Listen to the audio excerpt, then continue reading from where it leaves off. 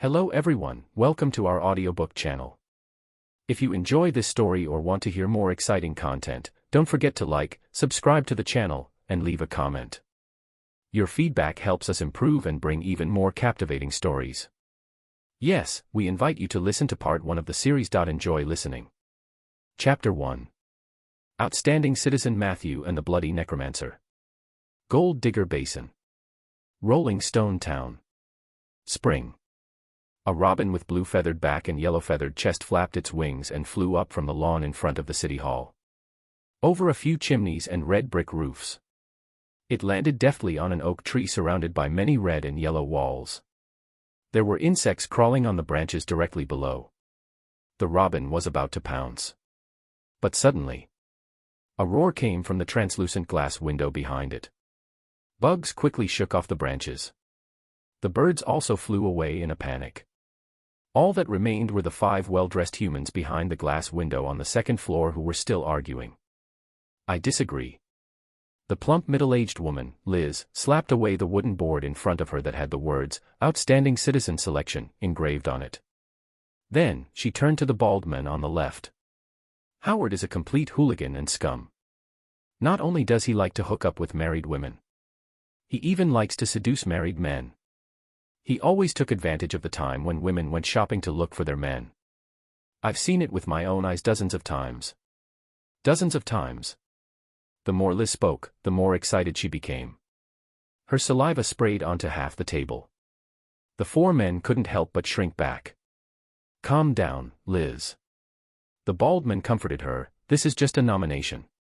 Liz's attitude was unusually firm. He can't even get nominated. Howard is terrible. As she spoke, her slender eyes looked around and suddenly seemed to have discovered something. Could it be that one of you has been hooked up with him? The 4 men trembled and denied in unison, no. The bald man tore the recommendation letter in his hand into pieces. The committee unanimously rejected Howard Rose's nomination. Anyone who had worked in City Hall for more than a week knew how scary Liz's mouth was. She was the walking gossip board. If one were unlucky enough to make it into her gossip knowledge, then the whole town would know about this rumor tomorrow morning. Everyone present was a respectable person. They could not afford to be slandered. Then, the last candidate to be nominated is Mr. Matthew from the Mage District. He had just lived in Rolling Stone Town for 2.5 years, and he met the criteria for an outstanding citizen. His day job was as a history teacher at Seaver Public School, and the students all liked him. He also had a part-time job at the Public Security Bureau, and Captain Blake had a high opinion of him.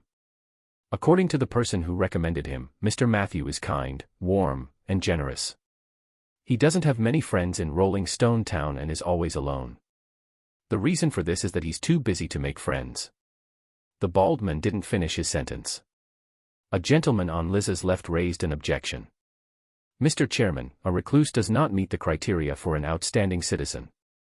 The bald man nodded slightly. Don't worry, Richard. According to the reference, Mr. Matthew had planted nearly 1,000 oak trees in Rolling Stone Town in 2.5 years, which had greatly greened the town's environment. The oak tree outside the window and the 3 trees in front of the city hall were all thanks to Mr. Matthew. In addition, Captain Blake of the Public Security Bureau had given a statement. The person of reference felt that Mr. Matthew had made an indelible contribution to the public security and environment of Rolling Stone Town and deserved to receive this year's Outstanding Citizen Award. Everyone listened. They couldn't help but glance outside the glass window. Was this tree planted 2 years ago? Why do I feel that it has always been there? Richard, who was dressed like a gentleman, muttered. It seems to be. I have an impression of it. Matthew was a tall, thin, handsome, and shy young man. Liz looked nostalgic. This is indeed an outstanding contribution. Another man reminded them, but the most important criteria for the selection is whether they can get along with other citizens. The bald man nodded. It's usually so, but the owner of this recommendation letter doesn't seem to write anonymous letters often. She accidentally added her own name at the end. Richard clapped his hands hard. The recommendation violated the rules. We will directly reject this. All right, Rolling Stone Town still didn't have any outstanding citizens who could be nominated this year, just like the past 3 years. The rest of the people either shrugged or spread their hands, tacitly agreeing to this outcome. But at this moment, the bald man said, it was signed by Sif Suki. Suki. It was the surname of the Lord of Rolling Stone Town. Sif Suki was the only daughter of the Lord of Rolling Stone Town. The room was silent for 2 to 3 seconds. Even the most picky Liz raised her hands. Let's skip the nomination round. I support Matthew to become an outstanding citizen. The others all agreed. However, before the bald man could finish his sentence, he slowly pulled out an old paper from the bottom of the pile of documents. There's one last question. This is the registration form that Matthew handed to the municipal government 2 years ago. It clearly states his origin and profession as an adventurer. I wonder if he wrote it wrong. According to my observations, what he had done in Rolling Stone Town over the years had nothing to do with his profession and even contradicted it. However, if what was registered on this piece of paper was true, I'm afraid he'll miss out on our generous reward for being an outstanding citizen. What profession? Isn't he just an ordinary mage? Everyone curiously went over to take a look. The first thing they saw was a sketch of a smiling face. Chapter 2.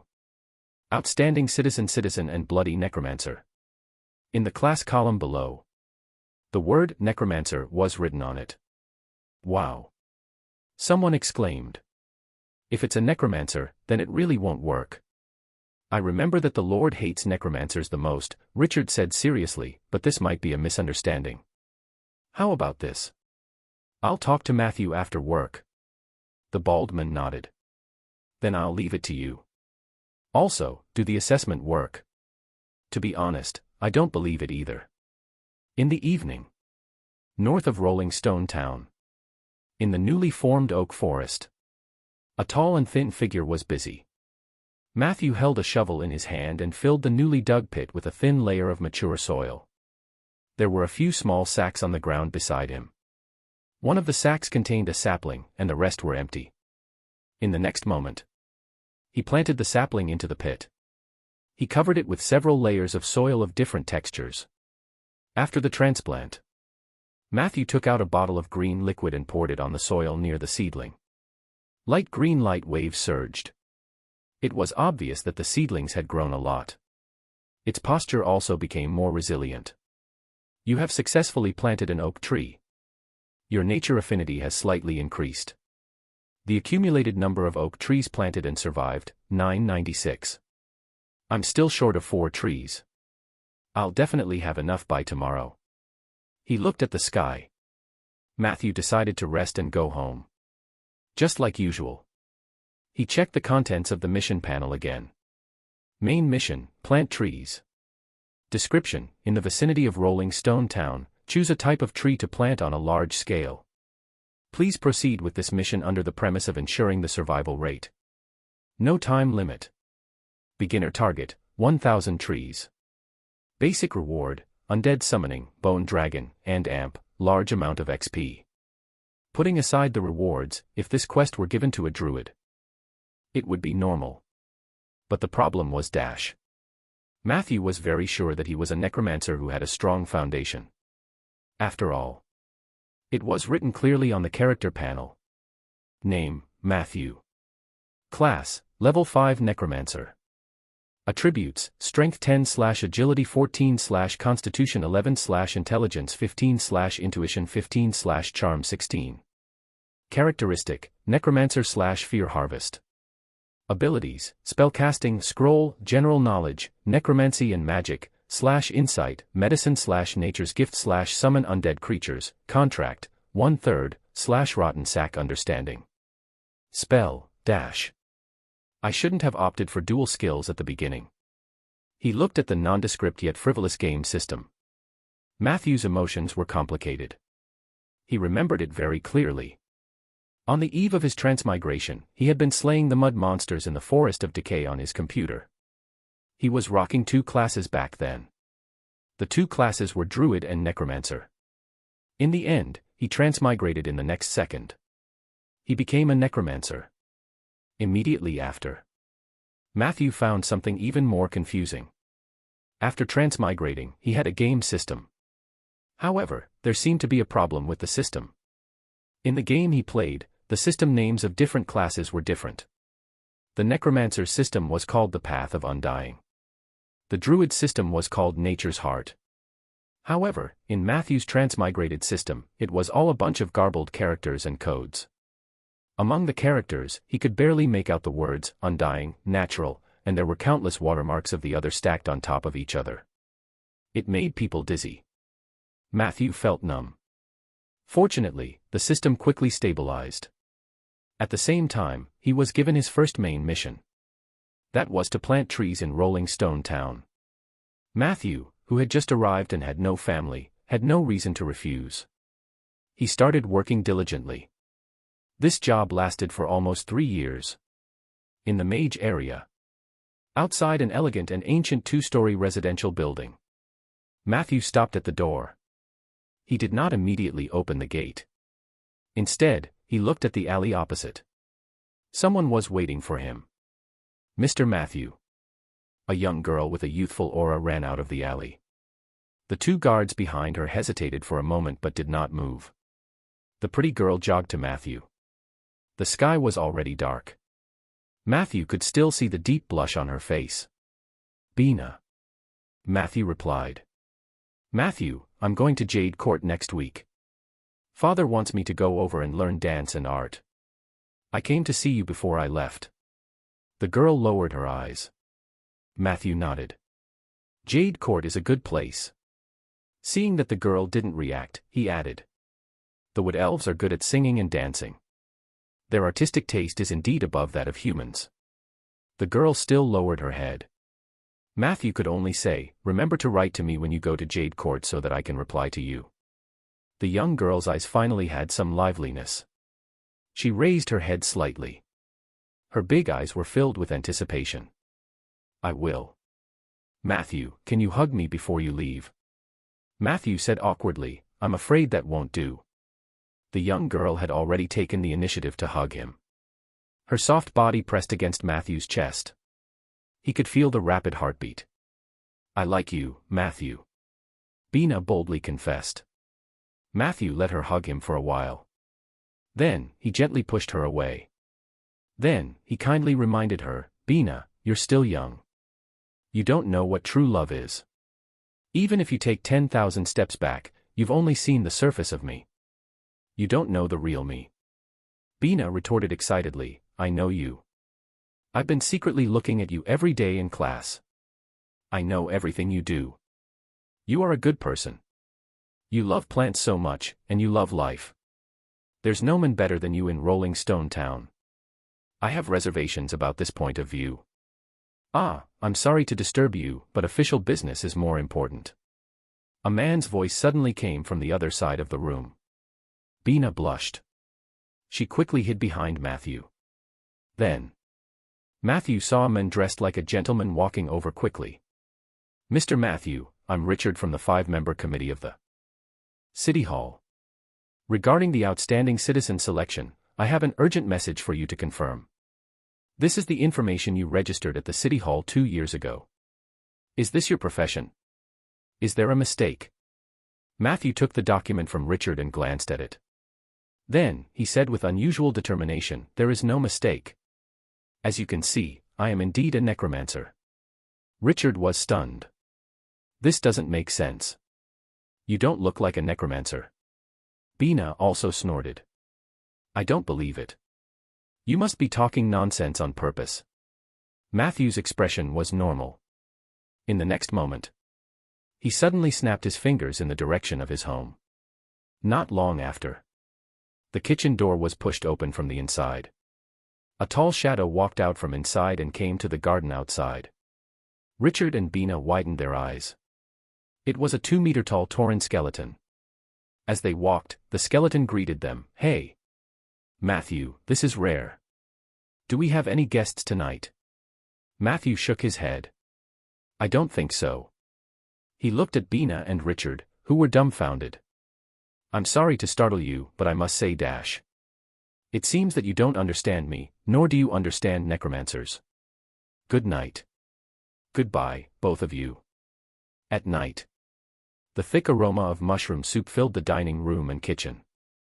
Matthew and the Tauren skeleton sat opposite each other and enjoyed their dinner. "What a pity, Matthew," Skeleton said regretfully, "you really shouldn't have let me show my face in public. This time, not only did you lose the selection of outstanding citizens, but you also might have lost the admiration of an innocent girl. No matter how you look at it, it's a loss." Matthew drank a mouthful of mushroom soup and looked satisfied.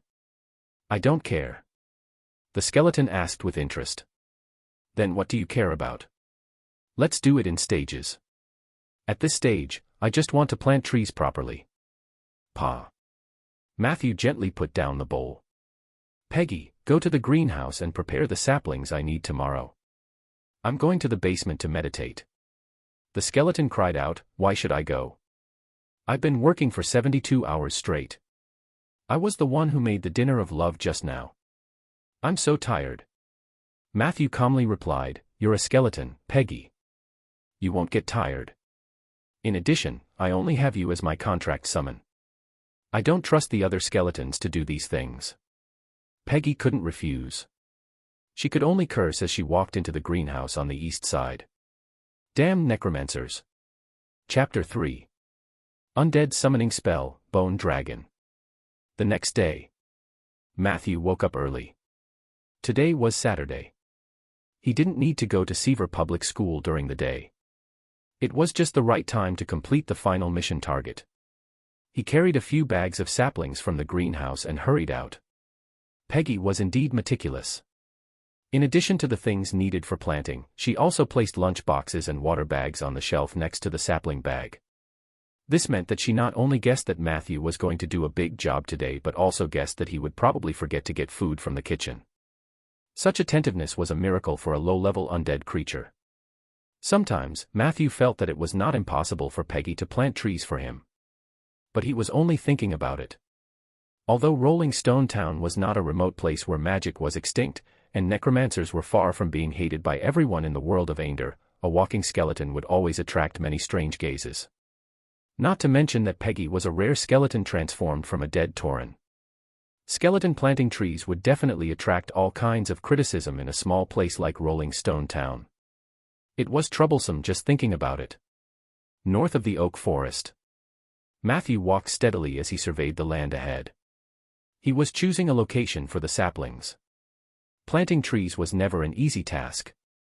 Seed selection, germination, foundation soil allocation, fixed planting in greenhouse, tree pit selection, transplantation and maintenance. This series of steps had been memorized by Matthew in the past 3 years. However, there were all kinds of problems that needed to be solved in practice. For example, right now, Matthew had already prepared the saplings and tools, but he was unable to start work because of the difficulty of selecting a site. Rolling Stone Town is really not a good place to plant trees. He looked at the billowing black smoke coming from the west. Matthew sighed. The Gold Digger Basin was famous for its various mines. The land here had been dug up several times by humans and kobolds, and most of the places were not suitable for plants to live. Man-made pollution was one thing. What was even more terrifying was the huge scar in the north. Matthew stood on top of a mound and looked north. "It's getting closer."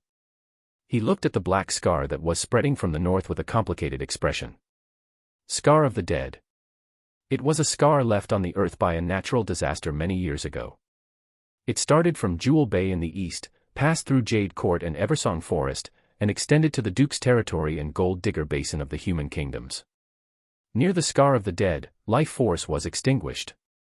Even undead creatures found it difficult to survive. It was the purest and most brutal power of extermination. Mortals couldn't fight it. There are many similarities between this world and the game world, but there are also many differences. There was no Scar of the Dead in the game world, and I have never heard of Rolling Stone Town and Jade Court. Could I be in the same game universe but not in the same plane? He retracted his gaze. Matthew walked down the hill. Behind him was the oak forest that was gradually taking shape. In front of him was a barren land, and behind the oak forest was Rolling Stone Town with red roofs and yellow bricks. The three regions were clearly separated. Sometimes, Matthew felt that the mission issued by the system might be related to the Scar of the Dead. Because the more he looked at the oak forest, the more it seemed like a shield in front of the scar of the dead. It was a pity. Just relying on an oak forest won't be enough to stop the scar of the dead from spreading. He thought casually. Matthew walked around the hill. He finally found a few suitable pits. Although this place was beyond his planned location, it was still a distance away from the scar of the dead. The oak saplings planted here might be able to survive. Limited by his physique and strength, Matthew could not be considered swift and decisive in his work, but he was more experienced. He maintained a certain rhythm and speed. Until the sun rises high in the sky. The saplings in the sacks had settled down at the foot of the hill. Matthew wiped his sweat, took out a bottle of green liquid from his pocket, and sprinkled it on the oak seedlings one by one. This was the green growth liquid that he had asked someone to buy from the druids of the Guardian Highland at a high price. It had the effect of accelerating and consolidating plants. If the plant were watered constantly, it would have 20 years of natural growth in a year. Unfortunately, this was the last bottle Matthew had. These 3 years. Matthew had invested almost all of his savings into the vigorous planting of trees. Now, it was finally time to reap the rewards. His hands trembled slightly. Puff. Drops of green liquid fell. The small sapling that had been wilting just a moment ago instantly flourished.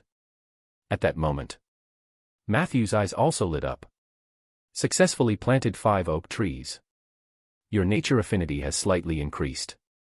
Accumulated number of oak trees planted and survived, 1001. You have completed the primary objective of the main mission, plant trees. You have received the reward, Undead Summoning, Bone Dragon, and Massive XP. You have leveled up to level 8. Unable to continue level up. Remaining XP has been accumulated, please upgrade as soon as possible. Your Undead Summoning spell has been leveled up to level 8, and a contract slot has been added. Your Intelligence +1. Your Perception +1. You have obtained a new ability, Instant Summoning. You have obtained a new ability, Fixed Drop. Your ability, Rotten Sack Understanding, has been upgraded to Rotten Sack Mastery. You can now learn higher-level spells. A dense stream of information flashed past Matthew's eyes. A huge sense of satisfaction surged into his heart. The increase in attributes and abilities did not exceed Matthew's expectations. However, in terms of experience, he still had some left after leveling up 3 times. This was much more than the amount of experience he gained from the necromancy meditation every day. However, what Matthew valued the most was still the Bone Dragon summon. Undead Summoning, Bone Dragon. You can summon a Bone Dragon to serve you at any time. Remark, this Bone Dragon is no higher than level 15. Contract status, contracted. It's actually in a contracted state. I even saved myself a contract slot. Matthew was very satisfied. Summoning was a necromancer's specialty, and it would increase with the level. Every 2 levels of profession's advancement would result in an additional contract slot. This was used to summon a specific creature. The necromancer needed less mana to summon the contracted subjects. The tacit understanding between the 2 sides was also higher. As time passed, some necromancers would even develop feelings for their contracted subjects. Kobold Mine. In a hidden underground cave, Matthew held the withered wood staff and tried to summon the Bone Dragon for the first time. An incantation sounded. With the support of the new ability, Instant Summoning, when the first syllable came out of Matthew's mouth, the dark cave flashed with a reverse hexagram array pointing to the negative energy plane. Grayish-white bone powder and dark green fire floated from the void like snowflakes. Matthew looked over. A giant skeleton beast that was mostly submerged in the darkness was lying there warily. A deep blue soul flame lit up inside the skull of the skeletal dragon. It stared coldly at Matthew. Matthew was a little nervous under its gaze. The air was constantly filled with the sound of the wind in the cave. The man and the dragon were in a stalemate. Matthew's muscles were abnormally tense. This was the first time he had faced a monster that was twice his level. The contract he had formed made him immune to the faint dragon's might. However, the immense pressure from its body and the fear brought by its terrifying image could not be ignored. It's no wonder that people are always prejudiced against necromancers. The subjects in the field of necromancy are scarier than the last. How many people can face this fear? Matthew adjusted his state of mind. He waved his withered wooden staff and ordered the skeletal dragon, "Bow your head." The skeletal dragon's movements were slow but firm. Its long neck slowly circled around the rocks and ceiling of the karst cave. Then, it landed steadily on the ground in front of Matthew. Its lower jaw was pressed against the ground. The blue soul fire was jumping. For some reason, Matthew actually felt a trace of nervousness from the spiritual fire of the behemoth in front of him. Matthew was amused. The skeletal dragon was nervous, but he wasn't. He mustered his courage and stepped on the skeletal dragon's head. The latter made a whimpering sound, appearing very docile. Matthew was relieved. He bent down and touched the bone dragon's bones. It was dry. It was also very rough. At a glance, it was obvious that it was not an expensive bone. "When we have money, we will definitely get you a new set of bones," Matthew couldn't help but say. The bone dragon let out a low groan. "The loyalty of Philolius, bone dragon, to you has increased to 85. Matthew was amused. So easily satisfied. Then I should make more promises. The skeletal dragon slowly raised its head. It lifted Matthew up. Matthew was able to look down at the cave from a higher angle. This place was originally a paradise for gold diggers. Later, when the mines were exhausted and idle, it was occupied by a kobold tribe. After the Suki family took over Rolling Stone Town, the local lord issued several orders to expel the kobolds. Under the hunting of the surrounding adventurers and mercenaries, the area gradually became silent and deserted. As far as Matthew knew, there were many similar karst caves in the Gold Digger Basin. These karst caves were complicated. Rumor had it that some of the karst caves were even connected to the vast underground world. That was also where the kobolds had truly retreated. Matthew rarely set foot in these areas. However, the size of the bone dragon was too big. Even the underground karst cave could not accommodate it. One could imagine how big a storm it would cause if it appeared on the surface. He was a low-key and pragmatic person. He had never intended to hide his identity as a necromancer. However, he did not want to cause trouble for no reason. "In the future, I'll just stay in the cave with Philolius." He thought about it. Matthew carefully examined the skeletal dragon's body. He also checked his stats. Name, Philolius. Race, bone dragon, LV 15. Attributes, strength 24/agility 10/constitution 17/intelligence 4/will 10/charm 14. Characteristics, blind, 60 feet, /immune to acid /immune to cold /sensory sensitivity /undead creature. Ability, flattery /first attack /undead dragon's might sweep tail. Flattery. Matthew realized it later. Was he trying to flatter me just now? It was as if it was to confirm Matthew's thoughts. The bone dragon's bubbling sounds came from beneath his feet again. Coupled with the emotions transmitted by the leaping soul fire, this was definitely flattery. The image of a strongman that Matthew had just built up because he thought the bone dragon was in awe of him instantly disappeared. He could not help but stomp his feet. "Your name is too difficult to pronounce. I'll call you Phile." Philolius was at a loss for a moment. Immediately after, its soul fire began to tremble violently. Waves of joy surged through the contract. "In appreciation of your name, the loyalty of Philolius, bone dragon, to you has increased to 90. Perhaps it was too happy. Phile's head shook too much. Matthew was almost thrown off by it. Fortunately, his perception and agility were both extraordinary.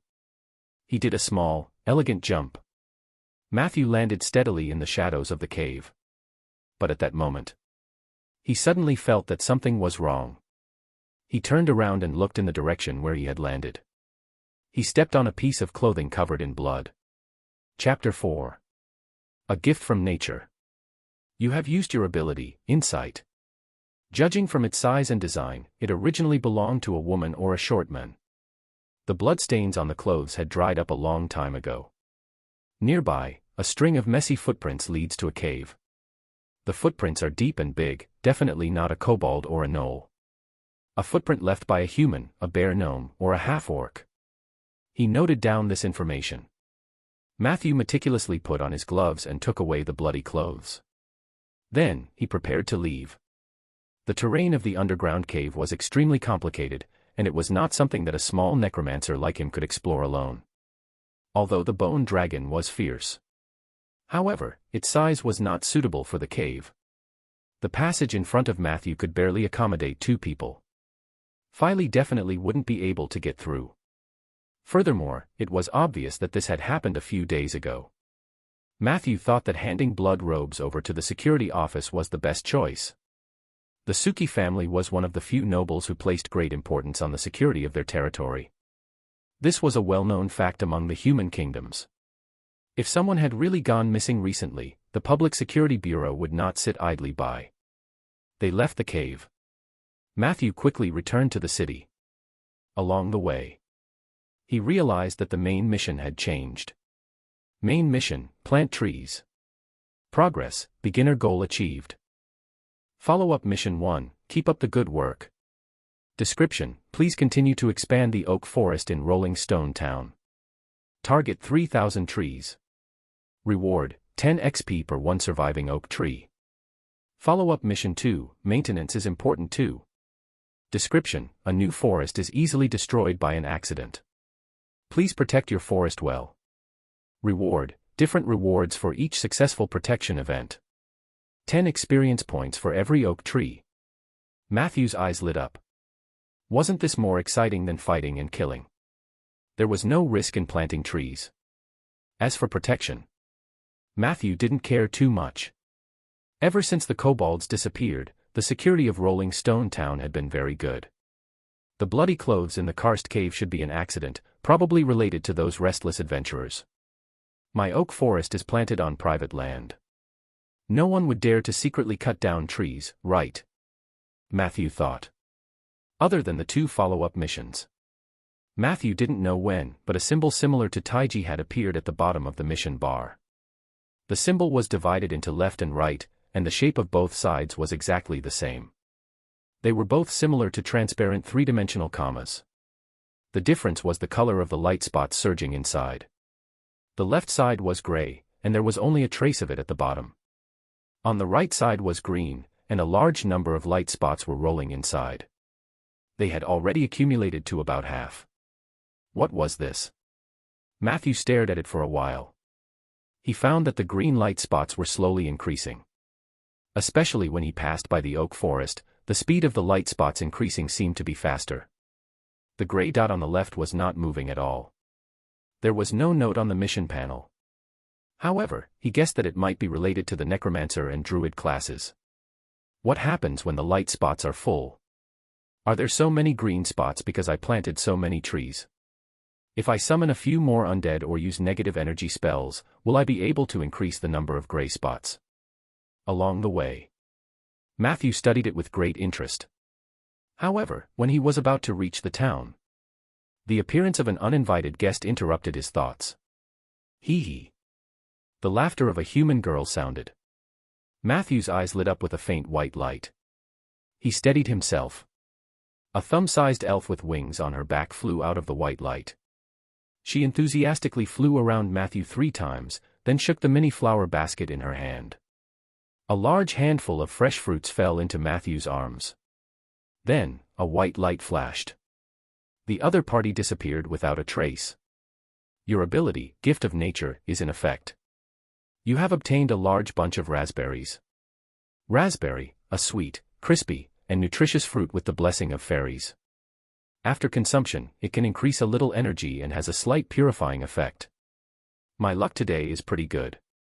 When he saw the object in his arms, Matthew's slightly nervous expression temporarily relaxed. That was an oak tree fairy. They were the companions of the oak forest. The fairies appeared when the oak forest reached 500 trees. In order to express their gratitude and love for Matthew, they would send things over every few days. Most of the fruits gifted by the oak fairies were of extraordinary quality, but the problem was that these little fairies were mischievous by nature, and pranks were almost engraved in their blood. The last time she sent something to Matthew, he was still in class. In the end, in front of more than 10 children, a naughty oak fairy threw him a few pieces of women's underwear. Matthew almost couldn't explain himself. He couldn't possibly tell his students that this was a gift from nature, right? Fortunately, most of the time, the fairies still abided by their duties. Matthew did not argue with them. Chewing on the sweet raspberries, he quickened his pace. At the intersection 2 blocks away from the security office, he bumped into an anxious Blake. It was a burly, bearded young man. "Matthew, I was just about to look for you." Blake was delighted to see Matthew. Matthew's heart skipped a beat. Did something happen? Blake nodded quickly. The farmers in the east found a merchant who was intercepted and killed on the road. His body has just been sent to the town. I need your help. Matthew said without hesitation, "Let's go." The two of them rushed in the direction of the security office. Blake was the garrison captain of the Public Security Bureau. He was also one of the few people in Rolling Stone Town who knew Matthew's profession. In order to save money for the planting business, Matthew not only applied for a job as a history teacher at Seaver Public School but also part-time as a corpse consultant at the Public Security Bureau. As everyone knew, the Call of the Dead was the most basic necromancy spell. It could capture the souls of the recently deceased for interrogation. With Matthew's support, the Security Bureau's case-solving rate skyrocketed. Time passed. The residents of the territory knew that Blake from the security office was a god when it came to solving cases, so they rarely caused trouble. It could be seen that Matthew had played a big role in the public security of Rolling Stone Town. A moment later, in the morgue of the Public Security Bureau, in front of Matthew stood a ghost with a reserved and blank expression. "Who killed you?" Blake asked skillfully. The ghost pondered. "It's a man with disheveled hair. He's very, very tall." Blake frowned. "Why did he want to kill you?" The ghost shook his head. "I don't know either. That day I came back from Gilead City to buy goods. Because I drank some wine, I went the wrong way. When I woke up, I was already near the ghost castle. I saw a group of people singing and dancing there. There were also many ghosts flying above their heads. It was a terrible scene, those ghosts." As he spoke, his entire body began to tremble. He could not even maintain his spirit body form. Matthew hurriedly interrupted and reminded, "Don't be afraid. You're also a ghost now." The ghost said woodenly, "Oh. Do you remember anything else? Is there any information that you can provide us?" Blake seized the opportunity to ask. The ghost shook his head. "I don't know either. That day, I came back from Gilead City with some goods. It was a terrible scene, those ghosts." Blake and Matthew looked at each other helplessly. Ghosts were like this. Most of them only had a small amount of memories from when they were alive, and most of them were memories with strong emotions. Other than these, no matter what question you asked him, he would only repeat some memory fragments. This was also the limitation of the Call of the Dead. Blake tried to ask another question. After confirming that there was no way to pry more useful information from the ghost's mouth, he sighed. He signaled Matthew to remove the spell with his eyes. Before Matthew could do anything, the ghost actually looked over. "Wait, am I really dead?" Blake said sympathetically, "I'm very sorry." The ghost sighed and said, "What a pity, after I die, my wife will definitely take the family property and take the child to find another merchant to marry. I'm afraid she won't carefully choose a suitable burial place for me." Blake did not know how to answer for a moment. "Can you bury my body in the oak forest north of town?" There was no need for a coffin. "You could just bury me. I quite like oak trees. The last time I passed by, I seemed to have heard little girls chattering and quarreling. According to my grandmother, I believes I bumped into a flower fairy. This is my only wish." As he spoke, his spirit body gradually faded away. Before Blake could speak, Matthew agreed. "Sure. Thank you." The ghost disappeared. Blake looked at Matthew hesitantly. Matthew spread his hands and thought, "Master Ronan won't mind." Blake touched his head. All right, do as you please. It's your forest anyway. However, this corpse will only be handed over to you tomorrow. There are still some necessary inspections and procedures tonight." Matthew nodded. He took the opportunity to tell Blake about his discovery in the underground cave. Blake's expression was abnormally serious after hearing this. I understand. I'll arrange for someone to ask around. You have to be careful too, Matthew. Don't wander outside the town alone in the future. I've been feeling a little uneasy recently.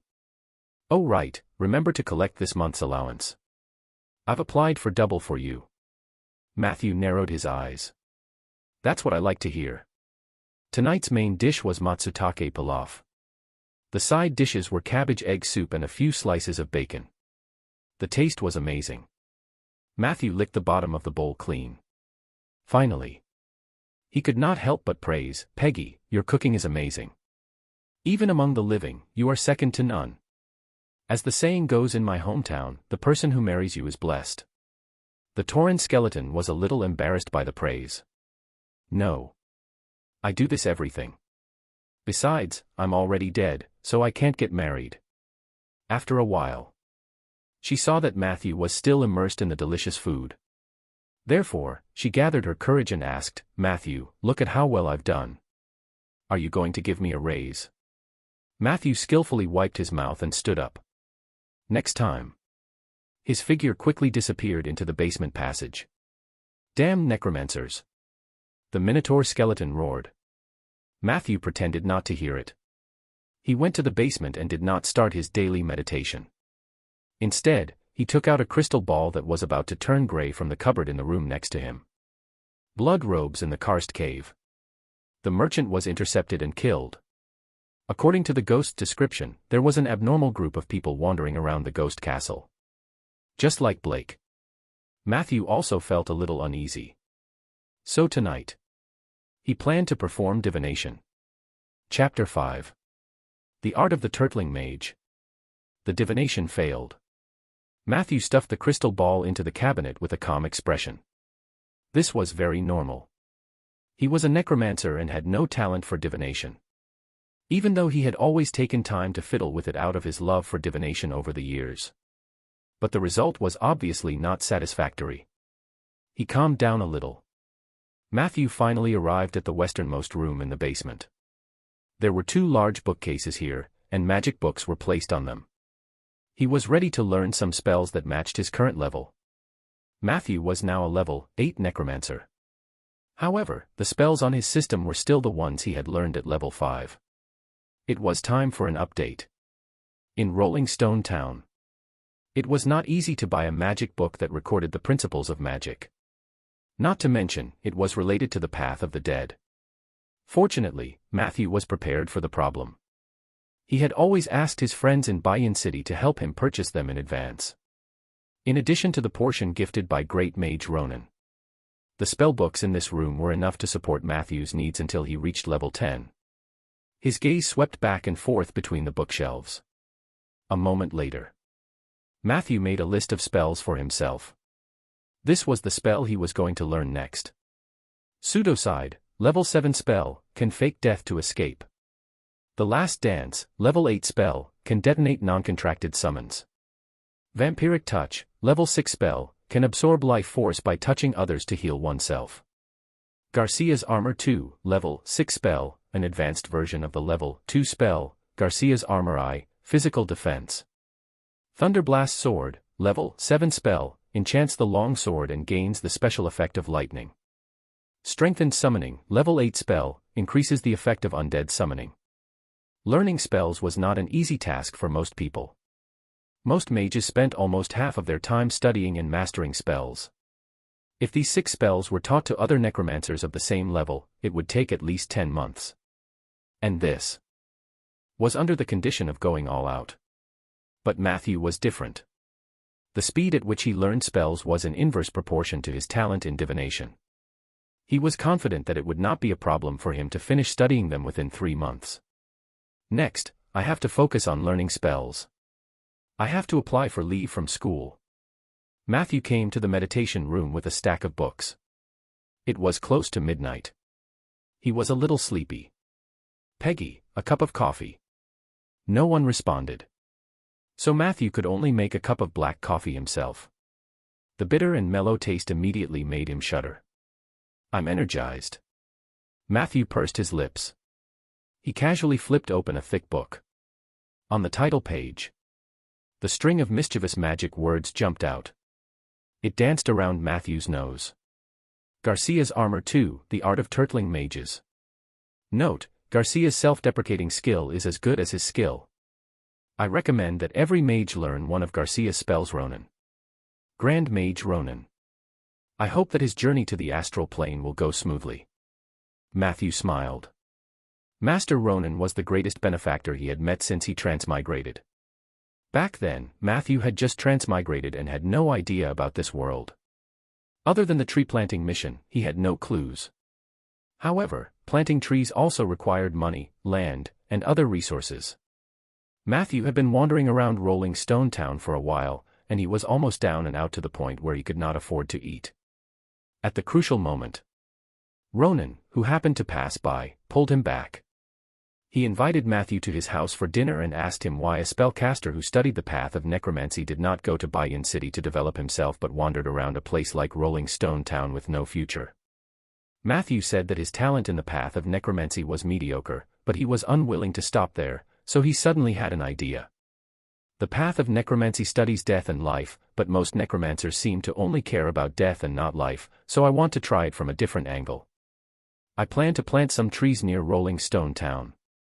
It would be best if I could plant a forest. I want to feel the power of life through this move.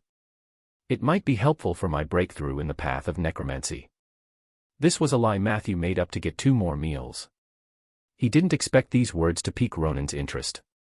At that time, he had expressed his admiration for Matthew's unconventional ideas. Ronan told Matthew he could plant trees on his land. Moreover, the cost of buying seeds and green liquid, Ronan planned to fund half of it. Matthew was flattered. But he still refused Ronan's kindness. He planned to rely on his own strength to buy the seeds. Ronan didn't mind. He wrote a letter of recommendation on the spot, allowing Matthew to go to the Seaver Public School to teach the children of the nobles in the town.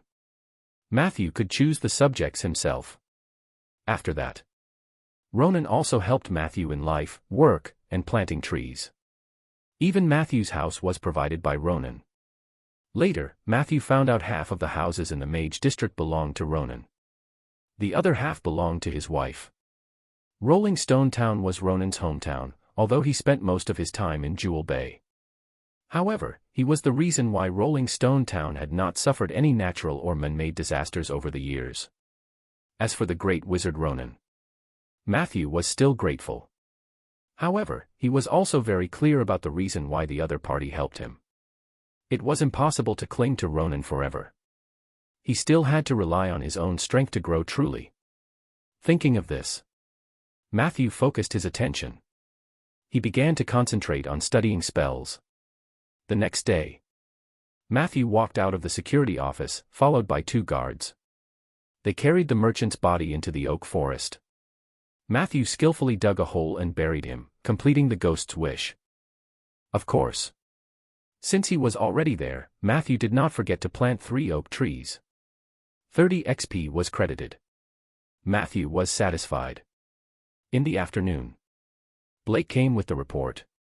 He told Matthew the underground cave had already been investigated. He did not find any other clues. The cave was connected to 7 or 8 deep tunnels, which could lead to almost any place in the Gold Digger Basin. Even the best tracking expert could only scratch his head in this situation. This was in line with Matthew's judgment. It also proved that he was right not to investigate recklessly. As for the surroundings of the ghost castle mentioned by the ghost, as that place had declined for many years and was far away in the mountains, it was highly dangerous. Therefore, Blake was still gathering manpower. He promised Matthew that he would inform him as soon as he found anything new.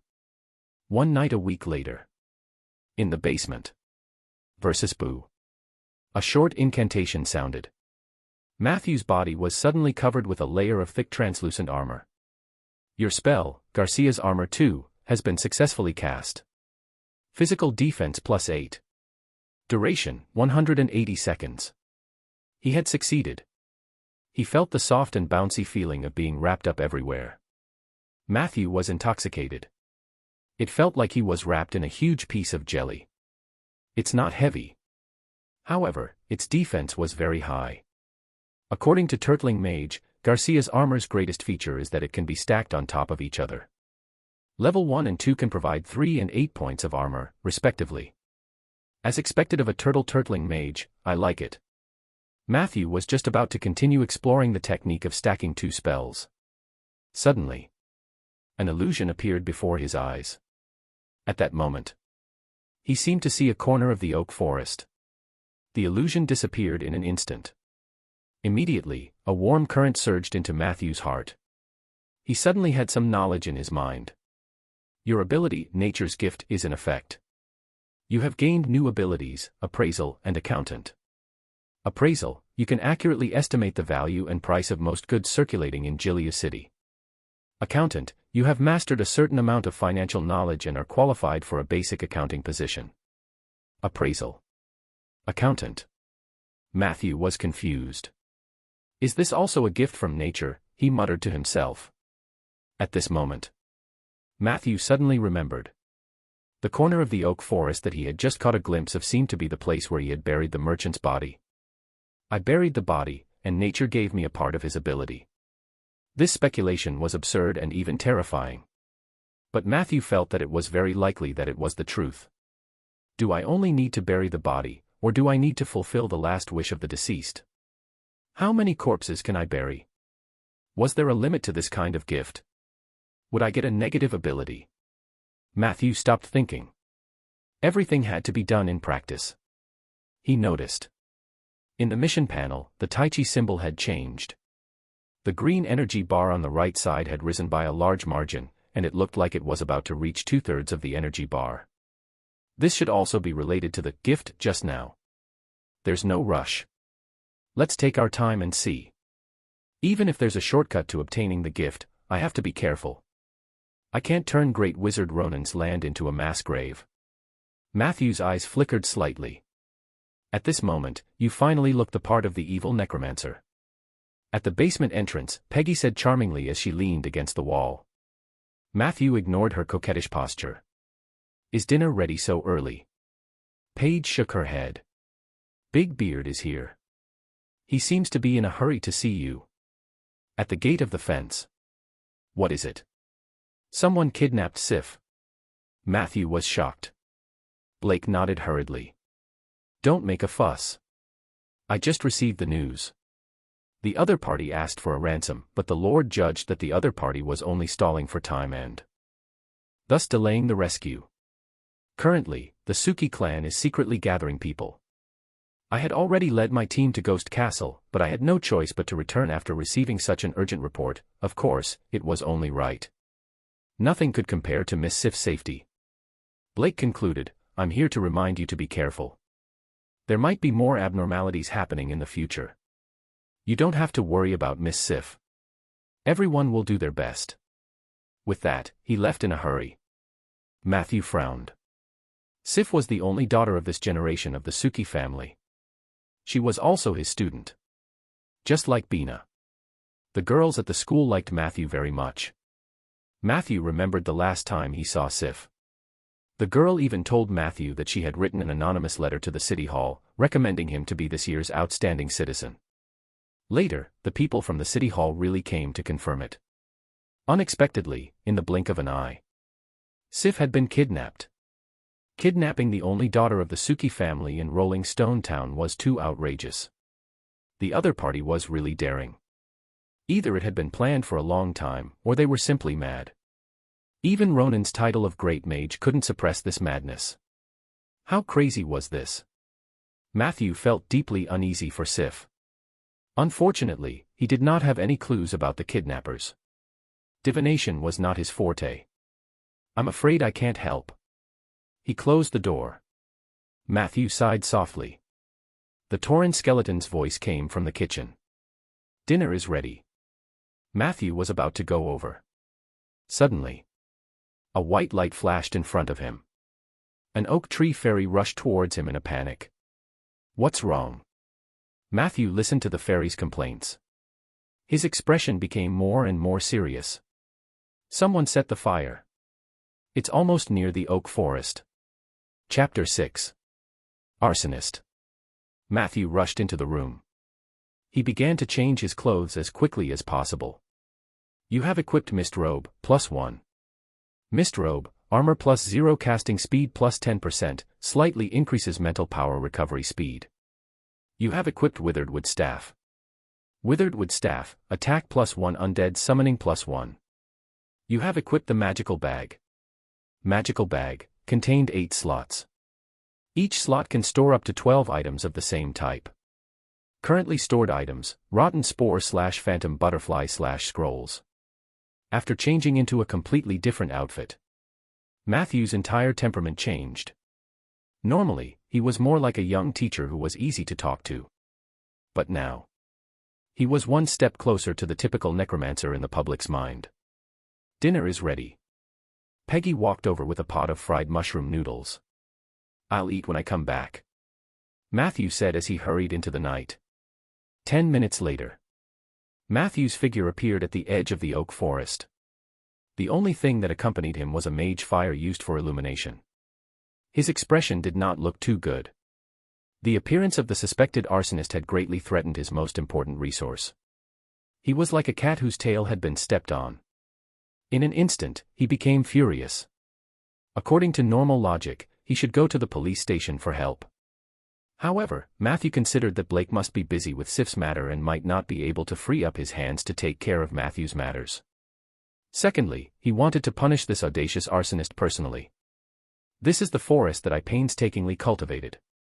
It's not like any Tom, Dick, or Harry can come and ruin it for me. At the edge of the oak forest, Matthew stood on his tiptoes and looked into the distance. From here, he could indeed see a large fire. The fire had not spread to the oak forest for the time being. Fortunately, there was no flammable fuel in this area. He calmed himself down and realized that the place where the fire was burning seemed to be a farm. There was only a hill between the oak forest and that place. Matthew had met the owner of the farm a few times, and his daughter was very cute. The fire on the farm was so fierce, but there was no shout nearby. It was not difficult to guess what happened to the farm owner's family. They are not ordinary bandits. Matthew calmed down. The oak fairy told him that there were many arsonists, and they exuded an evil and powerful aura. This meant that there was a high probability that it was done by adventurers. He could not act rashly when the enemy's combat strength was unknown. Thus, he observed for a while. Then, he quickly ran to the other end of the oak forest. Very quickly, Matthew arrived at the location in his memory. It was a huge haystack. Below the haystack, there was a place that looked like a cellar. The cellar was not very spacious. The layout was a little like Matthew's university dormitory in his previous life. Puff. Matthew opened the iron lid.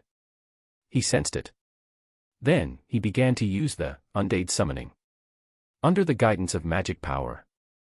Out of the blue, a ghastly white hand slammed onto the mud floor at the cellar's exit. Immediately after, one skeleton after another crawled out of the hole.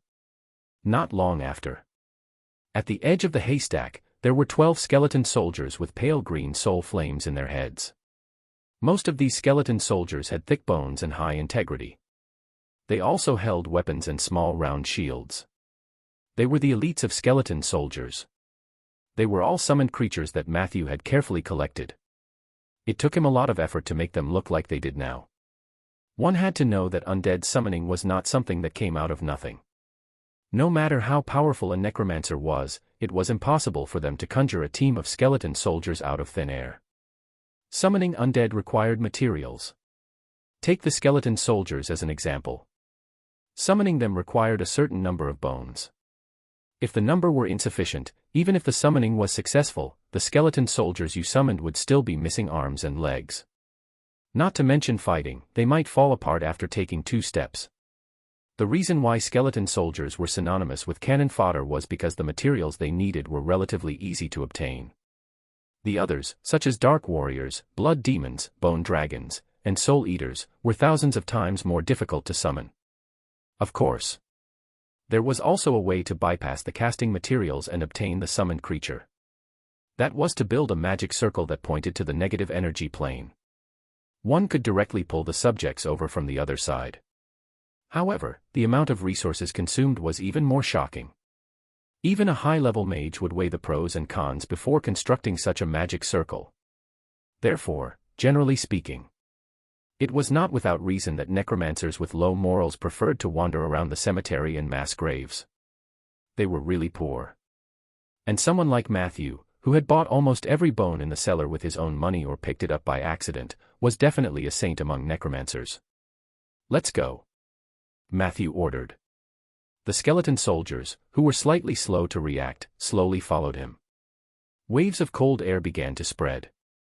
In the oak forest, even the noisy night wind became silent. It seemed that even they were afraid of the arrival of the undead. Boom! A violent flame exploded in the farmland. The strong wind blew, adding fuel to the fire.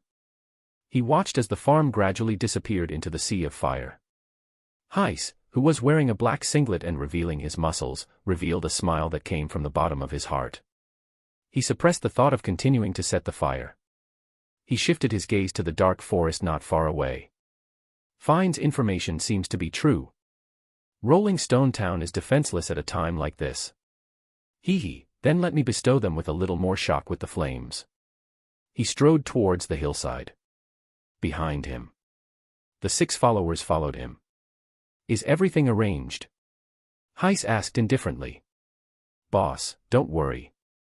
Not a single one survived. They were all burned alive." One of the scarred faces revealed a sinister smile. Heiss nodded in satisfaction. As a level 11 arsonist, he could feel that his strength had increased a little. Not much. But it was clearly visible. In fact, according to the original plan, he should have retreated after burning the farm, but the feeling of having his strength increased made him extremely intoxicated. Especially when he noticed the oak forest in front of him, he immediately changed his mind. He could feel the exuberant vitality contained in this forest. Burning this forest would bring him a great increase in strength. That was about 10 times the size of the farm. It was almost the same as burning down a street in a city. However, the risk was far lower than setting fire to the city. No arsonist could resist such a temptation. In particular, Heiss could clearly sense that as long as he burned this forest, the path of flame that was originally very vague for him would become clear. He could no longer hold back his crazy thoughts. Set fire. Set fire. He wanted to burn it.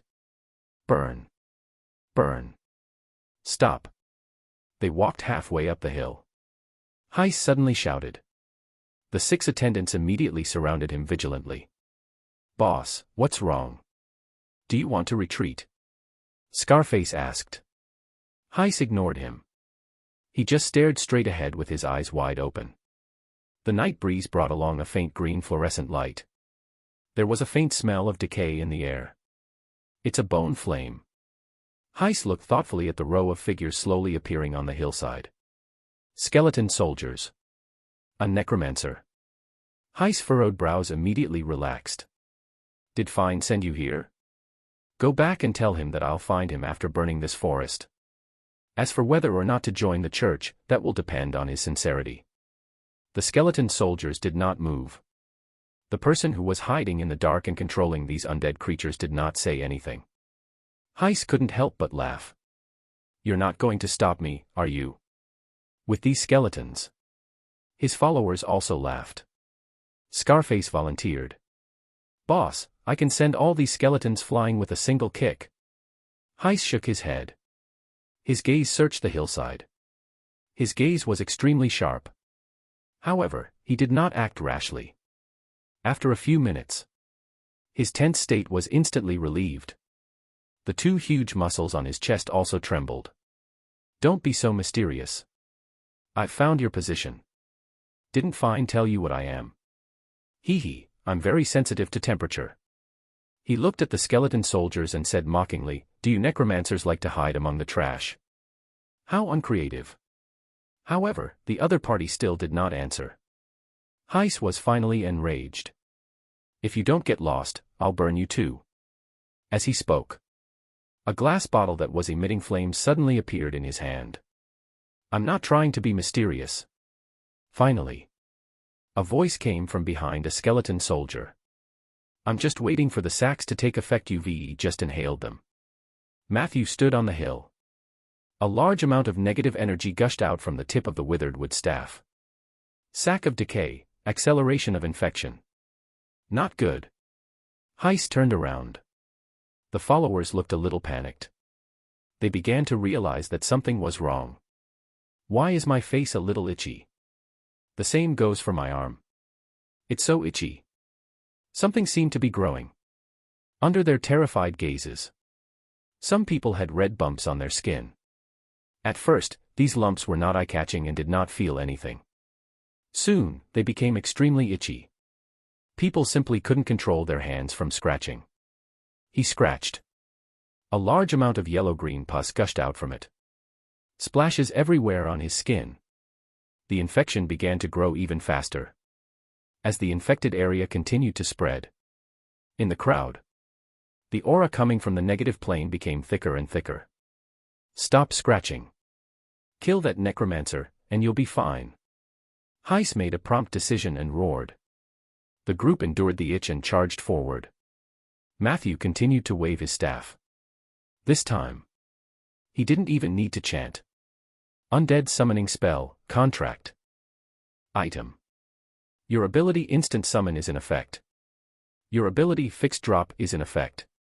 On the hill. A large green circle of light appeared in the area where the group was about to rush up. Quickly dodge. Before Heiss could finish, a tall figure descended from the sky. Bang. One of the followers couldn't dodge in time. He was smashed into meat paste. The people beside him were also affected by the shock wave and rolled down the hill. Heiss looked over furiously. The 2-meter-tall figure was looking around in a daze.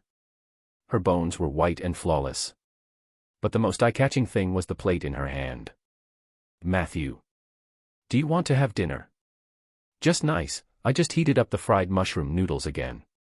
Peggy looked at Matthew happily. No, throw away the fried noodles, Peggy. I want you to fight for me. Matthew said. Peggy's mood suddenly became serious. She turned to face the arsonist. Then, she said to Matthew. In that case, please buff me. Chapter 7. Necromancer's Weakness. On the hillside, the 2-meter-tall Tauren skeleton stood proudly. Heiss stared at Peggy with a malicious expression. She was different from skeleton soldiers. Peggy's bones were much better in terms of color and texture. Especially the bones in her waist and legs.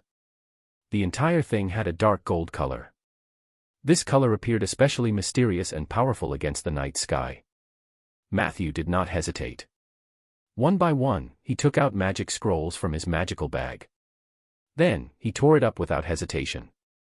In just a few seconds, one after another, strengthening spells were cast on the Tauren skeleton. Bear's tenacity. The strength of a wild bull. The elegance of a cat. The owl's wisdom. Sword and sword protection. Negative energy shield. Considering the enemy's occupation. Matthew had even spent a lot of money to give Peggy a valuable, heat-resistant ring. This would grant her immunity to fire for a short period of time. Arcane halos descended. These strengthening spells pushed Peggy's combat power, which was originally just a little over Tier 3, to the peak of Tier 3. She looked like she was not to be trifled with. However, she was still not satisfied. That's it. Where is buff of Eagle Prestige? Where is the buff of the Cunning Fox? Why didn't you go all out? Matthew waved his hand. I don't have enough mana. Of course, this was a lie. In his heart, he was actually thinking, why would a skeleton like you need extra charm and intelligence checks? Let's do it. Let's end this quickly. As they spoke, Matthew began to mobilize his mental power to command the skeletons to move forward. Peggy did not continue asking. Her right hand suddenly reached for her crotch. The sound of a crack. She pulled out her dark golden thigh bone.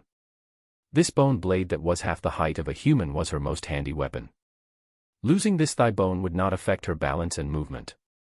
But with this bone blade, her ability to deal damage would increase by several times. Phew! The bone blade tore through the air.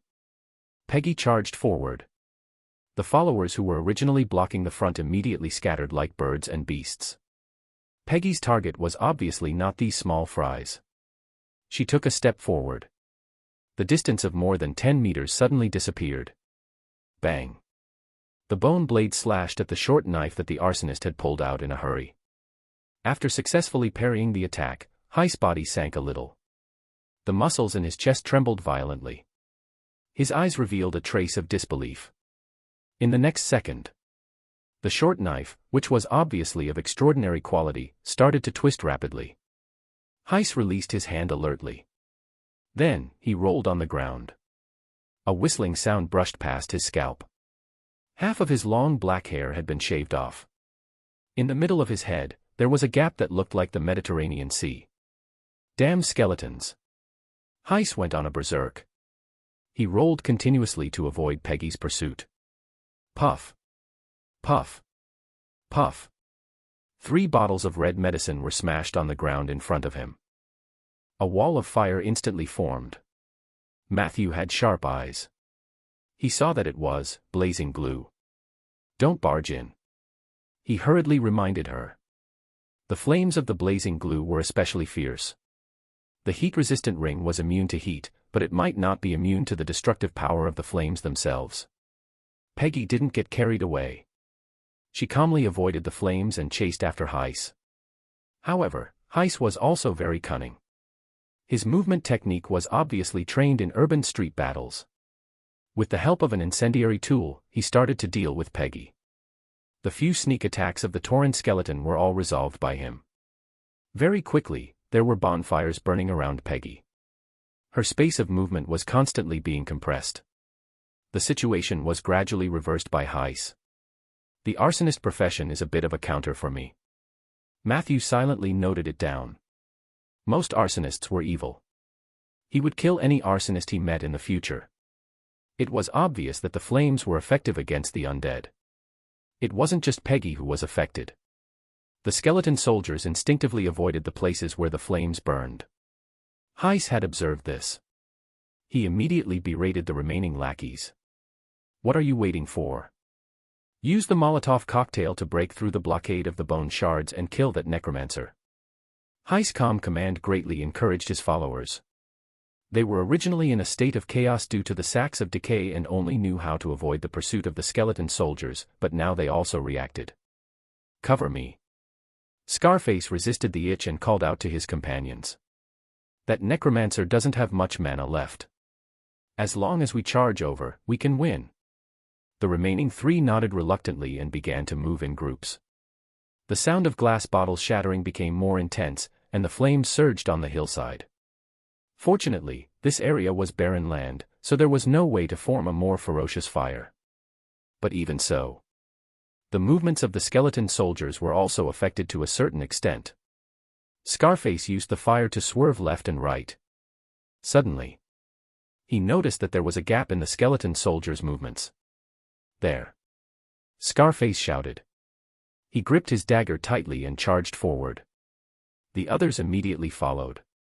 Whoosh! The night wind blew. The flame that moved sideways had helped him a lot. The gap between the skeleton soldiers became even bigger. Cover me. Scarface charged forward with all his might. The skeleton soldiers on both sides of the road came to defend. However, they were all blocked by Scarface's companion with a fearless attitude. Bang! One of the followers was hit by a skeleton soldier who walked over and hit him with a shield. His head was covered in blood. He staggered and fell.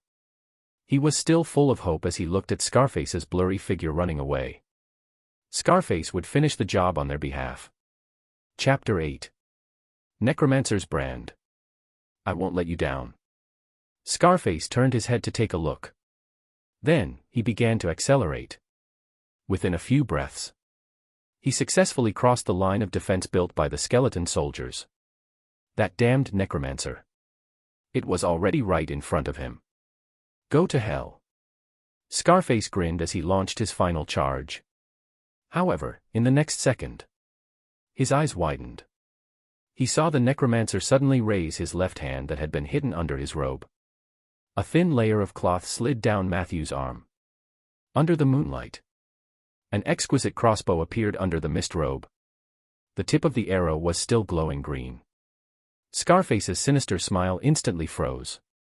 Whoosh! The arrow hit his chest. Scarface, who was sprinting, suddenly staggered.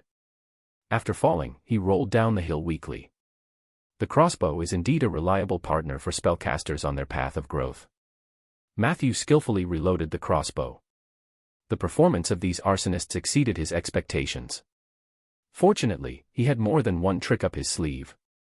After getting rid of Scarface, the threat of the small fries disappeared.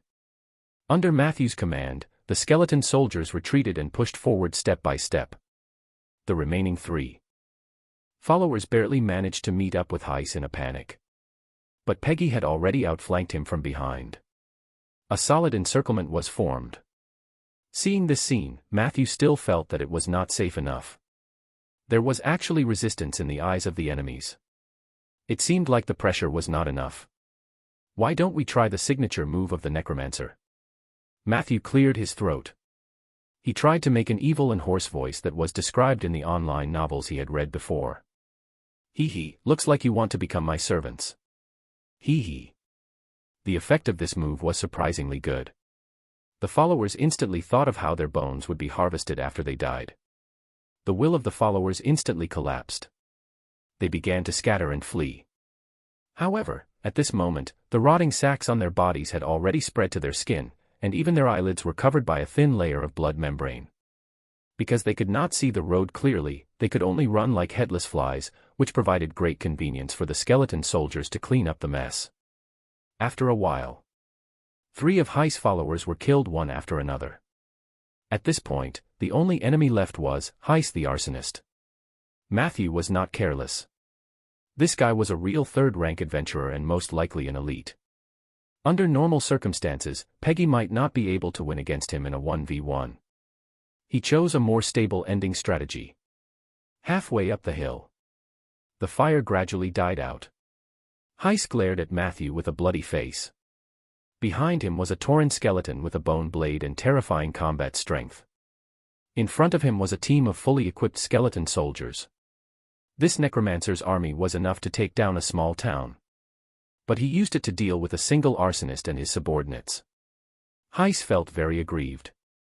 He really wanted to ask this Necromancer what was wrong with him. However, his rationality told him that this was meaningless. The individual quality of the skeleton soldiers is insufficient.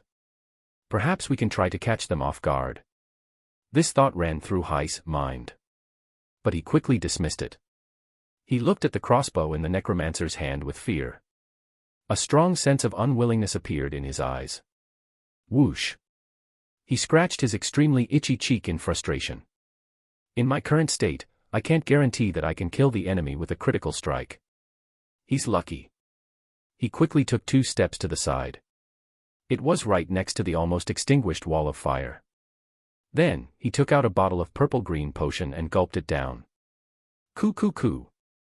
Heiss drank very quickly. When there was only half left, he stopped moving. The next time we meet, I will burn your bones and scatter your ashes. He threw out a vicious sentence. Heiss turned around and ran down the hill. At that moment, his speed was unbelievably fast. It actually left a long afterimage under the moonlight. Sprint potion. Peggy originally planned to interrupt the other party's action of taking the medicine. However, Heiss was unbelievably fast. He was gone before she could get close to him. At this time, the afterimage quickly swept past the Tauren skeleton. The soul fire in Peggy's head suddenly lit up. Whoosh! The bone blade moved forward. Thrust! The sound of weapons piercing flesh rang. The huge bone blade cut deeply into Heiss' shoulder blade. Good prediction. Matthew couldn't help but praise loudly. However, Heiss' tenacity was far higher than he had imagined. After taking this attack head-on, he only staggered a little. Then, he continued to run without saying a word. Hey, my leg. Peggy's hand slipped, and she failed to retract her bone. Heiss carried it and ran away. Arsonist had an extremely strong ability to escape. Coupled with the help of the advanced sprint potion, it would be very difficult to catch him unless an inescapable net was set up in advance. Heiss was very skilled in escaping. Relying on this combination, he had already saved himself several times. He believed that this time would not be an exception. Matthew. Peggy was anxious. You chase after him first, Matthew said calmly. His gaze was locked in the direction where Heiss' afterimage had gone. I will not let him escape. Matthew was ready to use his ultimate move. However, at this moment, his body suddenly trembled slightly. Immediately after, a strong desire and hatred surged into his mind. He pondered for 2 seconds. Matthew decisively chanted another spell. Near the farm, Heiss slowed down. He was in a terrible state. Peggy's bone blade had almost cut him in half from the back. If it weren't for his high tenacity, he would have been a dead man. But even so, he urgently needed a place to recuperate. There's a fire here, so it's not convenient for the enemy to get close. He thought about it. Heiss decisively barged into the farm. The surroundings were all burning with flames, but to him, it was like returning to his home. Arsonists had extremely high fire resistance. If he were a little careful, an ordinary fire would not pose any threat to him. We're safe for now. He was leaning against a stone house that had been burned beyond recognition. Heiss rested for a while. He looked at the bone blade on his back and frowned. Just as he was thinking about how to deal with his injuries and the pursuers, a mournful roar suddenly pierced his eardrums. Heiss quivered. A sharp pain came from his chest. He turned around in shock. He saw a ghost with a blurry face sticking close to him. In the next second, the specter's claws suddenly pulled out from Heiss' chest. Bang. Bang. The heart that was exposed to the air was still beating vigorously. No. Heiss' desperate cry was stuck in his throat. Because in an instant, his vocal cords were torn to shreds by spectral soul. You sensed a powerful resentment. Channeling the resentment, you used undead summoning. You have obtained an extremely resentful ghost, LV8. You killed the arsonist Heiss and his subordinates, preventing the fire from spreading to the forest. You have received the reward, Wilderness Transformation. Chapter 9. The Eye of the Jungle and the Wind of the Oak Tree. Wilderness Transformation, you have mastered the basic skills of shapeshifters. You can transform into an animal blessed by the wilderness without casting a spell or chanting. You can choose one of the following animals as your wilderness form: skunk, raven, duglon. Wasn't shapeshifting the unique skill of druids? Matthew was pleasantly surprised. This was most likely caused by the two gaming systems that were fighting against each other. In the end, Matthew chose the raven as his wilderness form. This was to make up for his shortcomings. All three animals were small beasts and did not occupy a high ecological position in the food chain, so their combat ability was very average. Skunks were more agile. In some more complicated mountains or forests, skunk transformation might help escape, but other than that, it had no other advantages. Matthew wouldn't go so far as to turn into a skunk and squeeze some musk for himself to sell. The duglon was a small dragon that looked like a hound. However, the dragon bloodline in these small animals was even thinner than that of the kobolds. Dragon's might and spells were naturally out of the question. Duglon had a certain storage ability, and there was a natural dimensional space in its abdomen. The size of the space was linked to Duglon's level. Newborn Duglon dragon cubs had one-dimensional space, and each subsequent level would add one more dimensional space. Each dimensional space was about the size of a medium-sized pumpkin and could store many things. If he had to choose an animal companion, Matthew would choose the duglon without hesitation. But this was his own transformation. Turning himself into a mobile storage space would instead make Matthew lose his sense of security. Compared to the two animals, Raven's advantages were self-evident. It could fly. And it was very fast. It was worth it just to travel or escape, not to mention that the Raven also had excellent reconnaissance abilities. The only weakness of this animal was its low HP. Raven only had 1 HP. If you were discovered by an enemy who had the ability to deal with the air, you would easily be knocked out. How can this be so perfect? Matthew was quite satisfied with his new ability. In his impression, many powerful mages would turn into ravens. This was a good sign. He looked at the mission pane.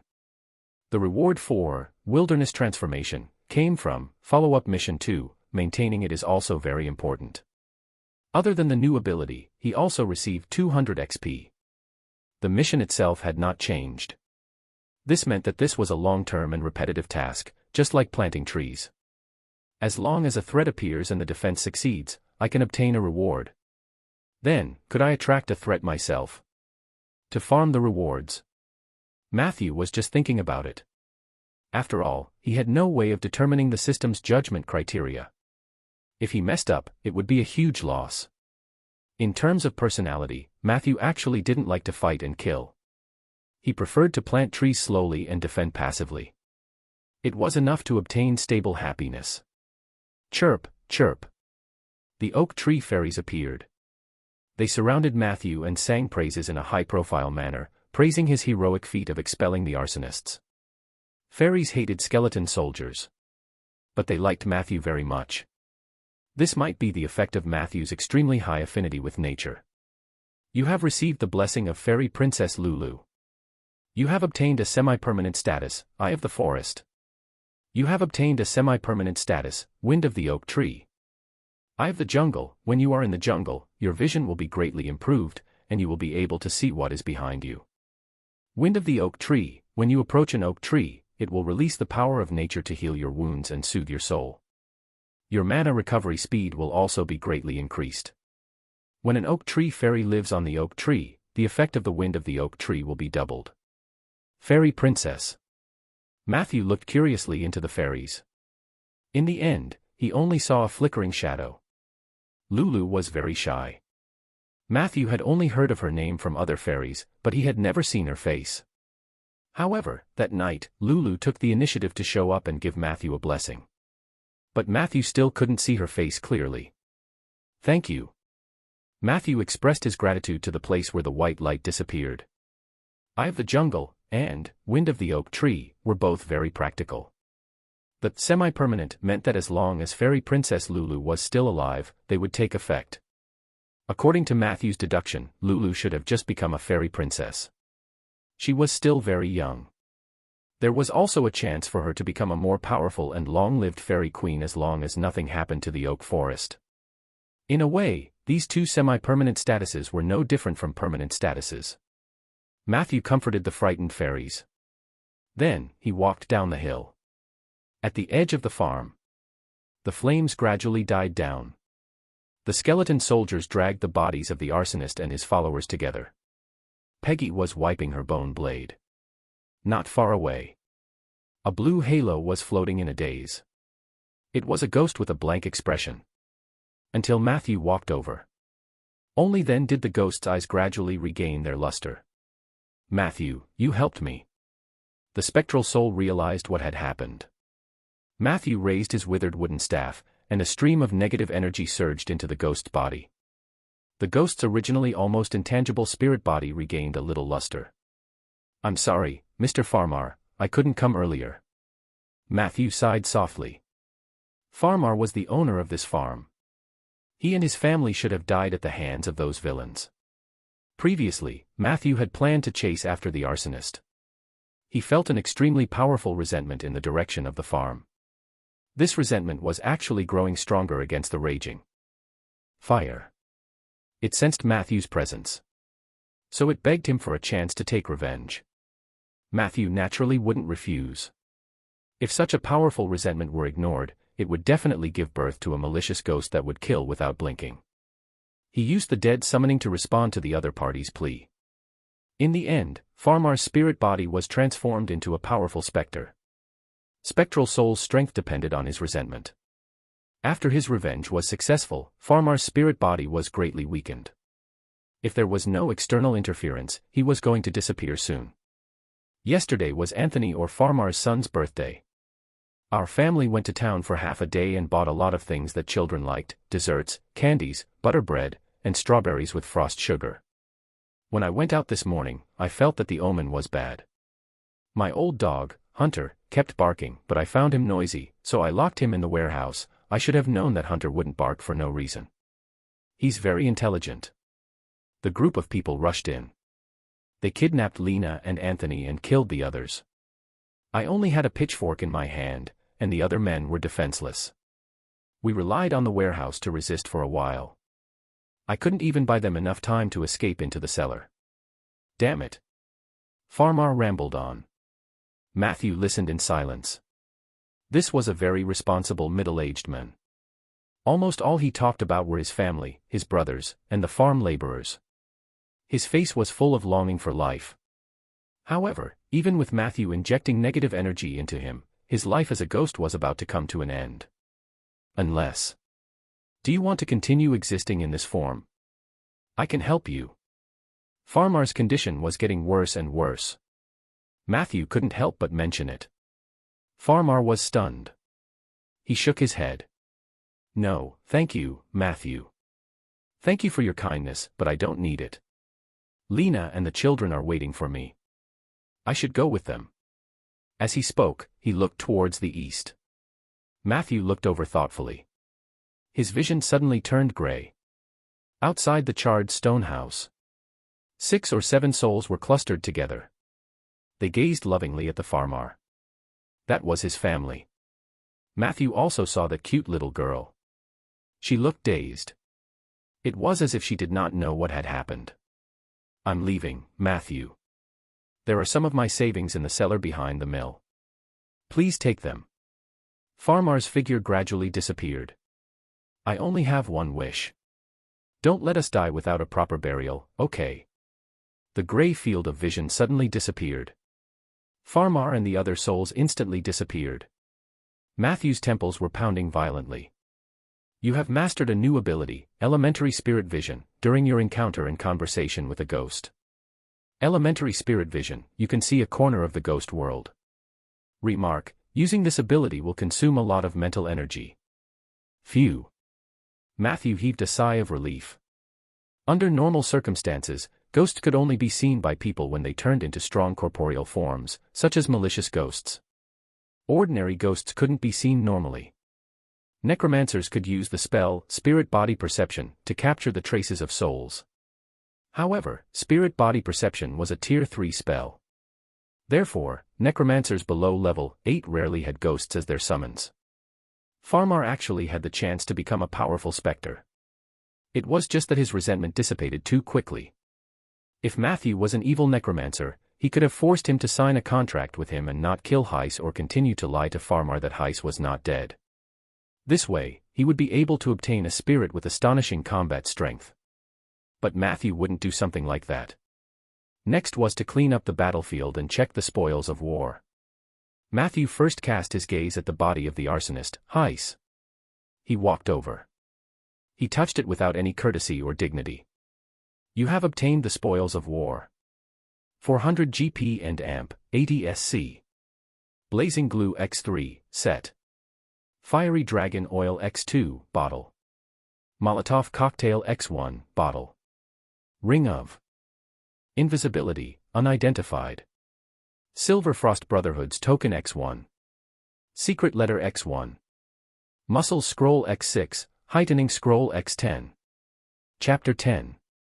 The Dark Knight and the Order of Calamity. Cleaning up the battlefield was hard work. However, if there were rich spoils of war to take, the situation was different. Matthew grabbed a handful of gold coins and threw them into a small mud jar, then placed them into the dimensional space of the magical bag. The pleasant sound of metal rolling could be heard throughout the entire process. There is no sound more pleasant than this. The arsonist was extremely wealthy. In addition to the one he took from the cellar, Matthew had earned more than 500 gold coins overnight. In the past 3 years. Even when his financial situation was at its best, it was less than 1/10 of what it was now. This money can be used to buy a lot of green liquid. Perhaps I can consider buying a higher-level catalyst tool. This meant that many more trees could be planted this spring. Other than gold coins, the wealth of items on Heiss blinded Matthew, a poor villager. Blazing glue, Molotov cocktail, fiery dragon oil, these were all good materials for arson. In a low-level encounter, These items could unleash unimaginable power. Without these items, Matthew would have flattened them long ago. Now, the remaining items were in Matthew's hands. Of course, he wouldn't use them recklessly because the undead were naturally afraid of fire. It was just that he had to be more careful when using it. It wouldn't be good if he hurt his underlings. You have used identification on the ring of invisibility, unidentified. The appraisal was successful, and your identification skill proficiency +10. Ring of Invisibility, level 1 rare item. Wear this on your index or middle finger, and you can enter an invisible state at any time. Can be used 9 times per day. Attribute, Perception +1. Remark 1:1, when in stealth mode, you cannot move, attack, or cast spells. Otherwise, the invisibility effect will disappear.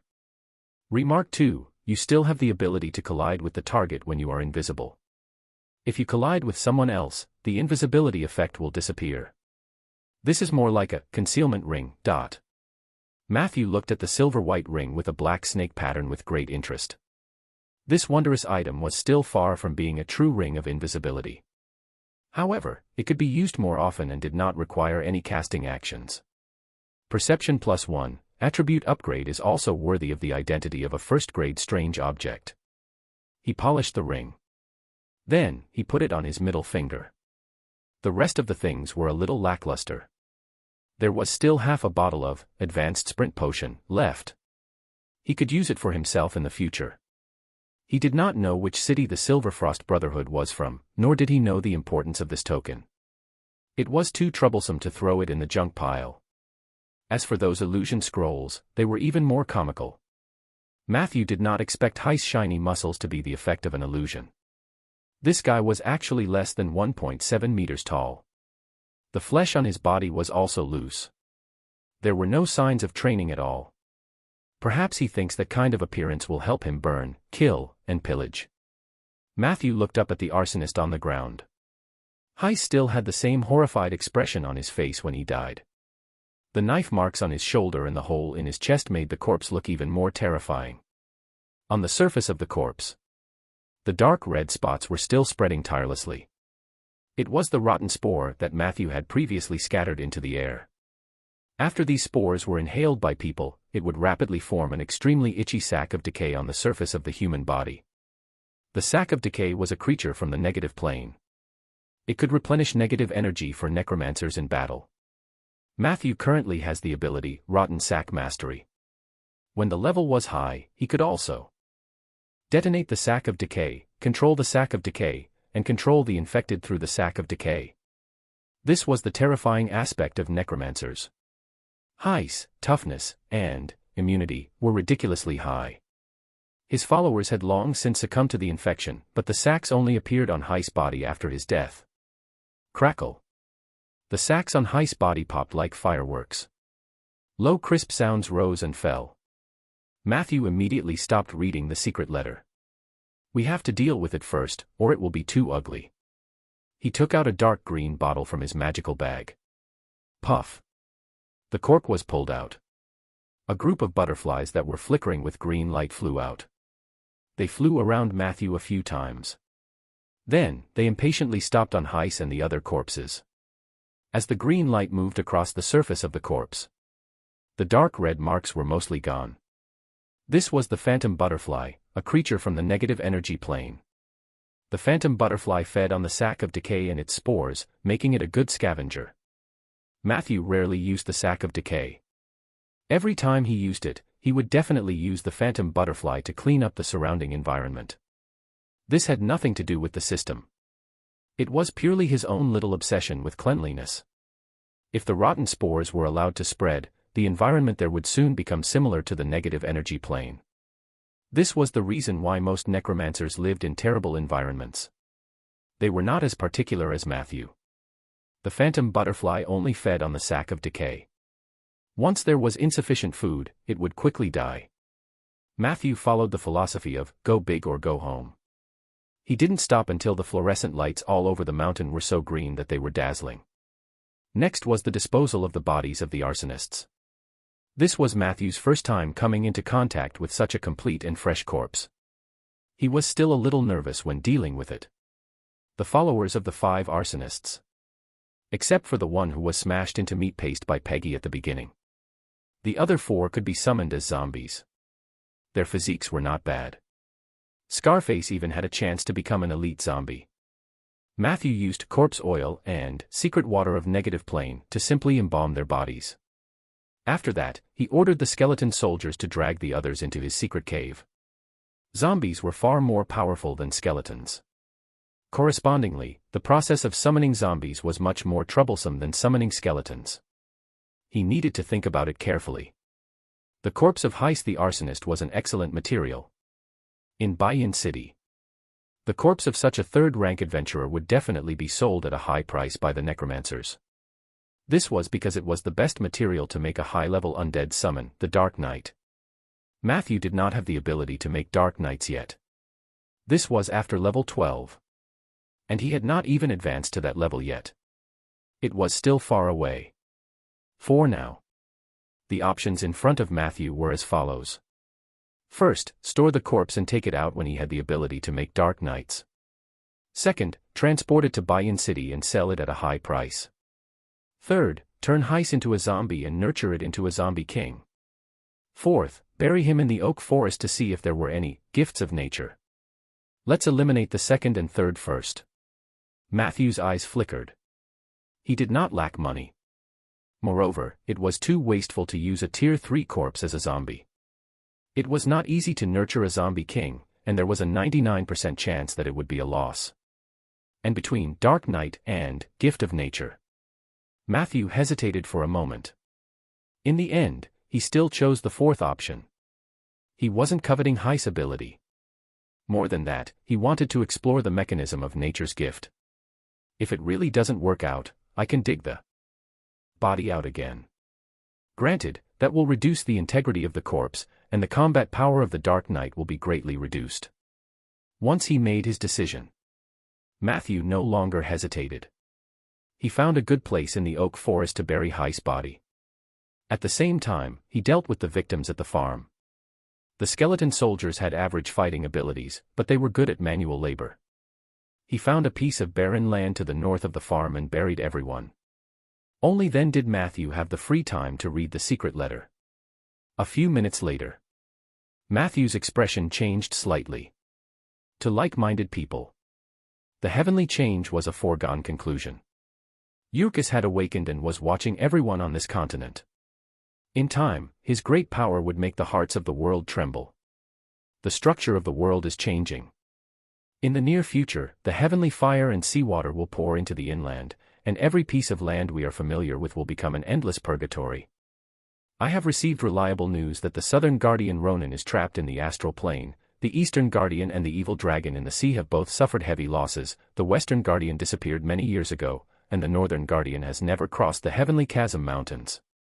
Witherer, evil art master, inheritor of the path of the undead, avenger, red letter hunter, voodoo descendant, arsonist, conspirer. Don't be afraid anymore. This is the time for us to rise up and walk the dark path. We have established a stronghold in the secret area northeast of Rolling Stone Town, and we welcome every brother and sister who has been summoned to come and join us in this great event. Written by Fine, Southern Shepherd of the Order of Calamity. The above was the content of the secret letter. There were also many provocative words in the letter. The general idea was to encourage all kinds of evil adventurers to come out and cause trouble. It was as if there would be no chance if they did not cause trouble then. Matthew was not interested in these things. What he cared about was the person in the letter claimed to have established a stronghold north of Rolling Stone Town. He was going to hold a blood sacrifice to please the Void ruler, Urkus. And after this blood sacrifice, he would obtain supreme power and could easily flatten Rolling Stone Town. He would also attract the heavenly fire and burn everything. Burn everything. Matthew frowned deeply. This heretic cult believer called Fine was more or less reckless. The truth was clear. Bloody robes in the karst cave. Sif. Suki's kidnapping. The arrival of the arsonist. The intercepted merchant. All of this pointed to Fine and the Order of Calamity. Matthew looked at the mission panel. As expected. After he finished reading the secret letter, The mission changed. Follow-up mission 2, maintaining is also important. Description: a new forest is easily destroyed by an accident. Please protect your forest well. Progress update 1, you have killed the arsonist Heiss and his subordinates, preventing the fire from spreading to the forest in time. You have received the reward, Wilderness Transformation. Progress update 2, you realize that the arrival of Fine and the Church of Calamity will not only pose a great threat to the security of Rolling Stone Town but will also endanger the forest that you have painstakingly planted. You can't stand the threat that's so close to you. Please destroy them as soon as possible. Quest target: Fine, level 12 Warlock, and his companions. Mission reward: Spell Rapid Growth, and the entrance ticket to the Moonlight Society. Chapter 11. Evil Priest Camp. Rapid Growth. Matthew was delighted. This was also the Druid's signature spell. The green growth liquid he used to plant trees was the potion version of this spell. Its effect was lowered since the spell had been modified into a potion form. If he could master this spell, his ability to plant trees would be comparable to a real druid.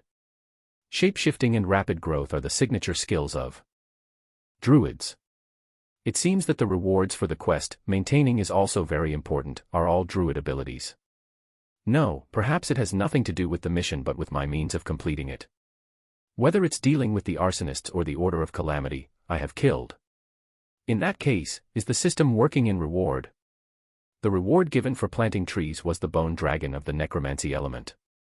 But the reward for killing and fighting was related to druidism. Matthew pondered with interest. There were not many samples at the moment, so it was not enough to make a conclusion. But this did not stop him from making a bold assumption. He glanced at the bottom of the mission panel. The Tai Chi symbol had a new change. The green dots on the left had already exceeded 2/3. It was not far from being fully charged. He just didn't know what would happen if it was full. On the other side, the gray light spots were still very faint. However, it was much better than before. Matthew had sharp eyes. He could see that the gray speck of light at the bottom was trying its best to surge upward. Whoosh! The dot of light rushed to the 1/3 position. The heart of nature and the path of the undead. Matthew guessed.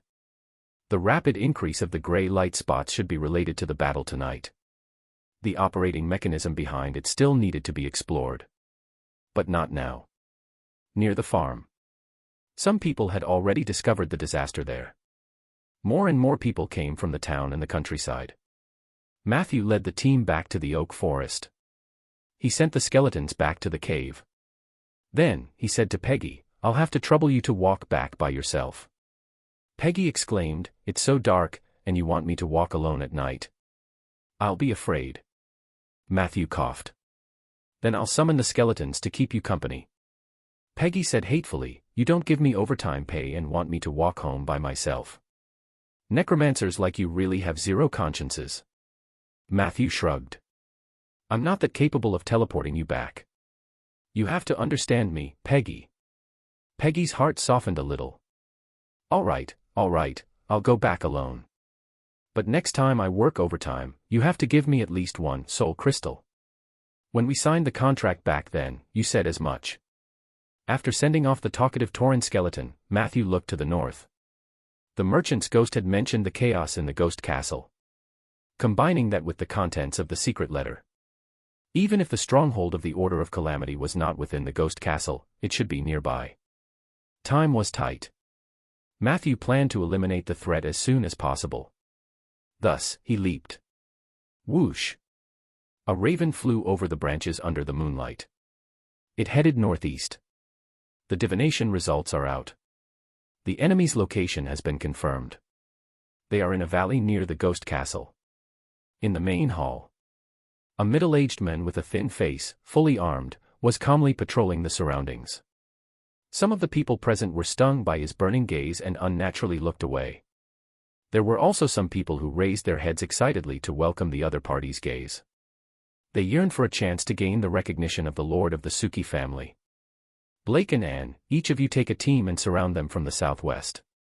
You have to be fast and be careful of ambushes. Mr. Zeller, please continue to contact the advanced wizards of Bayan City or Stormflow City. If there is anyone who is willing to help, agree to any conditions. Just as I expected, our enemies are not bandits who are blinded by money.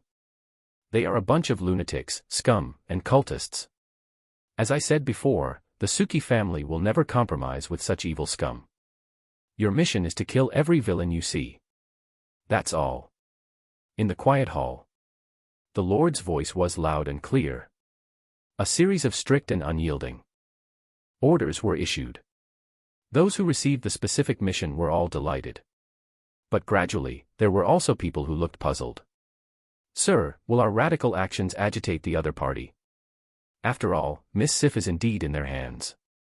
An exceptionally handsome young man wearing a magic robe spoke. This also echoed the doubts of the other people present. The Suki clan was indeed famous for its tough attitude toward its enemies. However, the problem now was, young Miss was in the hands of those villains. If they followed the Lord's method, Sif's survival rate would be so low. Everyone stared at the Lord in confusion. The latter said coldly, "It's because they have Sif that we're doing this." He did not explain too much. Instead, he said to the handsome man, "Mr. Zeller, in addition to contacting the advanced mages, please pay attention to the clues we found before. Sif couldn't have been kidnapped out of thin air. You should understand what I mean." Zeller nodded solemnly. "Everyone, please take action. Use your fastest speed and your strongest strength." The Lord waved his hand. The people in the main hall gradually dispersed. In the end, only the Lord was left alone. He strolled to a window. Not long after, an owl flew in. "To be honest, I don't understand the men of the Suki family very well. You're clearly worried about your daughter, but you still make decisions that might harm her." The owl asked in confusion. The Suki family's lord took a deep breath. "In front of everyone, I will always be the head of the Suki family and nothing else. Every word I say represents my family. The Suki family would never compromise with evil. This is our motto." The owl was even more confused. "Then why did you call me over?" The Lord said, "I know you can transform into a giant eagle." The owl nodded. "Yes. Take me to the ghost castle, and the favor you owe me back then will be written off," the Lord said decisively. The owl thought for a moment. He nodded and said, "Sure. But it seems that the patriarch of the Suki family wouldn't take this risk." The Lord tightened his grip on the sword at his waist. "At this time, I'm also Sif's father." An hour later, the raven flew over the barren mountains under the moonlight. Occasionally, a ghostly wail could be heard from afar. The ghost castle stood at the highest point of the barren mountain. The fog around it never dissipated. Even if the moon hung high in the sky tonight, Matthew could only vaguely see the outline of the castle. He stared at the mountain fog. He had a bad feeling. It was as if there was a pair of eerie eyes staring at him in the fog. It said that before the castle was abandoned, it was the former residence of a hero of the human kingdom. It was once prosperous and noisy, but after a strange disaster, a large number of people living in the castle died. The survivors fled in a hurry, and no one could tell what happened. Later on, it wasn't that no one explored it, but the adventurers who dared to barge into the castle didn't manage to come out in the end. It was as if they were swallowed by the fog. The last time someone explored the castle, it was a famous necromancer in Bayan City. He got the news from somewhere and publicly declared that the secret to immortality was hidden in the castle. He insisted on entering it. The necromancer was no exception. When he was exploring the castle, he had a fierce battle with a group of demons from the lower world, the old Anababas, outside the gate. Therefore, the castle was also called the Anababa's Castle. He recalled the conversation he had with Blake. Matthew suddenly felt a chill run down his spine. His perception told him this castle was not something that he could explore at his current level. Fortunately, his destination tonight wasn't Ghost Castle. He avoided the strange fog. The raven leaned to the west. After a while, in the middle of the mountain range ahead of them, there were sporadic sparks of fire. It was a dangerous valley. There were guards at the entrance of the valley. However, the guards' attitude seemed to be more relaxed. Matthew naturally lowered his altitude. He glanced at the mission panel. Mission progress has been updated. You have discovered the evil priest's camp. Matthew didn't rush in. The mission target was an evil priest. This class usually had an extremely high perception. A sudden appearance of a raven could easily alert the enemy. He flew a circle around the valley entrance and skillfully stopped in the bushes beside the mountain path. There was a battle here. Perhaps even more than one. The mountain path was filled with corpses. There were humans. There were also smaller humanoid creatures. It was a lizard monster. Matthew made a judgment based on his knowledge. The wilderness is so convenient. For a necromancer, an ownerless corpse is a gift from nature. He decisively transformed back into his human form and began to summon skeletons. The incantation and Matthew's magic power injected a mysterious color into the messy pile of corpses under the moonlight. One by one, the skeletons stood up from the blood. Their condition was very ordinary. The soul fire in their brains was sometimes bright and sometimes dark, and the bones on their bodies were in a mess. Some of them were even a mixture of lizard monsters and humans, looking very strange and terrifying. This was the lowest level cannon fodder skeleton. They were nothing compared to the elites Matthew had hidden in the cellar. But it was enough to scare the layman. The magic wave of the undead summoning spell quickly attracted the attention of the camp. A fat man who was more than 2 meters tall moved over, surrounded by a group of minions. He was wearing heavy armor. Behind him, 2 teams of people were holding a huge battle axe and a mace for him. "Hey! Necromancer! What are you doing?" Fatty looked at Matthew with fear. Matthew was still summoning skeletons. "Don't you have eyes? I'm giving these souls a new life." Fatty said angrily, "They are my people. Even if they die, they are still my corpses." Matthew said arrogantly, "Not anymore." Bang. Fatty stomped his feet in anger. The already loose mountain path began to shake. "Do you want to be my enemy?" Matthew looked at him with a faint smile. "Your body's grease can be used to refine a lot of corpse oil, but I won't consider making you my slave because your bones must have been worn out in order to support your body when you are alive. Kill him." Fatty was about to make a move. A dignified voice suddenly came from the camp, "Enough." Fatty was so angry that his entire body was trembling. "Fine, let me kill him. How dare he mock my figure? No one dares to do that." However, the minions around him quickly dispersed. A man in a silver robe appeared in front of Matthew. He looked to be about 30 years old. He had blonde hair and blue eyes. He looked decent and had the temperament of a decent person. "Tell us why you're here, Necromancer. Otherwise, don't blame us for taking action." Fine looked down at Matthew. "Are you fine?" Matthew was also scrutinizing him. "I killed an arsonist and found this. I'm interested in the business you mentioned, so I came here." He threw the secret letter over. Fine glanced at the letter. He suddenly laughed. "You killed my friend and still dare to come looking for me." His originally dignified and upright face also became a little demonic because of this smile. "If you would call that trash your friend, then I would be very disappointed," Matthew said rudely. Fine laughed. "He used to be, but not anymore. You killed him, so you replaced him to become a part of our cause. Come in first, my friend. As long as you're interested in the great cause of the Order of Calamity, we'll definitely get along well." Chapter 12. Bone Dragon. I already had it. Thanks to the good image of the Necromancer and Matthew's superb acting skills, he had successfully entered the evil priest's camp. However, he did not let his guard down. From beginning to end. He didn't even walk past Fine or the fat man. He hid in the middle of the skeleton soldiers. He followed behind them all the way. The fatty named Angeli was getting more and more disgusted by Matthew. Fine didn't say much about it. On the contrary, this was how a lone necromancer should behave. Evil, mean, cunning, cautious. It was obvious that he was not to be trifled with. The valley entrance was very narrow. However, the camp was surprisingly spacious. Matthew found some scattered pottery and utensils inside. These things were obviously not made by humans. This used to be the lair of a group of lizard monsters. He seemed to have seen the doubt in Matthew's eyes. Fine explained with a warm smile, I wanted to invite them to join our cause, but their shamans didn't appreciate it, so I had to kill them all. Matthew lowered his voice. It's fine. They still contributed their strength. Fine looked at the short skeletons among the skeleton soldiers. His eyes revealed a hint of praise. That's true. I've long wanted to find a necromancer to join us, but unfortunately, the necromancers in Barren City have their hands and feet sealed by chains. They're too gentle, like wolf cubs raised in sheep pens all year round. Even if someone takes off the chains for them, they'll only be a whimpering dog. Fine's words were probing.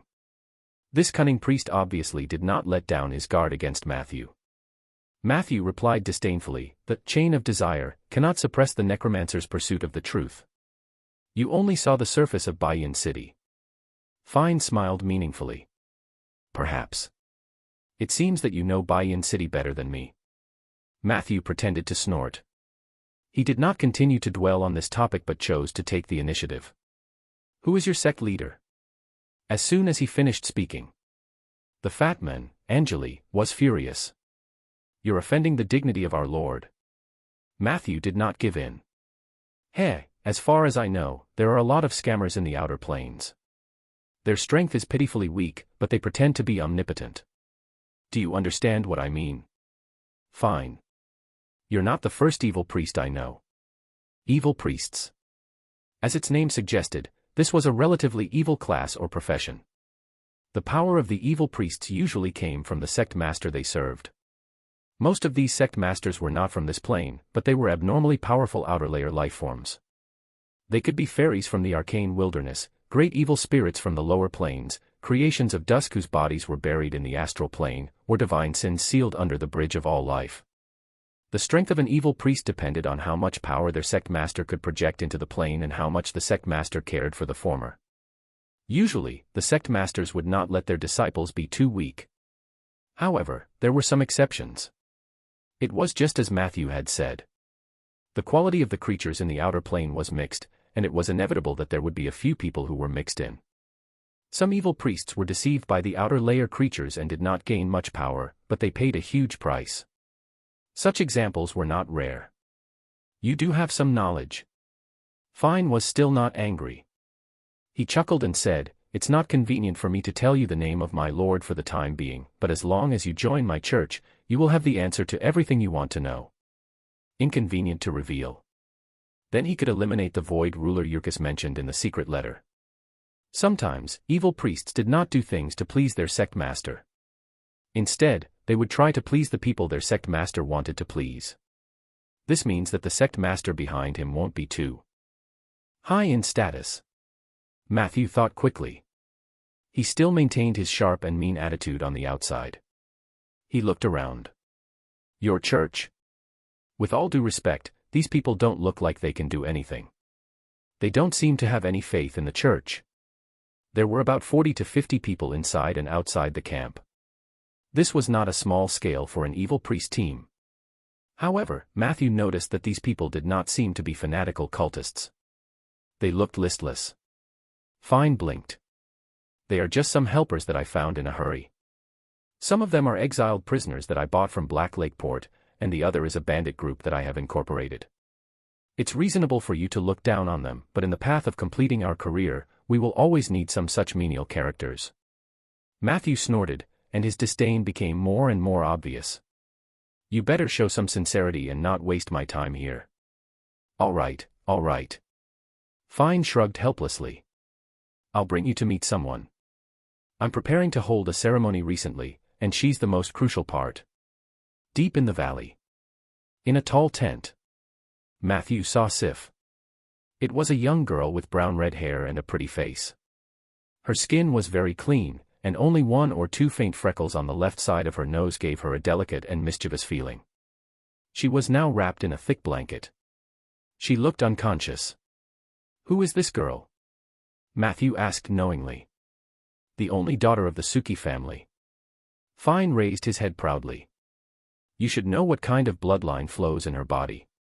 As long as the ritual is successful, we can attract the heavenly fire to destroy everything."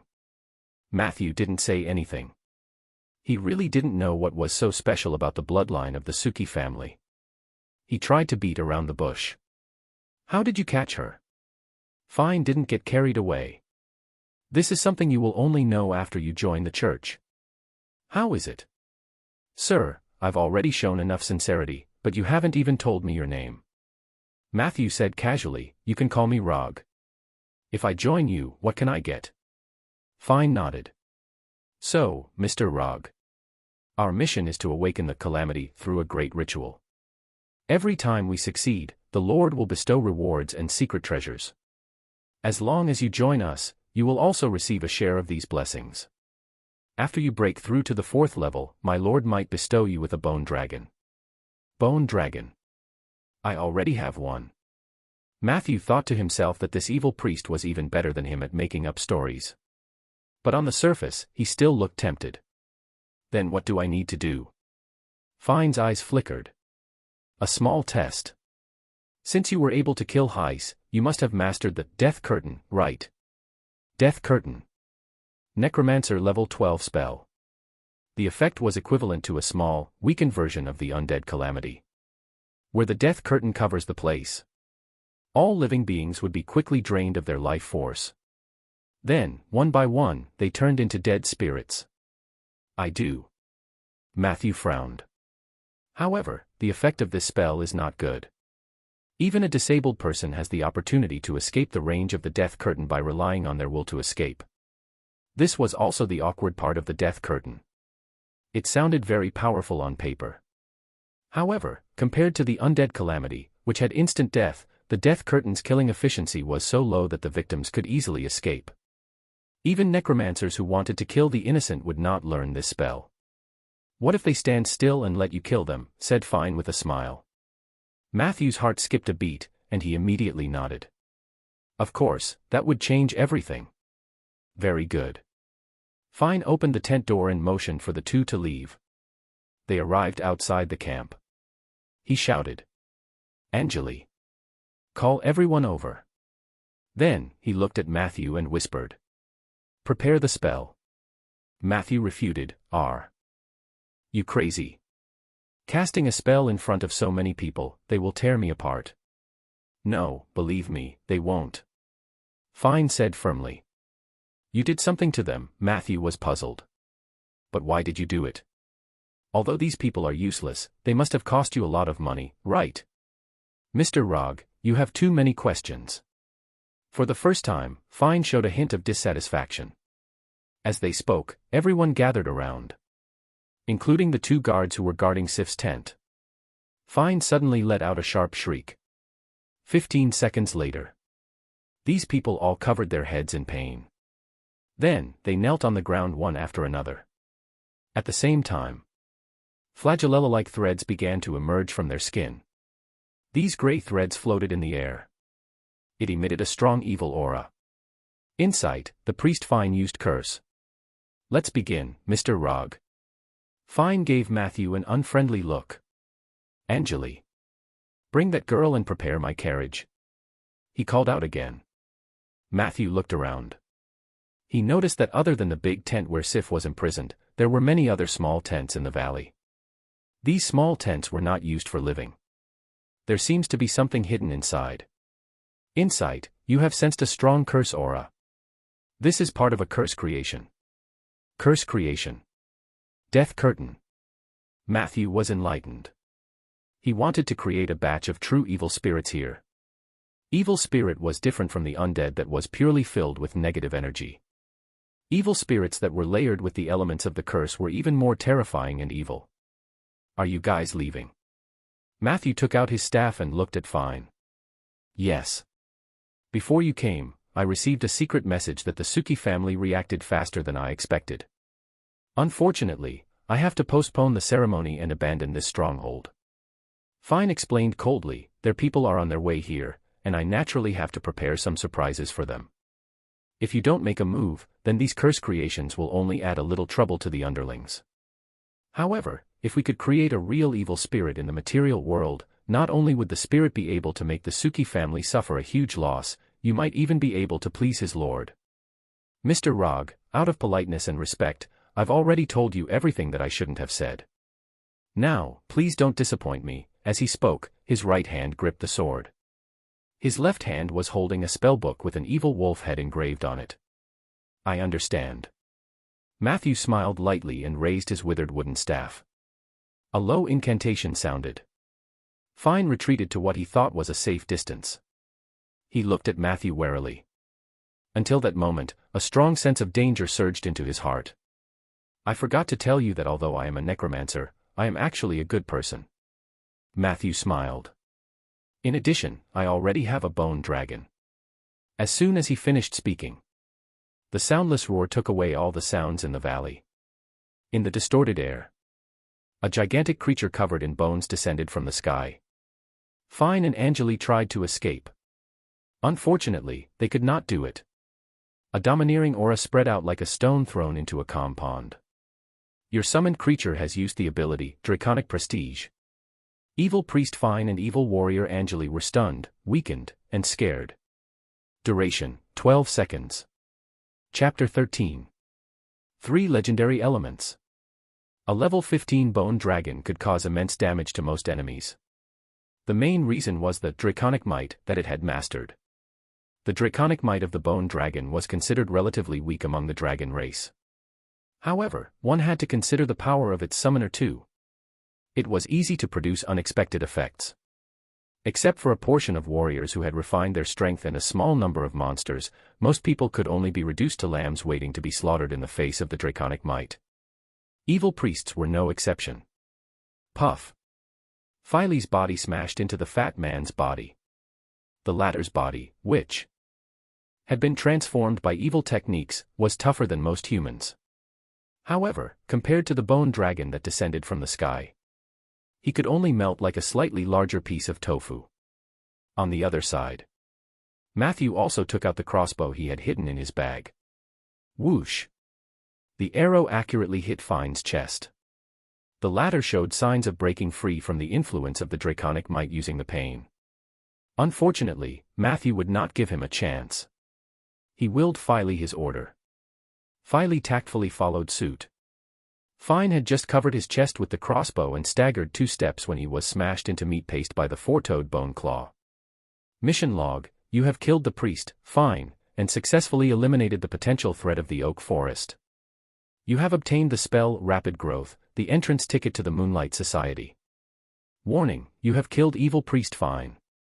You have gained the hatred of the evil spirit overlord Omodochi. Omodochi's hatred plus 10. Evil spirit overlord. Matthew frowned slightly. He had thought that Fine's master was, at most, a great evil spirit. He didn't expect that it was actually in existence at the overlord level. However, he did not panic. The stronger the evil spirit, the harder it would be for it to use its power in the material world. As long as he didn't go to the lower planes to court death, this amount of hatred points shouldn't have much of an impact. SSSS. Just as Matthew endured nausea and searched the corpse among the mixture of blood and meat paste, a strange voice came from the valley. It was the bandits. There was a hint of pity in Matthew's eyes. The curse has entered their bodies. There's no hope. He knew very little about the curse. But at this moment, these bandits and exiles had already turned into monsters with long green hair and 4 limbs touching the ground under Fine's curse. Their spines were bent and twisted like mollusks. Their facial features had long cracked. Under the green flagella were countless fine flesh seams and purplish-red blood tumors. Hiss hiss hiss. They began to attack each other unconsciously. These curse creations were not true evil spirits. After losing their creator, Fine, they were only left with their most primitive instincts. They tore each other's bodies apart. Very quickly. The valley was filled with an intense stench. Kill them all. Matthew ordered decisively. Filey did not hesitate. It whizzed over like a bulldozer. Just 1 round trip. The number of curse creations in the valley had decreased by half.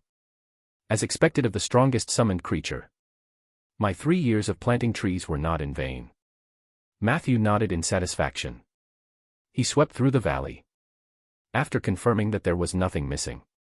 Only then did he walk into the big tent. Sif was still unconscious. Matthew did a quick check to make sure that she wasn't affected by the curse before he heaved a sigh of relief. Sif was a very lovable child. Born in a noble family, she did not put on airs like a young lady. Instead, she was keen on fighting for justice.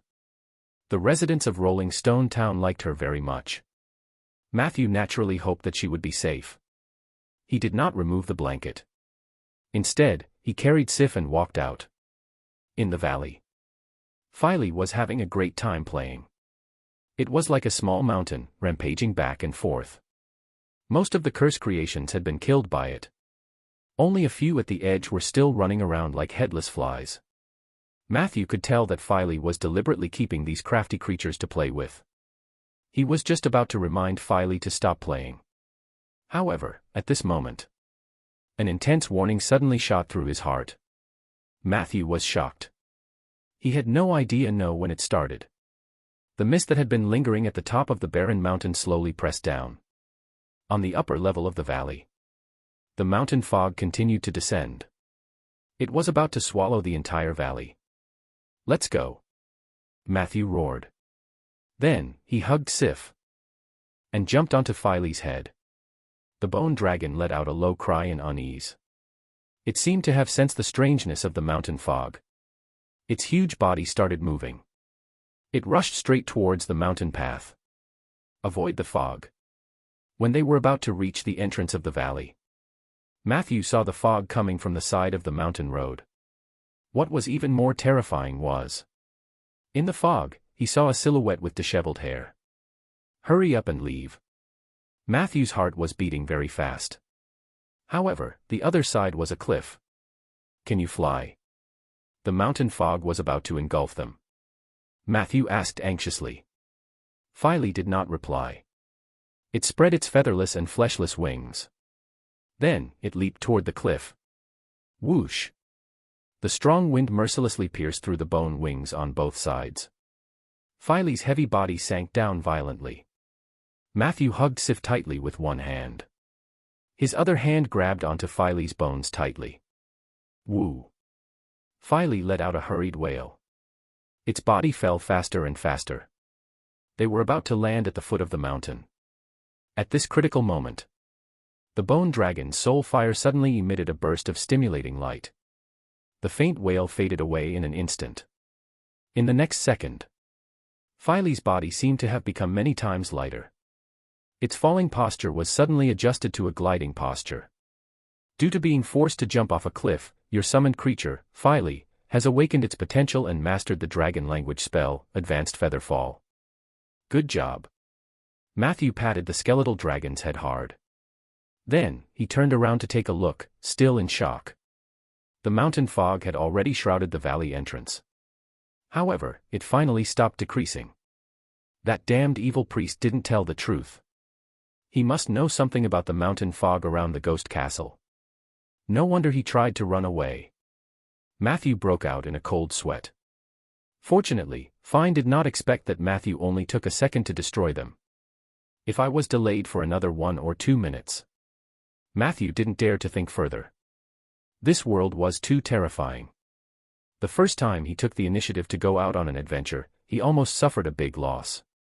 As expected, it was safer to plant trees at home. He slowly came to his senses. Matthew looked down at the vast land under the moonlight. The darkness in all directions receded like the tide. The chilly night wind blew against his face. This feeling was not bad. Matthew straightened his back. Let's go home. Filey also let out a low cry. Then, it whistled down the mountain. At the foot of the mountain, the Suki family lord was bidding farewell to the giant eagle. I'm sorry, but I can only send you here. The giant eagle said in a deep voice, my intuition tells me that there is a terrifying evil growing on this mountain. I can't just sit by and do nothing. I also lack the courage to fight against it, so I can only take my leave. You have to be careful and don't get too close to that castle. The Suki family lord nodded. I understand.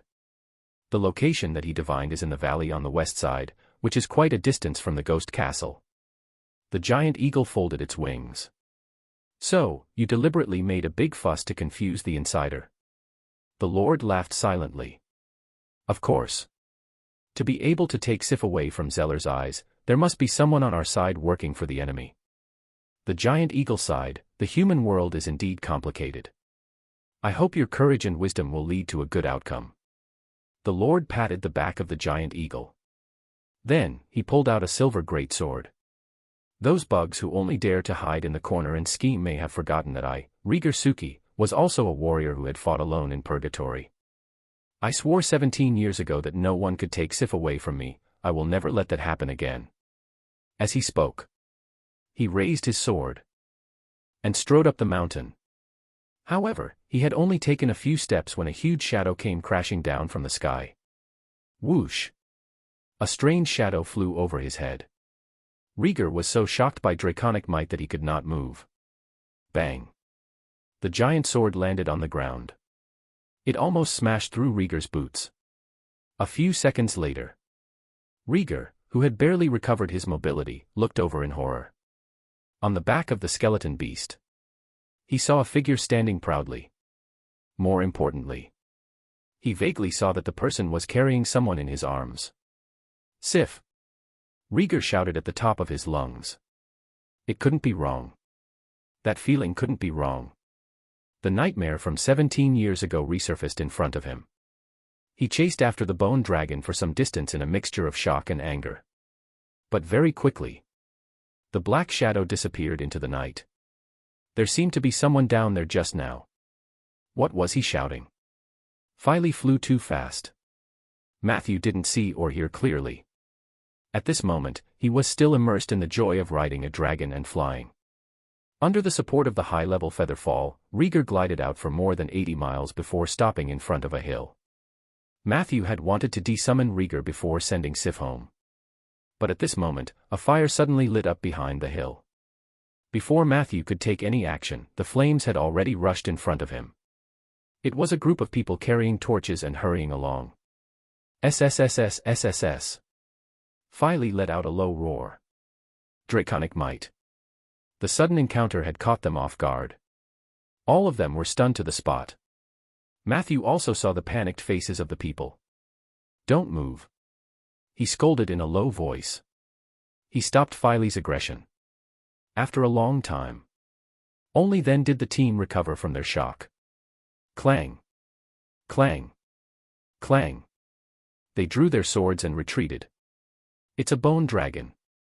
Oh no. Didn't you say that they were just bandits? Amidst the uneasy whispers of the people, a calm and cold voice came from the back of the bone dragon. Captain Blake, we meet again. Please follow me. In the crowd, Blake was stunned. He opened his mouth in disbelief. Please follow me. Under the illumination of the torch, everyone watched nervously as the figure walked down from the skeletal dragon's back. He faced the crowd with his side profile. Therefore, they could only see a blurry appearance. However, the most important thing was, in his arms was a sleeping woman. It's the young miss. Someone exclaimed. Wait. Blake, who had regained his senses, stopped the others in time. Everyone, retreat. He ordered in an unquestionable tone. Everyone looked at him in confusion. After a few seconds, only then did they retreat a large distance under Blake's urging. Blake walked forward quickly. Matthew. Is it really you? He said in a trembling voice. Who else? Matthew handed the sleeping girl over. She is also my student. Thank God. Blake took Sif and heaved a long sigh of relief. Then, he looked at Matthew and the bone dragon behind him with a complicated gaze. I always thought you were just a lousy necromancer. Do you need me to keep it a secret for you? Matthew smiled. Sure. Then, he reminded them, it's best not to go to the ghost castle. It's too dangerous there. I'm afraid we can only wait for the return of the great wizard Ronan. Blake nodded solemnly. The two of them chatted for a while. Matthew turned around and left. Under everyone's respectful and vigilant gazes, Filey slowly turned its body. The huge skeletal body slowly disappeared into the darkness. Hint, after tonight, the legend of the necromancer riding a bone dragon will spread widely in the form of rumors. Your regional reputation level +1, Rolling Stone Town. You have satisfied one of the 3 legendary elements. If you satisfy one more, you can activate the legendary path ahead of time. 3 elements, legendary path, reputation, domain, level. Chapter 14. Defensive Psalms and Loose Gloves. For Matthew, who had always been low-key and pragmatic, it seemed too early to say that he was a legend. However, seeing the same rules as the game in his previous life appearing then still made him feel a little at ease. Legend. It referred to those who were above level 21, had mastered the power of the domain, and were famous. One had to have all 3 elements. If an adventurer wanted to activate the legendary path, he would have to rely on 3 aspects: level, domain, and reputation. Under normal circumstances, domain elements were the hardest to master, followed by levels, and reputation was the easiest. Especially for those who were good at fraud and self-promotion, obtaining a reputation was very simple. Therefore, Matthew did not have much hope of entering the legendary path early. Meeting Blake here saves me a lot of trouble. Otherwise, I would have to send Sif to the Liege's manor myself. Matthew was very relieved to leave Sif with Blake. This bearded man was not only a reliable captain of the garrison, but he was also Sif's cousin by blood. What was even rarer was that Blake had actually taken the initiative to offer to keep his power a secret for him. I wonder how he will tell the others and report to his uncle, the Suki family lord. The return journey was very brisk. After a while, the crude walls at the edge of Rolling Stone Town could be seen vaguely. Matthew waved at the bone dragon behind him. Let's go back. Philes was from a negative energy plane. Although they had signed a contract, Matthew still needed a lot of mana to summon him to the prime material plane. With his mere level 8 mana, it was already very difficult for him to hold on until now. If it wasn't for Matthew's intention to test out his limit, he might have sent it back a long time ago. Philes. The bone dragon's soul flame swayed, revealing an obvious reluctance. Go, you did great tonight. Keep up this performance, and you might get a reward in the future. Matthew skillfully consoled the creature. Thanks to your encouragement, the loyalty of Philes, bone dragon, has increased to 93. The gray reverse summoning array lit up. Philes shook its tail, and its huge body suddenly disappeared, leaving behind only a few pieces of bone powder on the ground. Matthew smiled. This bone dragon is much more useful than I thought. However, in the next second, Necromancy contract, the official summoning has ended. Your summoned creature, Philes, has gone all out for tonight's battle. However, during this period, it consumed a large amount of energy, which affected its survival in the negative energy plane. Philes requests the reward for this summoning, 5 soul crystals. Do you want to pay? Option 1, pay at the original price. Philes' loyalty will increase, and it will be willing to share an ability exclusive to it with you.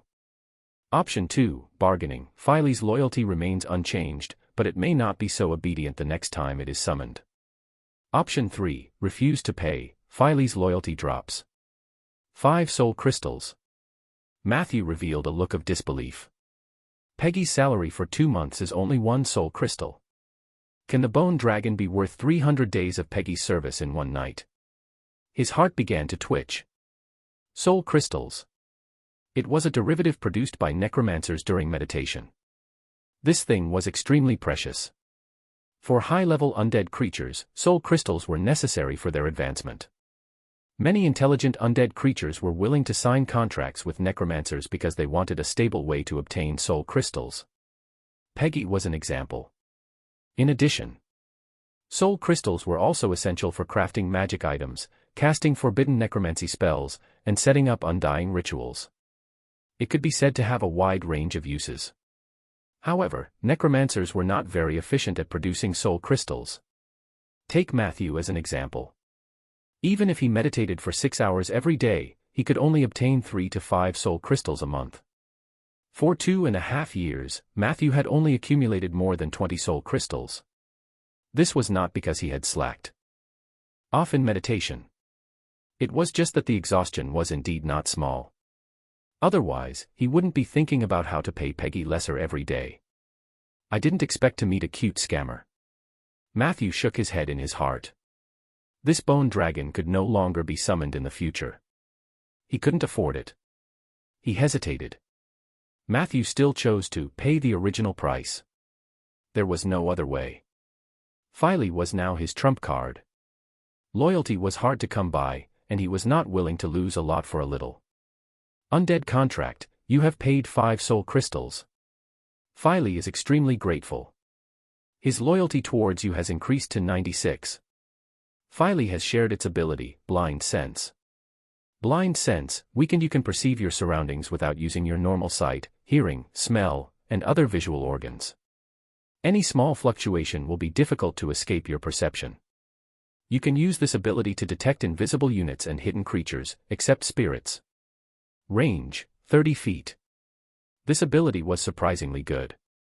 It was perfect for detecting invisible units. Matthew's heartache was slightly alleviated. I'll just treat it as buying an ability with the 5 soul crystals. Later in the night. At home. Matthew, who had taken a short break, perked up again and began to take out the spoils of war from his magical bag. The evil wizard's camp actually had quite a lot of resources. Unfortunately, the storage space of the magical bag was very limited. Bringing back so much was already the result of Matthew's best efforts. Most of the spoils of war came from looting Fine. Compared to Heiss, the arsonist, Fine did not have much money on him, only 100 gold coins and a few silver coins. Perhaps most of his money had been spent on buying prisoners and supplies. However, in terms of items, Fine was very rich. Defensive Psalm, Spell Book. Description: when you hold this book, you can use it as a medium to support your spell casting. You can also use it as a charging support to guide your spell casting. Casting medium, plus 20% casting speed, protection domain spell effect increased. Pre-charge, you can choose 3 spells from the following list to cast quickly every day. After all 3 spells are used up, it will take at least 24 hours to recharge. Spell list: Mystic Lock, Spell Unlock, Rune of Guard, Protection from Good and Evil, Magic Emblem, Mordenkainen's Private Chamber. Matthew found the defensive psalm on Fine's corpse. Fortunately, it was not destroyed by the skeletal dragon's claws. Gently wiping it, it glowed with a new luster. The book was only the size of a palm and was bound in leather, reinforced with steel and silver. There was a steel lock on the side of the book, and it could only be opened with a key. Unfortunately, Matthew did not find the key. However, he was not discouraged.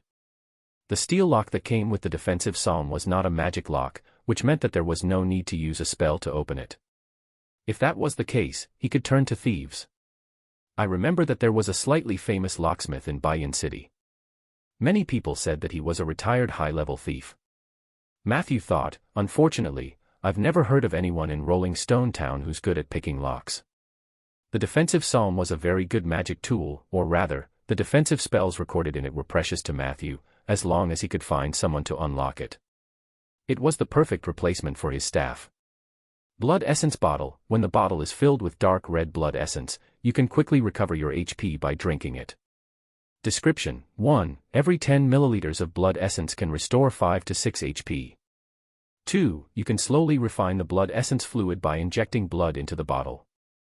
3. The ratio of blood, normal animal or human, to blood essence fluid is 10 to 1. Current blood source fluid, 125/150 ml. It was shaped like an ink bottle the size of a baby's fist, but it was filled with dark red liquid. Matthew could feel a faint life force from it, and there was also a faint evil aura. Its origins were probably related to the blood race. Putting aside his prejudice, the blood essence bottle was a small top-grade item. A full bottle could recover 18 HP in a second, which meant that it could instantly restore an intermediate warrior from a near-death state to about half HP. This was a treasure that could save a life at a critical moment. Matthew solemnly placed it in the first compartment of his magical bag in case he needed it in the future. As for the blood, just buy it. It was normal for a necromancer to buy some blood for research, right? Among the remaining items, there was a charged staff that could release arcane missiles 5 times after charging. There was an extremely precious Realm Heart Stone. If it were sold in Barren City, the price would not be lower than 400 gold coins. This was the core material used to construct the interplane array. There was also a one-handed axe with +1 enchantment that could greatly increase the efficiency of logging. Finally, there was a magical glove. Loose gloves, level 2 rare item. Description: when you wear this glove and shake hands with the target's guard will be greatly reduced. Remark: if you wear this glove for a long time, your wariness towards others will also be greatly reduced. Chapter 15. Battle Concept and Gossip. The loose gloves was a very interesting strange item. It couldn't directly provide combat power. However, if it was used properly, the value of this glove might even exceed the sum of the other items. The negative side effects were also within an acceptable range. When he didn't need it, he would just throw it in a corner. He sorted out the spoils of war. While Matthew was impressed by Fine's wealth, he also reminded himself, the men didn't even have the chance to use so many of his tools. It can be seen that whenever you fight with others, no matter how well prepared you are, there is a risk of sudden death. Matthew was a risk-averse person, and he was slightly tired of fighting. At least for now, he was willing to avoid most of the battles that could be avoided.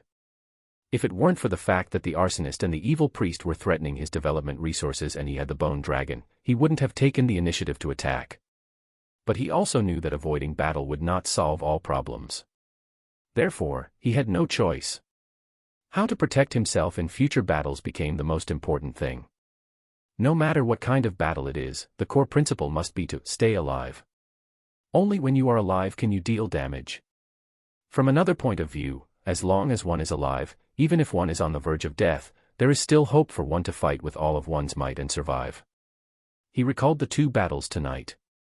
Matthew seriously summarized his experience. The first combat concept he formulated for himself was, survival first. As for how to apply this concept in practice, many details were involved. Matthew focused deeply on the concept of, beware of sudden death. Any profession with weak health had the risk of dying. This was because this world was filled with all kinds of strange ways to kill people instantly. Master Ronan had once given Matthew a book called The Death of a Mage. The book recorded the sudden deaths of 99 famous mages in history. The last page of the book read, "If you still feel that the author is making a mountain out of a molehill, then you are likely to be the 100th mage who will pay the price of his life for his arrogance." Perhaps he was influenced by the book. Ronan held the series of spells of Garcia's armor in high esteem. However, Matthew felt that the magic armor was useful, but it was too one-sided. Combined with his gaming experience from his previous life, he set the 3 key attributes to highlight in his mind: toughness, immunity, will.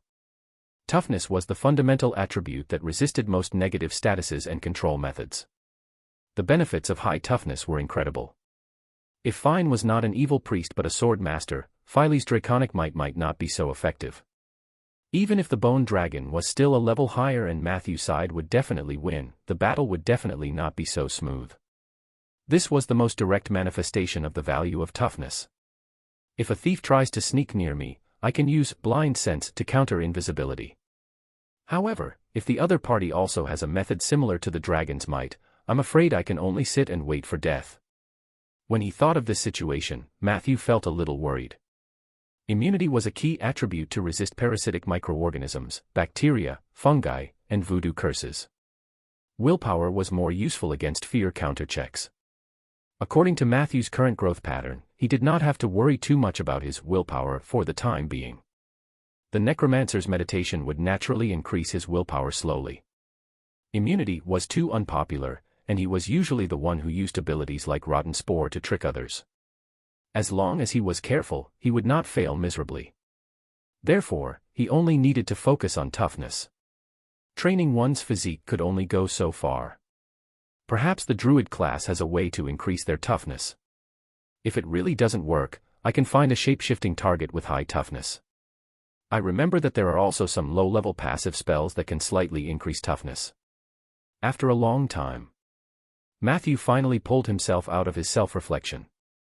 He opened the mission panel. He had already mastered the spell Rapid Growth. With his current mana, he could use it about 10 times a day. This would definitely be of great help to the planting of trees. The other reward was a little confusing. Entrance ticket to the Moonlight Society, consumable. Description: with this ticket, you can enter the subplane where the Moonlight Society is located with the help of a nature soul in the wilderness or forest on a full moon night. Matthew knew that the Moonlight Society was similar to the Druid school of magic. But was it really useful for him? Even if a certain nature soul was willing to help him enter the Moonlight Society, would he, a necromancer, really be accepted? Why don't I just give it a try? Perhaps it could work. He didn't have much hope. At the bottom of the mission panel, the Taiji symbol underwent a significant change. The gray energy on the left side increased by a large margin and jumped to about 3/4 of its original size. The green energy on the right increased just a little bit more. According to Matthew's previous experience, after he planted 4 or 5 trees, the gap would be filled. He was looking forward to the changes after the energy bar was full. The next day, Matthew woke up early and went to the oak forest to work. However, after half a day, he had planted a few trees, and the energy had also increased to the maximum. However, the expected change did not come. This made Matthew think in disappointment, do I need other conditions to trigger it, or do I just need more time? He did not hesitate for too long. After all, planting trees was his job.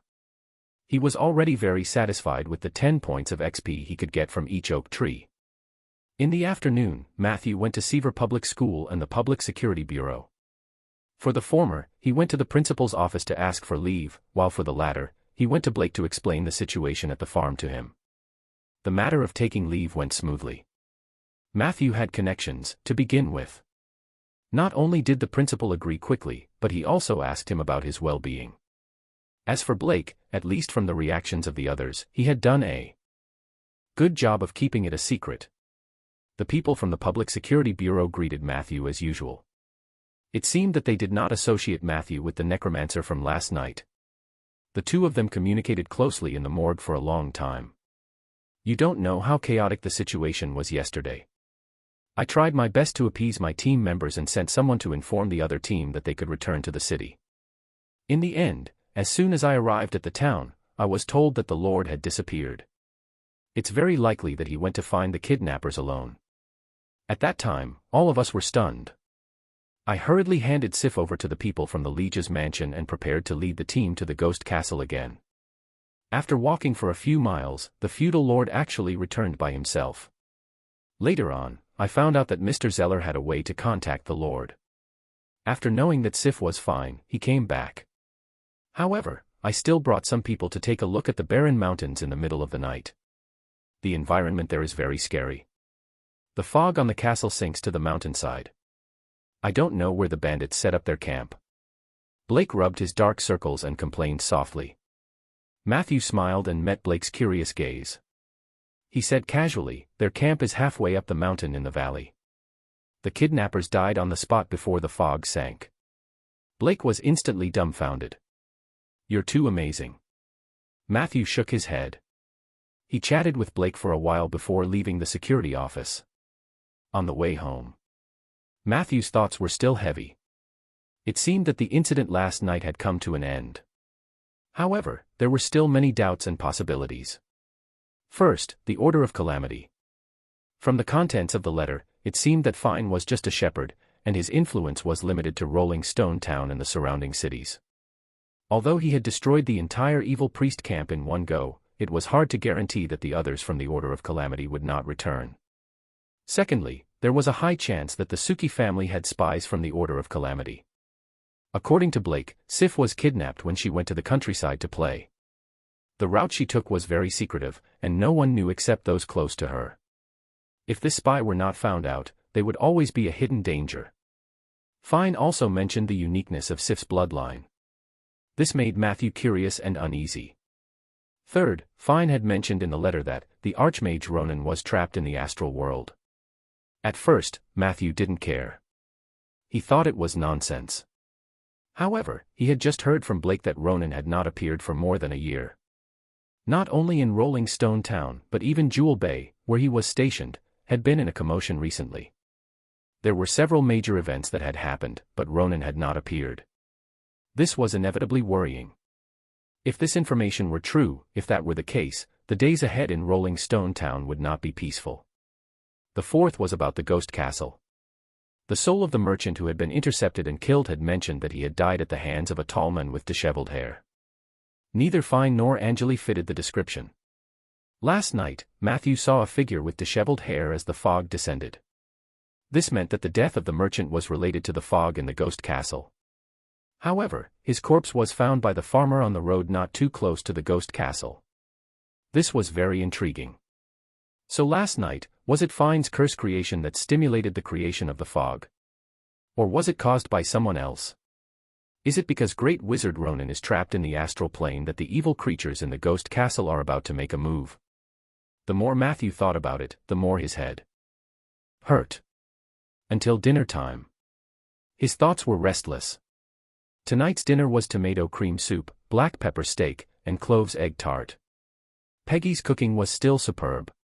However, Matthew had a poor appetite. What's wrong? My dear Matthew, are you finally in your lovey-dovey state? Tell me, which girl is it that makes you so hungry? It can't be Sif, right? She's your student. Matthew rolled his eyes. I'm just thinking about the problem. Peggy said seriously, don't think about the problem while eating. This is basic respect for food. People will often take things for granted. Only someone like me who has died once knows how wonderful and luxurious it is to be able to eat like a living person. Matthew was stunned for a moment and said apologetically, You're right, Peggy. He threw away those thoughts and began to enjoy his dinner. Peggy supported her bony chin with both hands. That's more like it, Matthew. By the way, let me tell you some gossip. I heard it secretly a while ago. This time, it was Matthew's turn to lecture Peggy. Peggy, how many times have I told you not to run around at night just because you have stealth skills? This is very impolite. If you were caught, it would not only be awkward, but it would also be scary. Peggy shrugged. Then do you want to hear the gossip or not? Matthew scooped up a large spoonful of thick soup. Before the sweet spoon could reach his mouth could not help but salivate. Ding, he mumbled. Do you know why the Suki family lord hates necromancers? Peggy said mysteriously, because his wife ran off with a necromancer. Chapter 16. Domain, Oak Tree. This was really explosive news. Matthew quickly put down the spoon, his eyes shining. No wonder I've never heard of the Lord's wife. Are there any more details? Peggy shrugged. That's all I heard. At that time, the adulterous couple couldn't wait to get into it after they finished talking. I thought they would continue talking after that, so I hid under their bedroom window until dawn. But I still got nothing. Matthew scooped another spoonful of soup for himself. What a pity. Immediately after, he reminded her solemnly, next time, don't stay outside until dawn. It's very dangerous. Your stealth skills aren't good enough to come and go in daylight. Peggy nodded and said, You're right. I was almost seen by someone that day. Matthew quickly asked, what happened after that? Peggy said happily, fortunately, the male owner of the house came back at dawn. The house immediately became noisy, and everyone was distracted. I took the opportunity to run out. Male owner. Matthew was shocked. So you were eavesdropping on a couple having an affair. Peggy crossed her arms. Otherwise, why would I call them an adulterous couple? Matthew coughed. Which family is it? Peggy looked at him suspiciously. What, you want to have an affair with the lady too? Puff. Matthew almost spat the soup on her face. No, I was just curious. He denied it. Peggy crossed her legs. It's 27 White Narcissus Street in the Craftsman's District. The owner of the house is called Bryce. He's a hard-working shoemaker with a good reputation. The female owner is called Jenny. She was once a maid of the Lord's manor and served the former Lord's wife. Jenny isn't pretty, but she has a smoking bod. Even I have the urge to touch her bones by looking at her. As for the adulterer that night, based on his voice, I could tell that he was a coachman of the Suki family lord. His name should be Dagon. That night. Do you mean this has happened on other nights? Matthew wiped his mouth with a napkin and inadvertently displayed the sensitivity of a druid. Of course, Jenny is famous in the craftsman's area for not rejecting anyone. Her lovers can't be counted on two hands. Peggy's legs were raised higher and higher. But if you want to know, I can also list the names of Jenny's lovers. Thank you, but there's no need. Matthew rejected her. Peggy, it seems that even if you change your profession to intelligence management, you will also be very good at it. Peggy was instantly overjoyed. Matthew, have you finally discovered my excellence? Then when will you give me a raise? I've already used up the soul crystals from last month. Matthew stood up skillfully and inadvertently displayed the indifference of a necromancer. Next time. Damn necromancers. In the dining room. The Tauren skeleton's roar did not calm down for a long time. The next morning, Matthew deliberately went to the security office again. He sorted out his guesses from last night on a piece of paper and handed it to Blake along with the secret letter. The latter's expression became much more solemn after reading it. When they left the security office, Matthew noticed that a few members of the garrison team were yawning as if they had just returned from a patrol. In the past, the security office had almost no night shifts. It seems that the Lord has strengthened the security around the town. I wonder if the roads, trading stations, and sentry posts at the border have received the same level of attention. Matthew did not think too much about it. He had only done what he could. He would leave the rest to the Suki family lord. At noon. The breeze was warm. Matthew stood on the hillside on the southwest side of the oak forest to choose the site for his next work. Master Ronan's land had been completely covered by the oak forest. If Matthew wanted to expand the planting area, he would have to step into other people's land. He looked into the distance. The map of the surroundings of the oak forest appeared in his mind. To the southwest was Rolling Stone Town, which did not have much room for expansion. In the southeast, there were some farms of various sizes. Most of the crops in Rolling Stone Town grew here. Most of the land here had been bought by the farmers, so there was not much space for oak trees to grow. To the northeast was a barren land without an owner, but there was the scar of the dead obstructing it. Further away were the barren mountains and the ghost castle, which looked ominous no matter how one looked at it. Only the land in the northwest was the most suitable. However, that was the private land of the Suki family lord. If Matthew wanted to plant trees on it, he would at least have to seek the approval of the city hall. The Lord wouldn't reject me just because of his prejudice, would he? Matthew was a little troubled. A long time ago, Master Ronan had reminded him that the Suki family lord was a good person, but he hated necromancers. Yesterday, he got the reason from Peggy. He could understand the hatred of the Lord. However, he did not want to hang the fact that he had saved Sif's life over the Lord in exchange for the right to plant trees on his land. In short, it was a pain in the ass. If worse comes to worst, I'll challenge the scar of the dead. I'll plant a large oak forest along the edge and wrap the scar of the dead in it. Matthew encouraged himself. He was tired of choosing the location. He leaned against an oak tree to rest. The afternoon sun shone brightly. It made one feel sleepy. Matthew yawned and was about to take a nap. Suddenly, a violent tremor around him woke him up from his dazed state. What is happening? Matthew looked around blankly. He saw that the oak trees beside him were growing at an unbelievable speed. They had grown from 3 to 4 meters to 3 to 400 meters before his eyes. The endless shade of the trees covered everything. Matthew stood up from the ground. He looked up at the oak forest. The oak forest was also sizing him up. Matthew could hear their whispers. Ah, how amazing! A necromancer. I hate necromancers, but I don't hate him. Maybe there are some strange necromancers, or maybe this is an anomaly. We should give him a chance to take the test. Matthew walked quietly in the dark forest. A deer that was emitting pure white light ran past him. 2 woodpeckers were playing with each other overhead. A frog wearing a gentleman's hat greeted him by the pond he passed by. In the end, he came to a waterfall in the depths of the forest.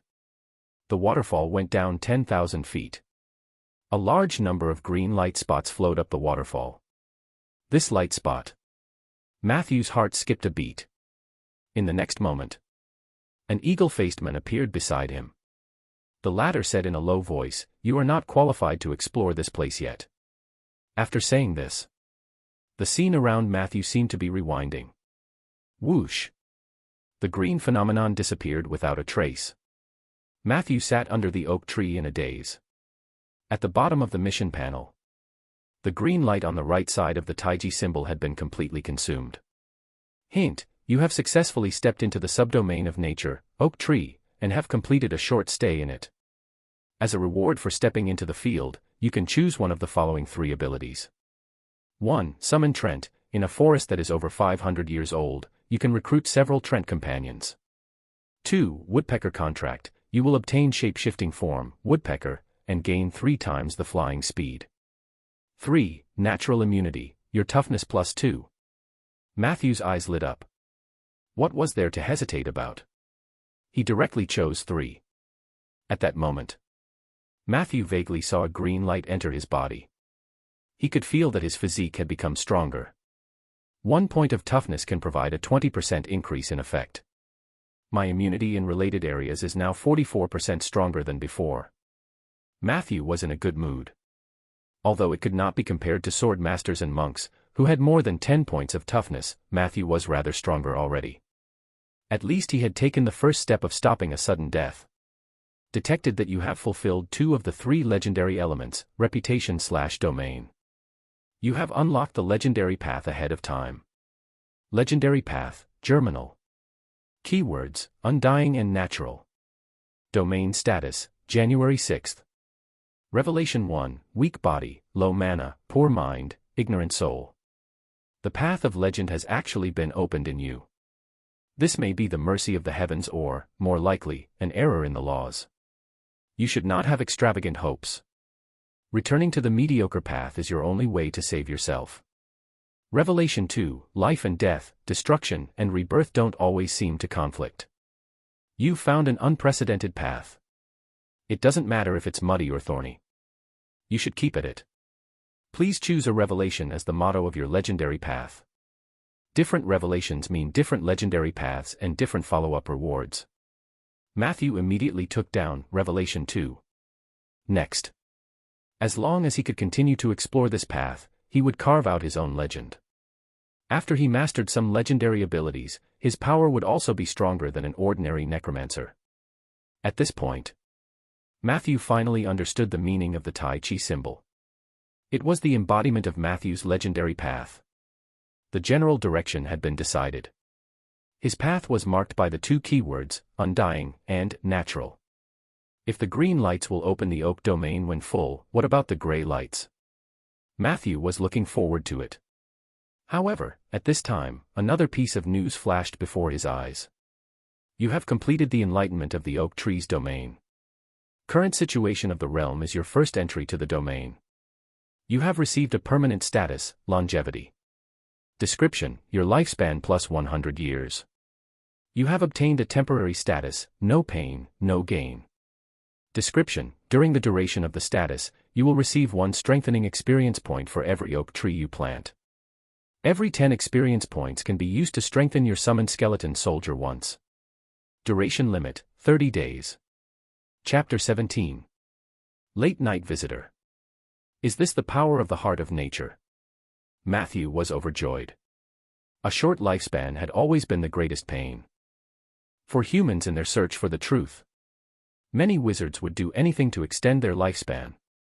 Liches were one of the products of humans' pursuit of immortality.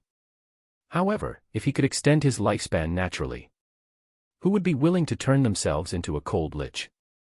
Matthew had a premonition. As he continued to explore the domain of the oak tree, there was still a lot of room for him to extend his lifespan. Compared to the one-time buff of longevity, the effect of no pain, no gain stimulated the fire of labor in Matthew's heart. If I plant 10 trees, I can strengthen them by +1. If I plant 1,000 trees in one go, I can strengthen the skeleton soldiers by +100. He was completely excited. Although it was a bit of a fantasy to plant 1,000 trees in 30 days. However, as long as they were properly planned, 200 to 300 trees were still possible. It was currently spring. It was the most suitable season for planting trees. In order to speed up the planting process to the greatest extent, Matthew decided to do both. Tonight, he would write a report to the city hall to apply for planting trees on the land of the Suki family lord. The next morning, he would officially start to plant trees in the direction of the Scar of the Dead. You planted a sapling. You used rapid growth on the sapling. Planting successful.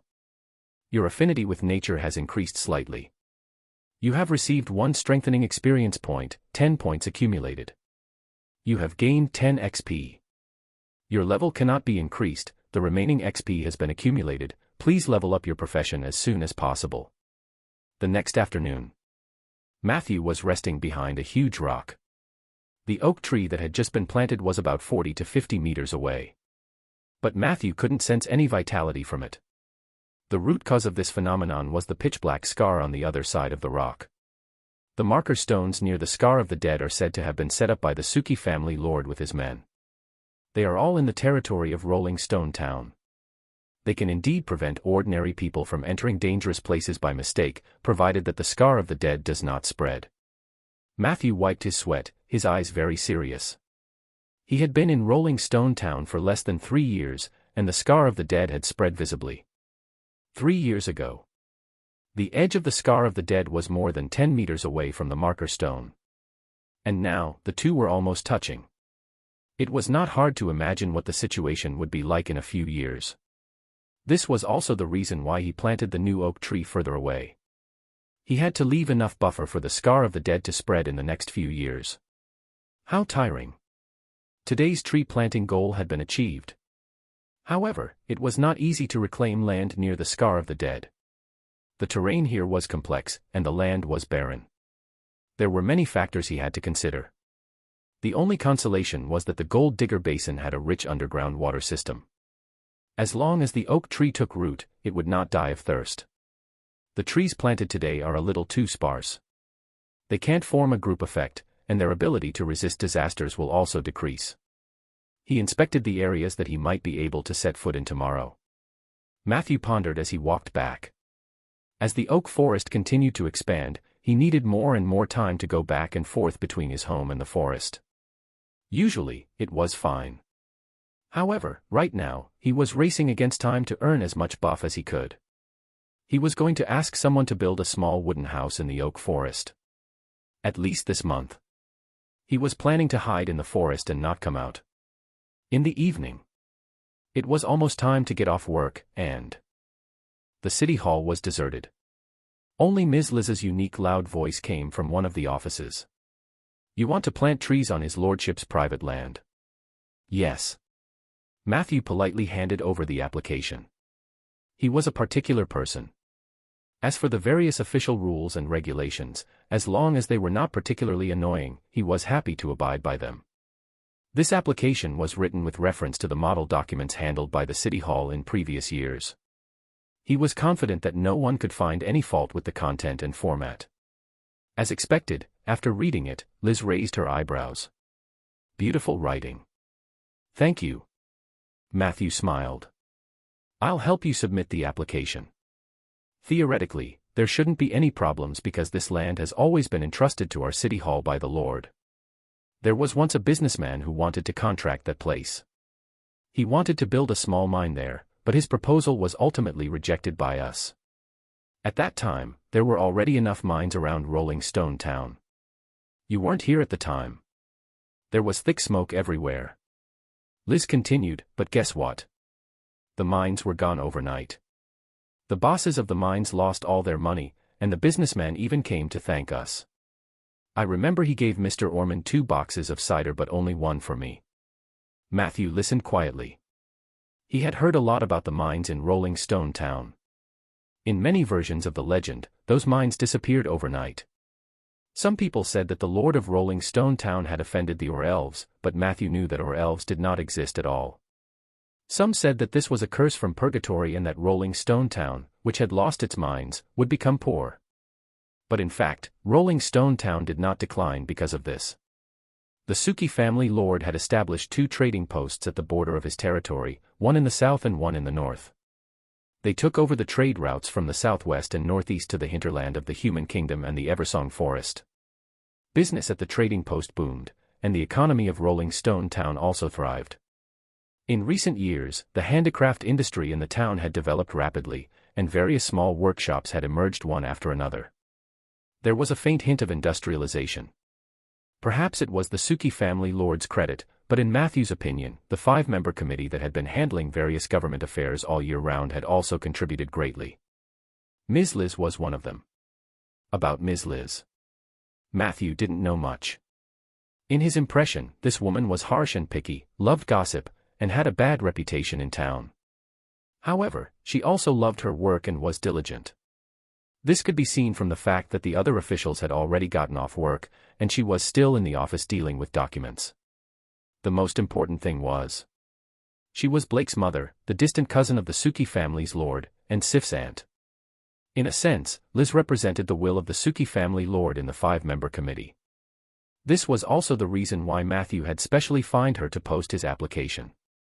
An hour later. It was completely dark outside. "All right, young man, thank you for listening to me. There aren't many young people as patient as you." Liz lit the candle and continued to deal with the documents. "You can return now. I will help you with your application as soon as possible. After the committee has approved it, I will inform you as soon as possible." Matthew nodded and stood up. He loosened his muscles and bones, and his body made crackling sounds. "By the way, Matthew, I remember that you are also a necromancer. What do you think of the rumors these days?" Liz suddenly called out to him, her eyes full of gossip. Matthew pondered and said, "You mean the necromancer with the bone dragon? I heard that he almost fought with the town guards." Liz shook her head. "The version you heard is wrong. That necromancer seems to be a friend and not an enemy. Not only did he save, in short, he did not seem to be a bad person." She seemed to realize that some things could not be said casually. Matthew smiled gently. "Necromancer is just a profession. Of course, he's not necessarily a bad person." Liz looked at him with interest. "For example, you. A necromancer who likes to plant trees. To be honest, I really think you've been delayed by your need to be an adventurer. Look at you, Matthew, what a handsome young man. Even compared to my Blake, your appearance is not inferior. As long as you agree, I'll be happy to introduce you to a few daughters from good families." Matthew immediately blushed. I think I'm far inferior to Blake." Liz was delighted to hear this. "Don't say that, Matthew. I think you're much more pleasing to the eye than my brat. That's it. Come to me tomorrow to get the approval. You can plant whatever you want on the land of the Lord. You don't need to get the Lord's approval." Matthew was surprised. Liz waved her hand. "It's just an administrative process. The Lord won't really interfere with political affairs. He's busy taking care of his daughter these days. I still have this amount of power. As long as you don't turn that piece of land into a mass grave, you can do anything." Matthew was overjoyed. So he flattered Liz a few more times. The middle-aged lady was laughing so hard that she bent forward and backward. He waited until late at night. After Matthew came out of City Hall, he sent Liz home. Not only did he receive his approval in advance, he even applied for a forestry allowance. This sum of money was about 200 gold coins. It was taken from the Lord's own treasury. This experience gave Matthew a lot of insight. Thousands of words converged into one sentence: Blake's mother is awesome. It was another night. In the basement. "Peggy, a cup of coffee." Matthew shouted twice but did not get a response. He could only get up and do it himself. She can't be eavesdropping under some window at this time again, right? The strong aroma of coffee washed away a little sleepiness. Matthew mumbled. His attention returned to the spellbook in front of him. Introduction to the Thunderblast Sword, How to Stick It Deep. However, he didn't wait long. The copper bell with a thin thread hanging beside his hand buzzed. Someone was ringing the bell outside the fence. A late-night visitor for me. Matthew frowned. Chapter 18. You have to pay your family. Matthew pushed open the door and looked out. Outside the gate, a petite figure stood there. There was no moon tonight. Matthew could only vaguely see that the other party was wearing a dark red cloak and was looking left and right uneasily. Sif. The mage fire lit up. Matthew walked over and saw a fair little face. It was the girl he had rescued from the evil priest's camp a few days ago. Perhaps it was because she had been running, but Sif's face was red, and her eyes were misty. "Shoo. Matthew," I snuck out. Sif's voice trembled slightly.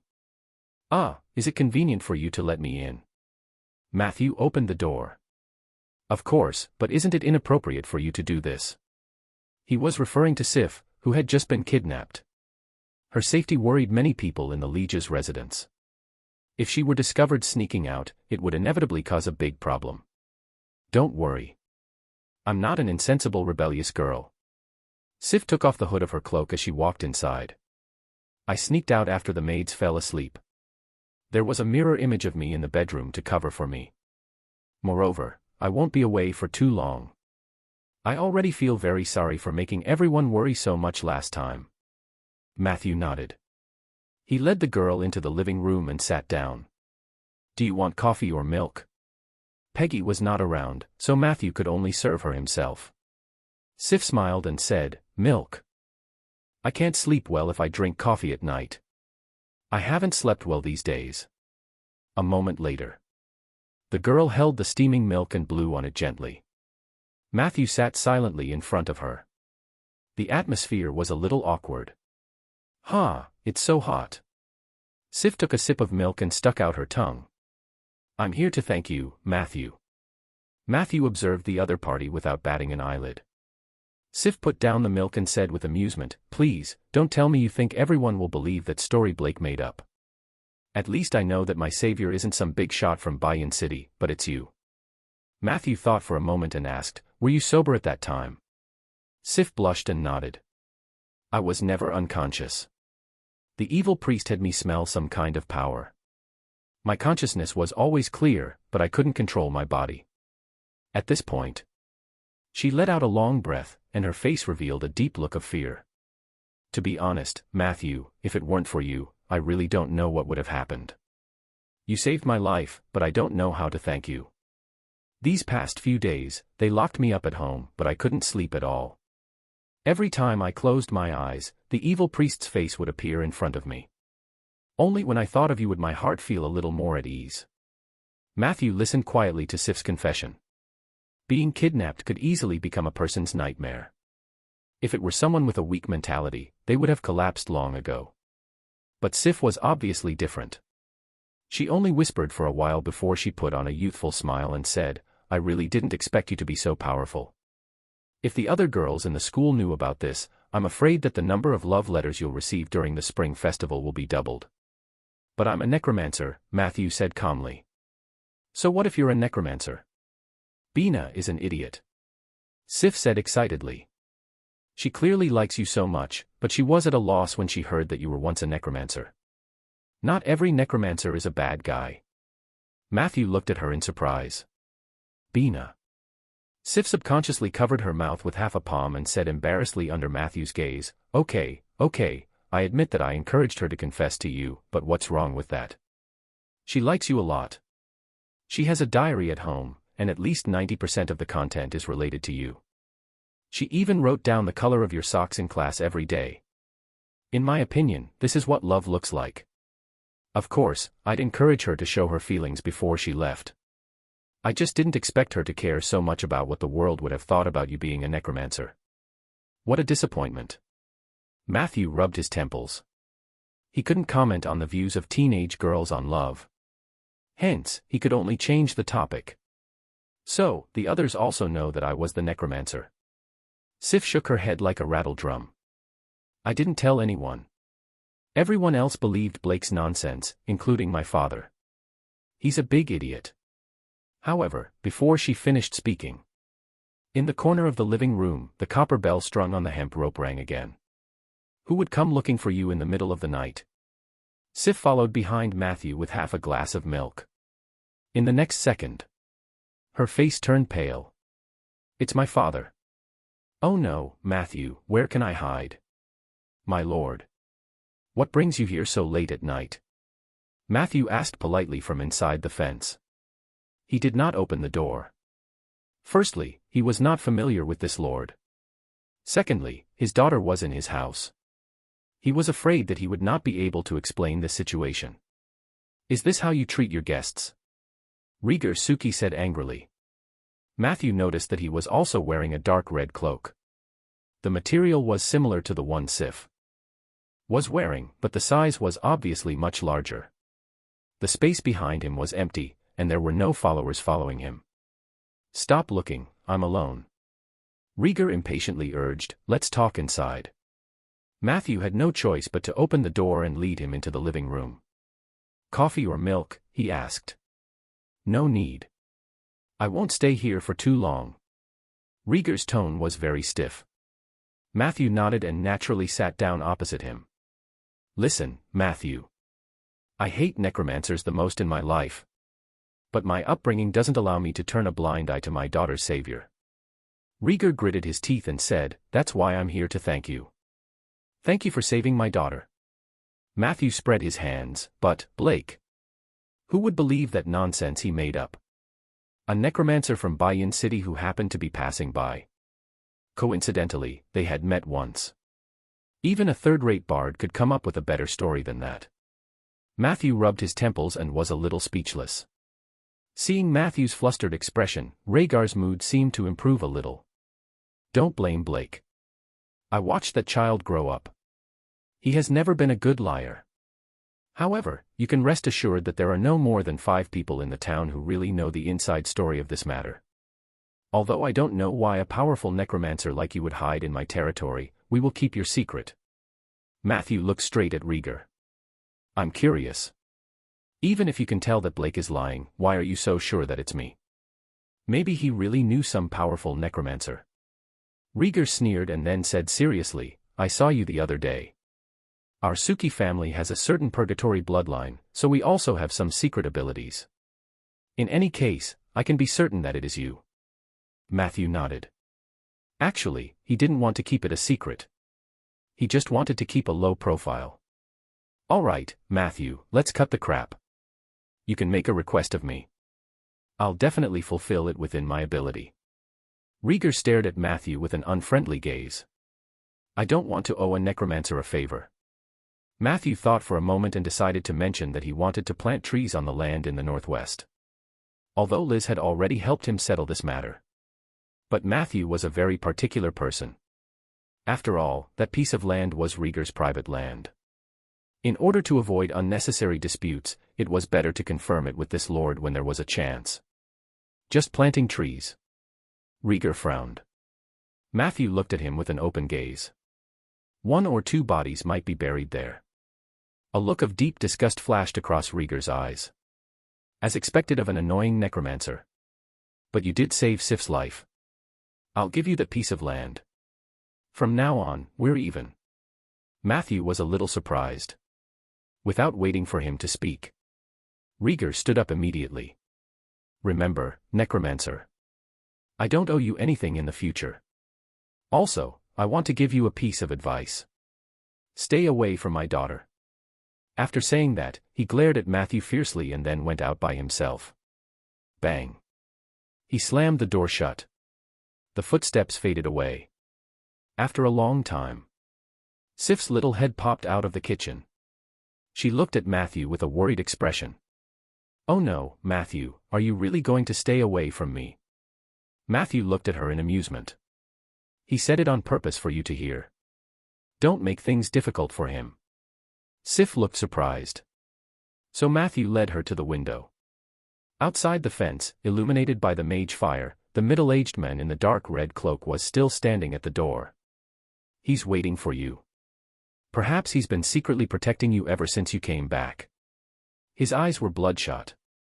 He probably hadn't slept for the past few days. Matthew said gently, he is a good father. Sif's eyes instantly turned red. She pursed her lips and whispered, I know, I always knew. After Mom left, he was sad for a long time. I'm sorry, Matthew.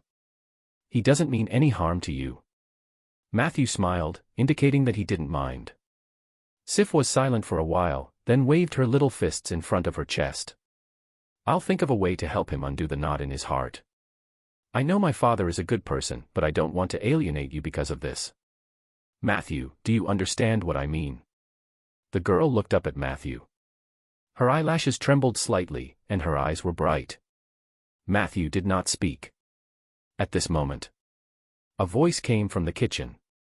You can try to find yourself a stepmother. People say that only new love can soothe the pain from an old love. Sif looked at the skeletal Tauren in surprise. Matthew, is this your summoned creature? Sif whispered. Matthew noticed that there was more curiosity than fear in her eyes. So he introduced, this is Peggy. Yes, she's my family. Peggy was delighted at first. Then, her face darkened. Thank you, Matthew, but I have to remind you that you still have to pay your family for her services. A week later. Deep in the oak forest. In a newly built wooden house. Matthew sat by the wooden bed and looked at his latest work. No pain, no gain, accumulated 83 strengthening experience points. 8 strengthening opportunities. Please choose the skeleton you want to strengthen. Chapter 19. Skeleton Soldier. In the past week, Matthew's life was busy and fulfilling. Planting trees during the day. At night, he would meditate and learn spells. He even found time to find someone to build this small house in the forest. The house was not big, but it was well equipped. In addition to the necessary functional areas, the 2 carpenters also built a small attic and a beautiful fence for him. Matthew sat on the wooden bed. There was a faint fragrance between his nose and mouth. He vaguely felt that the green energy in his natural legendary path had increased slightly. As for the progress of the undying path, it had halted. This might be related to the fact that he had not summoned many undead creatures or killed any recently. However, Matthew was most excited about the strengthening. There's no hurry. I've already endured for so many days. Let's wait for the sky to turn dark. Matthew looked out the window. The faint yellow sunlight was gradually dimming. Even though few people came to this forest, he still maintained the habit of summoning skeletons at night. It wasn't that Matthew was afraid of being disturbed. He simply didn't want to scare the ordinary people in the town. Half an hour later, Matthew walked out of the wooden house. The warm night wind brought the laughter of the oak trees. Matthew opened the cellar lid of the skeleton cellar and woke up the 12 skeleton soldiers one by one. Very quickly, the skeleton soldiers finished assembling. Under the hazy moonlight, Matthew carefully examined the skeletons. He wanted to choose the best one to strengthen. In fact, Matthew had wanted to strengthen Peggy at first. After all, she was at profession level 9, and the 2 of them had been together for many years, so they had a tacit understanding. However, the problem was that Peggy was a mutant skeleton, and did not meet the requirements for this enhancement. Matthew had to pick the best one from this batch of skeleton soldiers with an average level of 3. After a 20-minute physical examination, Matthew finally chose the target to strengthen. It was a skeleton soldier that was looking at him in a daze. The reason why Matthew chose him was because he had considered many aspects. The soul fire of the skeleton soldier was more condensed. Although it did not have the most bones, its bones were relatively good. The most important thing was, Matthew realized that this fellow was a little different from the other skeleton soldiers. The other skeleton soldiers would only be in a daze when they were examined by him. But it was different. It had been unconsciously twisting its hips. It was this that aroused Matthew's curiosity. It said that very few undead creatures can inherit some of their abilities from when they were alive. This skeleton soldier might also have a chance to awaken. With this thought in mind, Matthew ordered it to stand out alone. In order to make it easier to order him around in the future, he even specially gave him a name. Since it's a skeleton soldier, let's call it Soldier from now on. Prompt: naming successful. Your summoned creature skeleton soldier number 11 has its own name, Soldier. Soldier was puzzled by your naming, but he was still grateful for it. Soldier twisted his crotch at you. It's about time. Matthew ordered the other skeletons to go back to the cellar. Then, he glanced at the summoning panel. Name: Soldier. Race: Skeleton, LV3. Attributes: Strength 14/Constitution 8/Agility 14/Intuition 4/Intelligence 4/Charm 4. Characteristics: Fear immunity / disease immunity / undead race. Ability: Step back. High agility and strength. Matthew raised his eyebrows. He tried to invest 10 strengthening points into Soldier. Enhancement successful. Soldier's level had increased to level 4, and his overall attributes had received a small increase. Soldier received the enhancement keyword, Beginner Enlightenment. Beginner Enlightenment, White. Your summoned creature has the intelligence of a 5-year-old child and can understand some of your simple commands. Strengthening can upgrade the summoned creature, increase its overall attributes, and impose keywords of different grades on them. Matthew was an experienced gamer. He could tell the general direction of the system at a glance. He strengthened Soldier again. Enhancement successful. Soldier received the keyword, Short Weapon Specialization. Short Weapon Specialization, Purple. Your summoned creature is good at using short weapons. When it uses a short weapon, its attack speed, attack power, and critical hit probability are increased by 30%. Sure. Matthew no longer hesitated and strengthened it with all his might. The next 3 attempts were all successful. The rewards were 2 good keywords and a level increase. Weakness Observation, Blue. Your summoned creature can identify the enemy's weaknesses before and during battle. Assassin Mode, Blue. Your summoned creature has activated the Assassin Mode. Agility +2, and learned the assassin's abilities, Stealth and Sap. I didn't expect you to become an assassin with some twitches of your hips. Matthew looked at Soldier with interest. He wondered if it was the effect of Beginner's Enlightenment. He noticed that Soldier's soul fire had become more solid. There was also a hint of nostalgia and respect in the eyes that looked at him. Hence, Matthew struck while the iron was hot and continued to strengthen it. Enhancement failed. Soldier received the keyword, Bone Loss. Bone Loss, Gray. Your summoned creature's HP is reduced by 10%. Would a failed enhancement result in negative keywords? Matthew was deep in thought. This was not unusual. The results of the next 2 times were normal. 1 upgrade and a purple keyword. Dirty Trick, Purple, Prerequisite keyword, Weakness Observation. Your summoned creature is good at using underhanded moves including but not limited to crotch attack, sand toss, and return spear. Dirty Trick is actually purple grade. Matthew was a little surprised. Soldier looked at him innocently. With its current intelligence, it might not be able to understand the changes in its body, but these keywords would be integrated into its combat instincts. Matthew clicked his tongue in wonder. He walked around Soldier. He noticed that the color of the latter's bones had changed significantly. The gray bones that had occupied most of his body had disappeared, replaced by white and even silver bones. Gray bone, white bone, silver bone, gold, diamond.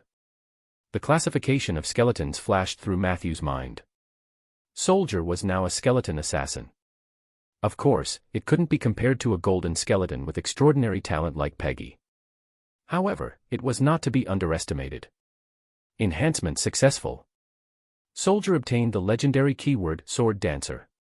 Sword Dancer, Gold. Your summoned creature has awakened part of its strength from when it was alive.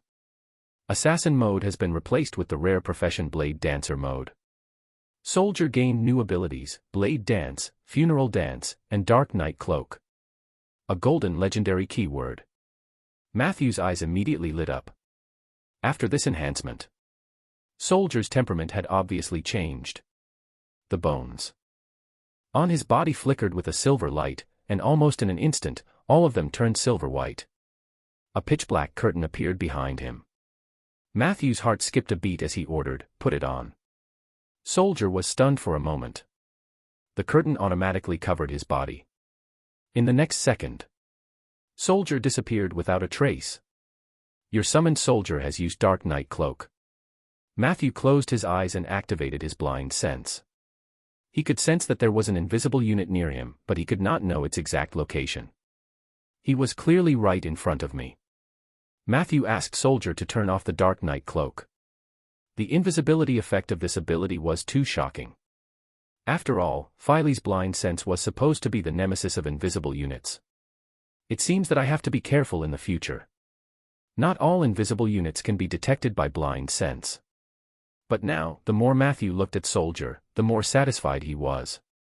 In time, this guy's strength would definitely not be inferior to Peggy's, and it might even surpass the Bone Dragon. I wonder if there are any higher-level gold legendary keywords. Matthew subconsciously wanted to strengthen it again. However, he suddenly realized that he had used up all the strengthening opportunities. He smiled bitterly and patted his cheek. Now, he finally understood why the mobile gacha game was so popular in his previous life. Since the Dark Knight cloak wouldn't consume any of Soldier's energy at night, Matthew arranged for him to patrol outside his house in stealth mode.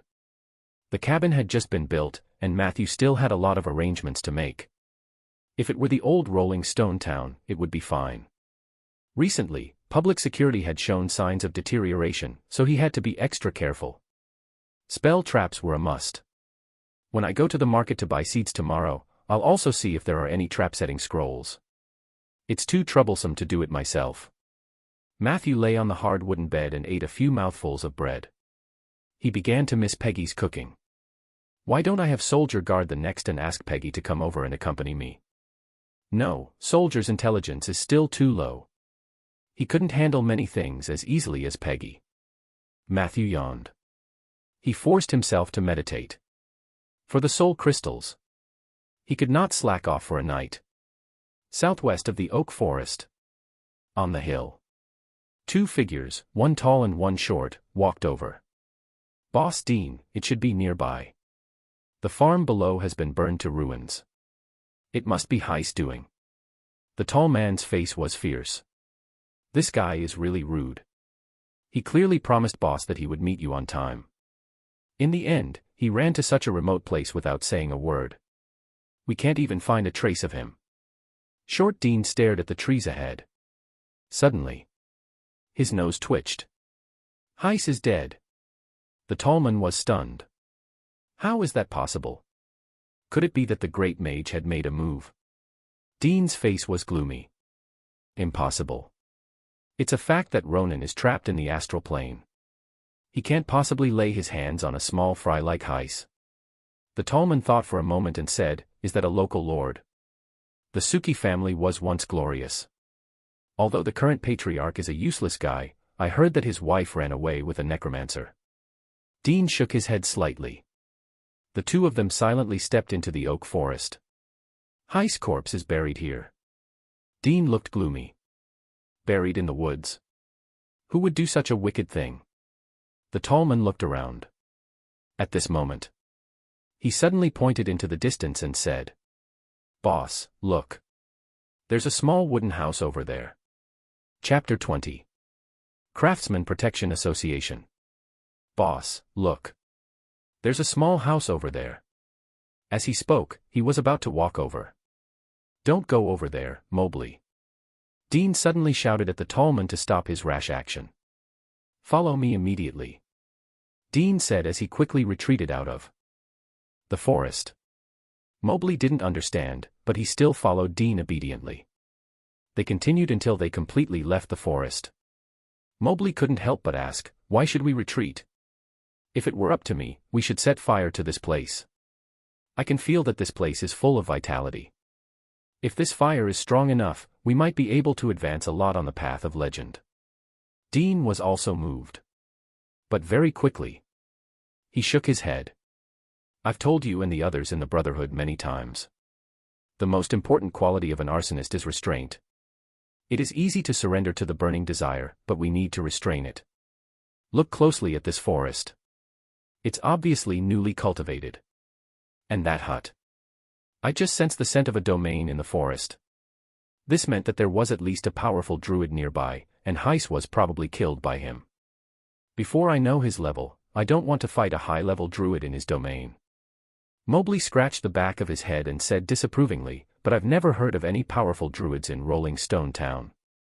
Dean looked at him. The intelligence needs to be updated.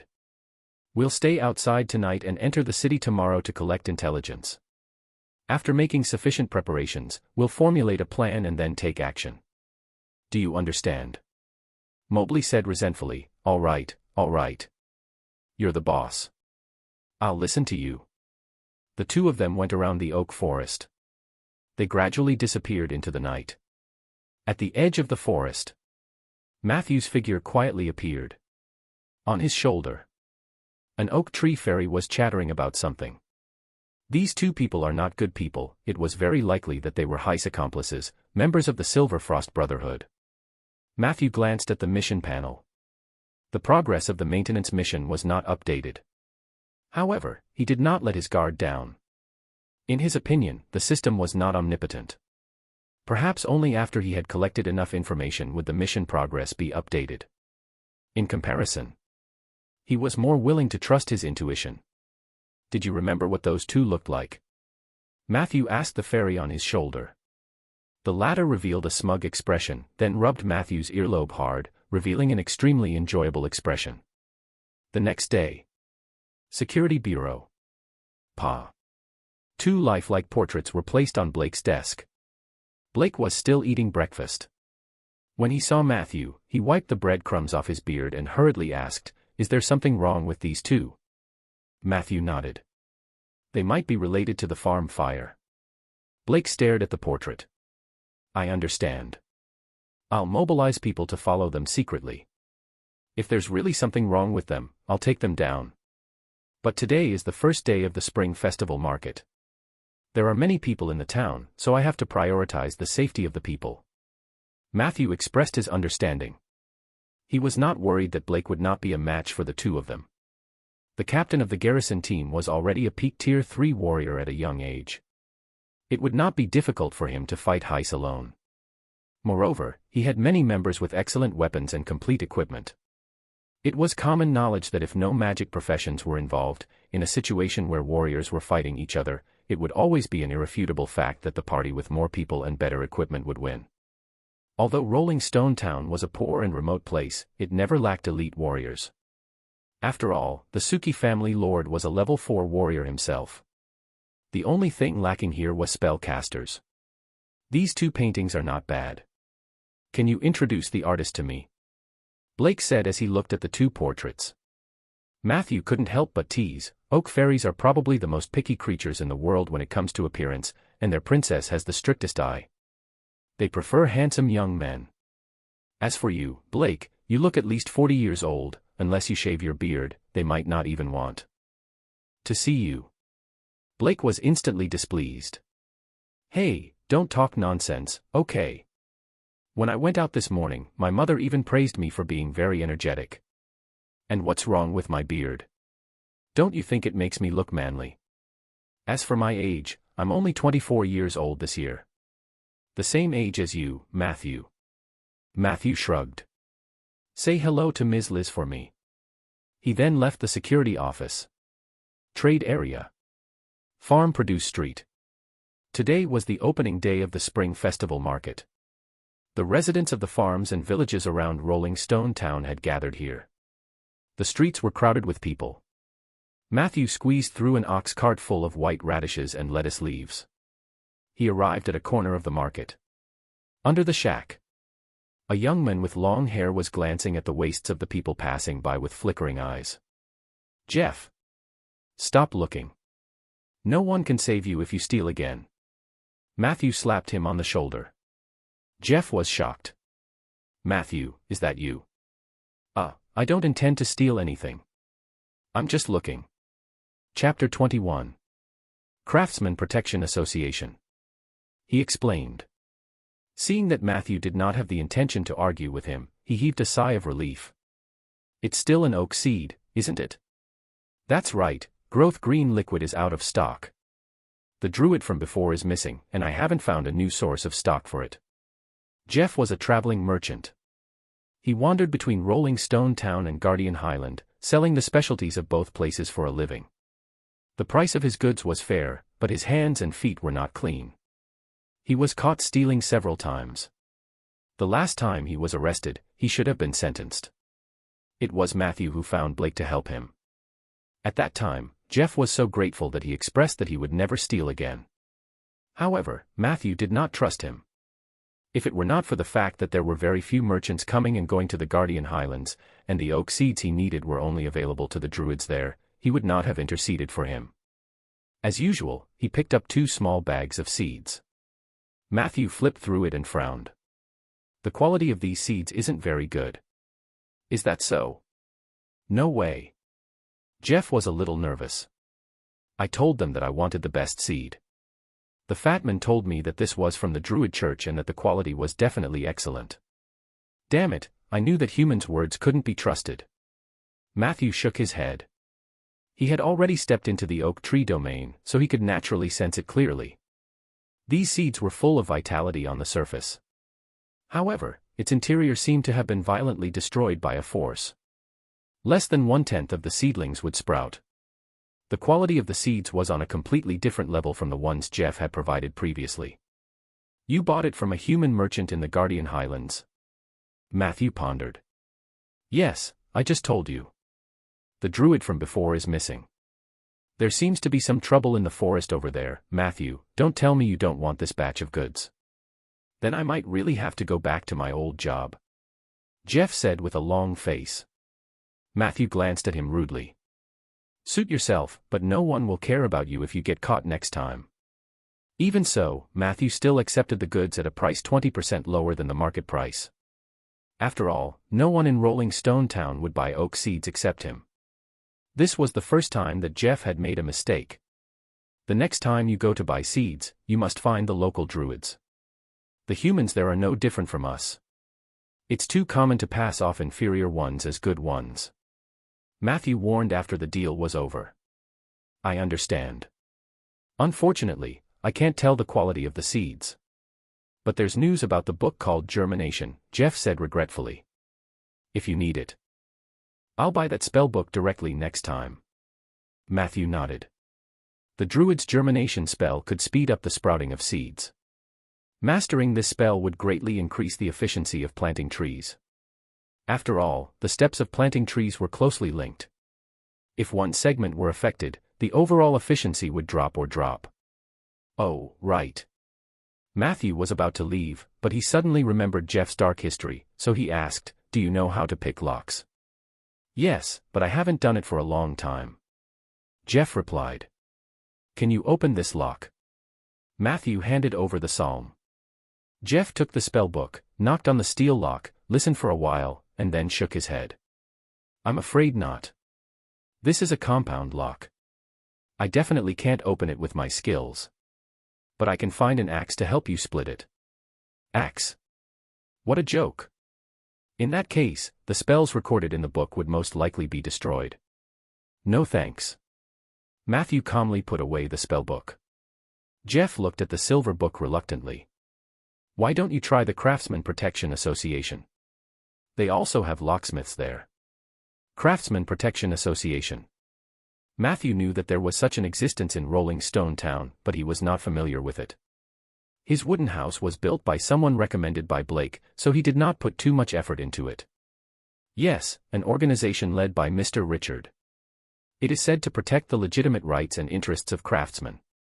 Many carpenters, stonemasons, and workshop workers are members of the association. Mr. Richard is a real gentleman, isn't he? Jeff said admiringly.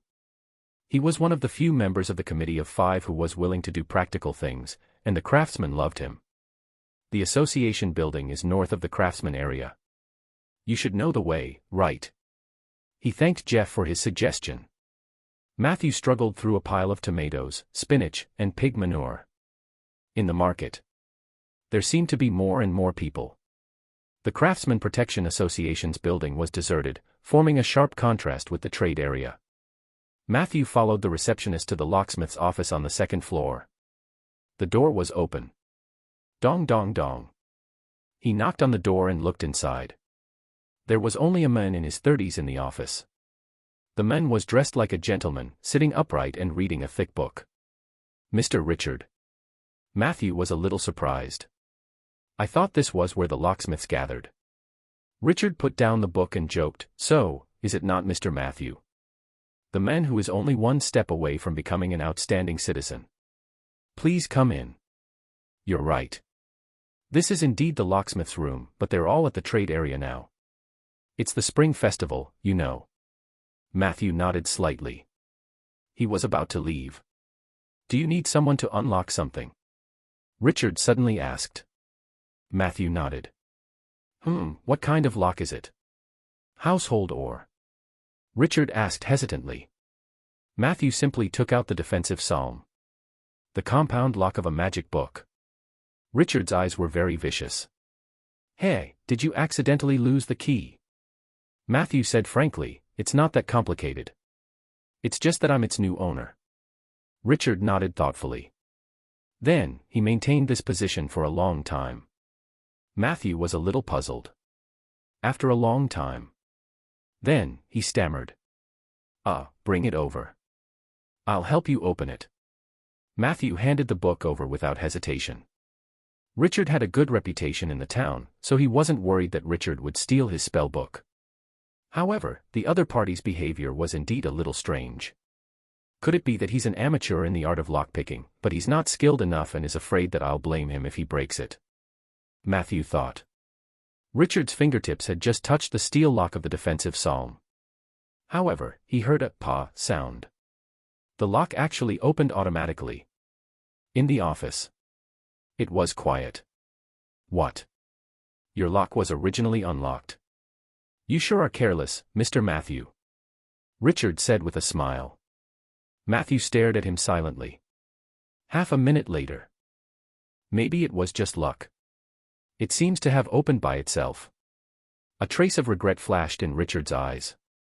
Matthew was still organizing his reply when Richard said, "Then, I suppose I'm your lucky charm. How about you treat me to a drink at Green Vine Bar?" "All right," Matthew replied. Then, he glanced at the system notification. Observation: Richard has used omnipotent hands to open the defensive psalm for you. Remark: Omnipotent hands, Tier 5 thief ability. Able to unlock 95% of physical locks and 60% of magic locks below Tier 5. Chapter 22. Hidden talent. Omnipotent hands, Tier 5 ability. Matthew's eyelids twitched. This meant that the elegant gentleman in front of him had at least level 17 in his profession. Furthermore, it was the rogue profession that was extremely difficult to master. No wonder he could appear behind him without warning the last time they met. At that time, Matthew thought it was that Bina's confession had distracted him. What's wrong? When he walked out of the association building, Richard seemed to notice Matthew's absent-minded expression. Matthew shook his head. He looked at the celebratory crowd that was squeezing in from the neighboring district. In the crowd, there was a young man dressed exaggeratedly, walking on stills. He kept swaying left and right, greeting the pedestrians on both sides. His movements were extremely clumsy, as if he could fall at any moment. "Nothing, I'm just a little emotional. Rolling Stone Town is really full of hidden talents," Matthew said as he looked at the young man who was standing on his legs. "Isn't that so?" Richard smiled and made way for the two playing children. Then, he turned around and glanced at Matthew. After all, a bone dragon is not something an ordinary person can control. Green Vine Bar. In a booth near the corner of the back door. The young bartender happily served the drinks. "Hello, 2 cups of pig-eating wine. Today is the spring festival. Old Barry will give everyone a cup of sparkling sweet water for free." Richard elegantly took a sip of the light green wine. Then, he said to Matthew, "I still remember the first time I came here. I didn't know what a wonderful alcoholic drink, pig-eating wine, was. When old Bill recommended it to me, I thought he was teasing a foreigner like me." Matthew also raised his wooden cup and took a sip. This was a specialty of Rolling Stone Town. The origin of its name was unknown, but the taste was spicy and memorable. This was because a type of seasonal weed was needed to make pig wine. Therefore, it could only be tasted around the spring festival every year. Matthew did not reply to Richard. He was still thinking about Richard's intentions. "It was fully by chance that I went to the Craftsman Protection Association to find a thief, so Richard couldn't have predicted that. So, was this just a coincidence? Or did he plan to get in touch with me, so he just took advantage of the situation?" No matter what the situation was, it was not a good thing to be targeted by a Tier 5 bandit. Fortunately, Richard did not show any hostility. Matthew also believed that he was doing the right thing. There should be nothing to be afraid of. The two of them chatted for a while. Perhaps a portion of the people from the market and the celebration had scattered over. The tavern gradually became lively. Richard suddenly asked Matthew with interest, "That girl, did she write to you after she went to Jade Court?" Bina. The tense Matthew instantly recalled the girl who confessed to him at his door that day. "No." Matthew shook his head. He thought for a moment and added, "It has only been half a month. She might have just arrived at Jade Court and hasn't settled down yet." Richard smiled. "You don't have to defend her. I'm just curious about your attitude toward her. As far as I know, you're very popular with female students, but why do I feel that you don't like them very much?" Matthew denied. "No, the girls are all very energetic and cute." Richard asked curiously, "Then why do you always reject their confessions?" "I heard Bina wasn't the first." Matthew explained seriously, "Just like I told Bina, they don't know the real me. They are still a group of children. They might like me because my identity as a teacher gives me the opportunity to gain their admiration easily. It could also be because having an older boyfriend would make her feel vain among her peers. It might even be because the taboo relationship between teachers and students had stimulated their rebellious hearts. In short, there could be many factors behind their confessions. However, it could not be because of love. And I've always treated them equally. They were my students, a group of innocent children who were still growing up. That was all." Richard suddenly asked, "Including Sif?" Matthew answered without hesitation, "Including Sif." "All right, chatting with you is really boring." Richard looked helpless. "Hey, Matthew, your popularity with the girls would be something to brag about. If it were anyone else, they would have told the whole town. But you're actually seriously explaining to me why you didn't accept those girls' confessions." Matthew said seriously, "I thought this was something very serious that I needed to clarify. Of course, it's important. At least our Lord should be able to sleep well tonight. I'll pass on your words to Rieger." Richard yawned. Matthew was suddenly enlightened. "So you're the Lord's?" Richard shook its head. "No, it was just a coincidence. Your spell book reminded me of some of my experiences when I was young, and then I couldn't help myself. Of course, Rieger has also talked to me about it, but I have already retired for many years. I am not interested in you or your bone dragon. Today is the spring festival. Let's have another drink. It's on me." Richard seemed to have lost the mood to talk. But this time, Matthew took the initiative to say, "So that night, when Sif was kidnapped, you would have solved the problem even if I didn't do anything." Chapter 23. Hidden Talent. Richard spread his hands. "Don't think that I'm so powerful, Matthew. I'm just a retired old man. The person who attacked us was an evil priest. Of course, he wouldn't be my match in a one-on-one fight, but I didn't know any spells. I couldn't find their location through magic like Zeller, nor could I rush to the scene of the incident as quickly as you could to save the damsel in distress. Do you understand? So I want to thank you on behalf of Sif. After all, this world belonged to wizards." When he said the last sentence, his tone was a little lonely, and his eyes were filled with memories. Matthew nodded thoughtfully. After a while, the busy bartender hurriedly served 2 more glasses of pig-eating wine. Richard was about to take the cup. Suddenly, his body movement stopped there, but his eyes glanced at the door. Matthew followed his gaze. 2 seconds later, the door of the tavern was pushed open. 2 figures, one tall and one short, walked in side by side. Matthew's pupils contracted. Even though the other party's face had been modified, he recognized that this was the duo who had passed through the oak forest last night. The 2 of them entered the tavern and looked around. "Can't they see us?" Matthew was surprised to find that the short man with a vigilant expression quickly shifted his gaze away from the corner booth. It was as if there was no one sitting in the booth. A moment later, the short man found a convenient spot to observe and sat down. The tall man started to get close to the bartender. "Those are 2 gang members from 2 big cities. They are inquiring about a high-level druid who doesn't exist." Richard calmly grabbed the glass and took a sip. "Looking for you?" Matthew said frankly, "Yes, on the night I saved Sif, I killed an arsonist." "Arsonist? Strange." Richard narrowed his eyes.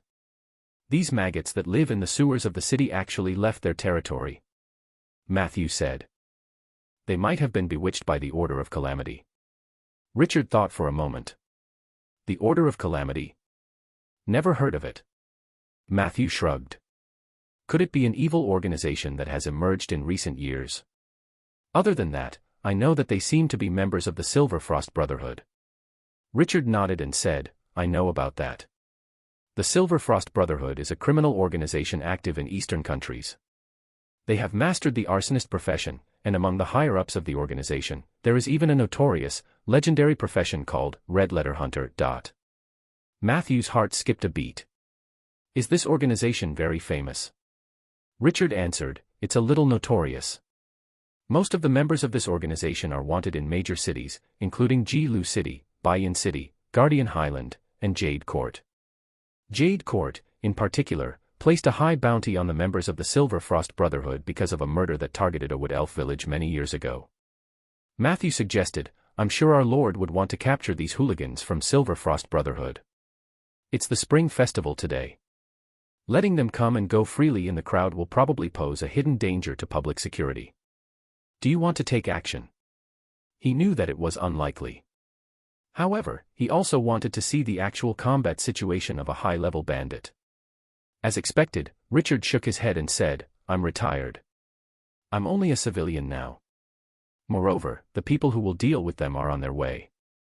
About 30 seconds later, a row of fully armed guards filed in from the gate. The leader was Blake, who was holding a short sword. Let's go.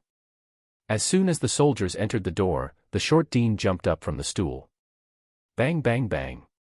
With a few crisp sounds, before the customers in the hall could react, thick black smoke and raging flames rushed out from several corners. The hall was in chaos. Through the back door. Dean grabbed Mobley, who was slow to react. The two pushed away the panicked customers and quickly crossed the hall to the back door. Dean breathed a sigh of relief. He did not know how the garrison team discovered them, but he knew very well that he must not get entangled with these fully armed soldiers in a narrow space. Even if he stabbed the other party with all of his might, he probably wouldn't be able to cause any dents in the other party's armor. However, as long as they left the tavern and entered the complex neighborhood, they would enter their home ground. Arsonists were never afraid of chaotic street battles, even if they were outnumbered. Moreover, it was the spring festival today. As long as they went out of the back door, they would have an endless stream of people as cover and countless invisible hostages. The two of them arrived at the back door under the cover of the thick smoke. Dean looked back. Very good. The hall was in chaos. Even the garrison member at the front was more than 10 steps away from him. This distance is perfect. Dean looked fierce. He took out 2 bottles of orange-red potion from his inventory and prepared to smash them. But at this moment, he suddenly felt his feet slip, and his entire body suddenly spun and fell forward. He instinctively wanted to throw away the 2 bottles of explosive potion. However, just as he was leaning forward, the 2 bottles of medicine had disappeared without a trace. What's the situation? Dean fell forward to the floor in shock and fury. Bang. Bang. He heard 2 heavy objects hitting the floor. Before he could react to what had happened, a strong garrison soldier had already used his knee to press down on his spine. He suddenly felt like he couldn't breathe. Clang. Another team member skillfully put heavy shackles on the 2 people who had fallen to the ground. Gentlemen, Rolling Stone Town does not welcome any members of the Silver Frost Brotherhood, but our prison welcomes you. Blake said righteously. Only then did he notice the 2 people in the booth next to him. Mr. Richard and Matthew. Was it you? Oh, I understand. I was wondering why the 2 of them suddenly collapsed. Blake was enlightened. Then, he winked at Matthew with an expression that said, Don't worry, I'll keep it a secret for you. Matthew quickly explained, It wasn't me. However, his words were mercilessly interrupted by Richard. That's right. He did it. Good job, Matthew. I didn't know you had such skills. As he spoke, he raised his glass. To spring, I hope that the weather will be good this year and that everything will be peaceful. Then, he stood up and walked away with his gentleman's cane. When he passed by the 2 arsonists, Richard deliberately stopped. He smiled at the confused duo who had fallen to the ground and said, Welcome to Rolling Stone Town. Matthew looked at this and was speechless. Observation: Richard used Stumbling Block to take down the arsonists Dean and Mobley successfully. Stumbling Block, Tier 5 Thief ability. Able to take down any target and temporarily seal all their abilities. Hint, you have obtained 2 explosive potions. Matthew lowered his head in shock. At this moment, only then did he realize that there were 2 bottles of orange-red potion in the right pocket of his shirt. A high-level thief is so terrifying. Matthew was shocked. Because today was the spring festival. Matthew deliberately stayed at his home in town for dinner. Putting aside her tall and fierce skeleton appearance, Peggy actually had the soul of a good wife and mother. For dinner, there was garlic-roasted red sausage, honey-roasted chicken, croissants, salad with kale and strawberries, mushroom-fried noodles, spinach egg soup, and special snacks from the spring festival. Matthew was very satisfied. After dinner, he meditated in the basement for a while. It was not until late at night that he packed his things and rushed out of town. He had planned to spend the night at home. However, tonight was coincidentally a full moon night. Matthew decided to try the Moonlight Society's admission ticket he possessed. Midnight. Following the guidance of the moonlight, he came to the center of the oak forest and began to call the fairy princess name softly. Even if he had an entrance ticket, he would need the help of a nature soul to enter that strange space that only druids could enter. Coincidentally, Lulu, the leader of the oak tree fairies, was a nature soul. Chapter 24. Extraordinary Charm. Lulu was an overly shy fairy. The other fairies living in this oak forest had more or less greeted Matthew. Only this princess was always secretive. Even when she appeared in front of Matthew, she would hide among the fairies so that he could not see her clearly. It would be a lie to say that he was not curious about Lulu. However, Matthew had always respected these little creatures who got along well with him. After summoning the fairy princess, Matthew closed his eyes. A cool breeze brushed past his face.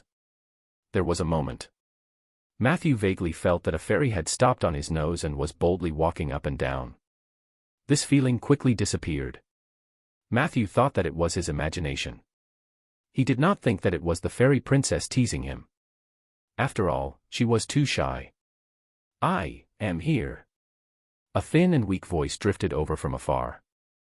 Matthew could sense that she had stopped on a tree 5 steps away from him. "Good evening. I need your help. I have an entrance ticket to the Moonlight Society. Only with the help of a nature soul can I enter the corresponding interdimensional space." Matthew waved the ticket in his hand. "This is not a difficult matter." Lulu's voice drifted closer. "Why are you closing your eyes, Matthew?" Matthew smiled lightly and said, "If you allow me to open them, I will." I trust you, Matthew." Lulu's voice was hesitant at first. But soon, she mustered up her courage and said, "You can open your eyes now." Matthew opened his eyes naturally. At first, it was a faint glow under the moonlight. Then, he saw a pair of golden wings. Finally, there was that a fairy that was slightly larger than ordinary fairies and that inconceivably exquisite face. At that moment, Matthew felt his head buzzing. His eyes widened subconsciously. Whoosh! Lulu flew back 20 feet nervously. Then, she hesitantly inched closer to Matthew. "Who?" Matthew let out a long breath and woke up from his loss of composure. "I'm sorry. I didn't expect you to be so beautiful." He laughed at himself and said, "Did my eyes pop out just now?" Lulu patted her fair chest with her small hand. "You did well, but that gaze just now did scare me." Matthew nodded. He finally understood why Lulu didn't easily appear in front of others. Perhaps it was not because she was shy. It was because of her unmatched beauty. "What is your charm?" Matthew asked. 20 points. Or perhaps more. "I don't know either." Lulu counted with her fingers. 20 points meant extraordinary charm. This was the limit of charm that ordinary creatures could reach. That was not counting the charm bonus unique to fairies. Almost all creatures would be tempted to get close to Lulu, grab her, or even toy with her. Even Matthew could not help but have evil thoughts when he stared at those small wings for a long time. You resisted the enchantment of the fairy princess, passive, willpower +1. Then can we start? Matthew tried hard to look away and asked. Of course. Lulu circled Matthew excitedly. This is the first time I've come into such close contact with a creature other than my clansman. This feeling is so exciting. Right, you were talking about the Moonlight Society. No problem. Come with me, Matthew. As she spoke, her shadow danced in the moonlight. Matthew strolled along. After a while, the admission ticket in his hand suddenly disappeared. The singing of nature's soul awakened the young oak forest. Matthew felt as if there were friendly gazes on him. Lulu stopped on the trunk of a tall oak tree. Matthew walked closer to take a look. There was a pale green secret door on the tree wall. He pushed the door open and entered. The majestic greenery greeted them. Hint, you have entered the kingdom of the goddess of moon, Asha, the half-domain, moonlight woodland. This was the home of the spirits of nature. They hated evil and rejected outsiders. They were willing to maintain a friendly relationship with the druids. This is also the shelter of the moonlight's blessed. Every traveler who walks under the moonlight can pray to Asha. If they receive a response, they can temporarily stay here to avoid the monsters hidden in the long night. The air was good. This was Matthew's first impression of moonlight woodland. He looked around. He found himself in an open space that was similar to the oak forest in the real world. Not far away, there was an altar of the goddess of the moon. A proud owl rested on the stone tablet of the altar. The other party's gaze was not very friendly. Matthew felt a little strange. According to the instructions on the admission ticket, even if he was a necromancer, there should be many nature souls and spiritual creatures nearby. He should be able to gain the recognition of the locals through various performances. Only then could he become a member of the Moonlight Society and obtain some additional blessings. Did something change? Matthew tried to ask about it. However, before he could get close to the altar, a rude voice was heard, "Evil necromancer, if I were you, I would turn around and leave without hesitation. People should at least have a sense of shame. I don't know how you got the ticket or how you coerced a kind nature soul to hold a ritual for you, but if you think that you can become a moonlight's blessed just like that, then you are gravely mistaken." It was that owl.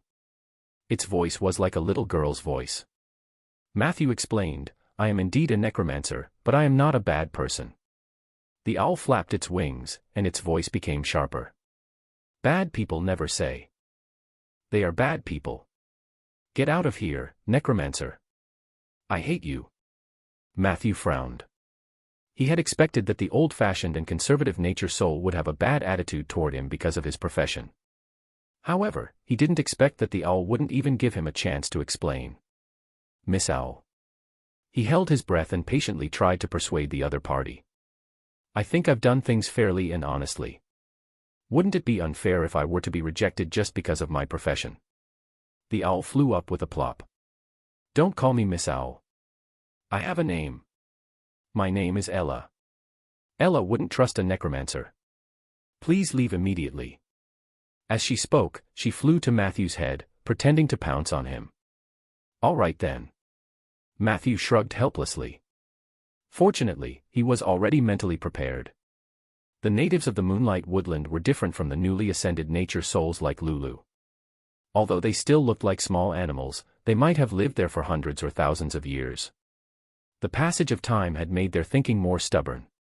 It would be euphemistic to describe them as inflexible. Not being able to join the Moonlight Society was not a big deal. It was just a spell sect. Matthew was about to leave. However, at this moment, a thin white light suddenly lit up on the altar. "Hey, what are you looking at?" The owl Ella bared her fangs and shouted, "This is the grace of the goddess of moon, not something a necromancer like you can covet." Matthew shrugged. He didn't like the owl, but he couldn't be bothered to argue with her. Hence, he turned around and left. "I dare you to take another look. If you anger the goddess of moon, I'm afraid she will punish you with lightning punishment," said Ella haughtily. Matthew ignored her and stepped into the secret door. However, at that moment, he heard thunder behind him. Rumble. Matthew was shocked. The goddess of moonlight couldn't be really that angry, right? He subconsciously turned around and saw a bolt of lightning fly out from the altar and strike the owl, Ella. In the next second, he appeared safe and sound in the oak forest. Lulu was nowhere to be seen. Did the goddess of moonlight's lightning strike the wrong target? Forget it, just treat it as a small interlude. Matthew adjusted his mood. He returned to the cottage and began his homework for the night. Outside the wooden house, Soldier was wearing a cloak of darkness, silently carrying out his patrol mission. The forest was quiet and peaceful. The night was silent. At daybreak, Matthew yawned and pushed open the wooden door. However, he was shocked to find a strange bird with black wings and cramped limbs resting on the oak tree 30 meters away from the door of the wooden house. "Good morning, Mr. Matthew." The strange bird greeted him uneasily. Matthew looked at her in hesitation. If it weren't for the fact that the voice hadn't changed, he wouldn't have been able to associate the strange, charred bird with the arrogant owl from last night. Ella. He sized up the other party with interest. "I'm sorry, Mr. Matthew. I only wanted to joke with you last night, but I didn't expect it to go too far. To show my sincerity, I will personally invite you to the Moonlight Forest tonight. If nothing goes wrong, you will successfully join the Moonlight Society and become a member of our harmonious and loving family." Matthew chuckled. He ignored Ella and went in to look for the sapling bag and tools.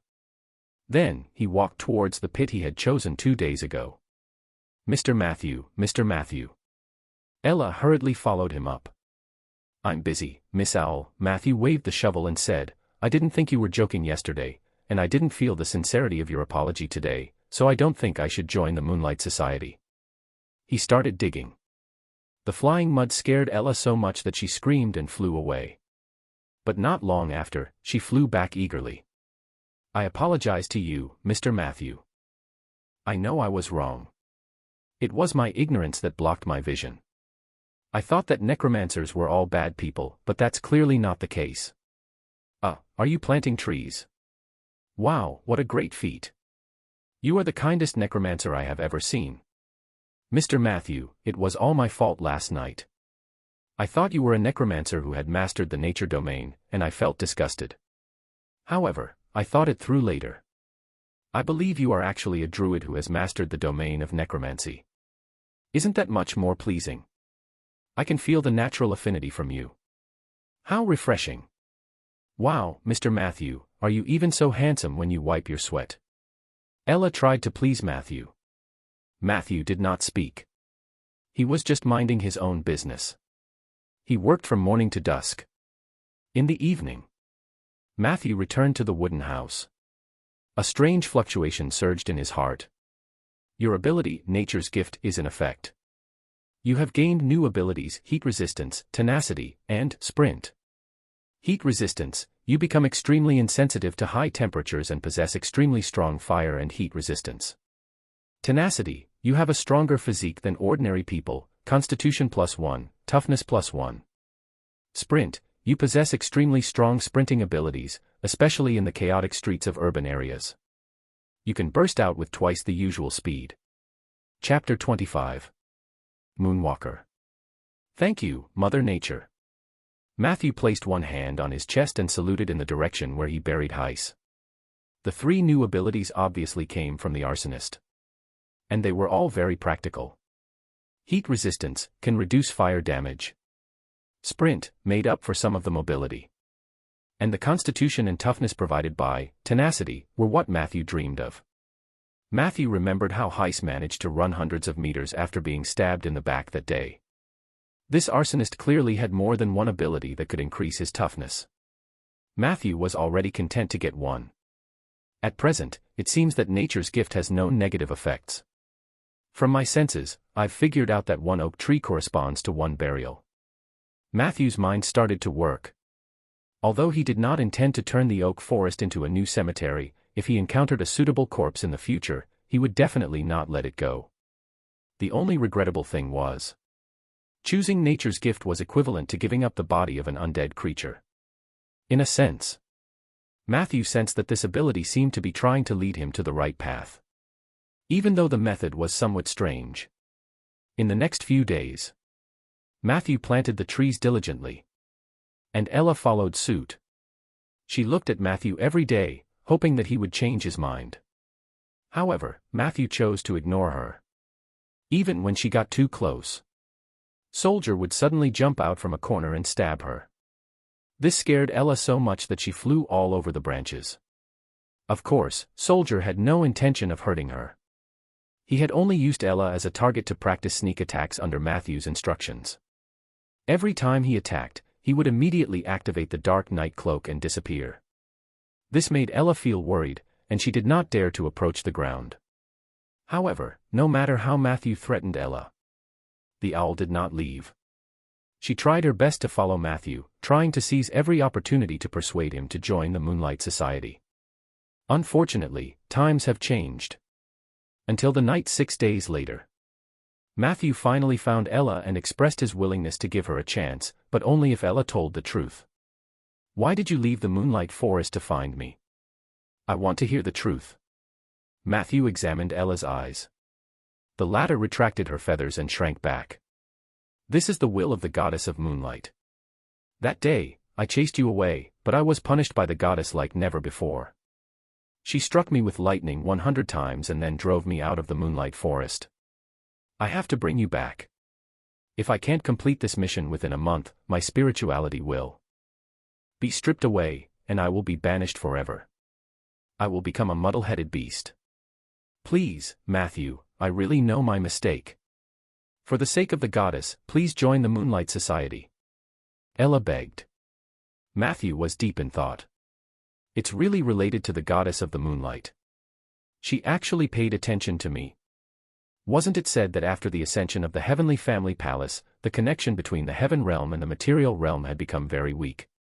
He thought about it. In the end, he decided to return to Moonlight Woodland to take a look. He knew very little about the gods of this world, and the goddess of the moonlight did not seem to exist in the game in his previous life. Now that he had the opportunity to come into contact with her, he could not miss it. As for the owl, Ella. With Matthew's magnanimity, he naturally would not continue to bicker with her. However, the necessary punishment was still necessary. "What? You want me to enlighten your oak forest once a month for a 3-year period?" Ella exclaimed, "Do you know how much energy I have to initiate enlightenment?" Matthew glanced at her and said calmly, "It wouldn't kill you, right?" Ella lowered her head. It seemed that she could no longer say a word. In the second half of the night, moonlight finally shone through the clouds. Under Ella's personal guidance, Matthew once again stepped onto the ground of the Moonlight Woodland. The moment he entered, 3 beams of moonlight flew up from the altar. It landed on Matthew. At that moment, it was as if he was bathing in a hot spring. All the pores on his body were relaxing.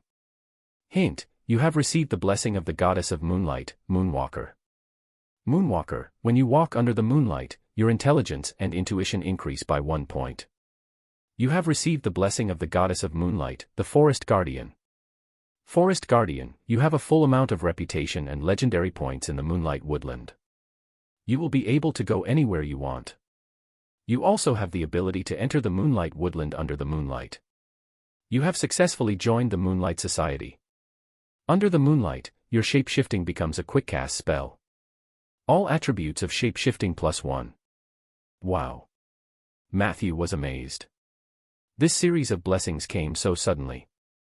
Apart from joy, he also sensed a faint sense of danger. What does the goddess of moonlight need me to do?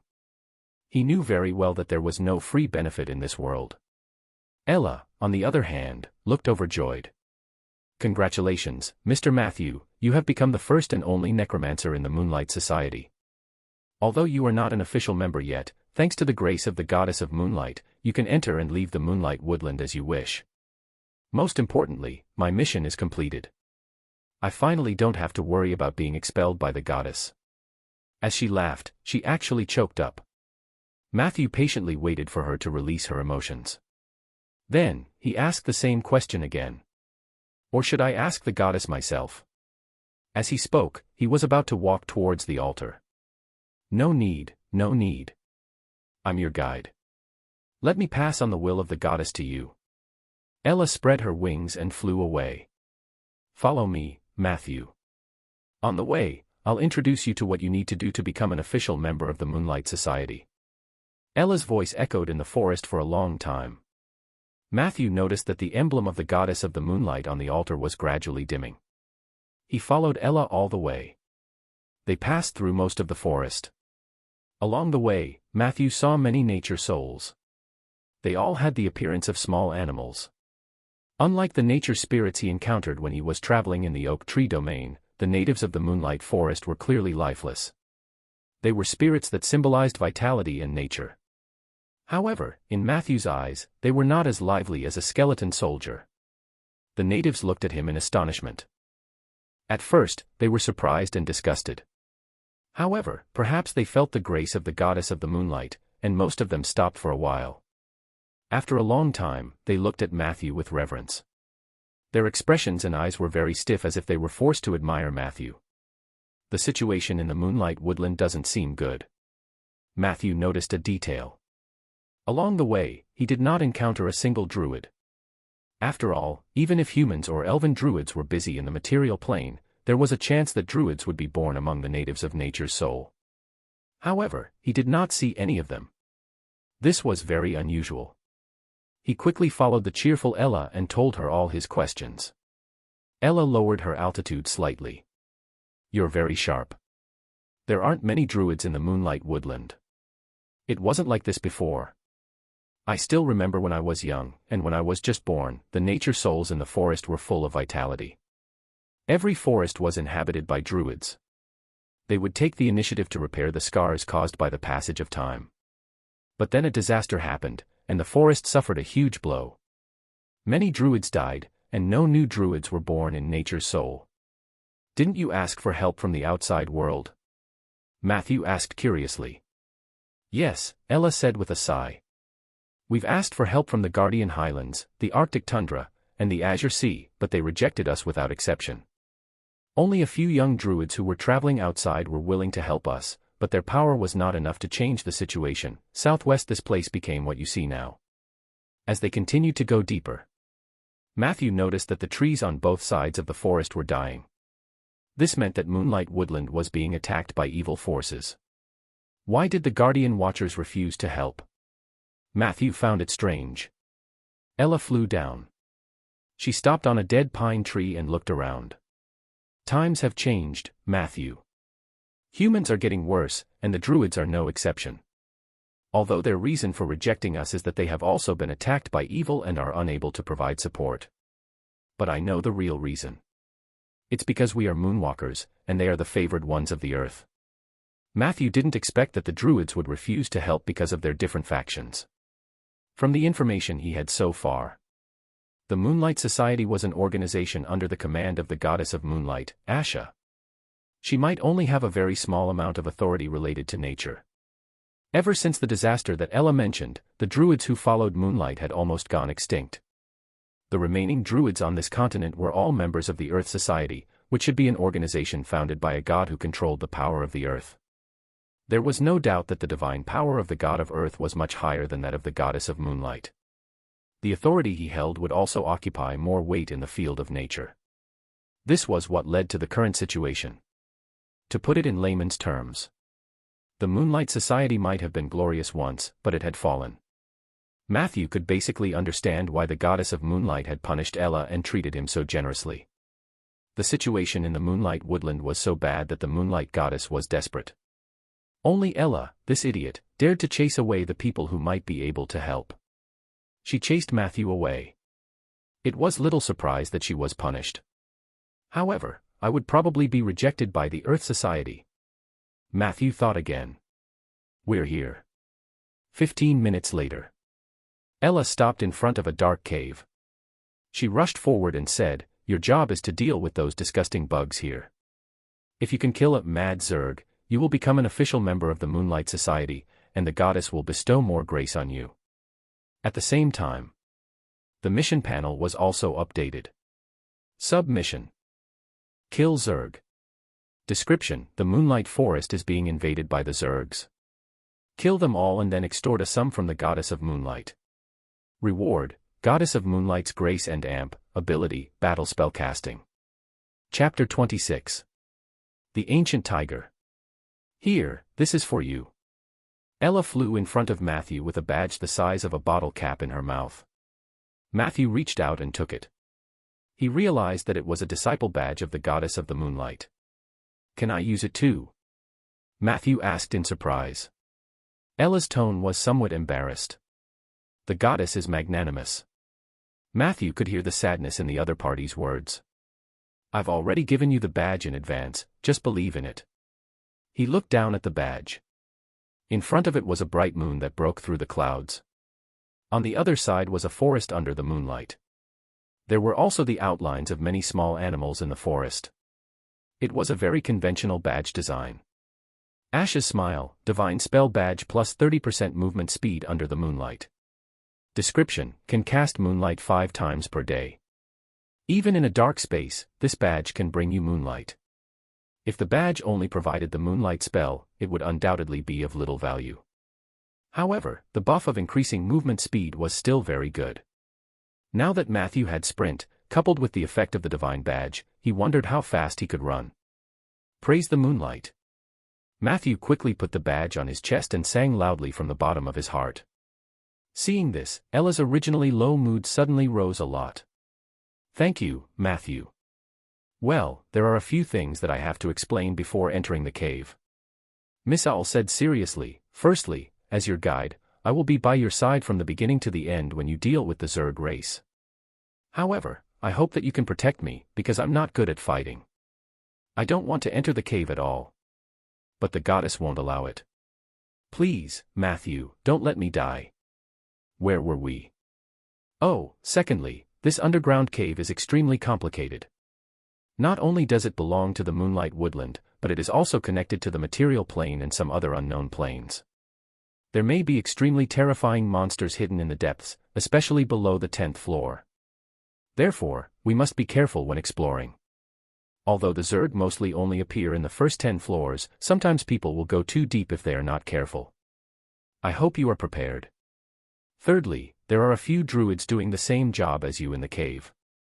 The goddess doesn't want any conflict between you. In order to avoid conflict, she gave you the divine badge in advance. This is what those druids look like. They are all very nice people, especially this Miss Samantha, who is also a moonwalker like you. As she spoke, a few magic portraits of druids appeared before Matthew's eyes. He glanced at them. His gaze lingered on the female druid for a while. I'll remember this. It's not up to me whether or not something unpleasant will happen. Matthew chuckled and glanced at Ella. The latter lowered her head in shame. Then, she said solemnly, I'll vouch for you. These druids like me very much. With me around, they won't find trouble with you. So you must protect me well. Matthew replied indifferently. I'll try my best. Ella still looked a little nervous. She carefully stepped on Matthew's shoulder and asked, then, shall we enter the hole? Matthew shook his head. I'm afraid I can't go in like this. I have to go home first. Ella immediately became anxious. Don't tell me you want to. Matthew said frankly. As you can see, I am a necromancer. No, absolutely not. I can't let the undead creatures taint the Moonlight Woodland. Even if they took one more step in the forest, it would be blasphemy to nature and the goddess. Ella was jumping on Matthew's shoulder emotionally. Matthew had expected this. After she calmed down, he then asked calmly. If I don't have my summons, are you going to fight for me? Ella fell silent. In short, no. No, Matthew. Oh, fine. Hiss, I hate you, Matthew. I'm in. Half an hour later. In the dark underground cave. A row of skeleton soldiers was exploring the dark area in front of them in an orderly manner. Matthew walked in the middle. Ella was sitting on his shoulder with a resentful look on her face. The visibility in the cave was very poor. Fortunately, Matthew had prepared torches in advance. The 2 skeleton soldiers in front and behind each raised one, illuminating the surrounding environment. The terrain here was somewhat similar to the underground karst caves. They were both tunnels that extended in all directions. The only difference was the climate here was even more humid, as if the entire cave had been soaked in water for a long time. Matthew walked among them. The sound of dripping water and footsteps continued.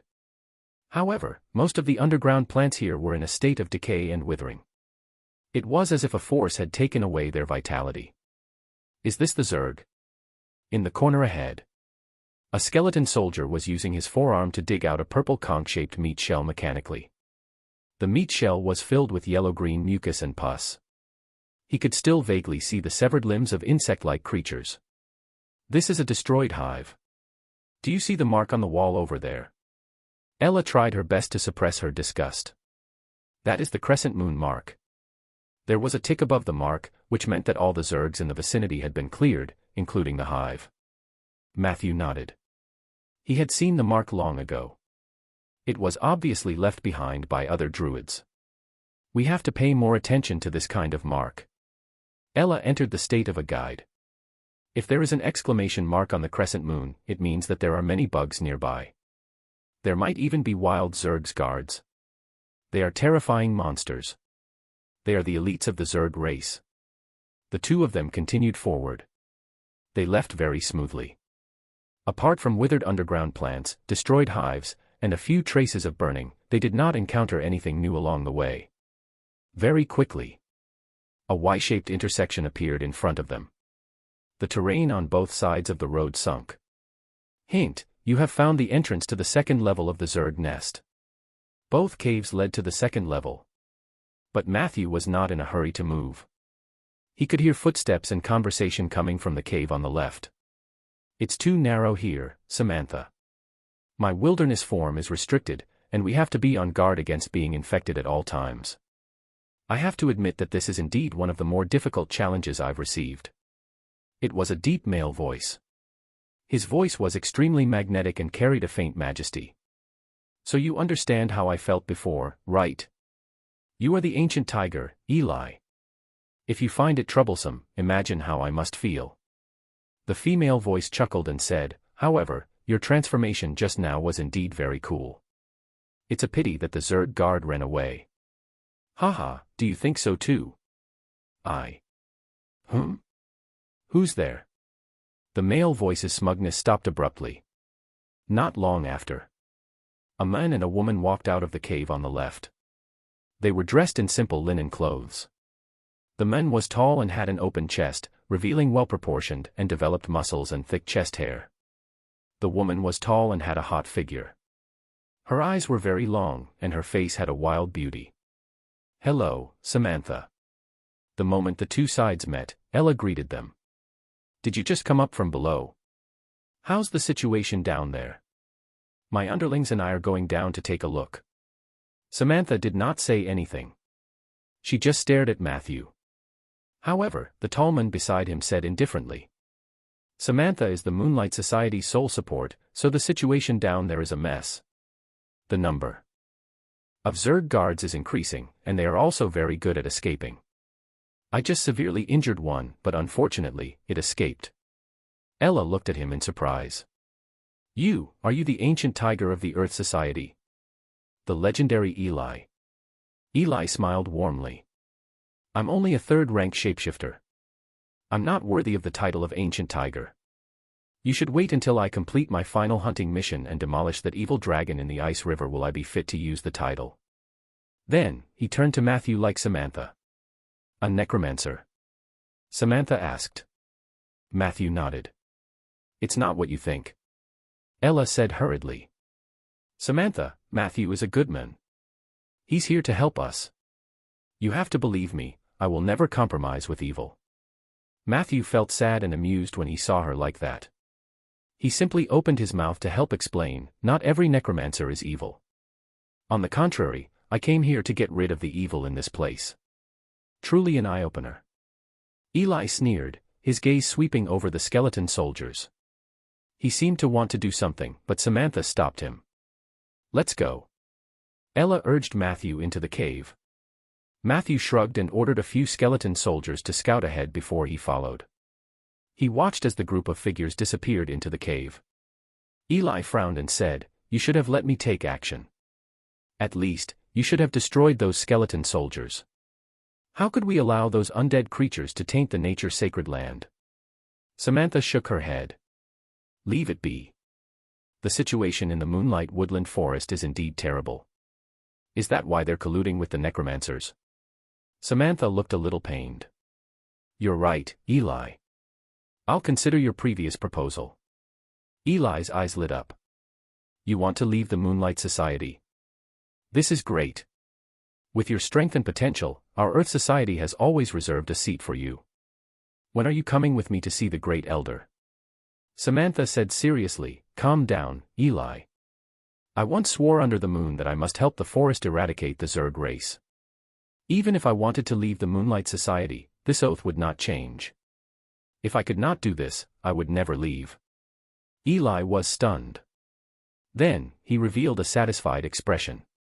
Very good, such is the will of a woman I like. The Earth God will protect you, Samantha. When I go back and make my preparations, we will join forces and kill Queen Zerg. It's a pity that the situation at the Highlands isn't looking good either. Otherwise, I could have applied to the church to mobilize the sacred object. Sigh, as you know, the scar of the dead is getting worse. Chapter 27. My job. The male druid who was hostile to me just now, he's not from the Moonlight Society, right? The tunnel was filled with water. Matthew asked as he lifted his pants. Of course, he's from the Earth Society. I've never seen him before, so I guess Samantha asked him to help. Ella said happily. Fortunately, Samantha held him back. Matthew smiled. Indeed. Ella obviously didn't understand what Matthew meant. She chattered about the story of the ancient tiger, Eli is an orphan. A long time ago, his parents had provoked an enemy and were chased to the west of the Guardian Highland near Storm Valley. In order to buy time, Eli's father died. Meanwhile, Eli's mother carried him in his swaddling clothes and crawled into the tiger cave to avoid the pursuit of his enemies. Unfortunately, his mother was injured, and she died after climbing into the cave. Before she died, she saw an aggressive but exhausted tiger. Eli's mother said to the tiger, "Eating me is enough for you to fill your stomach. Please let my child go." And so, the tiger silently ate her. The entire process, she didn't make a sound. Perhaps she fainted from the pain, or perhaps she was already dead. In short, Eli, who had memories of his childhood, witnessed this process. It was hard to imagine how he felt when he recalled this matter. After eating Eli's mother, the tiger took Eli to the depths of the cave. There, Eli found 2 tiger cubs that had their eyes closed. That's right. The tigress had just given birth. She was very weak and urgently needed to replenish her energy. If it wasn't for Eli's mother, she might have left the cave to look for food. Even if Storm Valley was the tiger's territory, it was still a very dangerous thing. The tigress, who had recovered her strength, began to feed her cubs. Eli also had a share. I believe you can guess the story behind it. Eli was raised by the tigress and received the favor of the god of earth in the process. His first wild transformation was a fierce tiger. Later on, through various fortuitous encounters, he mastered the transformation technique of the saber-toothed tiger and the legendary creature, the ancient tiger. His combat power was extremely terrifying and could not be measured by a normal Tier 3. Therefore, people had given him the title of a Tier 4 shapeshifter in advance, which was the ancient tiger. Matthew nodded his head after listening. A very rough life. Then did he help his parents take revenge?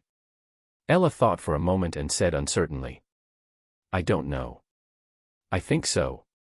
In short, he is very powerful. If you meet him underground in the future, it is best to avoid him. Matthew didn't say anything. His eyes were staring ahead. All the skeleton soldiers stopped in their tracks. Drip. Drip. Drip. Drip. The sound of water dripping from the cave on the left was disturbing. And in that deathly silent atmosphere, the air in all directions suddenly became slightly agitated. Matthew. Ella belatedly exclaimed, "They're coming." However, before she could finish her sentence, Matthew's robe instantly bulged and folded. In the next second, he turned into a raven and flew away. Hey, Matthew, wait for me. Ella was so anxious that her voice turned hoarse. Like Matthew, she landed on a horizontal stone pillar. When she looked down again, one after another, rat-sized Zerg larvae emerged from the darkness. They crawled like silkworms, their bodies covered in purple-green pus, and their speed was faster than ordinary people. Matthew. Ella couldn't help but scream. The most terrifying thing about the Zerg larva is its parasitism. As long as you wound them even a little, they can consume any living thing with parasites. We're finished. The battle below became more and more chaotic. There were more than a dozen larvae dealing with each skeleton soldier. Just as Ella was burning with anxiety, Matthew finally said, "Other than infection and parasitism, what other abilities do they have?" Ella was stunned. "Isn't this scary enough?" Matthew looked at her as if she was an idiot. "It is indeed terrifying to living creatures, but my summons are all undead. Can these bugs infect skeletons?" As if to confirm Matthew's words. Suddenly, there was a sound from below. The two lowered their heads and looked down.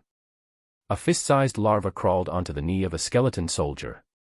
Its body rapidly shriveled. At the same time, a large amount of pus came out of the larva's body and covered the bones tightly. Chirp chirp.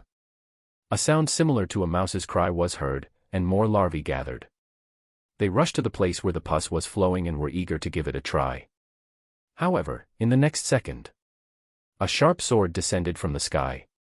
Whoosh! The blade sliced through the larvae bodies like tofu, and the pus exploded like juice. Skeleton soldiers did not use any skills. It only slashed its sword back and forth at the place where the larvae gathered, and a large number of larvae died. After it was done, it even touched its knees. After wiping off the pus, its bones were as bright as new. Hint: your summoned creature is immune to the infection of the Zerg larva. Your summoned creature, skeleton number 3, has killed 13 Zerg larvae. Your XP plus 13, EXP accumulated. The battle continued noisily. Matthew sat on the wall and watched. Summoning his underlings to fight while eating popcorn was the greatest pleasure for a necromancer. Moreover, from the moment the first skeleton soldier raised his dagger, the outcome of this encounter had already been decided. Just as Ella had said, the most terrifying thing about Zerg larva was its pervasive infectious ability. Against this kind of infection, even high resilience might not be enough to resist it. This creature was the nightmare of all living creatures. However, it was different for the undead creatures. You couldn't infect a skeleton with parasites. Without the biggest threat, the Zerg larva was essentially no different from a larger rat. No matter how slow the skeleton soldier's reaction was, it could still kill a few insects with a single slash. What was more interesting was that the Zerg larva lacked intelligence. They seemed to be unable to judge the situation on the field and could only rely on their instincts. The battle was clearly one-sided, but they were still pouncing on the skeleton soldiers one after another. After a short 15 minutes, there were more than 100 corpses of Zerg larvae on the ground. Matthew's skeleton soldiers were almost unharmed. The reason for the word almost was because one of the skeleton soldiers had twisted its ankle when it was cutting the bugs. However, it was a skeleton, so Matthew could just twist it back after the incident. After this battle, Matthew found that most of the skeleton soldiers' soul fire had condensed a little. Undead creatures could also increase their strength through fighting and killing, but the progress was not obvious. Matthew was busy planting trees every day, so the skeleton soldiers had been ignored. Now that he finally had a chance to show off his skills, Matthew was quite satisfied with the result. So is this the goddess scheme? The undead creatures seem to have a natural counter to the Zerg race that caused this place to wither and decay. Matthew thought. He didn't stay here for too long. After resting for a while, he ordered Soldier to continue leading the team deeper. Matthew and Ella were flying above, observing and commanding. The road was smooth. Other than the 2 infected humans on the 3rd level, they smooth sailing. The skeleton soldiers killed all the enemies without any injuries and emptied all the hives along the way. Although there weren't any large spoils of war, the occasional dozens of gold coins and the XP that allowed the skeleton soldiers to level up quickly made Matthew feel that this trip was worth it. As for the 2 infected bodies, one of them was ambushed by Soldier when they first met. The latter cut half of his body with a short knife, instantly making him lose his combat ability. The other one fought a straggling skeleton soldier. The fight was intense. The strength of the infected body was shocking. By the time Soldier and the other skeleton soldiers arrived, the skeleton had been mostly torn apart. This was also the first casualty Matthew had encountered while exploring the cave. What should we do? Matthew, you're missing a skeleton. Should we continue? Ella asked nervously. They were now close to the entrance of the 4th level. According to Ella, from the 4th level onwards, this kind of wild infection would become common. Of course, it was not necessarily the infection of humans but more of all kinds of animals. The infected body had the infection ability of a larva, strong strength, and good melee skills. Druids recognized them as troublesome creatures. What missing skeleton? Matthew chuckled. Then, he took out his withered wood staff and chanted at one of the infected bodies. Very quickly. Under Ella's surprised gaze, a staggering skeleton soldier stood up from the pool of red and green blood. So as long as there are corpses, you can summon skeletons endlessly, right? Ella's eyes widened. I guess so. Matthew added in his heart, the key is still my upper limit for summoned creatures. All right, let's treat it as defeating evil with evil, Ella muttered. Matthew looked at her silently. She hurriedly said, then let's hurry to the next level. Matthew shook his head. No, today's mission ends here. Ella was stunned. Why? Did my words offend you? I'm sorry, Matthew. I apologize to you. I can finally understand the goddess wisdom. Necromancers are indeed more suitable for killing bugs than druids. Matthew yawned. No, it has nothing to do with that. There are only 4 hours left before dawn. I have to rush home to sleep now. I still have to wake up early tomorrow. Wake up early? Why did you wake up early? Ella didn't understand. Planting trees. Matthew said confidently. Don't you know that's my job? The next evening, Matthew simply refused the eager Ella outside the door. He sat down by the bed. Soldier's figure slowly appeared in the corner of the room. Matthew checked the progress of the planting mission. In the past week, he had worked overtime and planted a total of 104 trees, which naturally corresponded to 10 strengthening opportunities. He didn't hesitate and threw everything onto Soldier. 10 rays of light flashed, and Soldiers leveled up 3 times, reaching level 9. There were also 7 new keywords. 4 of them were blue and white keywords. Your summoned creature, Soldier, has received keywords, Shadow Strike, blue, /poison, blue, /farming technique, white, /nurture the children, white. Chapter 28. Bondage Master. Shadow Strike was an ingenious attack. It could use the enemy's shadow to launch a short displacement and then instantly cause extremely great damage. Matthew made a straw doll for Soldier to demonstrate on the spot. The result was quite shocking. If Soldier's Shadow Strike hits you, not to mention fragile skin, even a close combat unit around tier 3 and below medium armor will have to shed a layer of skin. What was worse was that Shadow Strike was only the beginning of a series of combos for rogues after they got close. Take Soldier's Sword Dancer as an example. After Shadow Strike, it could immediately follow up with Burial Dance, a killer move with extremely high damage. It was very difficult for low-level adventurers to resist such sudden and continuous explosive attacks. As expected, when fighting with rogues, not letting them get close is the first rule. Matthew didn't think that Garcia's armor could last long when he was entangled by an elite rogue. In his opinion, magic armor was the last layer. When you were forced to reveal your last layer, your life was not far from being controlled by others. Of course, this did not mean that the last layer was not important. The other blue keyword was poison. This was a keyword that included a series of minor skills such as identifying poison, extracting poison, making poison bottles, and smearing weapons with poison. Due to his limited energy, Matthew knew very little about herbal medicine and pharmacology. Now that Soldier had gained such an ability, he could be considered to have made up for his shortcomings in this aspect. In the future, I can ask Soldier to collect poison and make more poison bottles. He can use them himself, and my crossbow will be more lethal. If Shadow Strike and poison were still within Matthew's knowledge. The last 2 white keywords were hard to understand. What the hell was farming techniques?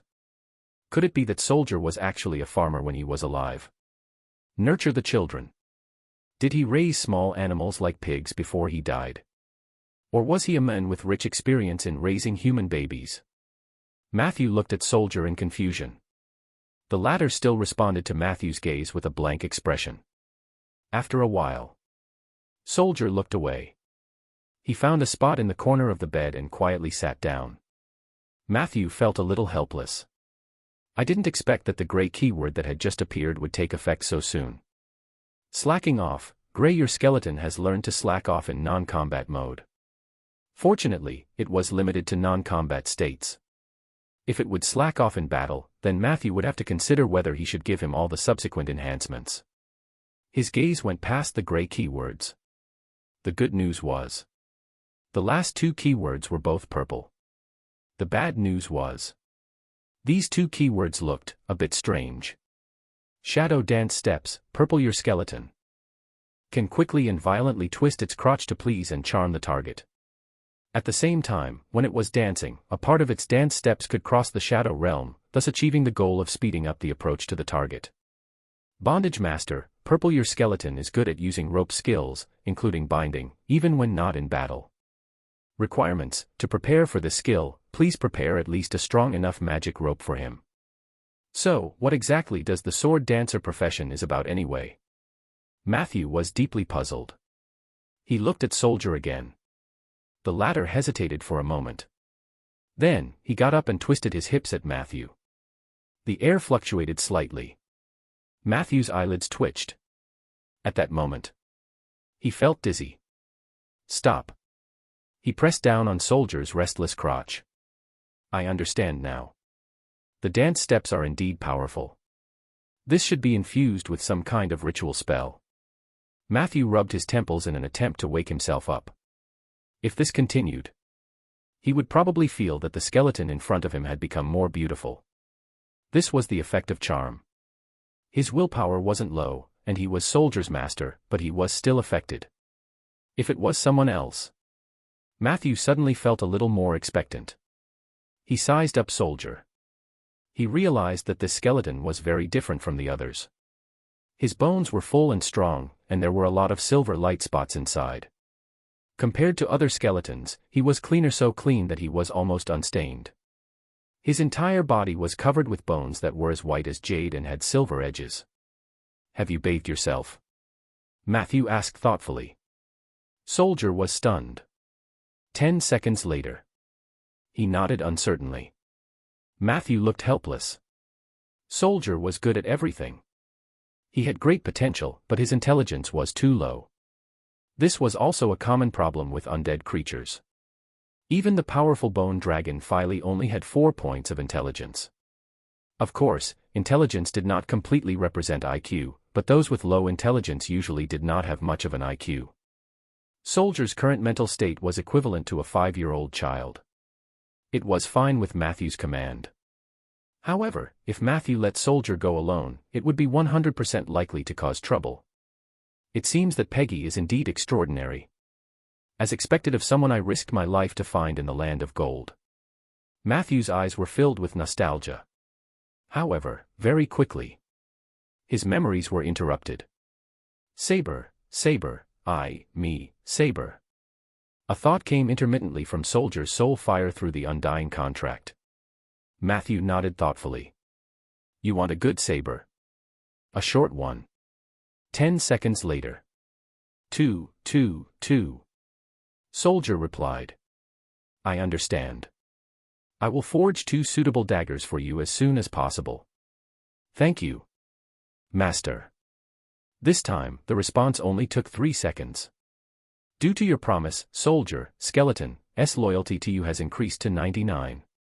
Those you nurture will be more loyal to you, after all. Matthew sighed. After having a simple dinner in the small wooden house, it was already dark outside. Matthew pushed the door open and walked out. A faint white light flickered in the oak forest not far away. The oak fairies that had been hiding in the dark during the day came out in full force. Except for Princess Lulu, almost all the fairies were dancing around Ella the owl. Ella was standing on the crown of an oak tree. Her eyes were tightly shut as she muttered something. Faint divine spells spread out like ripples. Matthew walked in the forest. The feeling of being watched by pairs of kind eyes came back. She was enlightening the oak forest. As a nature soul favored by the goddess of moonlight, Ella's attainments in the nature domain were much higher than Lulu's. Through the ritual of enlightenment, she could inject more wisdom and vitality into the oak forest. The oak trees became healthier as a result. And in the long process of growth, if there were someone to enlighten them, then there would be a higher probability of a tree spirit being born among them, which was what people often called the tree guardian. If they were lucky, they might even give birth to 1 or 2 tree shepherds. This was extremely beneficial to the development of the forest.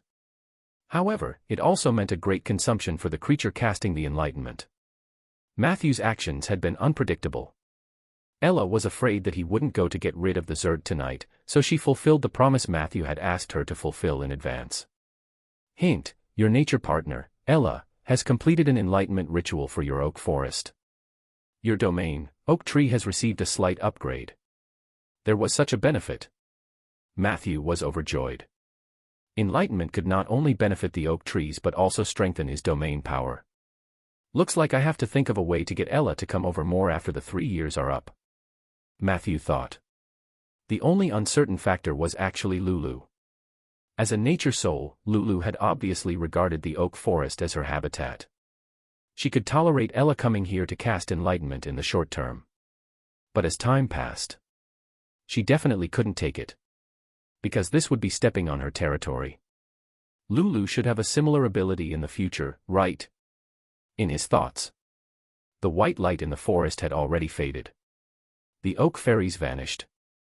Ella dragged her exhausted body to Matthew. Hey Matthew, I did pretty well, didn't I? Ella asked with her head down. Matthew nodded. He could feel the joy of the oak trees. Ella was obviously not slacking. Matthew's attitude naturally softened. You've worked hard, Ella. You did well. Ella said happily, then can we remove the Zergs now? Matthew shook his head. Under Ella's puzzled gaze, he asked, can you germinate? Ella seemed to have guessed something, so she nodded hard. I know, Matthew. That is the basic skill of nature's soul. I know what you want me to do. You said that your job is to plant trees, and I see you carrying saplings around every day. So, have you used up all the saplings? Matthew said approvingly, you're very smart. I don't have enough saplings, but I have a small greenhouse where I'm cultivating some oak seeds. However, if I follow the normal process, their germinating speed will be too slow, so I want you to help me germinate them. You don't have to ripen them all. Just a small portion will do. We can do it in batches. As for the specifics, it depends on your physical condition. After all, you have just completed a round of enlightenment. You must have consumed a lot of energy. Ella said impatiently, take me there. We don't need to do it in batches. I'll germinate all of them tonight. Matthew hesitated. Is this okay? Your body. Ella was full of confidence. Don't underestimate the perseverance of the nature soul, Matthew. Isn't it just a small greenhouse? I can still withstand it. 20 minutes later. At Matthew's house in Rolling Stone Town. In the greenhouse on the east side. Peggy looked at the shocked Ella with interest. Is this the little greenhouse you were talking about? Miss Owl said in a trembling voice. She looked at the endless mini greenhouses in front of her. Her vision turned black, and she almost fainted. The previous owner of this house left behind a ritual field with folded space here, but my magic power is insufficient, so I can only activate a small portion. Currently, it only has an area of less than 15 acres. Matthew said pleasantly, do you need me to introduce you to your future working environment in detail? Chapter 29. You have my blessing. No, there's no need, Ella said. Matthew could only continue regretfully. Maybe I was wrong with my wording, but for me, this greenhouse is far smaller than the one I have in mind. And I don't mind if you do it in batches. There's no need to rush. However, Ella showed unprecedented stubbornness. No, she said seriously. Matthew, nature souls will never go back on their words. Just you wait. After tonight, all the seeds will sprout. She flapped her wings and flew to the first seed shed. A faint natural aura spread out, and Ella began to work energetically. Is she the arrogant nature's soul that you told me about before? She doesn't look like a bad person. Peggy asked with interest. Matthew nodded in agreement. Of course, she's not a bad person. In fact, most of the nature souls are very suitable to be friends. They're just blinded by the discrimination against my profession. However, this is not their fault. Necromancers do have a bad reputation. In fact, Matthew quite liked to deal with nature's souls, and he even liked most druids. Their emotions were all written on their faces. They were straightforward folks. One wouldn't need to worry about betraying around them. So now that you have this child laborer, does this mean that I don't have to be responsible for the greenhouse in the future? Peggy asked expectantly. Matthew smiled. Ella is only here to help. She's new here, and there are still many details that she doesn't know. She needs you to teach her. Peggy pursed her lips. All right, I knew that you damn necromancers wouldn't let a free labor like me go so easily. Matthew smiled and handed over an irregular crystal that was emitting white light. This month's salary. Peggy's soul fire instantly turned into the shape of a smiling face. Oh, Matthew, you are the kindest necromancer I have ever seen. I bet other necromancers won't pay their salaries on time like you.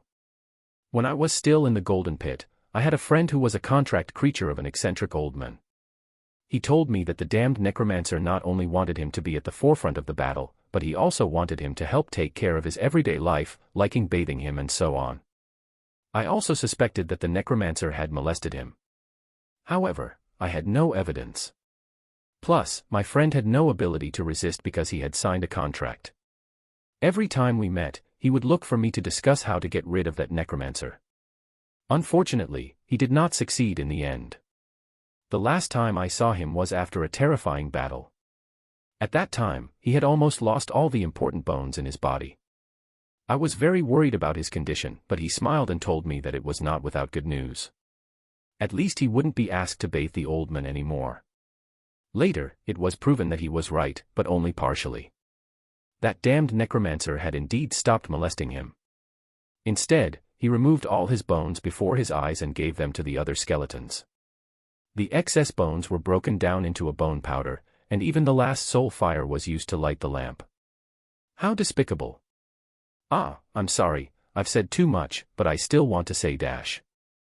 Thank you, Matthew. Matthew listened quietly. I only did what a man with a bottom line should do, so you don't have to thank me, Peggy. But what I'm curious about is, how did you know what happened to your friend? Peggy hesitated for a moment, her soul fire swaying slightly. Maybe I have a telepathic connection with him. In short, I saw those images before he died. I thought that after becoming an undead creature, I would no longer be afraid of death, but that's not the case. I'm still afraid of losing my self-awareness. Every time I think back to the scene I saw at that time, I feel terrified. At this point, Peggy's soul fire suddenly flickered intensely. Her voice was trembling. Matthew's expression changed. He quickly put one hand on Peggy's back. Hey, Peggy, stop reminiscing about those unpleasant things. Do you still remember what I told you when I brought you out of the Golden Pit? We can do it. I've already established a good relationship with nature's soul, and even the goddess of moonlight has blessed me. I think I'm on the right path. We only need time to solve the mystery that has been bothering you. But before that, you have to be strong. You can't be defeated by yourself. Matthew said as he tried to calm Peggy's surging emotions.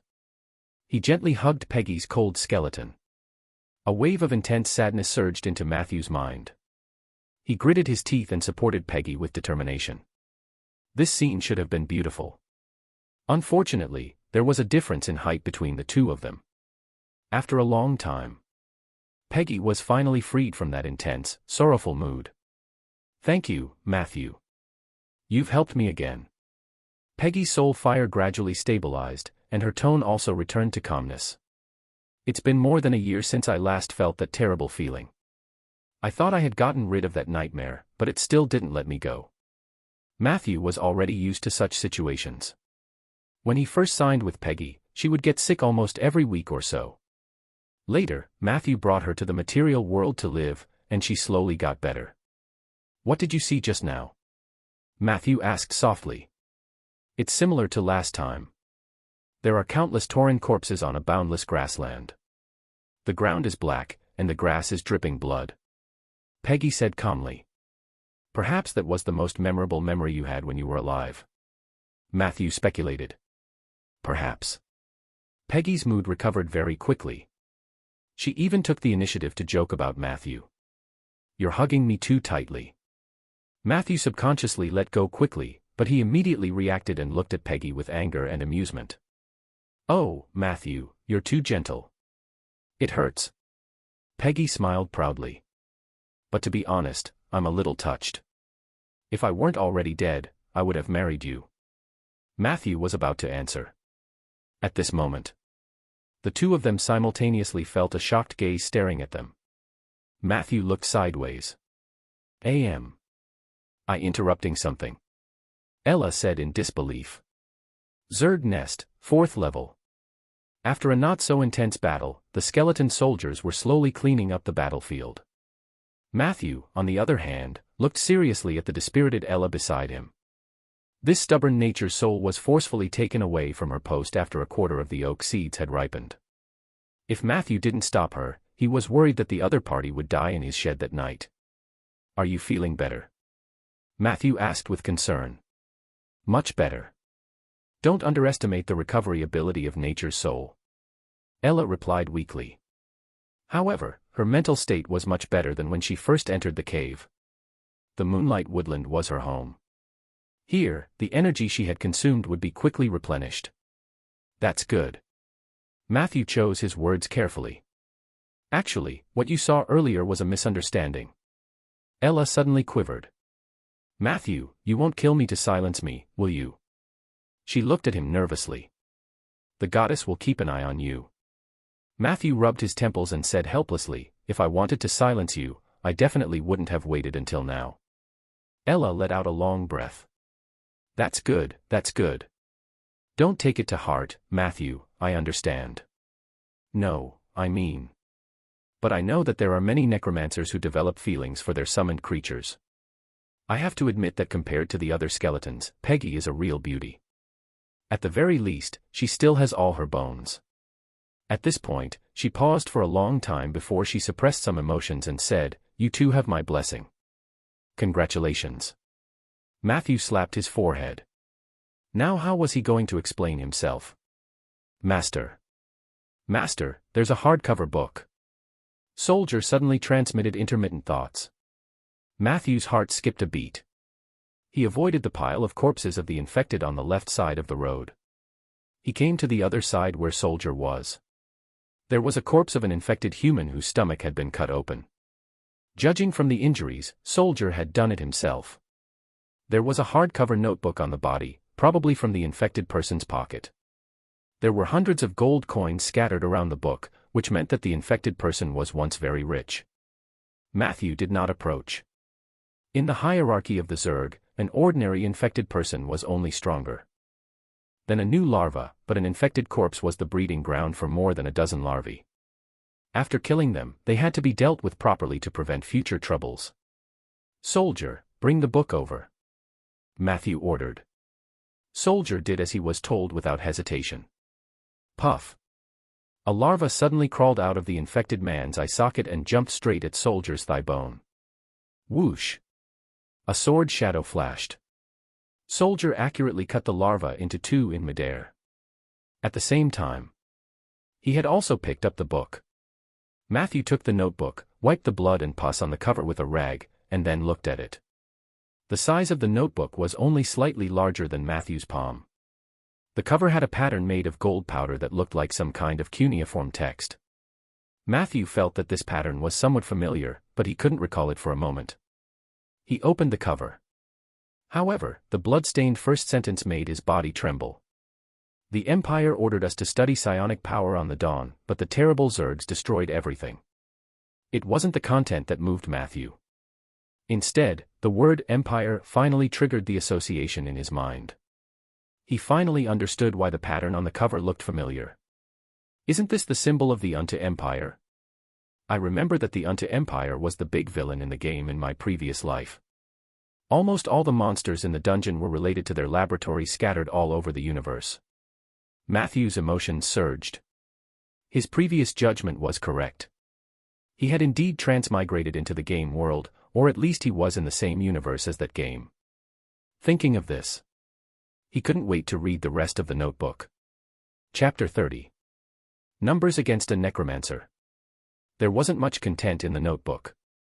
From the tone of the narrator, he should be a low-level researcher at a laboratory in the Unto Empire. His research is on psionic. It was an extremely powerful ability that was different from magic. It was mentioned in the notebook.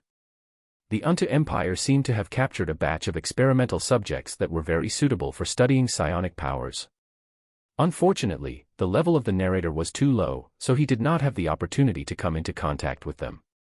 He did not even know what kind of creatures they were. He was in charge of the theoretical part.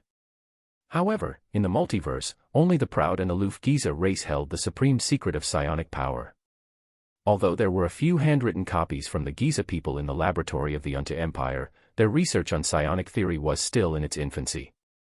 However, the impatient upper echelons of the Empire had ordered them to conduct the psionic experiments ahead of time. After a certain experiment, a swarm of Zergs that came out of nowhere attacked the laboratory, and most of the people became infected by the violent Zerg. The dawn they were on had activated the self-destruct sequence immediately after the invasion of the Zerg swarm. It was under such circumstances that the narrator wrote his final words. Uni from Group 3 was also infected. She treated me to Pettigrew biscuits and took care of me several times at work, but I couldn't confess my feelings to her until the end. Looking at her twisted and crazy face across the glass, my heart ached for a long time until I saw her husband's infected body. Everyone is dead. I locked myself in the cold storage. I would rather freeze to death than become a zombie-like thing, but the cold air soon disappeared. I soon realized that someone had cut off the power supply, but who could have done it? A ghost. I don't know. I don't want to think about it either. I want to save myself. But I'm on a fucking starship that's wandering outside the Empire's territory. No one can save me. If I had known that the apocalypse would come so suddenly, I wouldn't have pretended to reject Baz when he invited me to a striptease show. *CK. I suddenly remembered my childhood dream of sleeping with a large number of women of different races. How did I end up as a mediocre researcher? This is so sad. The above was the second to last page of the notebook.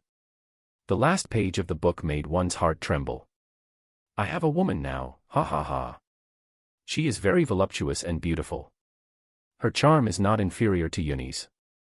The key was that it felt very comfortable to be with her. For her, I should pull myself together. We will definitely be able to escape and be together forever. This is my promise.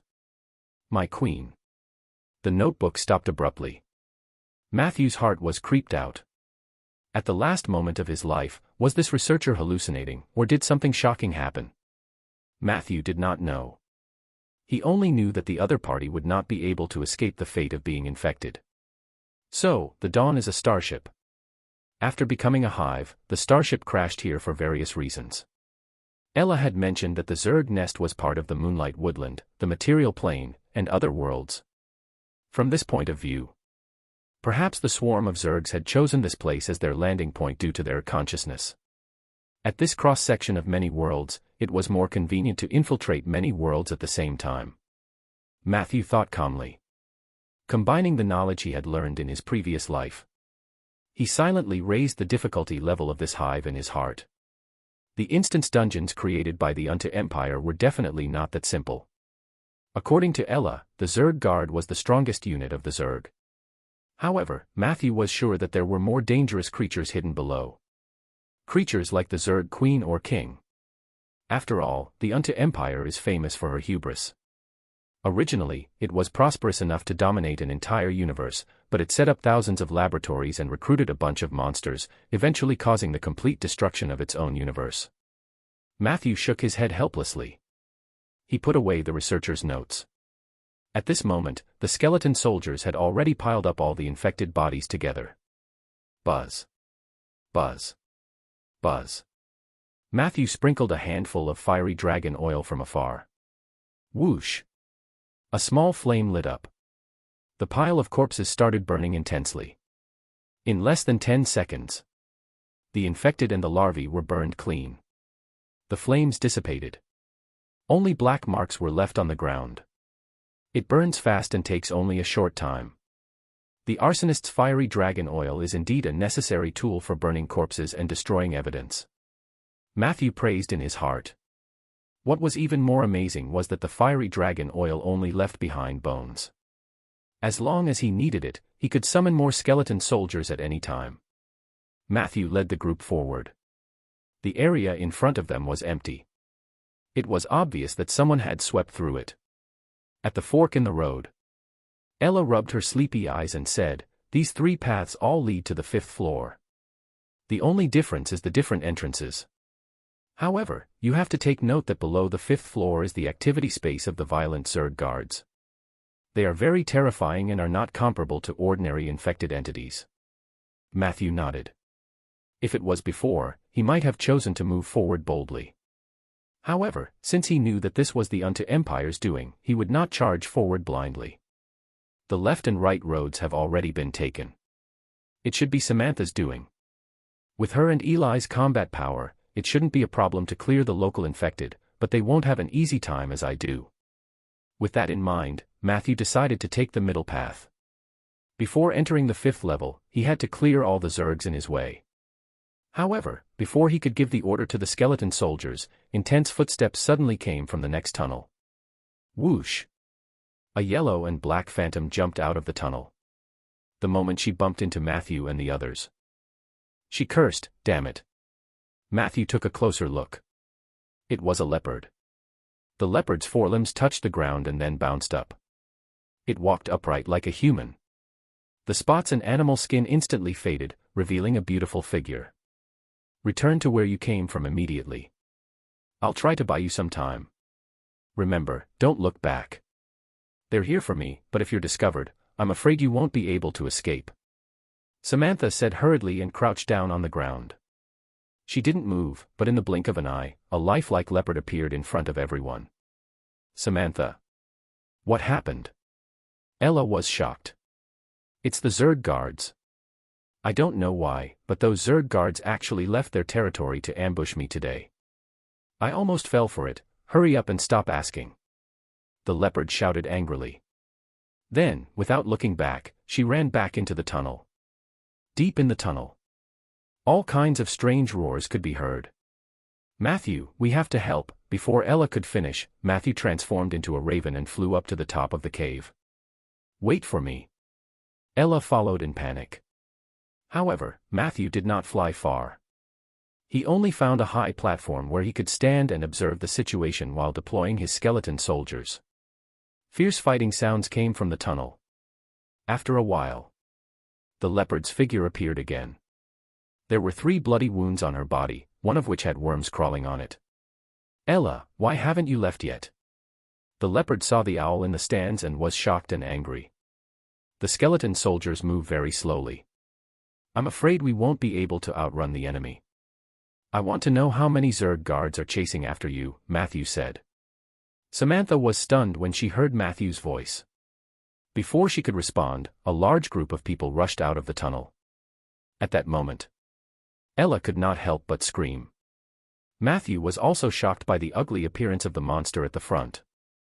What kind of monster was that? It was like a monster made of countless human legs and bodies, but the joints were not sewn carefully. The iron wires barely held the joints together, and the Zerg larva crawled out one by one. Its skin was purple-red, and its speed was extremely fast. Wherever it passed by, there would be a large pool of yellow-green mucus on the ground, making people feel extremely nauseous. Violent Zerg Guard, LV-10. And behind this monster were more than a dozen infected ones. This number had indeed exceeded the limit that the skeleton squad could handle under normal circumstances. "Go. I'll stall for time. Eli will be here soon. Don't worry about me," Samantha shouted. As she spoke, she growled at the guard. After successfully attracting the other party's attention, she went around the terrain and played hide-and-seek with the other party.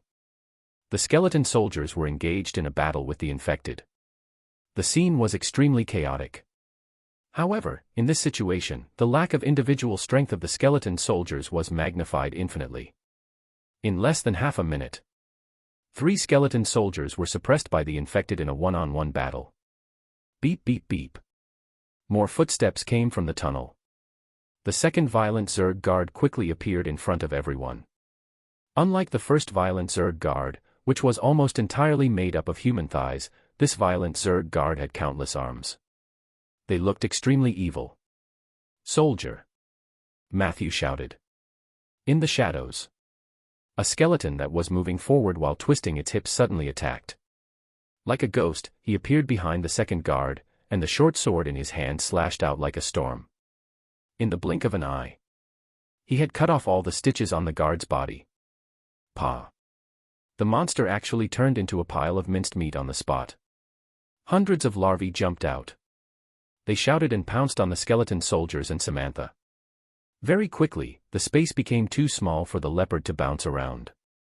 She was careless, and several wounds appeared on Samantha's body. "Samantha, get over here." Matthew's voice came from the high platform. She glanced at Matthew. Matthew had returned to his human form and was holding a shiny magic book in his hand. She hesitated for a moment, and finally, under Ella's loud persuasion and the effect of the divine badge on Matthew's chest, she approached him at an extremely fast speed. 10 steps behind her, there were 2 infected ones chasing after her. "You'd better have a way to escape. Otherwise, I can only take Ella away," the female druid said quickly. Matthew did not answer. He lifted the book slightly and started chanting. Puff! A group of mysterious magic words floated in the air. The 2 infected ones charged at them, but they seemed to have hit a wall, and their heads were bleeding. Not only that, but their bodies also began to weaken rapidly, as if a force was sapping their vitality. Defensive Psalm, you have cast the spell's rune of guard and protection from good and evil. Protective spell. Aren't you a necromancer? Samantha was surprised. Of course, I'm a bona fide necromancer. Matthew smiled. And you'll soon know why people say that you should never assume you have a numbers advantage against a necromancer. In the next second, Matthew suddenly let out a sharp syllable. In the chaotic battle, a lotus-like gray fog suddenly bloomed from the body of a skeleton soldier that was about to fall. A large amount of negative energy poured out. There was a loud bang. The skeleton soldier exploded. It directly killed several infected ones and even more larvae around it. However, the real explosion had just begun. You have used the spell Last Dance on skeleton soldier number 9. You have started using consecutive corpse explosion. Chapter 31. Psionic Staff. Corpse explosion. Necromancer's signature spell, one could learn it as long as one reached level 4. The principle was to use mental strength and mana to pry the negative energy from the newly dead body, causing it to explode due to energy imbalance. Therefore, the first requirement for corpse explosion was a corpse that had been dead for no more than 5 minutes. Fresh bodies teetered on the balance of life and death. That was why a small imbalance in the energy could release such a shocking explosive force. When a necromancer who was proficient in corpse explosion reached the 2nd rank, he had the opportunity to learn an advanced spell called Corpse Explosion Chain. This skill could give corpse explosion a powerful buff. The corpse of a creature killed by corpse explosion would have a 50% chance of automatically creating another corpse explosion. Coincidentally, Matthew had mastered this technique a year ago. Coincidentally, each of the violent Zerg infected ones and violent Zerg guards was infested with countless violent Zerg larvae. In terms of chaining corpse explosion, these larvae perfectly played the role of connectors. The damage of a single corpse explosion wasn't great, but the health points of the Zerg larvae were even lower. They were almost instantly killed. And each larva would be treated as a single unit to increase the probability of a chain corpse explosion greatly. That's why. Bang. Bang. Bang. After the first explosion sounded from the damp and dark cave, the continuous explosions sounded like firecrackers during the spring festival in Matthew's previous life. The haze of negative energy continued to rise from the cave. They looked like little mushroom clouds. The high-intensity chain explosions also inevitably caused abnormal airflow in the cave. Even though the three of them were within the protective spell, they could feel the wind whistling past them. Ella staggered. If Matthew hadn't reacted quickly and grabbed her, she was almost swept away. Rumble. The serial corpse explosions caused the stone wall to collapse. For a moment, a strong wind blew, and white smoke billowed. A large number of Zergs died in the explosion. In the midst of the chaos, Samantha saw the arrogant guard who had ambushed and chased her. It originally wanted to rely on its thick skin to pass through the area with the most intense explosion. However, a series of mournful wails followed. Its bloated and huge body fell down uncontrollably. In the end, in the purgatory of negative energy woven by white bones and gray fog, the Zerg guard had also contributed its body to the corpse explosion feast. Boom. The huge body exploded. All the creatures within 20 meters of it were blasted into pieces. Matthew estimated that after the big guy exploded, the number of Zergs present had already decreased by more than half. However, the corpse explosion continued. Slowly, the loud explosion chain turned into occasional explosions. 20 minutes later, Matthew used the arcane missile that came with his charged staff to deal with the stragglers that escaped the explosion. The terrifying corpse explosion finally stopped. The wind slowed down slightly, and the white smoke sank. The three of them walked out of the range of the gradually dimming rune of guard. In front of them was a mess. A large amount of debris was mixed together. Minced meat, broken bones, eyeballs, nails, hair, fascia, internal organs, stones, gold coins, clothes. A large amount of blood and pus sprayed on the stone walls in all directions. The air was filled with a nauseating smell. Even with Matthew's mental fortitude, he almost couldn't resist the urge to retch. Ella flew away without a sound. Samantha, on the other hand. Perhaps it was because she often fought with the Zergs. Her resistance to such bloody scenes was obviously stronger. She walked around the scene of the corpse explosion with a calm expression, checking to see if there were any stragglers left. Only when she saw the parts left behind by the Zerg guards did she slightly frown. On the other side of the battlefield, Matthew met up with Soldier and counted the few spoils of war and losses. In terms of losses, except for Soldier, all 11 skeleton soldiers became triggers for the explosion.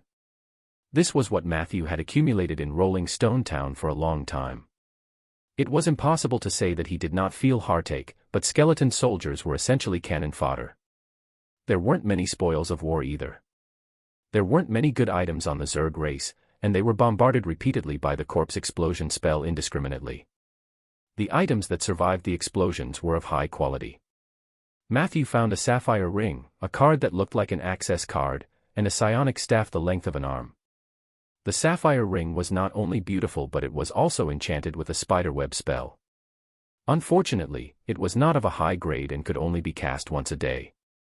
There was no clue as to the origin of the card, but Matthew noticed that the emblem of the Unto Empire was engraved on the lower right corner of one of the cards. This could be a certificate to enter an important laboratory. As for the last psionic staff, because it was in an unappraised state, Matthew habitually activated an identification skill on it after he obtained it. Appraisal failed. You are unable to learn the attributes and usage of the psionic staff. Hint, you need higher knowledge, psi. I failed. Matthew raised his eyebrows, and then he felt a headache. Most items related to psionic power could only be used after being appraised. In order to appraise such items, the user of the identification skill had to have a high level of psionic knowledge. However, psionic knowledge usually came from items related to psionic power. It could be said to be a perfect closed loop. However, Matthew was not discouraged. He still had an advanced identification scroll gifted by Master Ronan at home, which should be able to identify this staff. The only thing he needed to consider was whether this staff was worthy of the advanced identification scroll. Matthew gently stroked the amber stone embellished with light blue on the psionic staff. For a moment, he could not make up his mind. What an impressive explosion. Your strength has exceeded my expectations. To be honest, you've helped me a lot. Under normal circumstances, it would have taken me a lot of effort to get away. Samantha's voice sounded. Matthew put away his staff and said calmly, "This is nothing. They are also my targets." Samantha stared at Matthew with her bright eyes. "But I made you lose a team of skeleton soldiers. I owe you this." Matthew waved his hand. "It's just a team of skeleton soldiers. Don't worry about it." "No, this is very important. I'm thinking of a way to make it up to you." Samantha's eyes were bright. "Or you can try to make some requests, but I might not be able to satisfy all of them." Matthew thought about it. "Maybe we can work together. This hive is huge, and we haven't even explored a third of its surface. As moonwalkers, we have the same goal." Samantha shook her head without hesitation. "No, I won't cooperate with you." Before Matthew could say anything, she spoke first. "How about this? I might not be able to accept your request, so I've decided to return a team of skeleton soldiers to you. Eli and I killed a lot of infected people, and their bodies were buried in specific locations on each floor after being processed. I think those materials should be enough for you." That was fine too.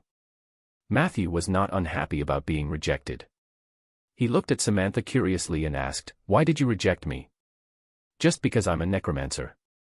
Samantha said honestly, "I'm sorry, but I really don't want to work with a necromancer. It goes against my nature." Matthew couldn't help but laugh. "Are nature souls also narrow-minded?" Samantha was stunned. "What right do you have to expel the undead from nature?" Matthew asked righteously. "Can't undead creatures be a part of nature?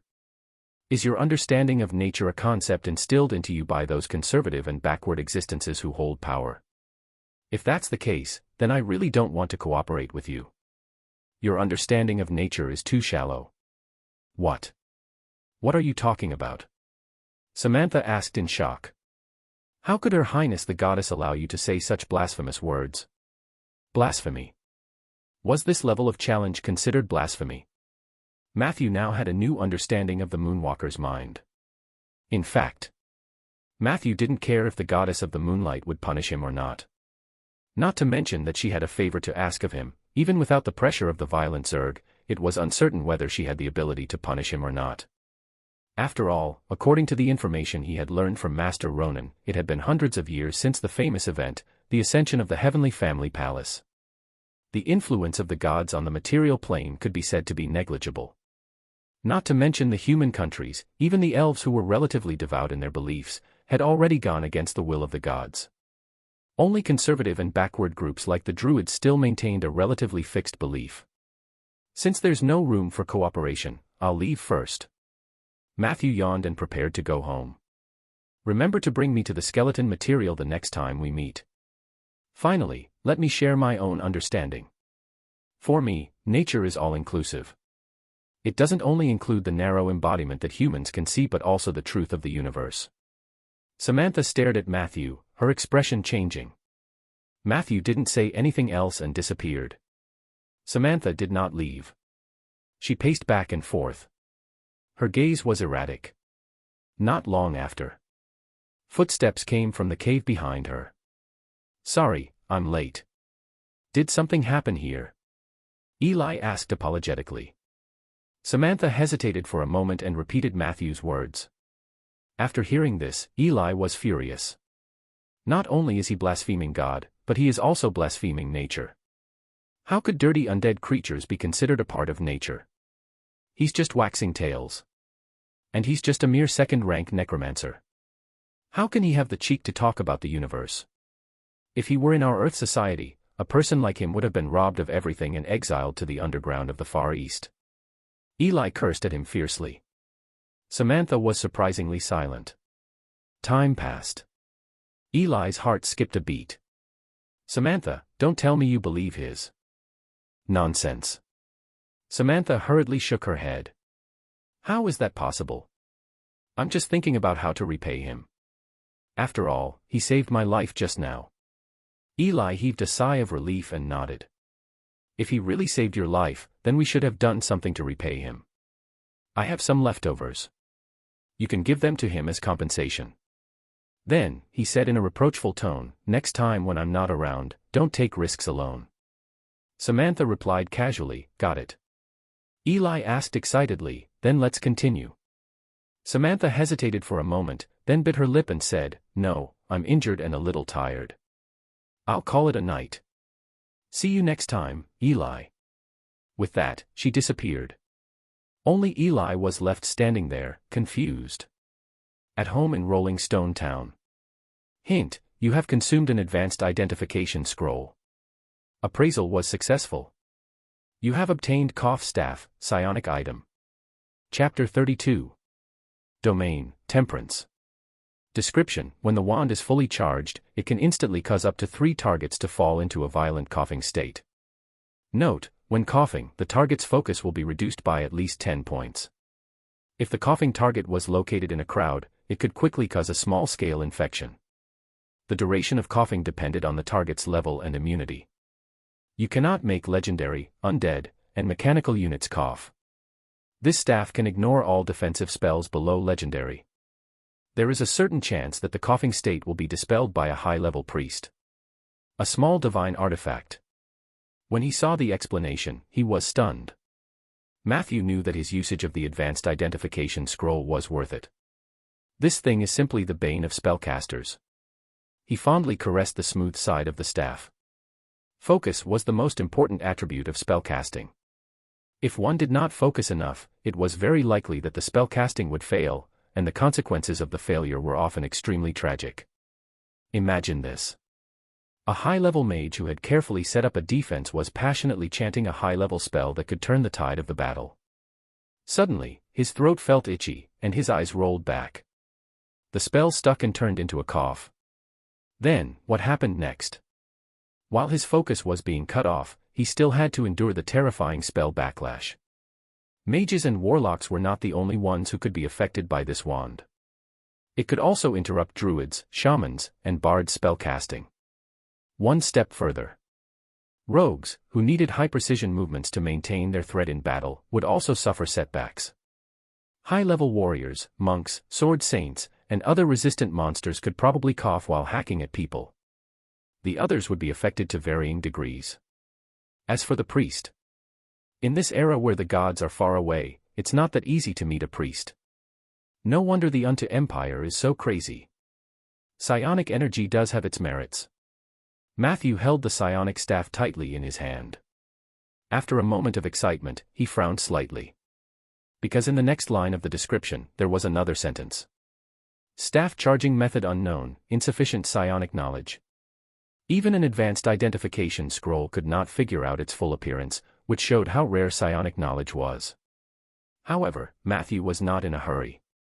This scroll had already helped him determine the direction of the information search.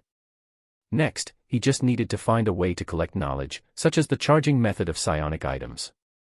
It seems that I have to find time to visit the Crucible House, and find the Tower Spirit, who is extremely lacking in love, to inquire about Master Ronan's recent situation. He thought about it. Matthew put away the psionic staff properly. Then, according to the usual practice, he began to review tonight's encounter. In a situation where I suddenly encounter a large number of enemies, it's not a problem to abandon the ordinary skeleton soldiers. However, I could still do better in terms of distance control. My clothes were already stained with blood. If I asked Peggy to wash my clothes later, she would nag at me again. This was very embarrassing. The defensive spell in the defensive psalm is indeed impressive. The second-tier infected body can't go through the shield at all, but it can probably take a few hits from the third-tier violent sword guard. There were still some blank pages at the back of the spell book, which seemed to be able to be filled with some other defensive spells. However, such spells were usually for one-time use only. I wonder how much a mage who specializes in defensive magic will charge to imbue the pages of the spell book. The existence of the Unto Empire proves that I have indeed come to a world with a game-like worldview. Psionic items are very powerful, but I can't have too many greedy thoughts.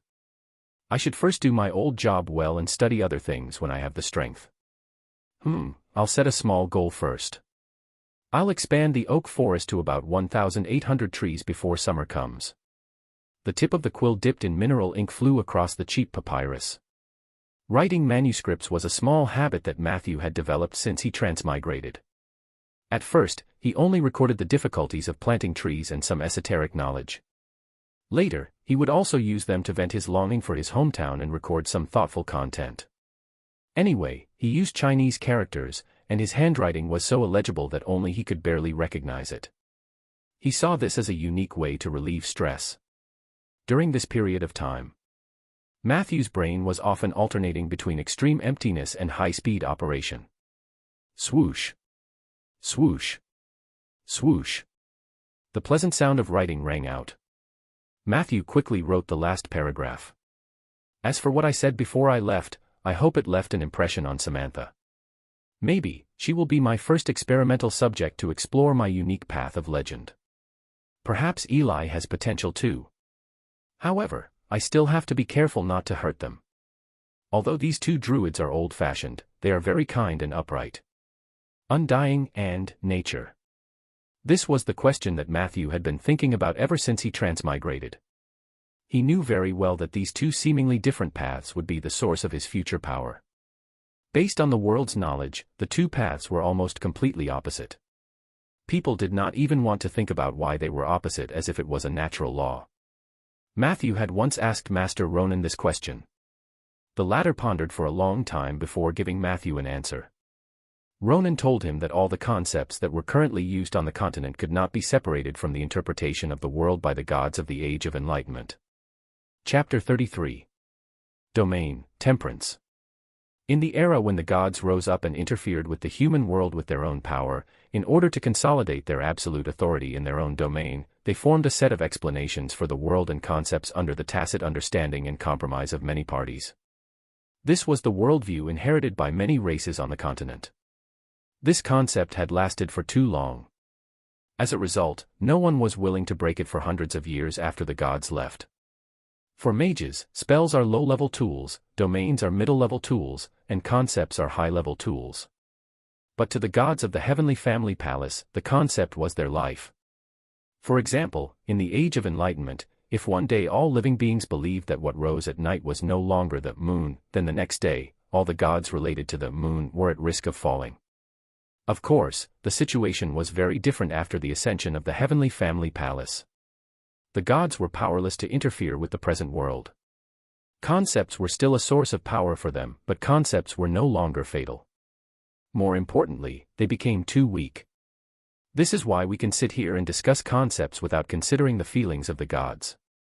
In fact, they were a bunch of pitiable worms that had been swept into the trash heap, destined to never shine again in this world. After their ascension, it was the era of spellcasters. I admire your views on nature and immortality. If you embark on the path of legend one day, you might really have a chance to walk on a supreme path that no one has ever walked before. These were Ronan's original words. Matthew was deeply moved after hearing it.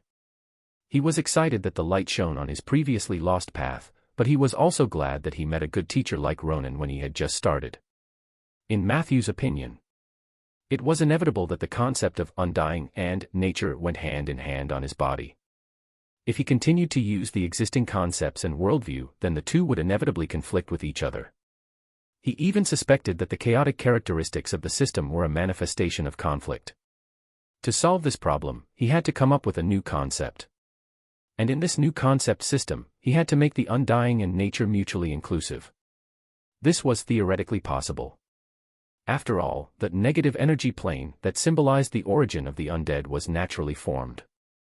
It should belong to the broad sense of nature.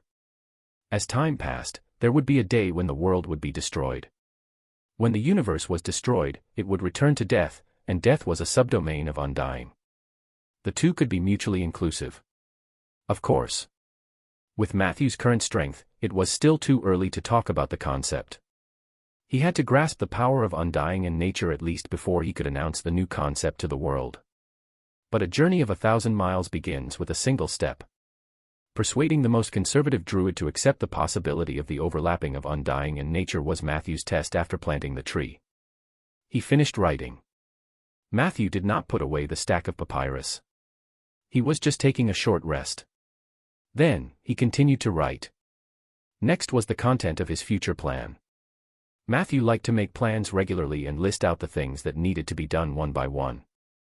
The first was planting trees. Before summer arrived, this was Matthew's main business. No project could affect his continued effort in planting trees. For this reason, he decided to reduce the time he spent cleaning the Zerg nest at night. After all, the lower he went, the more dangerous it would be. He had to ensure that there were no stragglers that escaped from the upper levels before he considered going to the next level. He believed that Ella and the goddess would understand. The second was the learning of spells and the advancement of his profession, which had been delayed for half a month. These two were actually not that urgent, not to mention the spells that could be learned at any time. Matthew's level was now stuck at level 8. If he wanted to continue to improve, he had to complete a ritual called Night of the Undead to obtain the qualification to advance to Advanced Necromancer. He could also go for other powerful or unorthodox advanced professions: the True Necromancer, the Lord of Paleness, the Lord of the Dead Souls, the Sigh of Ode, the Tomb Guard. There was also Bayan City's characteristic Advanced Necromancer class, the Chained Death. In short, if he did not advance, his level could not continue to increase, and his experience could only be stored temporarily. However, advancement often required a lot of energy and time.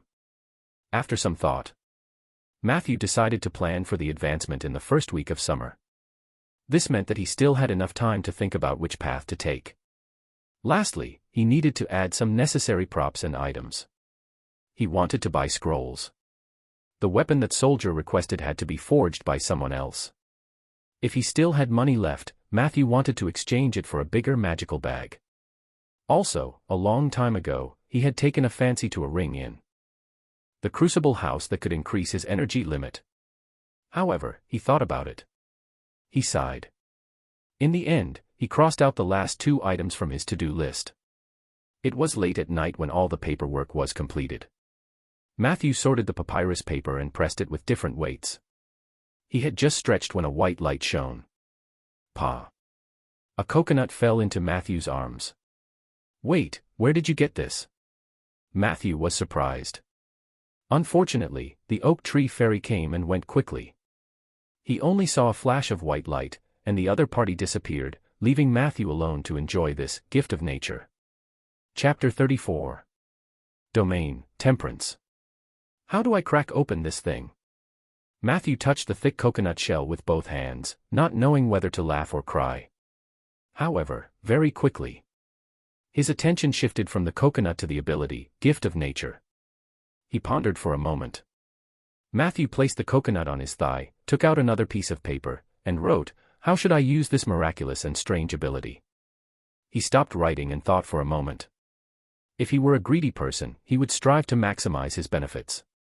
He would collect corpses through all sorts of legal or illegal channels and then bury them in his oak forest. After that, he only needed to sit back and enjoy the fruits of others' labor. But was that really right? Matthew shook his head decisively. Boundless gifts seemed tempting, but if he did that, what difference would it make him from those people who did all kinds of evil for power? Besides, there might be hidden dangers to this ability that he had not discovered. Matthew didn't think that he could always enjoy the gifts without paying any price. His intuition told him that abusing this ability could cause a lot of problems. Therefore, he had to be cautious. Matthew decided to take the initiative to control the number of gifts. He wouldn't refuse a corpse that was delivered to him, but he wouldn't take the initiative to search for a burial object either. In addition, I should also control my thoughts in terms of perception. I can't think of burying someone when I see that they have powerful abilities. This kind of greedy thinking is very dangerous. It might gradually strip away my humanity. Nature's gift is a gift, and I shouldn't take the initiative to demand or expect it.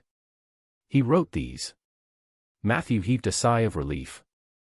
At that moment, it was as if something hazy in his heart had been broken. His heart was clear and refreshed. In the next second, he suddenly noticed that everything around him had fallen into a strange distortion. In a trance, Matthew saw countless faces that seemed to be immersed in mercury.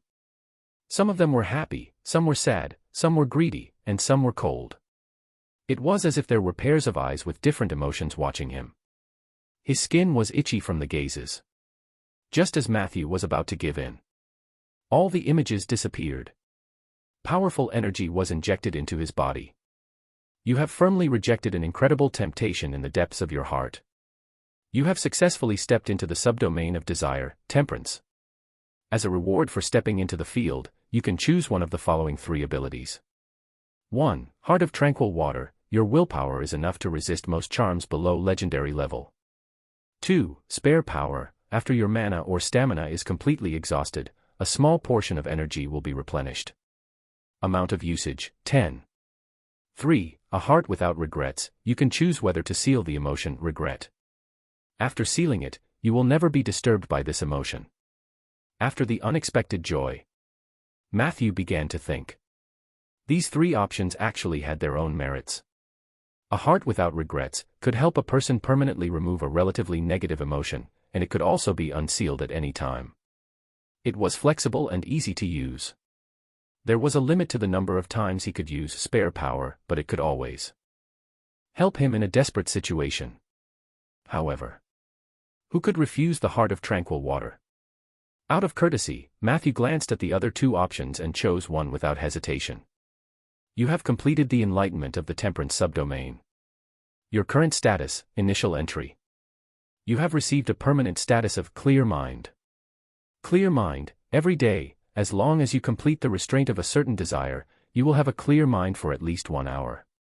In this state, your learning efficiency will be 3 times that of usual.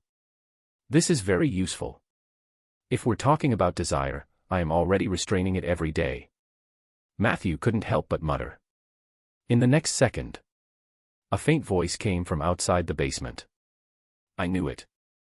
Matthew, I knew that you were actually restraining the urge to violate me every day. You necromancers are all the same, aren't you? Matthew turned around. Peggy was swinging her long legs against the door frame. As she was doing that, she was still winking at Matthew. This scene. Matthew could only say in his heart, what in the... What's the matter, he asked. There are 3 big things I'm about to tell you. Peggy became serious. Chapter 35. Matthew's living room. First, when I visited our neighbor's house in the middle of the night, I happened to see the Lord's guards leaving through the eastern gate of the Mage District. They were fully armed, and there were about 20 of them. I'm guessing that they weren't there for a walk. Peggy said. Matthew nodded slightly. The Lord's guards were the absolute elites of the Suki family. They were independent of the garrison and only listened to Rieger's orders. Most of the time, they would not leave the camp next to the liege's residence. Only during wars or rebellions could they be seen in other parts of the town. Rieger has been keeping quiet for half a month. It seems like he's making a big move. Matthew gently kneaded the feathers at the end of the quill, and his eyes gradually became clear. It should be about the traitor. Peggy shrugged. I don't know about that. I'm just sharing interesting or suspicious signs with you, as you asked. But if your judgment is correct, then the traitor is probably not a small figure. It is very likely that he is a knight with a fief. Otherwise, Rieger would not need so many people. Matthew nodded in agreement. Although this matter is important, it has nothing to do with us. The next item is especially important. Peggy stared at Matthew seriously and said word by word, Matthew, you need to get back to work. Matthew was shocked. We don't have enough money anymore. Peggy threw a stack of bills and an account book on the table. There were all kinds of items and numbers written on them, and Matthew was dazzled. This is the account book for the last quarter and the budget for the next quarter that I just prepared. Let's talk about income first. You went out a few times recently and brought back some one-time income. These gold coins are about 700. And ever since you took a leave of absence from the Cypher Public School, Headmaster Ryan has stopped your double salary. Relying solely on the allowance from the Public Security Bureau, your monthly income is only 50 gold coins. Remember these numbers, and let's talk about expenses. In terms of food and accommodation, you have very high requirements for 3 meals a day. I prepare a variety of food for you every day, but many of the ingredients themselves are very expensive. Fortunately, the fairies would send some fresh vegetables and delicacies over every now and then. But even so, we still have to spend a lot of money in a month. Here, it's very clear. Your food expenditure is about 5 gold coins per month, and I need to buy negative energy stones to maintain my life and physical strength. Recently, I've been deliberately reducing my consumption, but it still costs around 25 gold coins per month. Look, our monthly food expenses actually cost 30 gold coins. Peggy growled and said, "This is too extravagant." Matthew pinched the bridge of his nose. It is indeed extravagant. However, the biggest expenditure is still in the greenhouse. In order to ripen a large number of seeds at the same time and cultivate them into saplings, you need to open the growth circle in the greenhouse at all times. This requires a large amount of silver powder and sunstones, and the monthly expenditure is more than 100 gold coins. This did not include the cost of buying seeds. Next, you would buy a full set of attribute enhancement scrolls. Even if that feminine mage in Bayan City is willing to give you a discount, a set will cost you 200 gold coins. I also know that you want to buy a new magic book, a new magical bag, and that ring that increases the maximum limit of your energy. However, if this continues, your savings will be exhausted within 7 months. We'll go bankrupt then. Matthew. Peggy looked very nervous and didn't feel safe at all. Matthew thought for a moment. I've also calculated the expenditure. There's one thing you might not have noticed. The main factor that caused the expenditure gap is actually the greenhouse. After this spring, I'll greatly reduce the consumption of the greenhouse. But that's still not enough, is it? Peggy stared at him, then covered her jaw with one hand and said rather exaggeratedly, "Matthew, why don't you let me go back to the negative energy plane? I don't need extra negative energy stones to survive there. Although I don't like that place, at least it can lighten your burden." Matthew looked at her speechlessly. "Or you can go back to class. You are an excellent history teacher." Peggy tried to persuade him with reason and emotion. "However, the salary given to me by the public school is only 60 gold coins a month. If we follow your calculation, we will still be unable to make ends meet." Matthew spread out his hands, indicating that he was a lazybones who did not want to go to work. "No, as far as I know, as long as you are willing to go back to class, your salary will increase to 100 gold coins a month." Peggy's plan was revealed. "So, go back to class, Matthew. This family needs your income. The girls in school are also waiting for you to come back." "Did you take Principal Ryan's money?" Peggy confessed. "Actually, this is also the third thing I want to talk about. Miss Sif came by today and said that she had something to talk to you about. I told her that you weren't here, so she planned to wait for you in the living room. I told her that you might not come back tonight. She looked a little disappointed. After sitting in the kitchen for about an hour, she left with some regret. However, she told me that she would visit you again tomorrow at the same time." Matthew rubbed his temples. "Did you say no?" Peggy glanced at him. "I said yes." Chapter 36. Matthew's living room. "Why?" Matthew asked. Paige crossed her arms. "Because that girl was very cute. She chatted with me for more than an hour in the kitchen and even asked me what dishes you liked. She promised me that when she came tomorrow, she would bring me the purgatory recipes hidden in her house. As a skeleton who aspires to become a top chef, of course, I couldn't refuse." Matthew was amused. "So that's why you're urging me to go to work? Was it Sif's idea? Also, is this the big thing you mentioned?" Peggy said matter-of-factly, "Going to work on time is a virtue, Matthew. Besides, this concerns my dream and your happiness. Why isn't it important? I want to remind you that Sif is different from other girls. Her mind is much more mature than you think of underage girls. I think she suits you very well." Matthew spread his hands and joked, "Unfortunately, her father does not suit me." "I thought so too," Peggy said seriously. "So I gave her a suggestion. I told her to get rid of her father, who likes to follow his daughter when she comes to find you tomorrow." Matthew scratched his head. So Rieger was following Sif again. Didn't he have his own work to do? "Who knows?" Peggy said. "He's a pitiful person, but this kind of oppressive protection may not give Sif happiness. He should learn to let her grow up on her own." "You look like you have a lot of experience with children," Matthew teased. Peggy was stunned for a moment.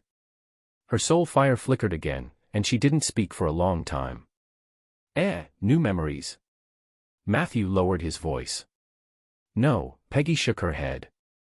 But I think I heard this sentence from another person. I don't know if you've had a similar experience.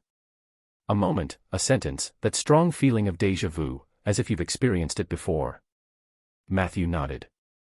The two of them were silent for a while.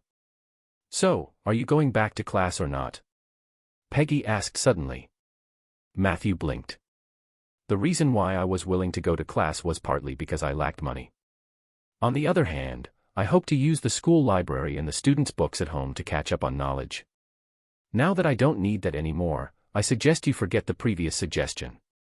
He paused for a moment and thought, but I really should find myself a legal, stable, and quick job. What do you think about that, Peggy? Peggy yawned and looked disinterested. How would I know? I'm just a muddle-headed skeleton. Good night, Matthew.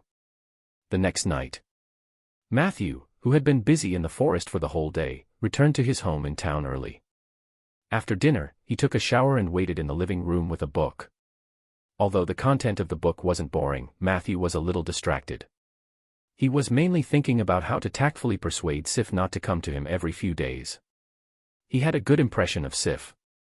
Therefore, he did not want to hurt her even more. 7 p.m. It was almost time for Sif's visit. A bell rang outside the house. Matthew put down his book and quickly got up to open the door. However, what he did not expect was... It was another woman standing outside the fence. Samantha. Matthew looked at her in surprise. Please forgive me for coming in uninvited, and please don't blame Ella. I was the one who begged her to tell me your address. Samantha looked a little tired. However, there was a strange look in her eyes. At this moment, she was wearing a dress that was in line with the trend of human towns, but it did not fit her well. Her chest swelled and trembled slightly. Her expression was a little awkward. I'm not used to places where humans gather. Can you let me in? Samantha asked in a low voice. Of course. However, before Matthew could open the door to welcome her in. Not far away, a mournful roar erupted. No. The men roared as he walked closer. Samantha, what are you doing? Why did you go to this necromancer's house?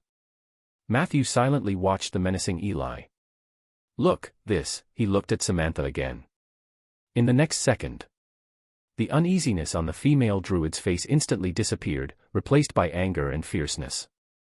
Eli, I'm warning you. Do not follow me. Samantha's voice was like a beast's roar, making one's heart palpitate. She turned around and stomped towards Eli. Every step she took, her body expanded. 3 steps later, a beautiful and flawless brown fur draped over her body. She had transformed from a 1.7-meter tall human woman into a brown bear that was more than 3 meters tall. Please wait a moment, Mr. Matthew. Samantha turned around and said in a gentle and apologetic tone. You've never used that tone with me. Eli was still angrily accusing her. The giant bear pounced forward and grabbed Eli's body. It was as if she was dragging a log as she rushed out of the town.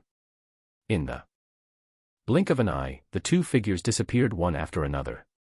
Only a shallow mark was left on the cobblestone floor. 10 minutes later, a black shadow appeared at the end of the mark. It was a leopard. She lightly jumped in front of Matthew. I'm sorry, but Eli won't bother us anymore. Chapter 37. Matthew's living room. Matthew thought for a moment and didn't say anything in the end. He politely led Samantha into the living room. Peggy, we have guests. Matthew shouted. Peggy reluctantly came out of the kitchen. She glanced at Samantha and snorted again. Then, she turned around and brought a cup of cold coffee from the kitchen. At this moment, the bell rang again. Sorry, excuse me. Matthew had to open the door first. This time, it was indeed Sif standing outside the fence. She was no longer wearing the dark red cloak but a white dress. She was tall and had long legs. Her legs were close together, and her hands were behind her back.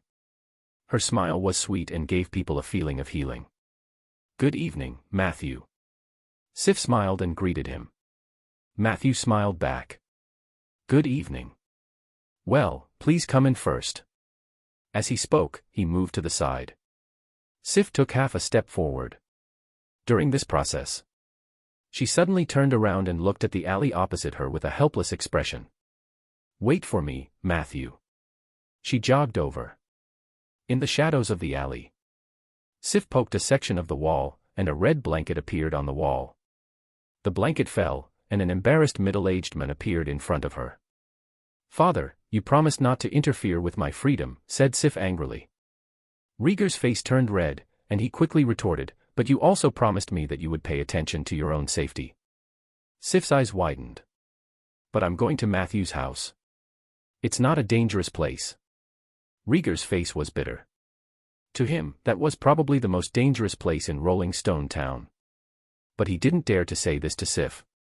In the many arguments and conversations with his daughter, they did have an agreement. He was the first to violate the agreement. Therefore, he tried to coax Sif out of her unhappiness. "I promise you, I will leave now." Finally, Rieger patted Sif's head reluctantly. Under the latter's gaze, he turned around and left the street. However, less than 5 minutes later, he turned around and sneaked into the shadows again. Detestable necromancer. Rieger gritted his teeth in hatred, but it was really inconvenient for him to do anything to Matthew. He watched Sif's back and Matthew's smiling face disappear behind the door, and the uneasiness in his heart grew stronger. "No. I can't just wait outside like this. I have to see what they are doing." The living room. They're in the living room. I have to find a place where I can look into the living room. Rieger's gaze frantically searched the surroundings. Very quickly, he found a red roof with a tall chimney. Rieger was agile and jumped up. He took 2 steps forward and revealed a happy expression. "As expected, I can see Matthew's living room from here." However, the roof was tilted upward on both sides. If he wanted to see into Matthew's living room more clearly, he still had to go up. So he grabbed hold of the bricks and stepped forward, all the way to the roof. Suddenly, he bumped into a similarly sneaky and wild figure. That person's face was filled with unwillingness, and his eyes were fierce. When Rieger bumped into him, he was also staring at Matthew's living room. Rieger was stunned for a moment. Then, as if he had thought of something, he instantly became furious. He grabbed the wild man's shoulder and asked, "Did the despicable necromancer get your daughter too?" Chapter 38. Matthew's living room. Grabbed by Rieger, Eli instinctively wanted to counterattack, but he restrained himself at the critical moment. His intuition told him that the men in front of him did not seem to have any malicious intentions. He frowned and pondered the meaning of Rieger's question. Then, he shook his head and said, "No." Rieger was a little surprised. Matthew was well known for being liked by girls. He thought that, just like him, Eli was a family member of the victim girls. "I'm sorry." Realizing that he had lost his composure, Rieger let go of his hand and sighed. "I really envy you. You don't know how popular that necromancer is among the underage girls. If you have a daughter, please keep an eye on her, or you'll regret it." Eli's lips quivered slightly. In the end, he said truthfully, "The one who just went in was my girlfriend." Rieger widened his eyes.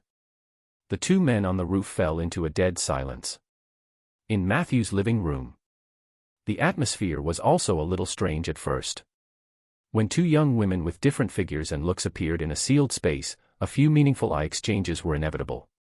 Very quickly, Sif smiled sweetly. "Matthew, do you have guests? You guys go ahead. I'll go to the kitchen with Peggy." As she spoke, she actually hooked her arm around Peggy's arm with incomparable ease. The 2 of them went to the kitchen affectionately. Not long after, laughter came from the kitchen. Samantha looked away and asked curiously, "Are all human girls so bold now?" Matthew shook his head and smiled. "Sif is an exception." He poured Samantha another glass of milk. "I came to look for you today because of what you said the other day." Samantha went straight to the point. "At first, I didn't think that what you said was right, but your words reminded me of the past. A friend." She took a sip of milk and pressed her lips together to wipe away the white foam. Her beautiful face revealed a deep reminiscence. "In fact, it has been a long time. There was someone who said something similar to me, but at that time, I was too young, and I lacked knowledge of this world. I thought about it carefully. Although you are a necromancer, you don't look like a bad person. That day in the hive, I saw you transform into a raven. That wasn't a mage's ability. That is the shape-shifting form that only druids have. No matter how bad the situation was, the goddess of moonlight would never give the title of moonwalker to someone who had nothing to do with druids. It was these thoughts that prompted me to look for you. I want to know if you can really master the abilities of both nature and immortality at the same time. Matthew smiled. Sorry, this is my secret. Samantha blushed. She seemed a little uneasy. I'm sorry. I didn't mean to pry into your secrets. I just want to confirm one thing. Matthew crossed his hands and rested his chin on them. Why don't we talk about your friend first? He's the biggest reason why you came to find me, isn't he? He thought Samantha came to him because she was convinced by his wonderful debate. He did not expect that there was another reason. This made Matthew feel a little frustrated and curious. What kind of friend would make Samantha, an old-fashioned druid, dare to break through her shackles and come to him? Samantha was silent for a while. After a long time, she then slowly said, "All right, about my friend, I have to start from my hometown. My hometown is a village by the sea. My parents and the other adults in the village make a living by fishing. I don't have many memories of that village. I don't know why, but I was 9 or 10 years old at that time, but my memories of my hometown are so vague. I only remember that one day, all the people in the village ran out to watch some festivities. My mother pulled me along. It was on a shoal with jagged reefs. We saw a huge, magnificent, majestic, and exquisite tower ship on the shore. No matter what words I used, I couldn't express the shock I felt when I saw that ship for the first time. It was like the armor of a god, making people feel awe when they saw it. On the ship, there was a flag with golden lines on it, and the patterns on it were also very beautiful. The villagers had never seen such a flag before. Many years later, I found it in Jade Court's library. That was the flag of the Sioux country. At this point, Samantha paused and stared at Matthew with a strange look. Do you know about the Sioux country? Matthew quickly understood the emotions in Samantha's eyes. That emotion was called anticipation. Sorry, I don't know. Matthew only felt that the term Sioux country did not seem to conform to the common language habits of this continent. All right then. Samantha's eyes flashed with disappointment. Most of the people in Ainder don't know much about Sioux country. After I became a druid, I went crazy looking for traces of Sioux country. I only know that the Sioux nation is on the other side of the endless ocean. If you depart from the Gem Coast, there are 3 ways to find that legendary country. If you headed north, you would cross the eternal icefield and the road of desolation. You would pass through the barren and dangerous Far East, and you would have a chance to reach the northern part of the Sioux country. Chapter 39. Matthew's living room. To the south, you had to go southeast after arriving at Serrated City. Along the way, you would cross Mount Doom, Voodoo Swamp, and Barbarian Tooth Peninsula. This way, they would have a chance to reach the south of the Sioux country. The last method was to cross the endless sea by boat. In short, that country was very distant, mysterious, rich, and powerful. Did you know?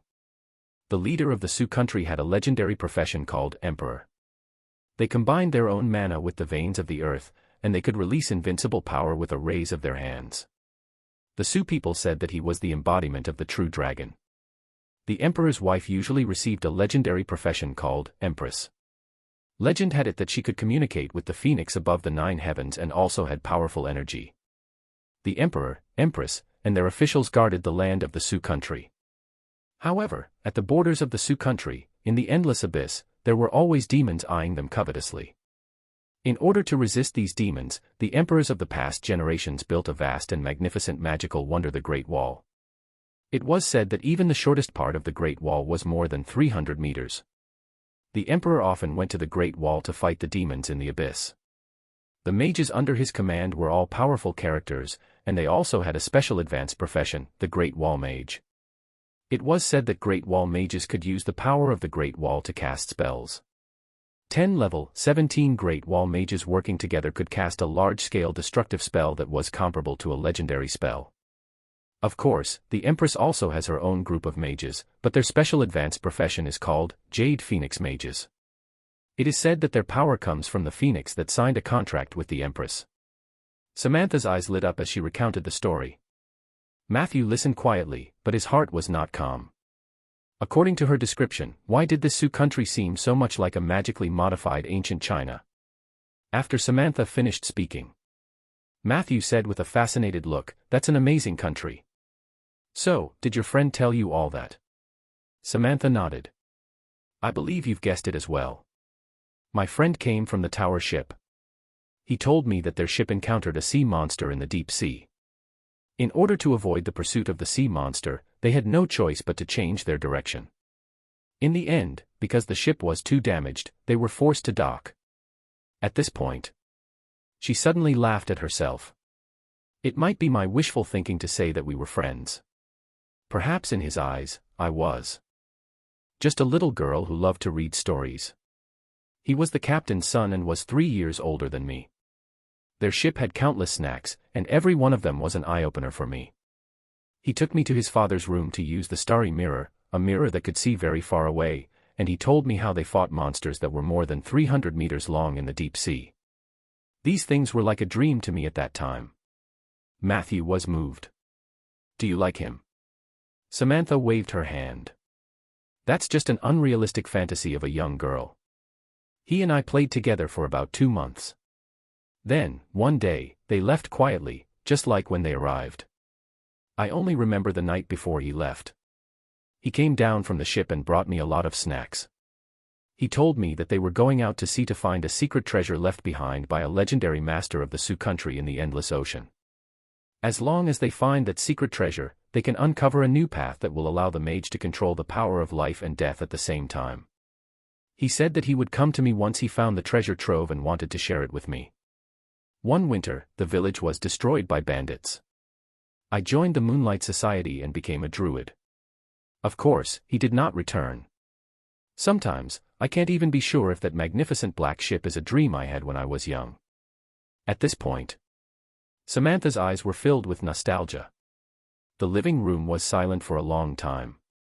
"So you came to me just to know if the secret treasure your friend mentioned exists?" Matthew asked. Samantha nodded, then shook her head in pain. "I'd rather it didn't exist. Otherwise, I'm afraid it'll be difficult for me to continue facing my faith." Matthew said seriously, "Your faith should be nature, not a god who holds a portion of nature's authority." As he spoke, he stood up and extended his hand to Samantha. "Give me your hand." Samantha hesitated. Finally, she placed her hand on Matthew's palm. On the roof, Rieger only heard a brutal beast roar. A strong wind blew. The wildman rushed into Matthew's house at an astonishing speed. "Let her go." Eli roared and wanted to break through the window. However, in the next second, a mighty power spread out from Matthew's body. A warm breeze blew from all directions. The house seemed to disappear. In its place, it was a warm and friendly oak forest. Under an oak tree, Matthew and Samantha were standing with their palms against each other. As for Eli, his attack was interrupted by the power of the domain. He looked around in a daze. Suddenly, he let out a long and unbelievable roar. 5 seconds later, the oak forest twisted and disappeared. "You have activated the oak domain. Druid Samantha has sensed the oak domain with your help. She will have the opportunity to understand the power of the domain." Chapter 40. Matthew's living room. Druid Eli has accidentally entered your oak tree domain. With his high talent, he will also have the opportunity to comprehend the power of this domain. Ah. Matthew turned to look at the window next to him in surprise. Outside the window, Eli's face was twisted. His eyes were filled with gratitude and pain. In short, it was very complicated. "Eli." Samantha stomped her foot angrily. Eli pushed open the window and said through gritted teeth, "Let go of your hand first." Samantha ignored him and looked at Matthew. "I didn't expect you to really control the power of life." However, you must not have shared the oak tree domain with me just to show off. What do you want me to do for you? Eli's eyelids twitched. However, under Samantha's murderous gaze. In the end, he shut his mouth. Sioux country. Matthew pulled out his hand. I want to know everything about the Sioux country. If possible, I also want the information about the secret treasure. Samantha nodded. You will get what you want the next time we meet. Eli finally couldn't hold it in anymore. There's a next time. Whoosh. Samantha transformed into a leopard and threw him to the ground. In an instant, she turned into a brown bear and quickly dragged Eli out of the town. I'm sorry, Samantha. I didn't mean to break the promise. I just couldn't control myself. I was worried that you would be deceived by that necromancer. Facing the furious Samantha, Eli seemed a little submissive. That's enough. Eli, I don't want to talk too much about this topic with you. You and I might have had a good time talking, but your possessiveness has suffocated me. I'm an independent individual. I have my own mind and judgment. I know what I'm doing. Samantha put her hands on her hips. We're done. Eli looked at the other party in disbelief. You're dumping me for him. Samantha's eyes were filled with pity. Can't I have my own will in your eyes? Do I only exist as an attachment to other men in your eyes? You disappoint me. Goodbye, ancient tiger. As she spoke, she turned back into a leopard. After taking a few steps, she turned around and warned, if I find out that you dare to find trouble with Mr. Matthew, you know what will happen. The leopard fluttered a few times and disappeared into the night.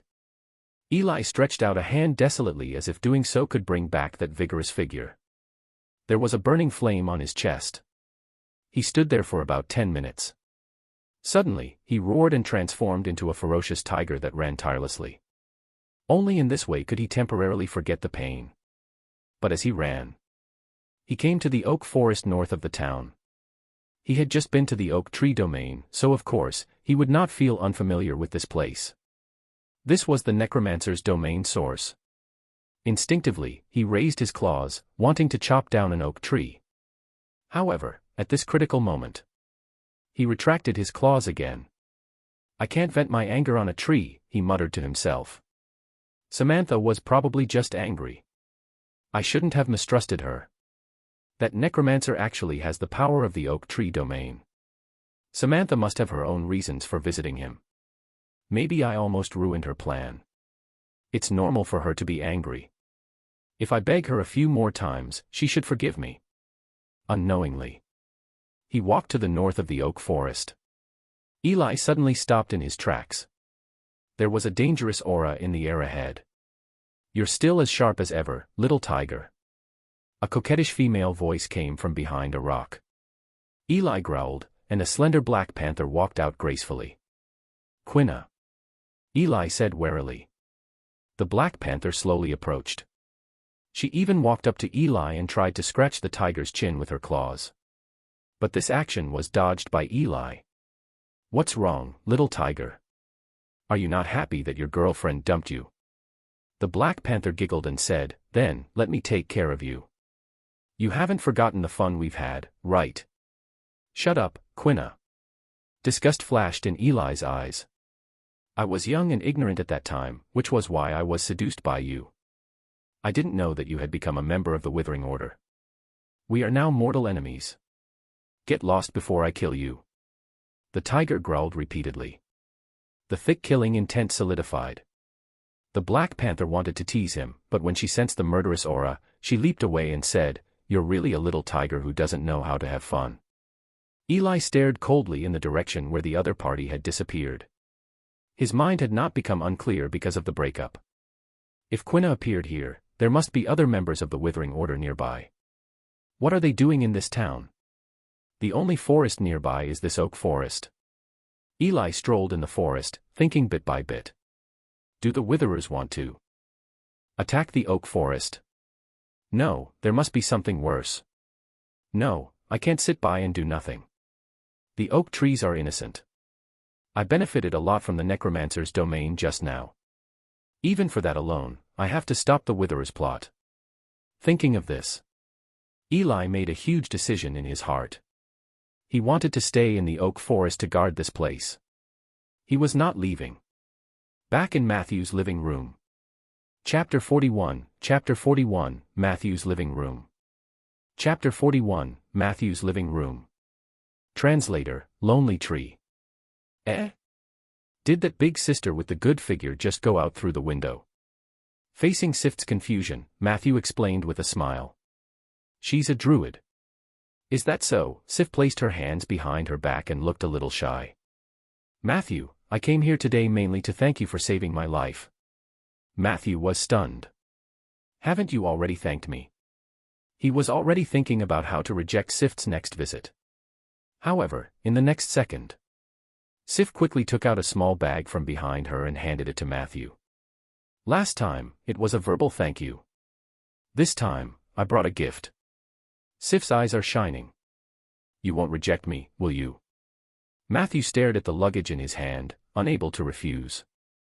Magic bag, super version 12 slots in the shortcut bar, 5 cubic meters of basic storage space, 0 weight, and increased movement speed. Additional spell, biscuit spell, can automatically generate 10 biscuits per day as food. How much is this thing? Matthew asked in a hoarse voice. 1,400 gold coins. It cost me all my pocket money that I'd saved before I was 15. Sif said frankly. But it doesn't matter. I'll be 16 soon.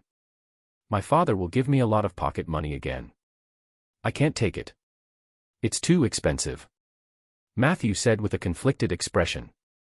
My life is worth more than 1,400 gold coins. Sif smiled and said, and I've already bought it. You know the situation in Rolling Stone Town. There aren't many mages, and no one else can use it. Matthew looked troubled. A phantom rushed into the kitchen and snatched the luggage. I'll accept it on his behalf. Peggy said loudly. Matthew glared at her. Did you tell her that I really want a better backpack? Peggy spread her hands. I said that you only wanted an enhanced version, the one that costs 500 gold coins. Who knew that she would buy the super version? Sif spread her hands. Anyway, the gift has already been given out. You can't return it back for me. As she spoke, she slumped lazily on the sofa. Matthew sighed and said, Okay. I appreciate your kindness. I really need this. Thank you, Sif. Sif blinked. Everyone wants you back in class. I am interested in history, but the books are so boring. Matthew shook his head helplessly. I really don't have time for classes recently, but if you want, I can teach you in private. Sure, Sif straightened up from the sofa. Let's start from the 100 City Division. Last time, you didn't teach me how the Seven Saint Alliance ruled the 100 city-states. Matthew nodded. He returned to his room and took out a thick history book. Then, he sat in front of Sif and began to explain. Rieger, who was trying to hide in the haystack, was shocked when he heard the conversation in the living room. Is it just a lecture? At this moment, a carefree skeleton walked out of the kitchen door. Rieger curled his body. The skeleton circled around the windowsill and walked back. Fortunately, it didn't discover me. Rieger was rejoicing. Suddenly, he heard a conversation coming from the room. Matthew. I've found a legal, stable, and profitable way to make money. Do tell.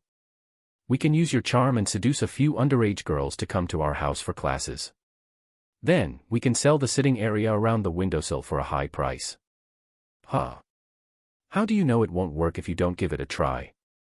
Since we have a potential customer, you should go and ask. Rieger silently raised his head. Then, he met Matthew's complicated gaze. Mr. Rieger, would you buy a ticket? Matthew asked politely. Chapter 42, Tower Spirit. Chapter 42, Tower Spirit.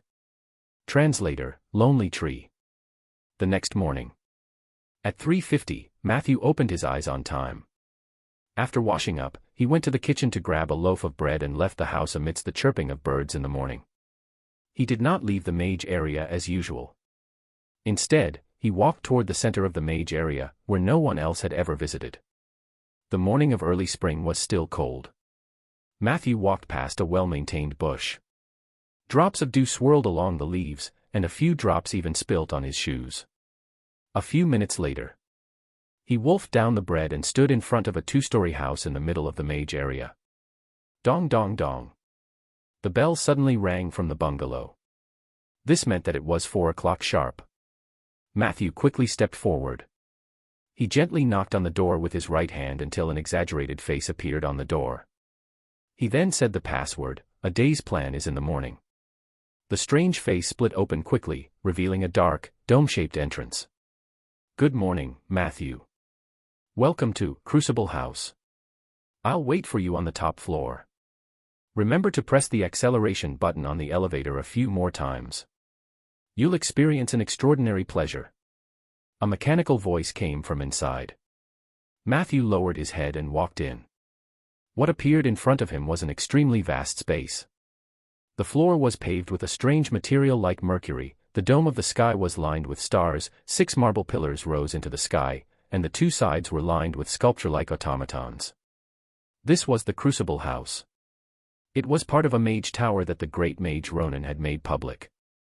Here, you could buy magic tools and materials, borrow magic books, rent magic laboratories, forge magic equipment, find an adventuring team, and so on.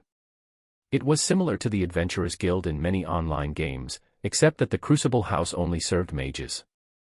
Moreover, the entry time was very strict.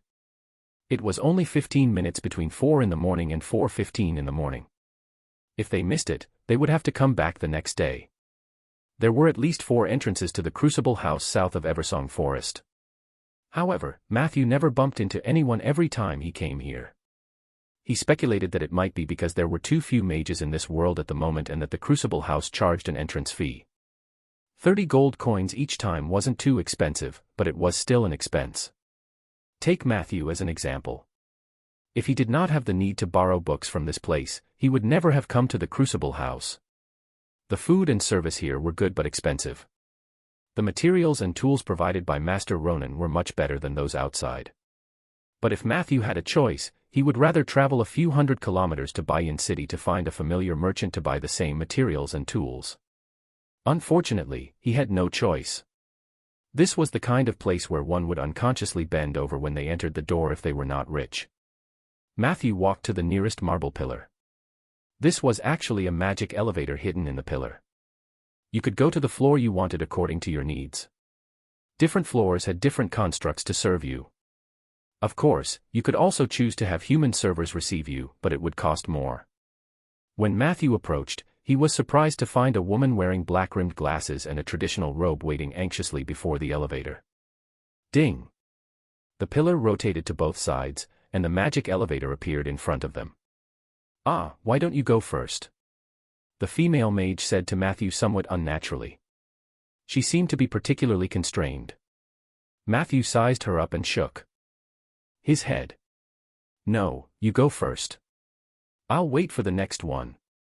The female mage was a little surprised. However, after seeing Matthew's determined expression, she was shocked. She quickly nodded and thanked him in a low voice. Then, she jogged into the lift. By the way, if a voice asks you to press the acceleration button later, remember to reject it. The elevator doors were about to close. Matthew smiled and gave his advice. Through the crack, the female mage tilted her head in confusion. The elevator went up in an instant. Matthew waited patiently for a few minutes. A brand new elevator booth unfolded in front of him. He walked in calmly.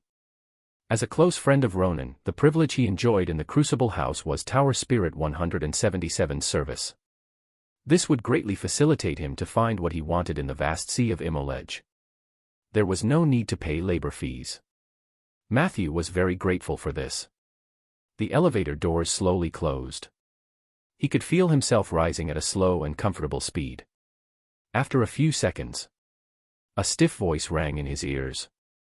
"Sir, according to the current speed, you will need 29 hours and 7 minutes to reach the floor you want. So, do you need an accelerated service? I am your friendly companion, Tower Spirit number 247. Matthew immediately refused. "No. Don't play this kind of trick anymore. 177, you sound like a broken record. A few seconds later. The voice continued, 177 has been killed and replaced by me, 369. Now I control the Crucible House. If you don't want to fall, you better press the acceleration button. It will make you very happy. Matthew smiled and said, it can indeed make people very happy, but I'm sorry, I've already vomited once. After that time, I swear I won't fall for your trick again. The voice laughed coldly. Chapter 43, Tower Spirit. Chapter 43, Tower Spirit. Translator, Lonely Tree. Feeling stubborn today, aren't we? Not bad, Matthew. You've grown up. You don't really think I need you to press the button to speed up the elevator, do you? I'm the greatest tower spirit in history. Who am I? King of the Crucible House. If you continue to be so impertinent, I'll personally help you speed up. I'm ready. Matthew pulled the elevator handrail. The voice of the tower genie instantly became evil and ghostly. Are you really ready? He, Matthew, I'm going to speed up now. Matthew closed his eyes and tightened his grip on the armrest. Don't be afraid. I'll be very gentle, Matthew. The tower spirit was still threatening. Matthew suddenly opened his eyes. Are you finally afraid, Matthew? The tower spirit was proud. Matthew let go and looked at the elevator panel. We've arrived at the top floor. 1 NEUOROPNU. Matthew stepped out.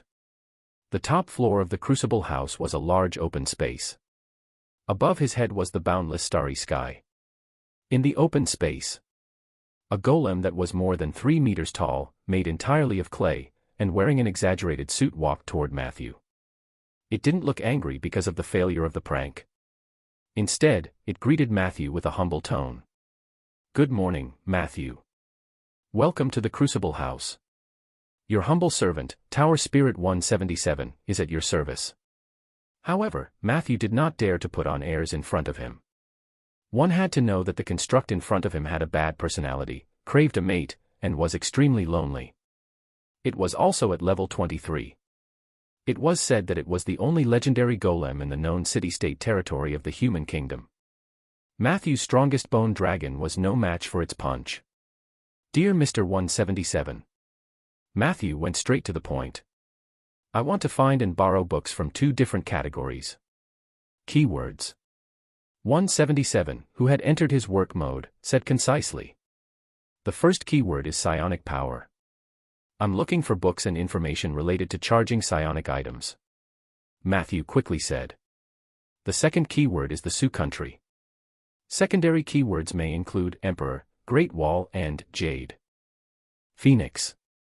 177 pondered for 3 seconds after listening. Then he replied. Pure psionic research books are very rare, but there are still some books related to charging psionic items. I'm not talented, but I happen to have some knowledge in the field of psionic abilities. If you can be more specific, I might be able to answer your question directly. That way, you can save a book loan fee. Matthew looked at it suspiciously. Will there be an additional consultation? He couldn't help but be careful. In the Crucible House, borrowing books was much cheaper than consulting. You worry too much, Matthew. 177 calmly said. There was originally a consultation fee, but it has been offset by the problem brought by the second keyword. Regrettably, the information related to the Sioux Nation is classified as a level 11 secret. In the entire 7 Saint Alliance, only the 4 Guardians and the other 3 Heavenly Mages are qualified to view them. If you really want to know more about this, the suggestion here is to kill Ronan, that old man, and replace him as the Guardian of the South. That way, you can do whatever you want. Matthew didn't find this particularly strange. There must be a reason why the Sioux country was rarely known on this continent. The 7 Saint Alliance definitely had their own considerations when it came to blocking this news. With his current strength, there was indeed no need to rush to gather information in this area. He sighed. So you cancelled my consultation fee out of pity? 177 said seriously. No, I'm angry. Who am I? The greatest tower spirit in history. King of the Crucible House. I worked hard for Ronan without sleep and rest. In the end, when I went to look up information related to Sioux country just now, I was actually denied access. How dare the old men of the Alliance refuse the Crucible House? Well, those secondary keywords you mentioned earlier were pretty good. It's mine now. Refuse the request of the Crucible House's emperor. Of course, I want to take revenge on him. Not only will the consultation fee be waived, but you'll follow me down later and take whatever you like. Don't worry. I'll support you in everything. I hope that Ronan will die in the astral world, and I, Tower Spirit 177, will become the guardian of the South and enjoy the beauties of the world. Matthew fell silent after hearing 177's bold words. How did Ronan train the Tower Spirits? Why are you praying for his downfall? He muttered in his heart, then hurriedly changed the topic and explained the origin of the cough staff. 177 said decisively. That's simple. The grade of such psionic items is not high, and the charging method is easy. The first method is to find an existence with psionic power to act as your energy source. Then, you'll go on a stroll around the abyss. Some demons have psionic energy, but they may not know how to use psionic power. However, their power is enough for you to charge common psionic items. Here, I recommend the succubus. At least 1/3 of the succubus have a source of psionic energy in their bodies, but they almost never use it. They only know how to be in heat all day long. Considering that their physique is sturdy and durable, you can use them for many different things. At the same time, they are also a cost-effective choice. Do you want me to show you some examples? The rock golem grinned wickedly at Matthew. Matthew rubbed his temples. What about the second method? Hold your staff and imagine that you're coughing, said 177. Matthew was stunned. Is it that simple? 177 nodded. Of course, it's simple. This method is very inefficient. You need to be mentally prepared. Matthew silently noted down the two methods and bowed to the Tower Spirit to thank it before bidding farewell. Chapter 44, Tower Spirit. Chapter 44, Tower Spirit. Translator, Lonely Tree. Are you leaving already? 1771's tone became more lively. You know, Matthew, I'm very lonely. Matthew felt a chill run down his spine. Aren't there a lot of constructs in the Crucible House? Could it be that none of them caught your eye? He asked politely. Don't even mention those mediocre female subjects. Ronan couldn't even fathom the creation of high-level wisdom, and the constructs he created were all trash. I really wonder how he created me back then. Maybe he lied. I'm not his biological son at all. 177 said unhappily, I've expressed my needs to him many times, but what about him? There was once when I told him that my mate at least had to match my size. Do you know what he did? He caught a dinosaur for me. Matthew said in surprise, dinosaur. Do you mean it as a descriptive term? 177 took a look, shook his head and said. No, literally. He caught King female Tyrannosaurus Rex. God knows how many wicked things he did when he participated in the Revival of Ancient Mythical Creatures project. Matthew fell silent. But that T-Rex was quite strong. The Tower Spirit added. What happened after that? Matthew could only force himself to continue this conversation. After that. It wasn't easy for me and Little Flower. Little Flower was the name I gave her. She wasn't very intelligent and had a bad temper, which complemented me perfectly. We had a certain degree of affection for each other, and our lives were quite fun. However, that damned Ronan turned around and took Little Flower away. He even said that there was a problem with the project and that the others in the Seven Saint Alliance had stopped it. Therefore, he had to return the test subject. 177 said bitterly. In order to make it up to me, he caught another Cyclops for me. That monster's level is almost as high as mine. The good news is that I was also interested in this new lover. Matthew nodded. I guess there must be bad news. 177 sighed and said, when I couldn't find the entrance for 3 days and 3 nights, I realized that Ronan was so careless that he got the gender of the Cyclops wrong. Matthew was stunned. The sun was high in the sky when he left the Crucible House. Matthew came to the oak forest tiredly. In the cottage, after taking a short rest, he began his work. However, when he walked to the north of the oak forest with a shovel, he suddenly realized that something was wrong. A trace on the ground had been erased. If it wasn't for the oak tree domain support, Matthew might not even have noticed this trace. Soldier. He silently woke up the blade dancer, who had been waiting in the cabin. He wanted to use his domain to communicate with the oak forest. At this moment, a few oak tree fairies flew out. They began to pour out their grievances. An ugly, fierce, and big guy came to the forest last night. And he helped you block the attack of an evil witherer. That was how you survived the invasion of the witherer. That big guy didn't go far. So he merely went into hiding. Matthew's expression changed. In the end, it became slightly gloomy. He had a rough idea of who the fairies were talking about. However, he was more concerned about the witherer. This was the druids' nemesis. They obtained power by destroying the forest. Once a forest was targeted by the witherers, it would be reduced to scorched earth. I know. Don't worry. I won't go anywhere until I deal with that witherer, Matthew said as he gripped the shovel in his hand. A moment later, he continued walking toward his plot of land. No matter what happened, planting trees was still the most important thing. At night, the moonlight shone brightly. When the first ray of moonlight shone on the world, the badge on Matthew's chest reacted. Due to your performance in killing 3 violent Zerg guards, you have become an official member of the Moonlight Society. You have obtained a spell, Moonfire.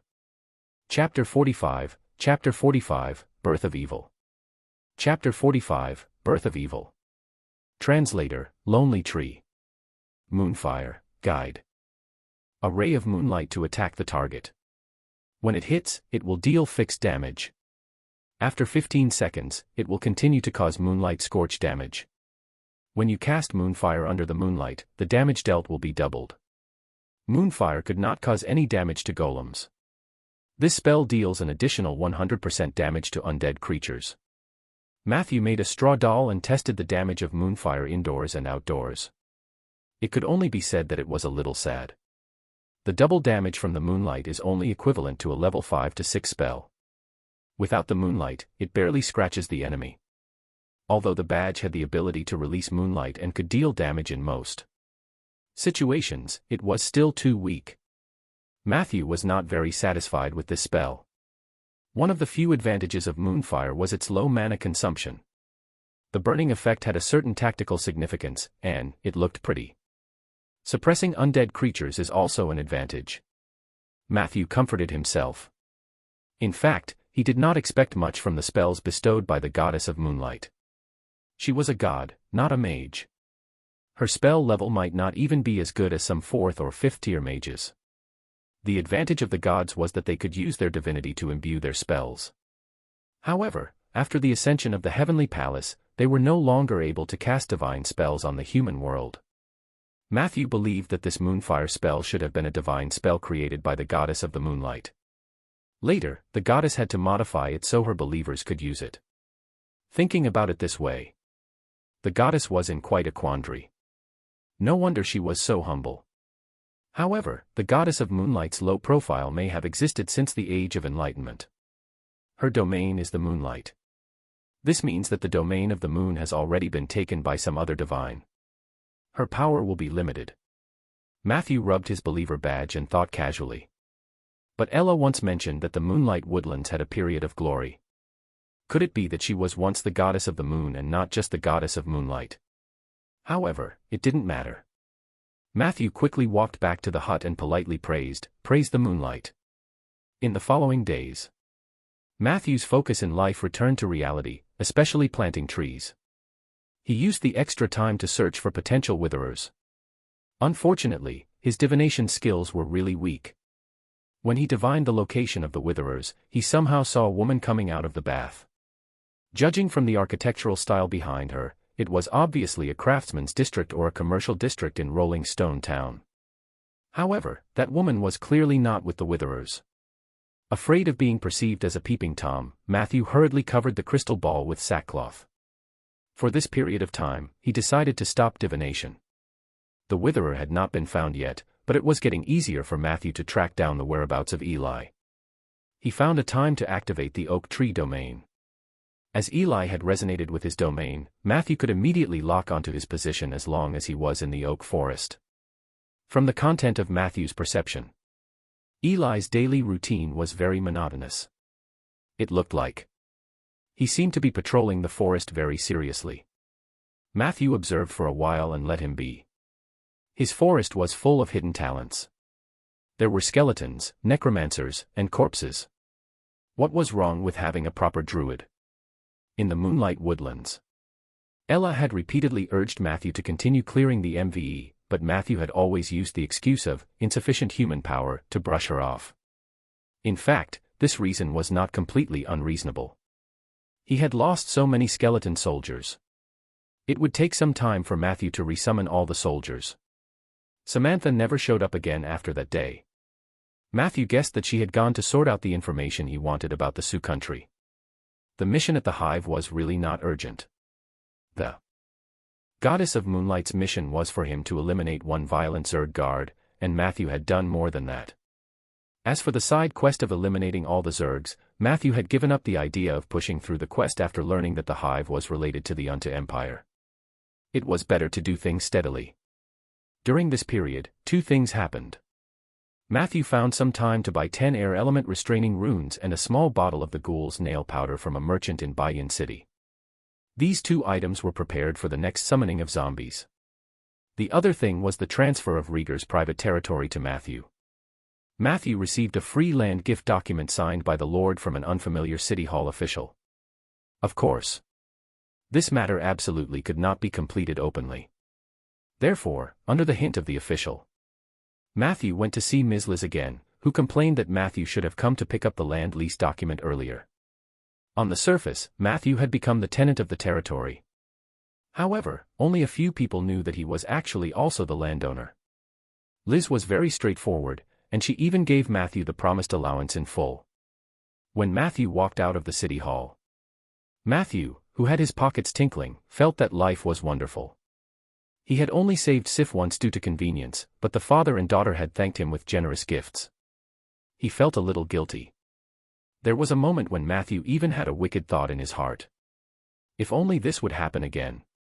Very quickly, he seriously banished his evil idea. Chapter 46, Birth of Evil. Chapter 46, Birth of Evil. Translator, Lonely Tree. I shouldn't wish for Sif to get into any more harm. The child has already suffered. Although, I wouldn't mind saving Rieger one time. Just like that. 5 days later. In the evening. In the oak forest. Matthew carried the sack and shovel and walked leisurely back to the hut. When he was less than 50 meters away from the wooden house, his domain suddenly triggered automatically. The big guy is coming. An oak tree secretly told him. Matthew turned to the west. A figure rushed over. He rushed in front of Matthew, paused for a moment, and then asked in a particularly unhappy tone, "It's fine if there are no animals in your forest, but why aren't there any berries?" Eli glared at him. Matthew thought for a moment. Maybe because this is an oak forest. Eli's dissatisfaction became even more serious. That's not what I meant. Of course, I know that this is an oak forest, but why are there only oak trees in the forest and no other plants? Matthew put down his shovel and explained in a friendly manner, "It's like this, Mr. Eli. I just started to plant this forest. I'm not a forestry expert. I only know how to plant oak trees for now." Eli revealed an incredulous expression. Then, he sneered. "It's indeed in line with my understanding of necromancers. How can there be only one kind of tree in a forest? Forget it. I don't want to talk about this with you today. You know, shapeshifters like me often need a lot of meat to replenish their energy. Of course, I have mastered many druid spells that enable my survival. For example, I have a spell that can help me fill my stomach with a small amount of berries. However, the problem is that you have nothing here." Matthew looked enlightened. He was wondering why Eli had been running around in the forest for the past few days. So he was looking for food. "So, you hadn't eaten for 5 days. Matthew hurriedly asked. 4 days. Eli revealed a cold expression that showed disdain for talking to Matthew. On the 3rd day, I couldn't help but steal a chicken from the farm next door. But I can't do too much of this kind of thing, and this debt will be on you. Matthew, I'm guarding the forest for you. Guard the forest for Matthew. Matthew thought for a moment and connected the cause and effect. It seems like he wants to repay me for me bringing him into the oak domain. Matthew's opinion of Eli changed a lot. In that case, Mr. Eli, let's have a meal at my place. He sent out an invitation. I won't eat with a necromancer. I'll stay here. You can bring the food to me. Eli's attitude was still stinking and unyielding. Matthew didn't mind. In that case, I can only give you this first. The magic bag that Sif had given him just happened to produce a large batch of biscuits. Matthew handed it over. LT00KTNE Disc 111T Anna smelled it, Tnen nuakal it eagerly. Matthew smiled. He turned around and went back to his room to eat. After dinner, he found that Eli was still in the same spot. Hence, he took the initiative to go over and say hello. What's wrong, Mr. Eli? Are you not full? Eli glanced at him. I'm full. Thank you. His tone was still very firm. After saying that, he glanced at Matthew's wooden house. What did you eat just now? Matthew pursed his oily lips. Just a simple meal. Is that so? I smell sausages. Eli looked at him suspiciously. Matthew changed the topic. So, the reason why you are staying in my forest is to repay me for the little help I inadvertently gave you. If that's the case, there's no need for that because it was just an accident. I only wanted to provide Samantha with domain enlightenment. You were able to comprehend it purely because of your amazing talent. When he heard Matthew mention Samantha, the veins on Eli's forehead twitched. He used a lot of strength to hold back his anger. I have a ruler in my heart. I won't leave until I pay back what I owe you. Don't underestimate me. We, druids, are the true kings of the jungle. If I didn't guard the forest for you, these oak trees would have been destroyed by the evil witherers. Matthew laughed. He wanted to tell Eli that he didn't owe him anything. However, Matthew swallowed his words when he saw the proud face of Eli. Hence, he nodded and said, if you want to stay, of course, you can. Please do as you please. I'll get someone to prepare a portion of food for you. As he spoke, he took out a pen and paper, seemingly preparing to record. The corner of Eli's mouth twitched. No need. The biscuits just now will do. Matthew chuckled. Biscuit or sausage? Eli hesitated for a moment. Sausage then. Do you want anything else? For example, drinks? Matthew asked again. Eli shook his head decisively. No need. Milk or coffee? Matthew did not seem to hear him. Milk, Eli answered awkwardly. Then, from tomorrow morning onwards, you can come here to find me before I start planting trees. I will give you the food for that day. Matthew lowered his head and scribbled a few lines. He looked at his serious expression. A thought suddenly came to Eli's mind. Does he treat his employees so well all the time? No, damn it. I'm not an employee of this necromancer. He raised his head fiercely. However, he was shocked to find that Matthew had already left. Chapter 47, Birth of Evil. Chapter 47, Birth of Evil. Translator, Lonely Tree. Night fell, and everything was silent. Matthew, who had finished his meditation for the day, pushed open the door and walked out. The moonlight was bright outside. Eli was sitting under an oak tree not far away, staring blankly at the moon.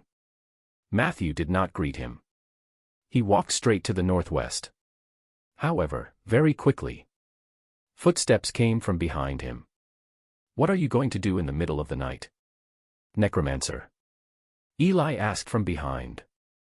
It's a private matter. Matthew replied concisely, you'd better not follow me.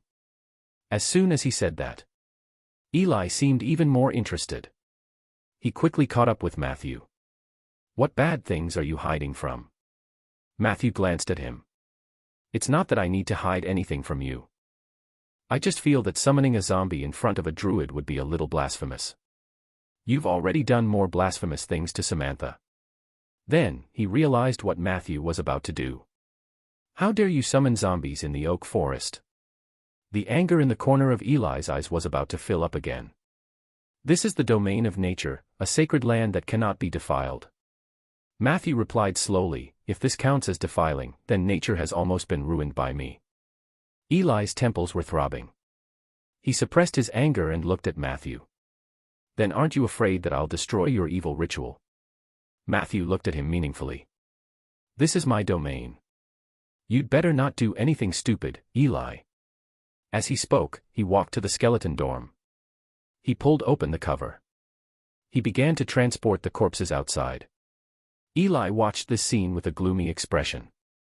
He knew that even though Matthew looked like he was only at Tier 2, with the support of the Oak Tree territory, he did not have much chance of winning.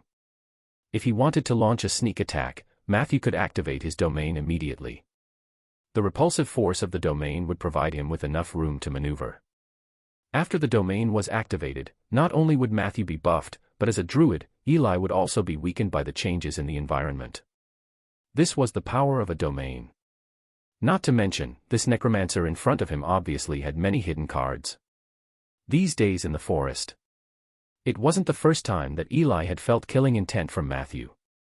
It was a pressure that only a rogue of at least Tier 3 could give it to him. I won't interfere with your ritual, but I want to witness the birth of evil with my own eyes. After I repay you, I will destroy all the evil creatures you summoned," said Eli grimly. Matthew ignored him. He placed the bodies of the 5 arsonists in a row in the open space under the moonlight. He didn't explain himself. However, necromancers generally believed that summoning zombies under sufficient moonlight would be easier, and there was also a chance of producing high-quality zombies. Matthew would rather believe it than not. He quickly sprinkled a handful of corpse powder and a small amount of ghoul's nail powder evenly on each corpse.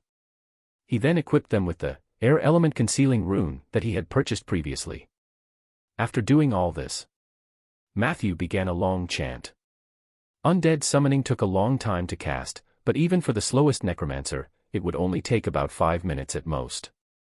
However, Matthew took 12 minutes to cast it. The reason was simple. At first, he was just fooling around. Although he was willing to believe in Eli's character, he had to be extra careful at this critical moment. It was not until Eli squatted down impatiently that Matthew began to summon the undead. In the forest, the necromancer's chanting was rhythmic. Dark clouds floated by. Eli's face flickered. Suddenly, one of the corpses stood up stiffly. Immediately after, corpses crawled up from the ground one after another. Eli subconsciously jumped up from the ground. But in the next second, he was surprised to sense that the oak forest around him seemed to have come alive. The night wind blew. Wisps of green light appeared on the oak trees. In the end, it merged into the bodies of the 5 zombies. This scene also shocked Matthew. He couldn't help but look at the record panel. Hint: you have successfully completed the summoning of the undead, first time/zombie. You received 5 undead creatures, zombies/average level 7. Your zombies were blessed by the oak tree domain when they were born. They received the bark spell. Bark spell, passive: your zombie skin will automatically form a layer of tough ancient tree skin, armor +3, and the tree skin will provide a certain amount of damage reduction when they receive damage. Zombies that knew the bark spell. Matthew was stunned. He wanted to take a closer look at the data of his zombie followers. At this moment, another change occurred. A strong ray of moonlight shone down. The 5 zombies were bathed in the moonlight.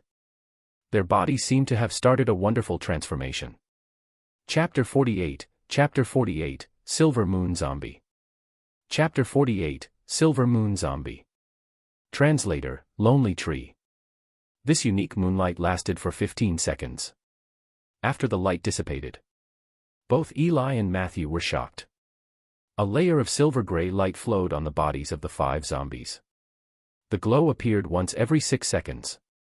Although it was fleeting, it gave people a sacred feeling. Zombies blessed by the moonlight. I must be crazy. Eli rubbed his eyes desperately. However, nothing changed. On the other side, Matthew also received the latest notification. Your zombies were blessed by the goddess of moonlight at the beginning of their birth. They received level increase, holy moon armor and moonlight power. Your zombies have evolved into silver moon zombies. Your undead summoning zombies has new abilities. Level increase, your zombies' average level increased by 1 level, current level. Holy moon armor, under the moonlight, your zombie will receive a layer of holy moonlight armor, armor +1, and possess a minor transcendent, holy temperament, charm +1/1 intimidation +10. Before the holy moon armor is broken, your zombies will not receive additional damage from spells or items that restrain undead creatures. Moonlight power, under the moonlight, your zombies have strength +1. Movement speed +50%. Silver moon zombie. Did the goddess of moonlight take over the naming rights? Matthew grumbled in his heart. The silver moon zombies were obviously stronger than normal zombies. However, what he was more concerned about was the goddess of moonlight's constant buffs. A goddess who was once high and mighty had repeatedly shown goodwill to a mortal. Either the goddess had discerned that Matthew's future achievements were limitless and had come to curry favor with him in advance, or she was in a precarious situation. Matthew guessed it was the latter. First, she struck Ella with lightning. Then, she gave me a badge and a bless sins. Now, even MV zombie underlings have gotten a share of the benefits. This is definitely not something that can be gained by killing a few wild Zerg guards. However, Matthew was not worried about the goddess making any unreasonable requests. After all, the initiative was in his hands now. Hiss. A silvermoon zombie suddenly raised its head. It was facing the moon, and wisps of white gas were spewing out from its half-rotten lips and teeth. Coupled with its yellow teeth and the sores on its neck, it looked especially evil and strange. Matthew walked over to take a closer look, his eyes constantly revealing a satisfied expression. Zombies and skeletons might be undead creatures of the same level in the eyes of ordinary people. However, in the eyes of the Necromancer, the difference between the two could not be clearer. Zombies were much stronger than skeletons. One should not underestimate the dozens of pounds of rotten meat that zombies had more than skeletons. It was this rotten meat that gave zombies stronger characteristics. First was the level. Skeleton soldiers were mostly between levels 3 and 4. Meanwhile, the zombies were at least level 5, and Matthew's Silvermoon zombies were at level 8. The second was zombies' defensive ability. It was common knowledge that skeleton soldiers had basically zero defense. When they were attacked, they had no shield.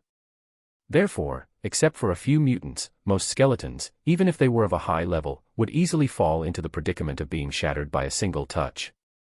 Zombies were different. Their speciality was their thick skin. The undead's characteristics and the buffer effect of rotten meat gave ordinary zombies a defensive ability that skeletons lacked. As for the Silvermoon zombies, they were even stronger. Lastly, it was the attack ability. Skeleton soldiers had high attack power, but zombies had even higher attack power. Most zombies were born with the following two attributes. Unlimited strength, zombies' strength will not be lower than 15 points. Paralysis poison, during a battle with a zombie, living enemies will be paralyzed once every 30 seconds. Once the immunity roll fails, they may enter a paralyzed state for 3 to 5 seconds. The true weakness of zombies was their movement speed and attack speed. The speed at which they raised their hands and walked was so slow that their enemies could easily walk away. If a normal person's movement speed was 10, then the skeleton soldiers was 7, and the zombies were only 4. The slow movement and attack speed were the reasons why necromancers didn't like zombies. But the Silvermoon zombie was different. Thanks to the moonlight power, the silver zombies could move around 6 points under the moon. Although it was still not fast, it was much faster than normal. At the same time, the increase in strength and the existence of the paralyzing poison also allowed the zombies to control their enemies better. I can learn 1 or 2 crowd control spells. The level 5 spell, Frost Path, is not bad. It can work with zombies to kill the target. Matthew was in a good mood as he wandered around the zombies. He didn't even care that Eli's mind was about to explode. After getting familiar with the attributes and abilities of the zombie, Matthew's physical examination was ready to come to an end. It was a pity. None of the 5 zombies were elite zombies. According to Scarface's performance when he was alive, Matthew thought that he would become an elite, but who knew that he was only a normal zombie. However, the zombie that had been transformed from Scarface was indeed the tallest, largest, and strongest among them. To make it easier to remember, Matthew named it the Big Zombie. The remaining 4 sat in a row according to their physiques. Naturally, they were named Zombies 2 to 5. Chapter 49, Silver Moon Zombie. Chapter 49, Silver Moon Zombie. Translator, Lonely Tree. Matthew was already very fond of his zombie underlings. After the naming was completed, Matthew began to drive the Silvermoon zombies around the oak forest. He had to arrange accommodation for his new employees. The skeleton dormitory definitely wouldn't do. Although zombies and skeletons were both undead creatures, they were born to be enemies. If no one controlled them, a war would definitely break out between the two. Matthew did not want that to happen. He walked around the forest. In the end, he found a similar hole about 200 meters away from the skeleton dormitory. The tunnel was one way. It looked dark, narrow, and deep.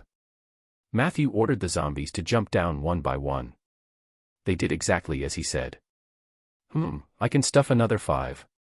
Tomorrow, I'll find a carpenter to get a few boards to cover the hole. From now on, this is the zombie dormitory. Matthew was about to leave. At this moment, Eli, who had been tailing them all the way, finally couldn't take it anymore. He asked angrily, "Are you hiding the zombies here?" Matthew spread his hands. "Isn't that clear?" Eli was even angrier. If not for his strong sense of principle, he really wanted to throw himself at the Necromancer and scratch his handsome face. "Since you like to mix undead creatures with nature so much, why don't you build a few new cemeteries in the forest?" He mocked. Matthew's eyes lit up. He pondered for a few seconds. He pressed his hands on both sides of Eli's shoulders and praised sincerely, "You're really a genius. I should have thought of it earlier." Matthew praised Eli several times. Only then did he let go of his hand and turn to leave. "Wait." Eli suddenly felt something was wrong. "What do you mean?" "I agree with you about a cemetery. If we build a super large cemetery in the oak forest, it might become a city of the undead in the future."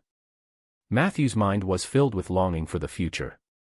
In the past, his attention on undead creatures was limited to some special targets, mainly Peggy, Filey, and Soldier. He was limited by energy and negligence. He really did not think of building a real cemetery for the undead creatures to live in. This would not only greatly increase the loyalty of the employees, but there were also many other benefits. The cost of building a cemetery was not low. However, Matthew had already decided to build the cemetery in a hole under the forest.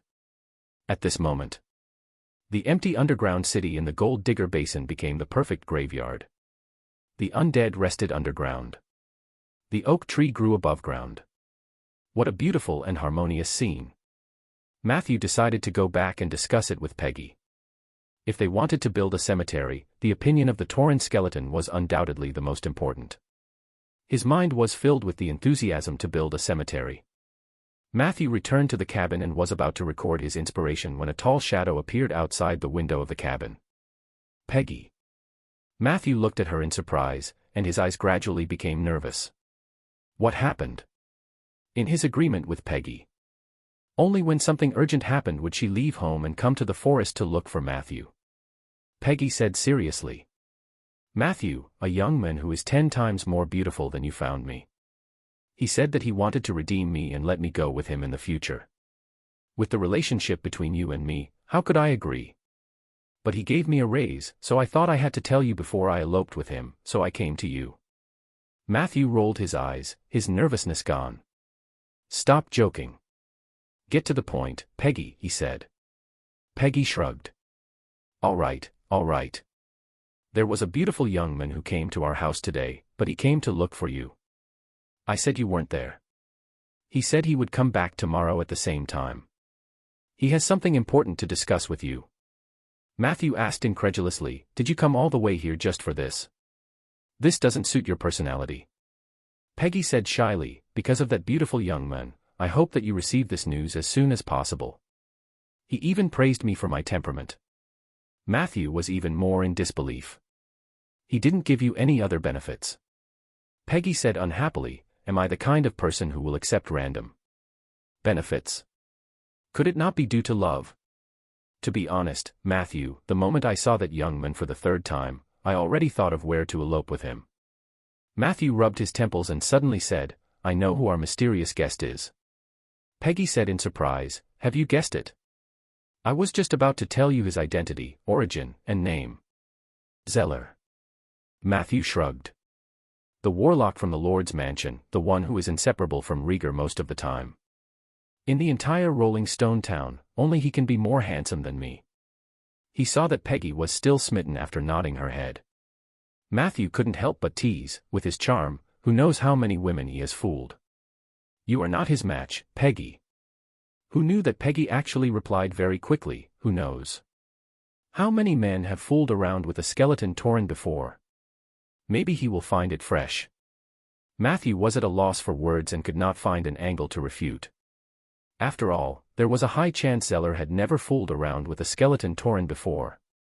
8 p.m. the next day. Matthew's living room. Coffee or milk? There's wine too, but they're all very bland. Facing Matthew's hospitality. Zeller casually put one thigh on the other of me. He had a confident and charming smile on his face. Chapter 50, Silver Moon Zombie. Chapter 50, Silver Moon Zombie. Translator, Lonely Tree. "Thank you, just water will do." He was sitting comfortably on the sofa. It was completely different from the tension that many guests felt when they first visited. Every detail of Zeller's body showed that he was very relaxed. Tonight, he was wearing a thin purple short trench coat. With the black inner lining and long pants, the white belt was particularly eye-catching. In the middle of the belt was a silver circle, and the pattern on it changed constantly. Goat, horn, rainbow, blade, willow leaf, girl, farm bull, book, killer. Hanging on the right side of the belt were a few cute frog dolls. They looked vivid and lifelike. Matthew noticed this when he first entered the door. He couldn't help but take a few more glances. He had to admit, Zeller's handsomeness was from the inside out. If his appearance could only be considered above average, then his inner charm could drive most intelligent creatures crazy. This was a warlock. He was a professional charmer. This kind of charm ability feels just a little worse than Lulu's. Matthew was secretly shocked.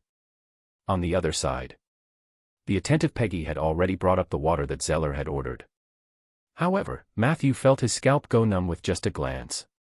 "Peggy, why did you bring out the entire water tank from the kitchen?" Peggy glared at him. "What? I'm afraid that Zeller won't have enough to drink." Matthew was speechless. Peggy was indeed a mutant among mutants. Logically speaking, undead creatures were immune to charm, but she seemed to be mesmerized. But even so, Matthew still felt that she was acting. "Are you that eager for a pay raise? Did I really give too little?" He even thought of this. A small quarrel broke out between the master and servant. Zeller did not mind. He magically took out an empty bottle from his sleeve and filled it with water. Then, he used the same trick and grabbed a few pieces of ginger to sprinkle them into the cup. "Ever since I awakened at the age of 13, I only drank this," Zeller explained with a smile. Matthew responded and finally thought of a way to send Peggy away. It was not until the figure of the Tauren completely disappeared in front of the two that Zeller suddenly sighed. "It's because of this that I don't want to go out and meet people." As he spoke, his eyes darted around Matthew's body teasingly. "Mr. Matthew, other than Rieger, you were the first person to ignore my charm when you first met me completely. This is very impressive." Matthew waved his hand. "You're overpraising me. Your charm leaves a deep impression on me. Speaking of which, is there no way to restrain your charm?" Zeller took a sip of cold ginger water. "Yes. But I'm already in a state where I'm trying my best to restrain my charm." Matthew was silent.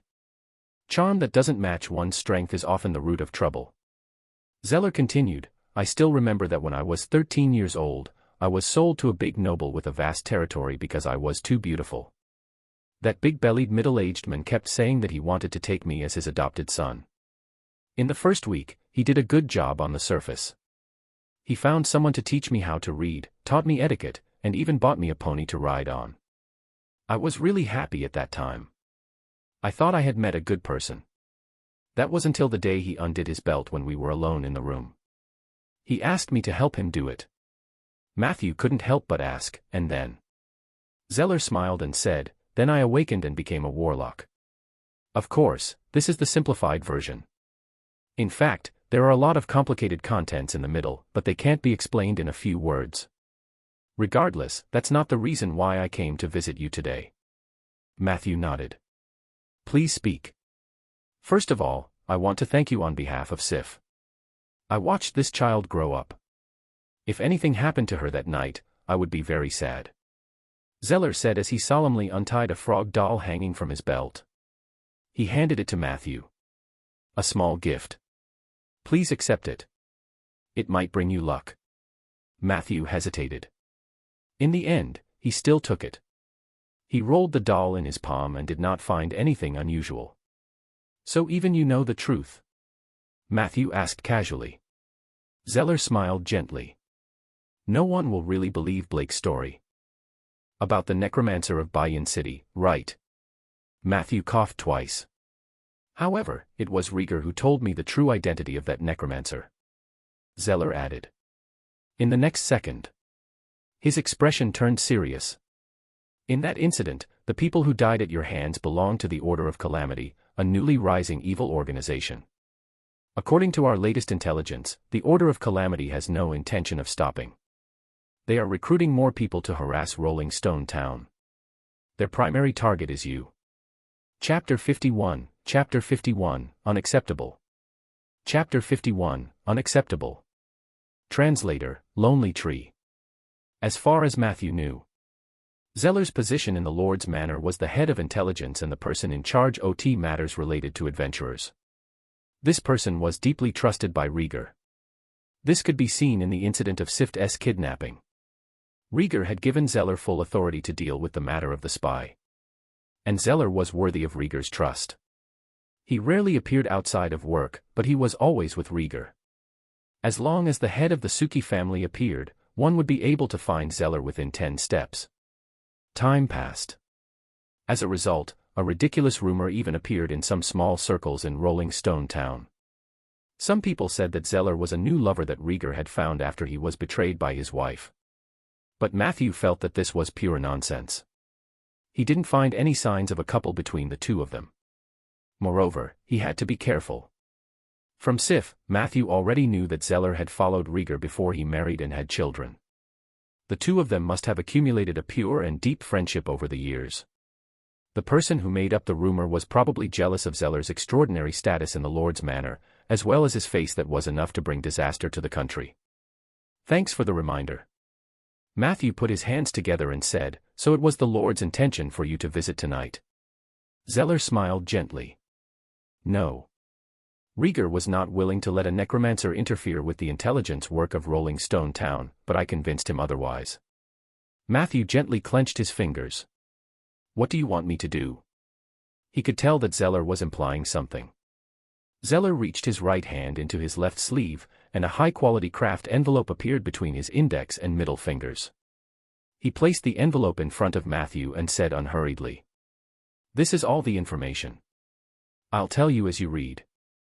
Matthew did not hesitate. The envelope wasn't sealed, and several thin pieces of paper slipped out after the red string was untied. Matthew glanced at the content and frowned slightly. It's a bit tricky, isn't it? Zeller gulped down a mouthful of cold ginger water. It would be fine if there were only one Order of Calamity, but I never thought that Rolling Stone Town would one day be targeted by 3 notorious evil organizations at the same time. The timing is too coincidental. I'm afraid even Blake wouldn't believe that none of them were organized and dispatched. Matthew looked at the 3 organizations mentioned in the intelligence that might attack Rolling Stone Town in the near future. The Order of Calamity. Silver Frost Brotherhood.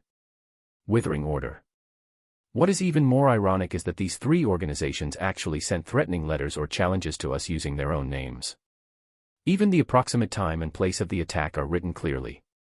Are the current leaders of criminal organizations that unconventional? Or should we lament that Rieger had kept a low profile for so many years that the outside world had forgotten the brutality and terror under the gentle appearance of the Suki family? Zeller spoke very calmly and steadily. However, when he said the last sentence, Matthew felt a surge of anger. He does seem to regard himself as a member of the Suki family. This thought flashed through Matthew's mind. His gaze quickly swept through all the words. Not long after, Matthew understood the situation. As you can see, the Southern Patriarch of the Order of Calamity has demanded that we hand over the murderer of their members and pay 50% of our annual tax as an annual tribute. Otherwise, they will raze Rolling Stone Town to the ground. The leader of the Silver Frost Brotherhood demanded that we hand over the two arsonists currently in the Rolling Stone Town prison and pay 60% of our annual tax as an annual tribute. They also wanted us to provide a stronghold for the Silver Frost Brotherhood to train reserve members. Finally, they even wanted us to send 50 women every year to solve the marriage problem of their members. As for the Withering Order, they were the easiest to talk to. They only asked for 30% of our taxes, and they only asked for the destruction of the forest around the town. Zeller still had a gentle smile on his face. These bandits are more familiar with extortion than the devils in purgatory. Matthew's expression was a little serious, and he looked a little more ruthless. Can Rolling Stone Town deal with the invasion of three evil organizations at the same time? Zeller quickly said, we can resist the invasion, but we can't control the intermittent disturbance. Matthew instantly understood. The biggest headache when a territory encountered an evil organization was that the other party would not play the fair game. Evil organizations would more likely employ harassment tactics. The security situation in the territory would take a sharp turn in the short term. Not to mention Rolling Stone Town, even a medium-sized city like Julius City wouldn't dare to say that they would survive this onslaught from all sides. Among the nearby cities, only Bayan City and Jade Court had such strength. Of the three organizations, two of them are targeting me, and the remaining one is also related to me. Matthew pursed his lips. On the surface, that's the case, but in fact, without you, they will still launch a malicious attack on Rolling Stone Town. Zeller tapped his left and right knuckles with his right hand and said briskly, it's better to say that you have already helped us resolve an attack from them. Besides, with you around, Rolling Stone Town's resistance to evil has increased, so you don't have to have any other thoughts.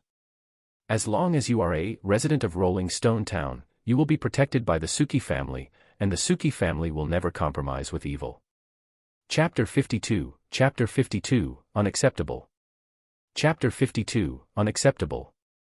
Translator, Lonely Tree. Matthew nodded. He believed Zeller.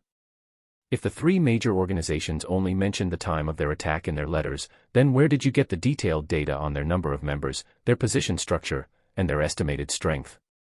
Matthew pointed at the rows of numbers on the report. That was the work of divination and scouts. Zeller explained. There have traces of any unusual movements. Actually, before I received the letter, I had already sent scouts to the surrounding cities to collect information. At that time, I found some clues. It is impossible for such a large number of people to move quietly. They need food, accommodation, and equipment. Matthew looked at him curiously. How did you think of sending people to other cities to investigate? Zeller explained patiently, for that, I have to mention the case of the mole that I was commissioned by Rieger to investigate. Matthew became more energetic. Have you found the mole? Zeller said with certainty. Vic Balmer, also known as Little Balmer, was the son of Balmer Sr., one of the 9 Imites who had fought together with Lord Rieger in Purgatory. Little Balmer was the same age as Sif, and he looked like a simple and honest little fatty. He had followed Sif's footsteps since he was young and considered himself her follower, so they had a good relationship. When he grew up, his father took him to the manor in the west for training, so he had less contact with Sif. This spring, he suddenly wrote a letter to Sif inviting her to the countryside. On the way, something happened to Sif. This guy or the mastermind behind him is very cunning, give me set up many errors to trace. By the time I truly locked onto him, half a month had already passed. When I went to Palmer Sr.'s manor, I could only regretfully say that there was no one alive in the entire manor. The original farmers, maids, gardeners, chefs, and even the entire family, including Palmer Sr., had all become bizarre creations. My men had no choice but to clean up the manor. I found some evil art master's manuscripts in little Balmer's bedroom, and I can basically confirm that he was the culprit. To be honest, I held little Balmer when he was born. His honest appearance was too deceptive. No one expected him to come into contact with evil arts, and the first thing he did after becoming an evil art master was to refine his father into a bizarre creation. I heard that Balmer Sr. was very strict when he trained his son. Perhaps little Balmer's hatred came from this. But no matter what, he is still a menace. Unfortunately, he had escaped. While my men were searching for little Balmer, they accidentally learned that an evil organization was recruiting soldiers in Gilia City. After my divination confirmed this information, it became more comprehensive. Of course, the value of this information was quickly reduced because they directly issued a challenge. Zeller calmly told him the ins and outs of the matter. Finally, he added seriously, Palmer Sr. was a very good person, loyal and brave. It's just that he's a bit too old. Rieger and I have neglected him. If we had paid more attention to his recent situation, he might not have been harmed by his. Matthew was also angry. So, not only is that little Balmer still alive, but he might even return to Rolling Stone Town when the three major organizations take action. Zeller nodded slightly. Theoretically, that's possible. Perhaps he was the one who lured the Order of Calamity here in the first place, or perhaps he was just the most suitable breakthrough point the Order found in Rolling Stone Town. However, all of this did not matter. The important thing is how should we deal with it. Before I share my plan, I need your opinion. Matthew thought for a few minutes and replied. Since the three organizations have sent their letters of challenge separately, it means that they are not united internally. The best strategy is to divide them and defeat them one by one. The Withering Order has the most concentrated target, so we just have to make a fuss around the oak forest to lure them into taking the bait. Weren't there still 2 arsonists in the Silver Frost Brotherhood in prison? We just need to find the right time to let them escape successfully. After they escape, there is a high chance that they will go to the organization. We'll only need to follow them. I don't have any idea about the Order of Calamity. The fact that they dared to come to me after Fine's death proved that they have the ability to fight against bone dragons. The evil priest's methods are evil and impossible to guard against. However, there is one thing worth noting. They were very concerned about the bloodline of the Suki family, so Sif and Rieger are the key characters. They could also be used as bait to lure the snake out of its hole, but doing so would be risky. Zeller showed a look of approval after hearing this. Your reactions and ideas are top-notch. Most of your ideas are in line with my plan in the second stage. Matthew was a little surprised. Second stage. Yes, we will do what you said, but not now. Zeller explained. At this stage, the people from the 3 major organizations are probably infiltrating in batches. They must be extremely vigilant at this moment and won't be easily lured in. Evil forces were gathering in Rolling Stone Town. But at the same time, our savior is also on the road. Only 3 of the 9 knights who fought in Purgatory remained in Rolling Stone Town. 1 of them died, 1 retired, and only 1 who could fight was left. The rest went out for adventures. We have already written to them for help. As long as these people receive the letter, they will definitely return. Chapter 53, I can accept it. Chapter 53, I can accept it. Translator, Lonely Tree. I've also sent people to the east to look for an old acquaintance of mine, who is a monk whose strength is close to legendary. With him around, the safety of Rolling Stone Town would be more secure. In addition, I also used my connections to call for a few old friends to come and help me. Even Mr. Richard couldn't help but send a letter to Northland. Look, our connections are actually not weak. All we need is time. Matthew reacted quickly. So your first phase plan is mainly to stall for time. Zeller said bluntly. I want you to pretend to be Great Mage Ronan. Matthew was shocked. Then, he nodded and said, it's not impossible. At this moment, Peggy, who had been eavesdropping for a long time, finally poked her head out from under the windowsill. "Won't Ronan be unhappy if he finds out?" Zeller and Matthew answered almost at the same time, "He won't. He might even find it interesting." The two of them looked at each other and smiled. They chatted for more than an hour. At night, Matthew walked Zeller to the fence. The two of them walked on the stone path in the garden. Zeller, who was walking in front, suddenly smiled and turned around. "Mr. Matthew, please forgive me for playing a little trick at the beginning of the conversation in order to gain your trust. The story about the awakening of the warlock is not my own, but I heard it from another warlock friend. I deliberately made myself sound miserable so that I could gain your sympathy and pave the way for convincing you. But now, it seems that this is unnecessary. You're the kind of person I like."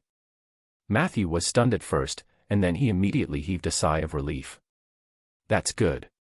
At least you didn't experience such a painful thing." A strange light flashed in Zeller's eyes. "You are a strange necromancer. Your kindness is heartwarming. I'm sorry again for lying to you before. However, speaking of pain, my awakening experience was actually much more tragic than my friend's." As he spoke, he came to the fence and elegantly closed the door. "However, I won't tell my story unless I'm on my deathbed. Good night, Matthew." After sending Zeller off, Matthew was in the living room sorting out the information he had obtained tonight. Then, he rushed back to the oak forest to take care of the place. He had to talk to Eli about the Withering Order. The Witherer was the archenemy of the Druids.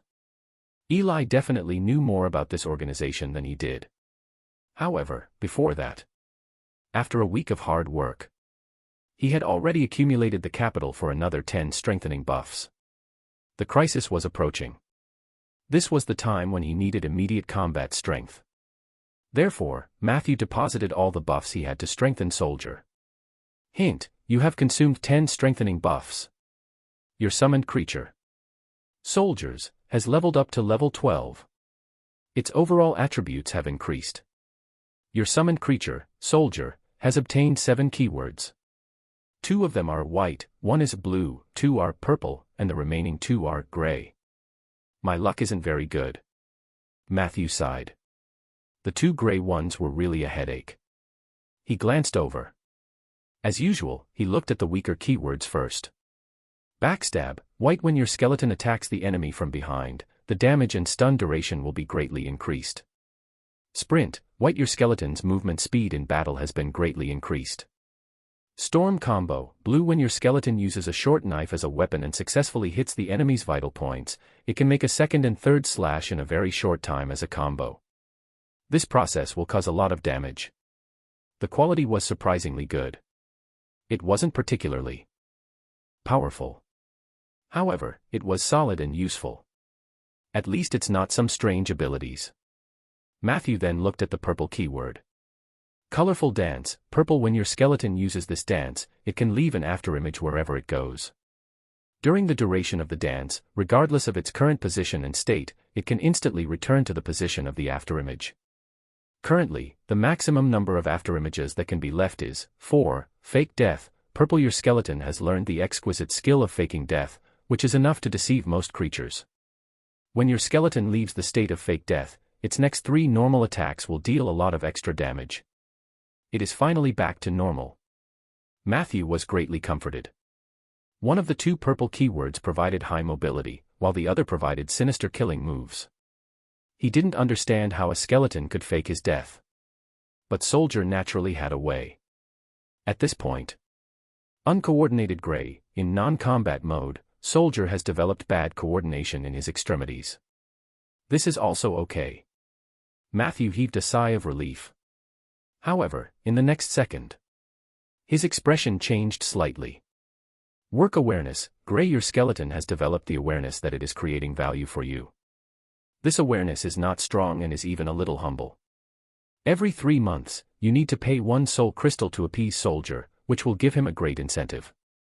It's a little unacceptable. Matthew subconsciously gave himself a facepalm. Soldier looked at him blankly.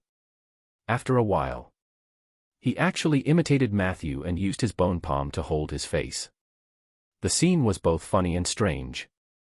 Eli flashed out from behind the house and stared at Matthew seriously. "What position is this? Are you trying to summon some evil creatures in front of me again?" Chapter 54, Intelligence Mystery Lock. Chapter 54, Intelligence Mystery Lock. Translator, Lonely Tree. Eli. I was just looking for you. Matthew quickly threw this small annoyance to the back of his mind. He said to Eli, "You mentioned before that you once confronted a witherer in the forest." Eli nodded solemnly. "Quina, that's her name. Quina was once an outstanding human druid, but she was abandoned by the nature soul after failing 3 advancement rituals. As a result, she became resentful and angry at nature and turned against nature. She joined the witherers as you know it." There were still some things he did not say. In recent years, more and more druids had turned into witherers. This was a bad sign. The druids are defecting at an accelerated rate while a necromancer is busy planting trees. This world is really crazy. This was what Eli was thinking. Matthew nodded slightly. "As far as I know, there's an organization called the Withering Order that has its eyes on this place." He said, "If possible, please tell me more information about them." Eli muttered. The witherers gathered together to form the Withering Order. "I don't know the details of this organization, but I know that the witherers usually don't appear in big organizations. They often form groups of 2 or 3 to carry out destructive actions. The witherers obtain power from destroying the forest. If there were too many people, the power that each witherer received would be very diluted. However, witherers rarely went solo. They would only go deep into the forest alone when they held an evil advancement ritual." As he spoke, his eyes looked around for a long time. He gave a very confident answer. "I don't think there will be more than 4 of them. If there are more than 4 of them, they won't get any benefits even if they destroy all of your oak trees. Also, I'm guessing that the witherer that's with her should be around tier 3, with the highest being level 12. This is because every tier 4 witherer is a walking tree plague. There is an unconcealable rotten halo on their bodies. As long as they appear, I can smell them from 200 miles away. For level 12 witherers." Matthew was confident. Seeing Matthew's thoughtful expression, Eli puffed out his chest proudly. "You don't have to worry about this. I told you that I would help you chase away those witherers. Although I'm only at tier 3, if we were to fight head-on, even 4 witherers combined would definitely not be my match." Matthew believed in this word. The shapeshifter route that Eli took was the most powerful branch among the mid-level druids, not to mention that he had mastered the powerful ancient tiger form. Matthew felt that it might have been the appearance of Eli that delayed the witherers' attack.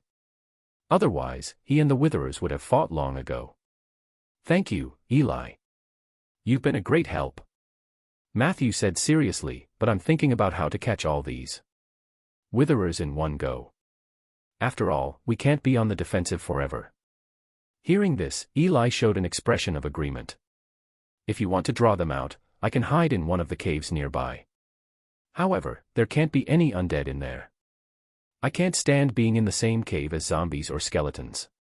Matthew waved his hand. "There's no rush. If they're really patient, let them continue to observe. During this period, I'll make sufficient preparations. By the way, you seem to have something to tell me just now."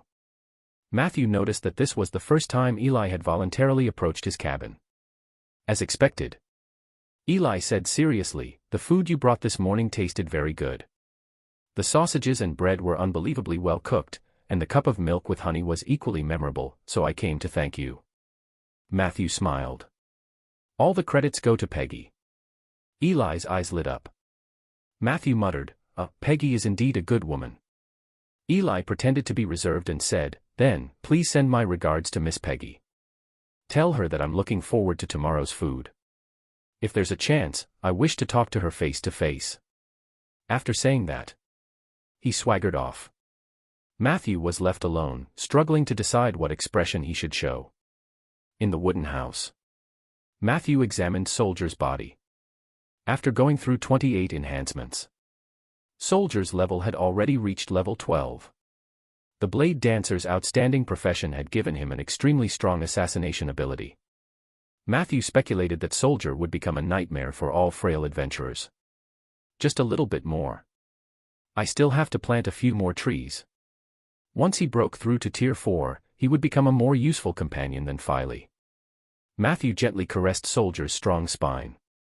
At this moment, a thin layer of dark red fibers had already grown on the bones in the core area of the chest and spine. They were tightly attached to the silver-yellow high-quality bones. Under the illumination of the fire, it gave off a mysterious and demonic aura. Chapter 55, Intelligence Mystery Lock. Chapter 55, Intelligence Mystery Lock. Translator, Lonely Tree. At the same time, the cloak on his back also became bigger and thicker. The dark night cloak was originally just a pitch-black cloth, but now there were 2 pieces of red velvet material at the bottom and around the neck. Soldier now looked like a big shot. Matthew thought for a moment and decided to change Soldier's contract to a more advanced one. The current Soldier was the same as the other skeleton soldiers. He had signed a temporary contract with Matthew. He could be summoned and abandoned at any time. The advantage of this contract was that it was cheap. However, it was not conducive to the long-term tacit understanding between the Necromancer and the summoned creature. Matthew had been watching to see how Soldier could be strengthened. Now, he felt that Soldier was qualified enough to use up one of his contract slots. In the future, Soldier, like Peggy and Filey, would become Matthew's exclusive contracted undead summon. Contract replacement successful. Your contract slot I, exclusive contract creature +1. Current number of contracts, March 5th. You have paid 1 soul crystal as a reward for Soldier's hard work for the next 3 months. Your summoned creature, Soldier, is extremely grateful. His loyalty to you has increased to 105. Thanks to your discerning eyes, great, nurturing, and generous funding, Soldier has shared his ability, Dark Night Cloak, with you. Dark Night Cloak, weakened. You can enter a strong invisibility state anytime and anywhere. After entering the invisibility state, you cannot be selected and cannot be attacked. But there is a possibility of being accidentally injured by ranged attacks. Duration, 45 seconds. I've practically raised Soldier myself. It's much kinder than Filey. Matthew was very emotional. Dark Night Cloak was Soldier's trump card. This was one of the few abilities Matthew could use. Although there was a time limit and its effects were weakened compared to the original version, it was still an excellent escape skill. At least it was much stronger than the invisibility ring that Matthew had obtained before. Immediately, Matthew tried it a few times in the room. After activating the Dark Night Cloak, he felt as if he had entered the water. He was surrounded by a sticky, flowing medium. There was a deep barrier between him and the material world. However, it could be broken at any time. Compared to the invisibility ring, which limited his movement when hidden, Matthew could walk at normal speed under the Dark Night Cloak. Matthew even deliberately walked towards Eli. The ancient tiger's senses were indeed sharp. He jumped up at once, his nose twitching. Then, he lay back down lazily. Next time, remember to take a shower or apply perfume. Eli proudly commented, I've long remembered your scent. Necromancer, your invisibility might not be bad, but I've said it before, we druids are the kings of the jungle. Matthew shrugged and walked away. He believed that not everyone had a sensitive nose like Eli's. Next, he tested the cooldown time of the Dark Night Cloak. 7 minutes. The Dark Night Cloak could only be used for a second time after 7 minutes. This was a little too long. However, considering that this was an ability that had been exchanged with a soul crystal, Matthew was still feeling contented. Matthew returned to the moonlight woodlands. Somewhere in the 3rd level of the underground hive, a strong wind blew. It blew away the thick pile of fallen leaves on the ground, revealing the ghastly white bones of varying degrees of decay underneath. Samantha stood at the edge of the tunnel and said, These corpses have already been purified. You don't have to worry about whether they are still infected by the violent Zerg. Matthew nodded. He didn't waste any time and immediately began to summon his underlings. Not long after, a group of skeleton soldiers who were trembling but still full of spirit appeared in front of Matthew. A total of 12. This was the maximum number of undead creatures Matthew could maintain, not counting exclusive contract summons. the maximum number of summoned creatures could be increased. Once he completed his next advancement, then the number would be 18, which was the current number plus 6. In most cases, the maximum number of summoned creatures of a necromancer strictly followed this formula. Only a few people could break through the limit. They had either mastered the relevant powers, had ancient artifacts, or were legends. The undead calamity was not so easy to activate. Most necromancers lived their long lives cautiously. They were no different from ordinary mages. Maybe even poorer. Samantha informed Matthew through Ella that she had yet to organize all the information she had collected about the Sioux country, but she could take Matthew to replenish the skeleton soldiers first. Considering the impending storm in Rolling Stone Town, Matthew agreed. While controlling the unfamiliar skeletons, he pretended to ask casually, "Why don't I see Eli?" Samantha said coldly, "I've already broken up with him." Matthew was shocked. "Wait. You two were a couple?" "It didn't seem like it." "It didn't look like it at all." Matthew recalled some of the details and scenes he had seen when he met the two of them. He would believe it if it was said that Eli was interested in Samantha, but to say that they were a couple. Which couple was so unfamiliar with each other? Samantha didn't seem to want to talk too much about this topic. Chapter 56, Intelligence Mystery Lock. Chapter 56, Intelligence Mystery Lock. Translator, Lonely Tree. Yes, we were together for a short time, but we separated again. Matthew's heart skipped a beat. The scenes from that day surfaced in his mind. Combined with the time that Eli appeared in the oak forest. He had a general understanding of the cause and effect, but he suddenly admired Eli even more. "What kind of person do you think Eli is?" he asked again. Samantha thought for a moment and said, "He is a good man, but he is not suitable for me. He is kind, upright, and strong." That was good. However, he is too controlling. When I was with him, I often thought that I was just his vassal. This feeling was unpleasant, so it was only a matter of time before I separated from him. Matthew nodded. "But it sounds like you two could still remain friends." Samantha said with uncertainty, "Maybe, but he's very proud, and he'll probably misunderstand the intention." "Why are you asking so many questions? Are you interested in Eli?" She looked at Matthew with wide eyes. Matthew quickly waved his hand and said, "No way." He was still wondering if he should tell Samantha that her ex-boyfriend was working for him. Samantha casually said goodbye. "That's it then. I've already replenished the skeleton soldiers for you. If you need more corpses, go to the other layers of the tree pits. They're all corpses that Eli and I have purified." As she spoke, she transformed into a leopard. "As for the information about the Sioux country, I will sort it out for you as soon as possible. Thank you for your domain enlightenment. Then, goodbye, Matthew." As she spoke, she ran away. Looking in that direction, she was heading deep into the hive alone. Even now, she's still unwilling to cooperate with me. What a stubborn woman. He looked at Samantha's back as she left. Matthew shook his head slightly. At this moment, Ella, who had been wilting for a few days, flapped her wings excitedly. Matthew. Now that you have a strong army, are you finally ready to start a massacre?" Matthew asked in surprise, "How can you tell that I have a strong army? The quality of these skeletons is obviously ordinary, and they are not as experienced as my previous ones." Ella begged, "Then let's kill at least 2 zergs today before leaving." Matthew nodded reluctantly. "Fine." However, before the threat of the Witherer was resolved, he really did not want to spend too much effort on other aspects. 3 minutes later, they watched as a newborn skeleton clumsily destroyed a new nest by the side of the road and successfully killed 2 violent zerg larvae that had come out of it. Matthew immediately said to Ella with a pleasant expression, "Can we call it a day now?" Ella lowered her head and was speechless. The next day, at the Craftsman Protection Association building, Matthew walked briskly through the hall, following the front desk lady's guidance. He stepped up the stairs and walked towards the 3rd floor. However, when he passed by the 2nd floor, Matthew suddenly stopped and walked towards the locksmith's office. Just like last time, the office door was still half open. Behind the desk was a middle-aged gentleman reading a book. Do you have another lock that needs to be unlocked?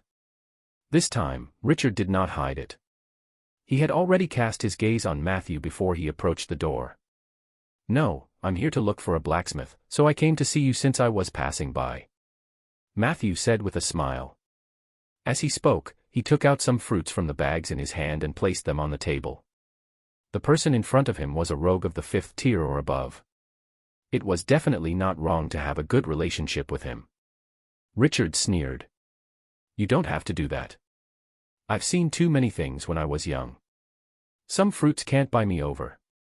Tell me, what do you want me to help you with? Matthew smiled helplessly and walked out. I'm really just passing by. I'll leave now. Wait. Richard stopped Matthew. He glanced at the fruits on the table and asked, What are you looking for a blacksmith for? Matthew explained, I need to entrust someone to forge 2 short knives. Short knives? Richard looked at Matthew suspiciously. Did you summon an assassin? The man was very sharp. Matthew knew that he couldn't hide it from Richard, so he simply admitted it. Congratulations. At least in the middle and lower levels, having a rogue by your side will be very useful. Richard closed the book. But you've come to the wrong place. There are many excellent craftsmen in the association, but there are very few excellent blacksmiths. I don't think I can recommend you to anyone. Matthew frowned slightly. Fortunately, he knew that excellent blacksmiths were scarce, so he only came to try his luck today. Do I have to go to Jiliu City or Baiyin City? Before Matthew could ask the question, Richard picked up the pen and wrote a few words. However, I can introduce someone to you. Everyone calls him Old Fallon, and he's the vice president of the Veterans Association. He once followed Rieger into purgatory, and he's very skilled in forging. He hasn't been open to the public for many years, but I can try to help you get in touch with him. Matthew took the recommendation letter and thanked him. Richard waved his hand and said seriously, This is not free help, Matthew. Zeller must have told you about the challenge letter from the 3 major organizations. This is very unusual. I need you to think about it. Think about it seriously. Have you ever seen such behavior in history or in a book? Don't be in a hurry to answer me. Take a deep breath. Think. Seek your memories. You're the only one among us who can think of it. I mean, if something like this really happened in history. Richard's words sounded strange. But Matthew tried to follow his words. A few seconds later, a stunned expression appeared on his face. I did remember something. What's going on? Matthew was extremely surprised. There was indeed a large chunk of related content in his mind. But before that, it was as if they did not exist in his memory. That's a curse that the gods placed before they left, Matthew. Richard's voice seemed to come from the clouds. A lot of profound, useful knowledge, important, and accessible history has been hidden by the curse called intelligence lock. Even if it has lingered in the minds of many people, only those with 15 points of intelligence and above, especially mages, have the chance to recall it. That's why I told you that this world is ultimately the world of spellcasters. You were born to be spared from one of the 3 great curses left behind by the gods. How can you not be favored by the heavens? Now, tell me, what do you remember? Chapter 57, Ursul's Cries. Chapter 57, Ursul's Cries. Translator, Lonely Tree. Intelligence lock. When this word appeared in Matthew's mind, it was as bright as the newborn sun. The haze of memories was swept away. A part of the knowledge that was originally like the fog became clear. He held his forehead with one hand and reminisced. A ritual. I read in a book that an evil organization issued a declaration of war before invading a certain territory. This is the beginning of a ritual called plunder. This ritual originated in the Age of Enlightenment when the gods were divided into 2 camps, good and evil. The Age of Enlightenment.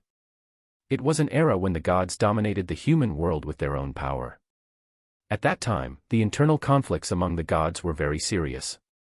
They were generally divided into 2 camps, one good and one evil, attacking each other. After many years of development, the children of the good gods controlled the towns and villages, while the believers of the evil gods wandered in the wilderness and ruins. In order to please the god they served, the followers of the evil god would often attack and plunder towns and villages on a regular basis.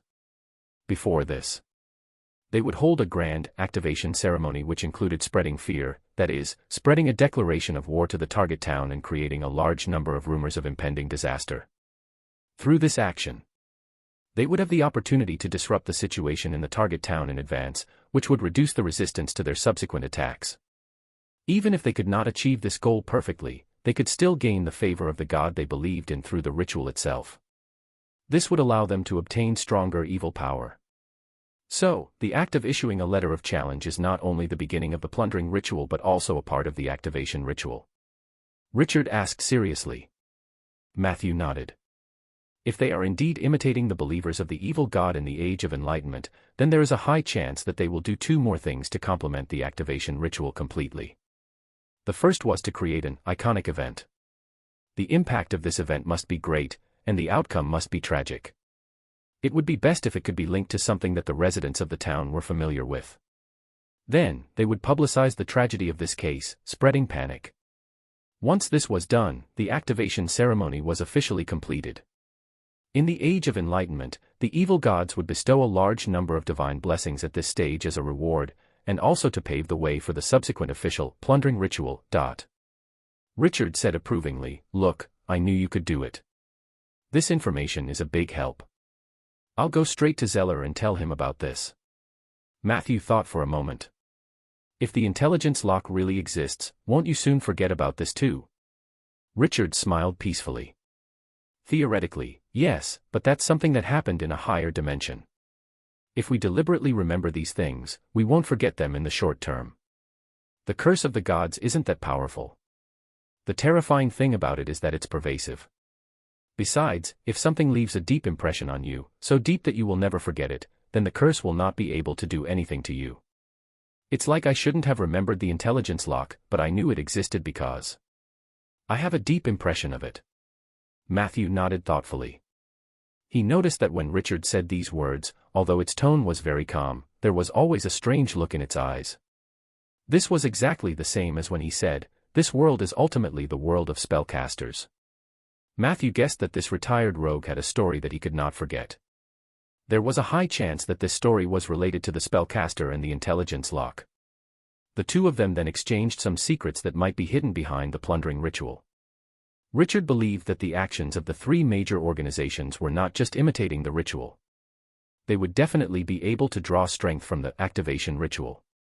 As for the source of this power, it was still difficult to determine whether it was the void ruler Yurkus that Matthew had previously discovered in the secret letter or an evil god who had been hiding his strength for many years and suddenly made a high-profile comeback. At least we can predict now our next move in avance. Richard got up and carefully tidied up his clothes. "I'll go find Zeller now. If it's convenient, you'd better go to the Lord's residence tomorrow. This is to prevent the most extreme situation from happening, which is that both Zeller and I have forgotten about this matter." Matthew agreed. "But do I just go to the Lord's manor like that? Would Rieger have any objections?" he asked. Richard glanced at him. Why would Rieger object? His daughter has been clamoring every day to go to your house for tutoring. Now that you are going to him, it's much safer for him. In my opinion, he will pay you to be Sif's tutor sooner or later. Just treat it as familiarizing yourself with your future work environment in advance. When he left the Craftsman Protection Association, Matthew was still memorizing the knowledge he had lost and regained. The feeling of forgetting at any time was terrible. He could only deepen it repeatedly and planned to jot down everything related to the intelligence lock in his daily manuscripts when he went back. He passed through two busy streets. The crowd gradually became deserted. Matthew came to the front of a house in the northern part of the region. Compared to the Craftsman's Protection Association's building, the house seemed to have been in disrepair for a long time.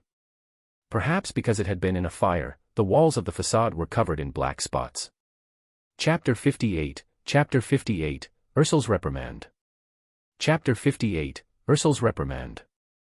Translator, Lonely Tree. A few Boston ivy covered it, and the white and pink flowers added some vitality to this slightly desolate low building. The wooden door was half open. On the grass in front of the door was a set of mailboxes and a wooden sign that said Veterans Association. Matthew leaned over. He first rang the bell for a while and only walked in steadily after making sure that no one answered. Behind the door was an open and cold front hall. The air was filled with the faint smell of herbs. A few rough stone pillars appeared in front of him, and the reception area was empty. "I can't see anything." It was clearly early in the morning, but it gave Matthew the illusion that it was getting late. "Is anyone there?" He lowered his voice and shouted twice. After a while, the sound of footsteps could be heard coming from the spiral staircase. A figure appeared at the end of the stairs.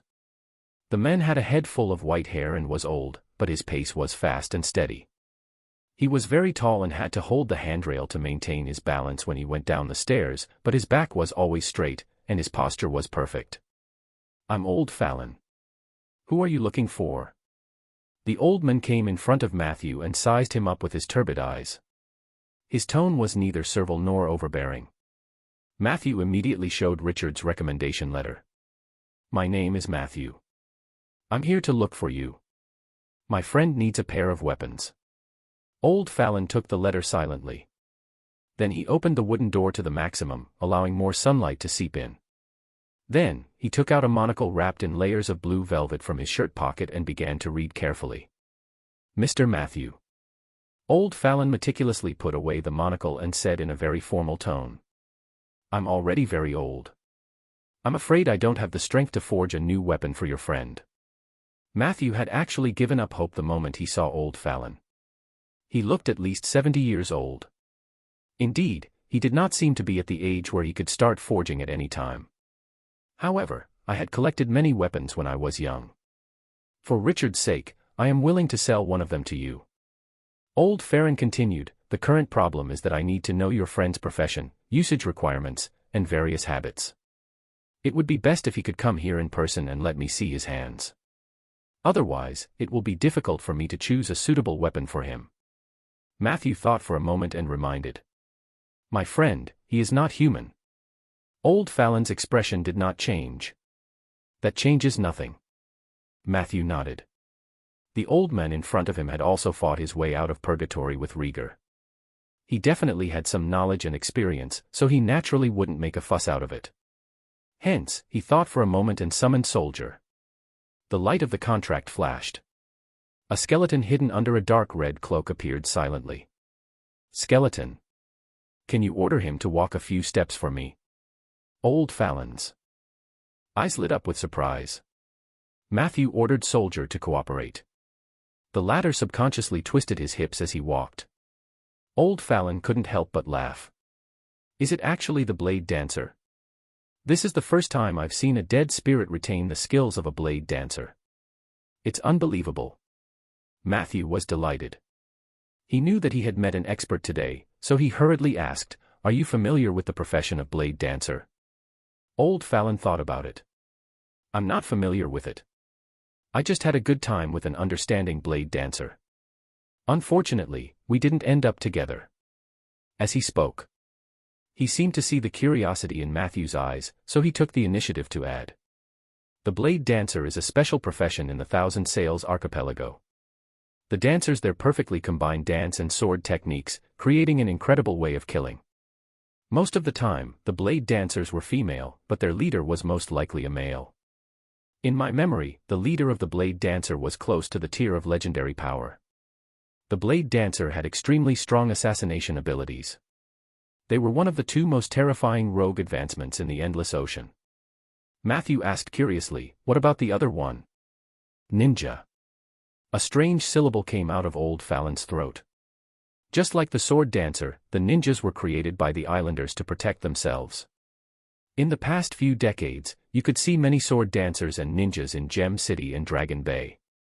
However, since the incident of the evil dragon in the sea, the islands they lived on were overturned or submerged by endless waves. Now, it is very difficult to see these two kinds of advanced rogues. Matthew secretly noted it down. Soldier didn't respond to the old man's description. He just kept twisting his hips. He twisted and twisted. His figure suddenly disappeared.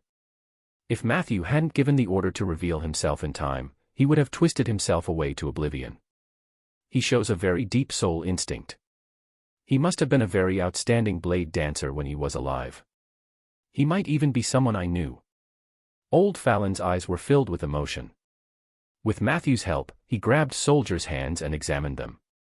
I know what weapon to choose for you. Please follow me. Old Fallon led Matthew up the stairs. He took 2 steps. He suddenly stopped and asked. You can summon skeleton soldiers with the inheritance of the Blade Dancer, and you have a letter of recommendation from Richard. You must be the rumored necromancer with the bone dragon, right? Chapter 59, Ursul's Reprimand. Chapter 59, Ursul's Reprimand. Translator, Lonely Tree. Why did these people know so much? Matthew smiled helplessly. He could only nod and admit it. You saved Sif, and I'm very grateful to you. Previously, Rieger was unwilling to tell me your true identity, which made me very angry.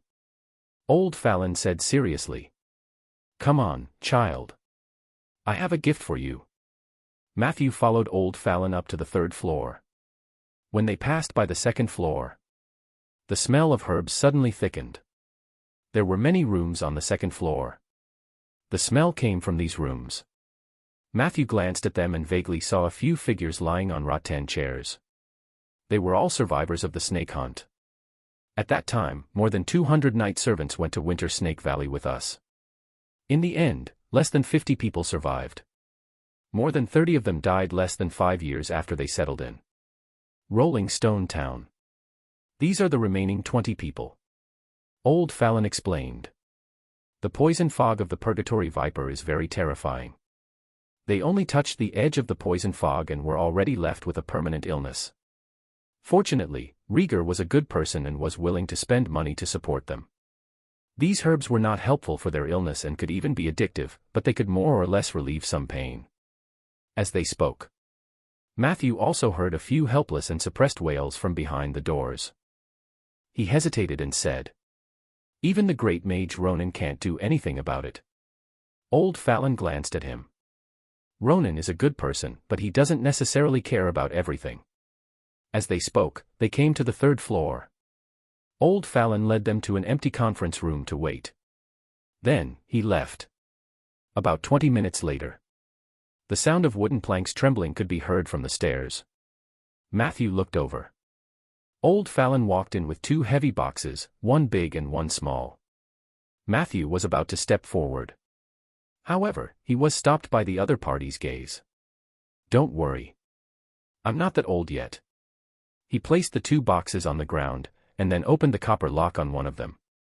He lifted the long and narrow velvet cloth, and 2 exquisitely shaped, rounded short knives appeared in front of Matthew. Try it. Old Fallon skillfully picked up a knife with each index finger of his hands. In the next second, he flicked his fingers. The dagger spun and flew towards Soldier. Soldier still looked dull and sluggish. However, at the moment the short blades closed in on him. His hands were as steady as a magnet as he grabbed the 2 knives. He held his 2 blades and quickly retreated a large distance. Then, he involuntarily danced in a very rhythmic dance. Your summoned soldier likes the weapon you gave him very much. His loyalty to you has increased to 115. In gratitude for your gift, Soldier shared his ability, Step Back. Step back. Through a tactical move, you can quickly pull back a distance to get rid of the opponent's entanglement. Good heavens, in love with the new weapon so soon. Matthew didn't know whether to laugh or cry. He hadn't even paid for the item, but Soldier had already shared his ability in advance. Was he forcing Matthew to get the 2 blades for him? It looks like he likes it very much. There was a hint of gratification in Old Fallon's tone. This pair of daggers are called Firefly and Bright Moon. They were forged by a great grey dwarf craftsman. Its former owner was a highly skilled drow assassin, who was an impressive woman. Matthew looked at him thoughtfully. Are you very familiar with her? Old Fallon said calmly.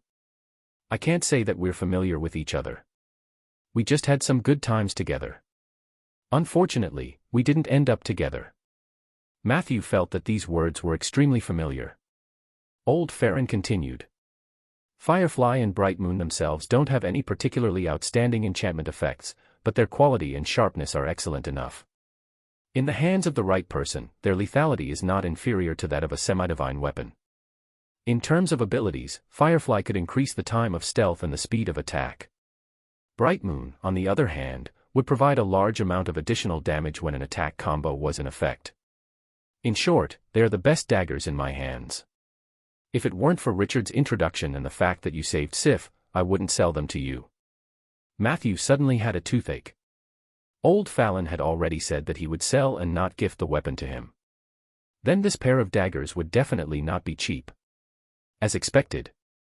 When he asked about the price, this veteran, who had always maintained a meticulous temperament, revealed a rare hint of profiteering. 800 gold coins, no bargaining. Matthew shook his head gently.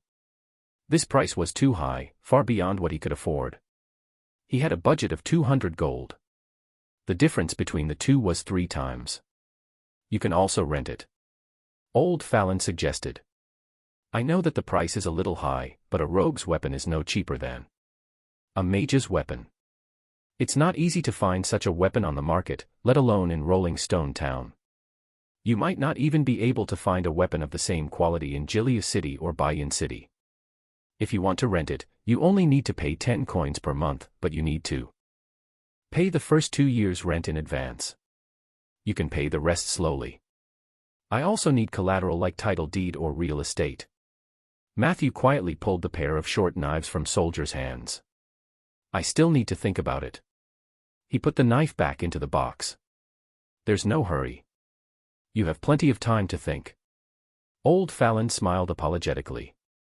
Actually, I also want to sell it to you at a low price, but as you can see, our situation here is not good. I can't ask Rieger for money every year. Matthew nodded in understanding. Old Fallon opened another box. Inside was a long and thin whip. Try it. The old man said gently. This is the gift I mentioned before. It represents my gratitude. Matthew took the whip. He used his hand to stroke the snake-scale-like whip gently. A new message flashed before his eyes. You have obtained the Necromancer's exclusive weapon, Ursul's Reprimand. Ursul's Reprimand, Whip. Description: this whip is usually used against undead creatures. When you wave this whip at an enemy undead creature, it is equivalent to applying the effects of Dispel Undead and Reprimand Undead to the target unit. It has a very high priority in dispelling undead creatures. When wielding this whip against your undead will lose a small amount of soul fire and receive a random powerful buff. Remark: some undead creatures are easily addicted to the lash of the whip. When using it, please pay attention to the state of their soul fire. Don't go overboard. Chapter 60, I'm with him. Chapter 60, I'm with him. Translator: Lonely Tree. This weapon is very special. Matthew could feel a cold power contained in it. It was different from the negative energy that was destructive and violent. It was more like a power that went straight to the soul. For ordinary people, it might just be a prop that could be used to dispel the undead. However, in the hands of a necromancer with many summons, it would have a chance to shine even more brilliantly. Of course, the previous owner of this weapon, Ursul, was a bad-tempered necromancer. Her reputation was once known by everyone in the Great Swamp. People said that the undead under her command had all kinds of incredible abilities. At first, I thought that this was because of her brilliant magic, but later I found out that this was the real reason. Old Fallon sighed and said, when she died, she entrusted me to find a good owner for this weapon. However, a few years later, the incident with Rieger happened, and I sealed this whip. Matthew was stunned. You and the previous owner of this whip also had a good time together. A female necromancer. Old Fallon raised his eyebrows. Do I look like a person who'd sleep around? Matthew hurriedly shook his head. Ursul and I are just good friends. Of course, she might have had some interest in me when she was young, but at that time, my standards were still high. All I was interested in were princesses from a small country or some rich ladies. I would rather waste money on a succubus than look at a wizened necromancer. But the facts proved that I was wrong. At this point, Old Fallon laughed at himself. After returning from purgatory, my looks were ruined. Those superficial women left me one after another. Only Ursula took the initiative to find me. She spent a lot of effort to treat the wound on my face, and then one day, she left quietly. Matthew was puzzled. What happened later? Later. There was no later. Child, when you were young, you believed that there would always be time and that those who missed out would always have a chance to meet again. However, in reality, most stories end up with regret. Old Fallon's eyes were filled with sorrow. At that time, I was busy dealing with the wounded soldiers. Later on, I encountered the mining expansion in Rolling Stone Town. By the time I could finally free myself from my work, Ursula had already lost her mind due to an experimental error that caused the negative energy to corrode her brain. She was no longer herself. When I came to look for her, she couldn't even recognize me. I went to the swamp where she lived twice. The first time, she chased me out. The second time, she was a lot clearer in her mind. Before she died, she left everything else to the two apprentices, who were often beaten and scolded by her, except for this whip. At first, I thought she wanted to whip me. Later, I realized that this whip was a magical tool that she had spent her entire life creating. It contained all her understanding of the summoning of the undead. She probably thought that the two untalented apprentices were not enough to display its value, so she entrusted me to find a good home for it. Old Fallon said all this in one breath. His gaze lingered on the whip for a few seconds, then he looked away and said in a congratulatory tone, "Now, it's yours." Matthew took a deep breath and tightened his grip on the whip. "I won't let it down." Old Fallon nodded. "I believe you." The two of them were silent for a while. Soldier, who was beside him, watched as Matthew put away Ursula's reprimand. The envy in his soul fire almost materialized and jumped out. Seeing this, Matthew could only sigh. As for the firefly and the bright moon, I think I can only choose to rent them. Compared to buying, renting was undoubtedly the more expensive option. But Matthew had no choice. The cash flow on hand was not enough to support a one-time purchase. And now the storm is coming. He really needed these two short knives to increase soldiers' combat strength.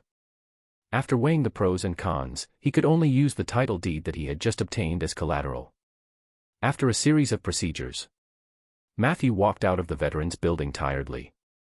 Behind him, Soldier was wearing the dark night cloak, and his soul flames were flickering. Old Fallon also smiled. "If you need other weapons, you are welcome to look for me. My arsenal contains sharp weapons from all over the world, so I don't think you will be disappointed." Matthew smiled bitterly and did not reply. Old Fallon suddenly said, "Oh right, if you can find a better way to cure or alleviate the venom of the viper, I can give you this pair of short knives directly. I can even give you another high-quality weapon. Viper venom." Matthew recalled the group of veterans who were smoking and moaning in the rooms on the second floor. Then he nodded his head vigorously. "I'll try." He left the veterans' building. Matthew deliberately went to the shop in the craftsman's area again. He bought 10 sturdy shovels. Then, he walked briskly back to the oak forest and began his tree planting journey. In the evening, his planting quota for the day was completed as scheduled. After a simple dinner, he started meditating and learning spells. Unknowingly, the moon was already hanging on the branches. In the wooden house, Matthew stretched his back, picked up the sack with the shovel, and walked out to the open space. He walked all the way to the zombie dormitory, summoned the 5 Silvermoon zombies, and dropped shovels in front of them. Chapter 61, I'm with him. Chapter 61, I'm with him. Translator, Lonely Tree. Pick them up. These are your weapons. Matthew tried to give the zombies an order. This process was not easy. Never overestimate the intelligence and ability to use tools of ordinary undead creatures.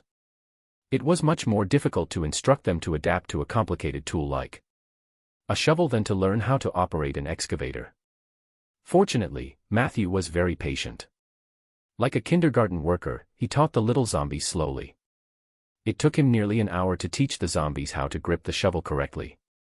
Phew. Matthew wiped his sweat. This process was very difficult, but the result was good enough.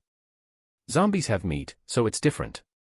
He tried to dispatch one of the zombies to dig a hole in the open space. The latter tried a few times. Not long after, an irregular pit appeared in front of Matthew. Pass. Matthew smiled contentedly. This was the superiority of zombies over skeletons. Being closer to the structure of a human palm meant that they could easily grasp the tools that they could easily grasp when they were alive. But skeletons couldn't. Skeletons could be slashed with knives or smashed with small round shields. However, their hands could not hold weapons or tools steadily for a long time. It was quite possible that their bones would fall off as they worked.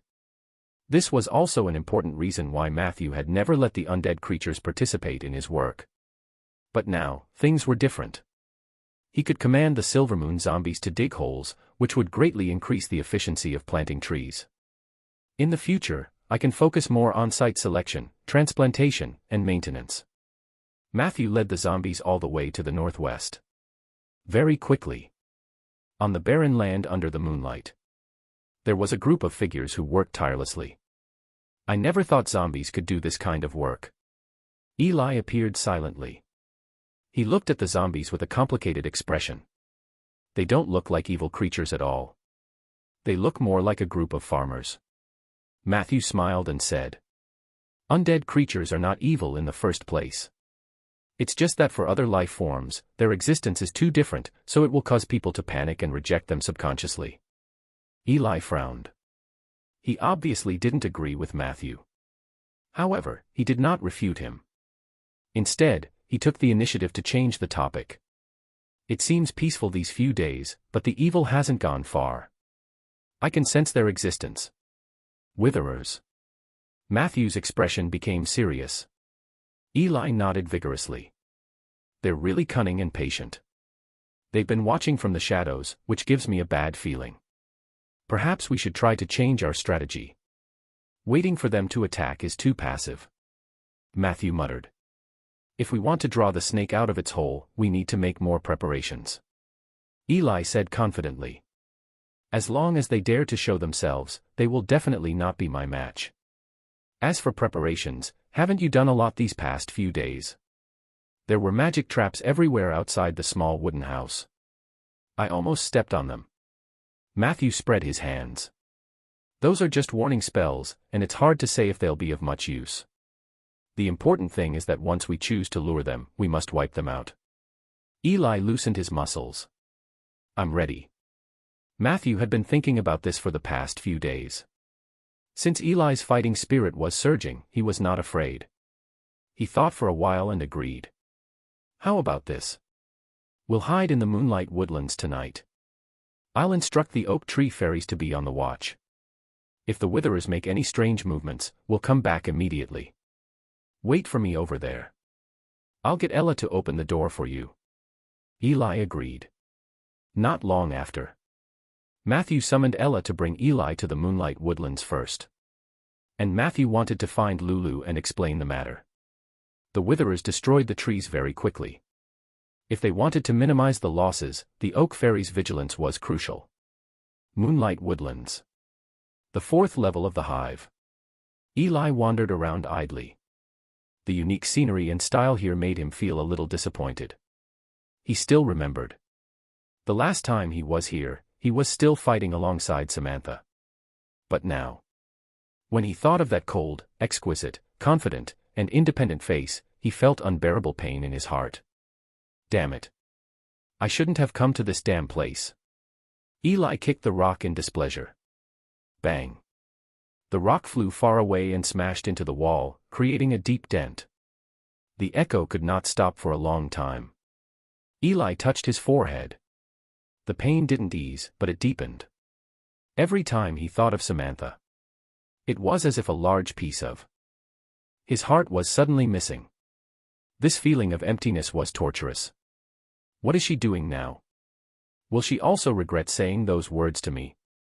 If only I could see her again. All sorts of thoughts rose in Eli's mind. The longing in his heart grew stronger. A strong urge urged him to move forward. He didn't walk far. A leopard suddenly jumped out from the tunnel next door. Samantha. Eli looked at him in surprise and joy. the leopard quickly transformed into a human. However, what made Eli's heart ache was her first reaction when she saw him was to frown. "Did you cause that commotion just now?" Samantha glanced at the marks on the wall and asked coldly. Chapter 62, I'm with him. Chapter 62, I'm with him. Translator, Lonely Tree.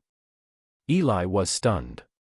His mind was in a mess as if he did not know whether to admit or deny it. However, Samantha didn't want to be entangled with him for too long. She scolded coldly. "Listen, Eli, it's over. Can you stop being childish? I don't have time to play games with you. I'm very busy. Now, please leave the Moonlight Woodlands immediately. The members of the Earth Society really shouldn't stay here for too long." Samantha's words sounded normal, but they were like sharp knives stabbing into Eli's heart. His face was extremely pale. His throat wriggled, but he could not say a word. Samantha continued. "Please stop pestering me. This is the Moonlight Woodlands, the kingdom of the Moonlight Goddess. You are trespassing." Eli's pale face instantly swelled with a thick layer of blood. He had never felt so embarrassed before. Just as he was feeling extremely embarrassed, a gentle voice sounded behind him. "Sorry for being late." Not far away. Matthew rushed over with Ella, and Samantha looked surprised. Then, she heard Matthew say, "I'm sorry for the misunderstanding, but Eli is with me." Hearing this, Eli was like a drowning man who had grabbed onto a life-saving straw. His voice suddenly became louder. "That's right. I'm with him." The embarrassment he felt just now disappeared in an instant, and Eli subconsciously puffed out his chest. Matthew walked over and patted Eli on the shoulder, then waved at Samantha. "In that case, we'll take our leave first." The two of them walked away with their arms around each other's shoulders. Samantha looked at the scene in a daze. The dull expression on her face could not calm down for a long time. It was not until Eli's back completely disappeared from sight. She suddenly had the illusion that something that originally belonged to her had been snatched away. The night was exceptionally long. In order to deal with any unexpected situations, Matthew and Eli did not go deep into the hive. Instead, they swept through the areas that had been roughly wiped out on the 5th floor. However, the Witherer's patience was better than they had imagined.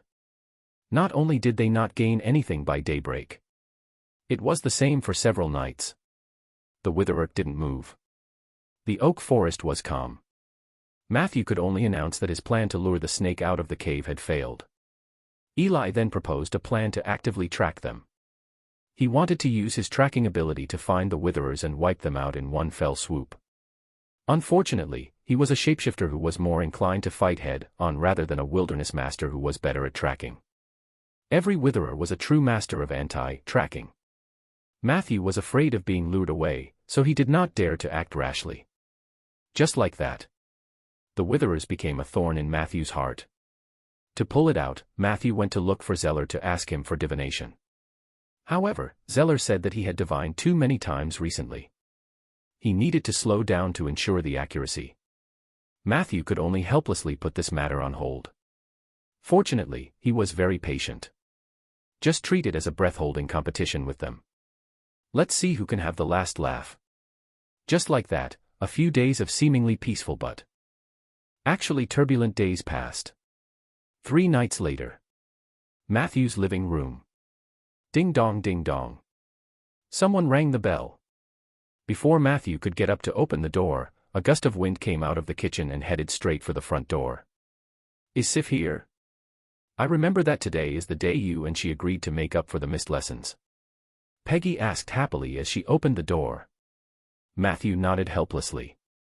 "Matthew, you'd better come over." Outside the door, Peggy's voice sounded a little grumpy. "I don't remember you having so many students who need extra lessons. The living room can barely fit so many people, but there's definitely not enough milk." Matthew looked up in confusion. In the next second, a group of people filed in. Sif, who was walking at the front, was smiling. Following behind her was a tensed-up Rieger. Then there was the bearded Blake, the handsome Zeller, and Richard, who was holding a gentleman's cane. Finally, A surprised Samantha followed them in. She was holding a thick book bag in her hand. A group of people rushed in. The originally empty and spacious living room suddenly became lively and crowded.